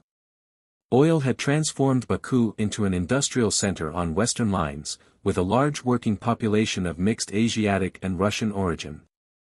Playing upon the nascent class consciousness of this urban proletariat, the Bolshevik agents made a coup d'état in the spring of 1920, overthrew the nationalist government, and, with prompt Russian backing, made Azerbaijan a Soviet republic. The usual accompaniments of the social revolution followed, despoiling and massacring of the upper and middle classes, confiscation of property in favor of the town proletarians and agricultural laborers, and ruthless terrorism. With the opening months of 1920, Bolshevism was thus in actual operation in both the Near and Middle East. Having acquired strong footholds in the Orient, Bolshevism now felt strong enough to throw off the mask. In the autumn of 1920, the Soviet government of Russia held a Congress of Eastern Peoples at Baku, the aim of which was not merely the liberation of the Orient from Western control but its Bolshevizing as well. No attempt at concealment of this larger objective was made, and so striking was the language employed that it may well merit our close attention. In the first place, the call to the Congress, issued by the Third Moscow International, was addressed to the peasants and workers of the East. The summons read, "Peasants and workers of Persia. The Tehran government of the Qajars and its retinue of provincial Khans have plundered and exploited you through many centuries. The land, which, according to the laws of the Shariat, was your common property, has been taken possession of more and more by the lackeys of the Tehran government. They trade it away at their pleasure, they lay what taxes please them upon you, and when, through their mismanagement, they got the country into such a condition that they were unable to squeeze enough juice out of it themselves. They sold Persia last year to English capitalists for £2 million, so that the latter will organize an army in Persia that will oppress you still more than formerly, and so the latter can collect taxes for the Khans and the Tehran government. They have sold the oil wells in South Persia and thus helped plunder the country. Peasants of Mesopotamia. The English have declared your country to be independent, but 80,000 English soldiers are stationed in your country, are robbing and plundering, are killing you and are violating your women. Peasants of Anatolia. The English, French, and Italian governments hold Constantinople under the mouths of their cannon. They have made the Sultan their prisoner, they are obliging him to consent to the dismemberment of what is purely Turkish territory, they are forcing him to turn the country's finances over to foreign capitalists in order to make it possible for them better to exploit the Turkish people, already reduced to a state of beggary by the 6-year war.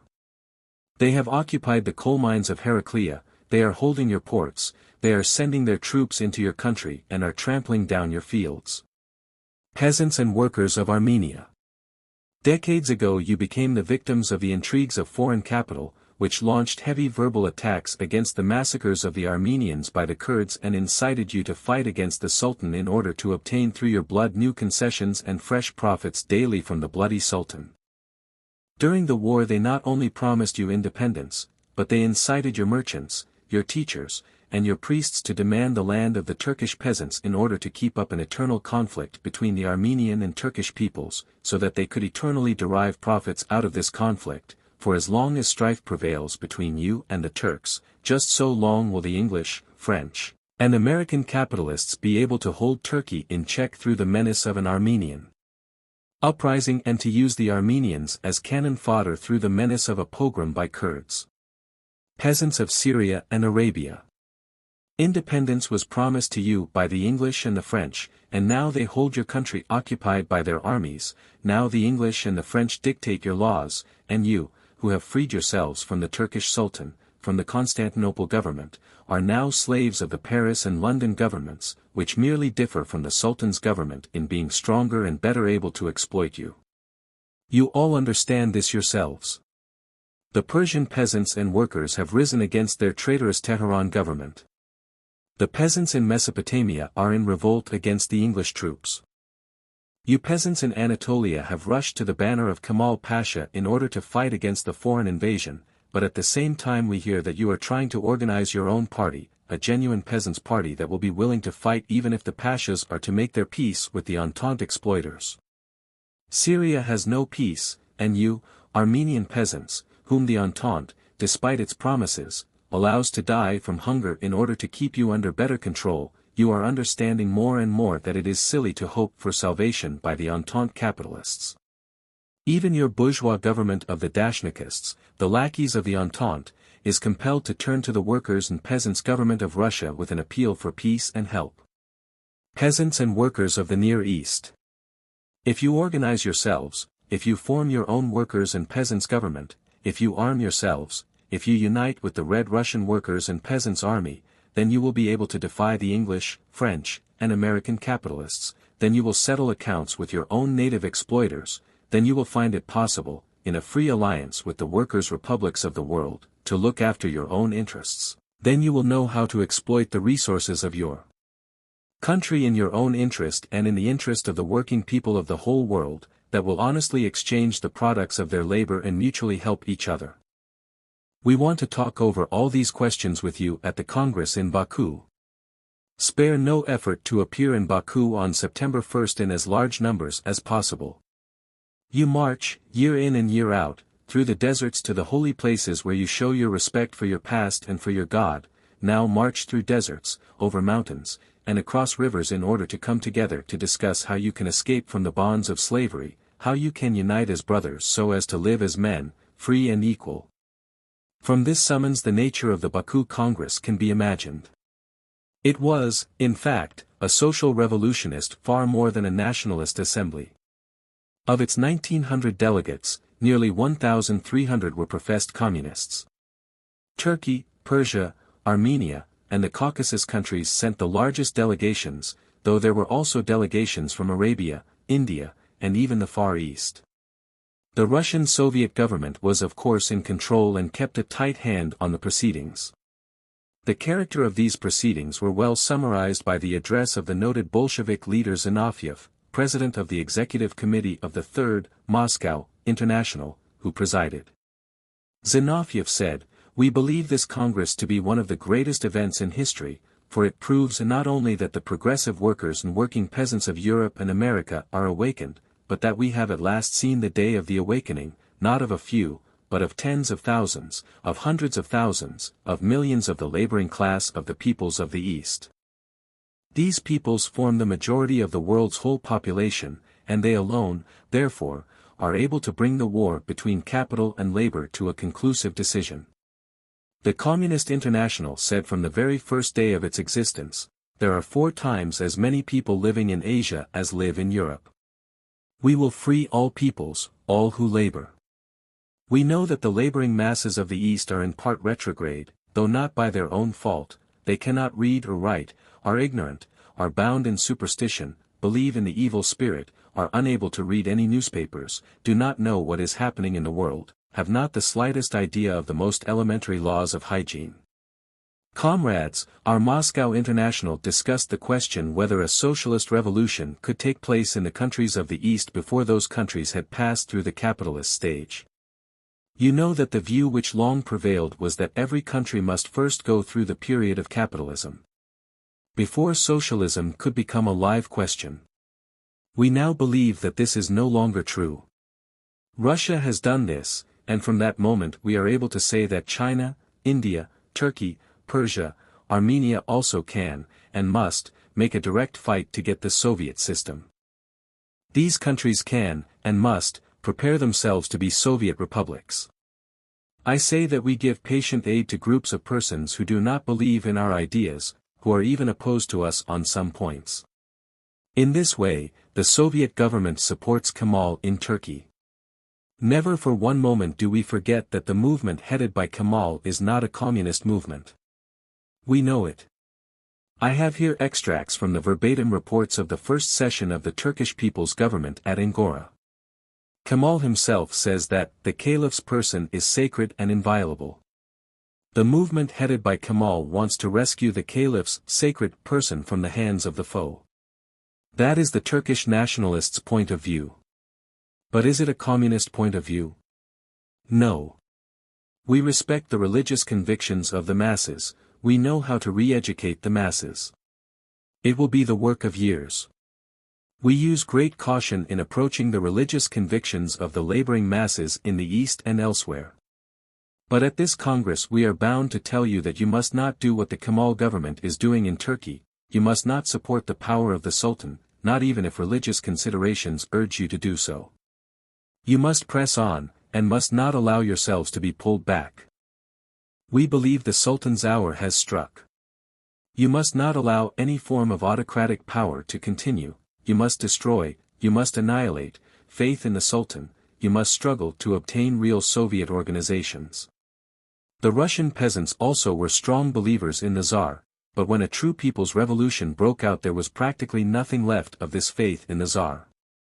The same thing will happen in Turkey and all over the East as soon as a true peasants' revolution shall burst forth over the surface of the black earth. The people will very soon lose faith in their Sultan and in their masters.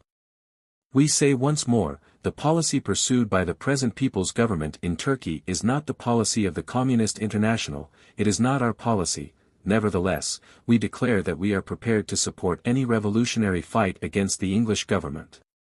Yes, we array ourselves against the English bourgeoisie, we seize the English imperialist by the throat and tread him underfoot.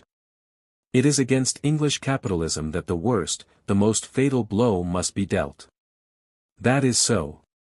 But at the same time we must educate the laboring masses of the East to hatred, to the will to fight the whole of the rich classes indifferently, whoever they be. The great significance of the revolution now starting in the East does not consist in begging the English imperialist to take his feet off the table, for the purpose of then permitting the wealthy Turk to place his feet on it all the more comfortably. No, we will very politely ask all the rich to remove their dirty feet from the table, so that there may be no luxuriousness among us, no boasting, no contempt of the people, no idleness, but that the world may be ruled by the worker's horny hand. The Baku Congress was the opening gun in Bolshevism's avowed campaign for the immediate Bolshevizing of the East. It was followed by increased Soviet activity and by substantial Soviet successes, especially in the Caucasus, where both Georgia and Armenia were Bolshevized in the spring of 1921. These very successes, however, awakened growing uneasiness among Soviet Russia's nationalist protégés. The various Oriental nationalist parties, which had at first welcomed Moscow's aid so enthusiastically against the Entente powers, now began to realize that Russian Bolshevism might prove as great a peril as Western imperialism to their patriotic aspirations. Of course, the nationalist leaders had always realized Moscow's ultimate goal, but hitherto they had felt themselves strong enough to control the situation and to take Russian aid without paying Moscow's price. Now they no longer felt so sure. The numbers of class-conscious proletarians in the East might be very small. The communist philosophy might be virtually unintelligible to the Oriental masses. Nevertheless, the very existence of Soviet Russia was a warning not to be disregarded. In Russia, an infinitesimal communist minority, numbering, by its own admission, not much over 600,000, was maintaining an unlimited despotism over 170 million people. Western countries might rely on their popular education and their staunch traditions of ordered liberty. The East possessed no such bulwarks against Bolshevism. The East was, in fact, much like Russia. There was the same dense ignorance of the masses, the same absence of a large and powerful middle class, the same tradition of despotism, the same popular acquiescence in the rule of ruthless minorities. Finally, there were the ominous examples of Sovietized Turkestan and Azerbaijan. In fine, Oriental nationalists bethought them of the old adage that he who sups with the devil needs a long spoon. Everywhere it has been the same story. In Asia Minor, Mustafa Kemal has arrested Bolshevist propaganda agents, while Turkish and Russian troops have more than once clashed on the disputed Caucasus frontiers. In Egypt we have already seen how an amicable arrangement between Lord Milner and the Egyptian nationalist leaders was facilitated by the latter's fear of the social revolutionary agitators who were inflaming the fellahin. In India, Sir Valentine Kairal noted as far back as the spring of 1918 how Russia's collapse into Bolshevism had had a sobering effect on Indian public opinion. The more thoughtful Indians, he wrote, now see how helpless even the Russian intelligentsia, relatively far more numerous and matured than the Indian intelligentsia, has proved to control the great ignorant masses as soon as the whole fabric of government has been hastily shattered. In Afghanistan, likewise, the Emir was losing his love for his Bolshevist allies.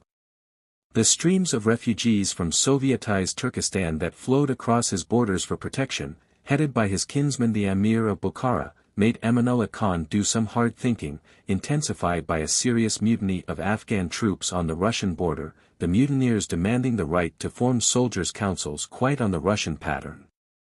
Bolshevist agents might tempt him by the loot of India, but the Emir could also see that that would do him little good if he himself were to be looted and killed by his own rebellious subjects.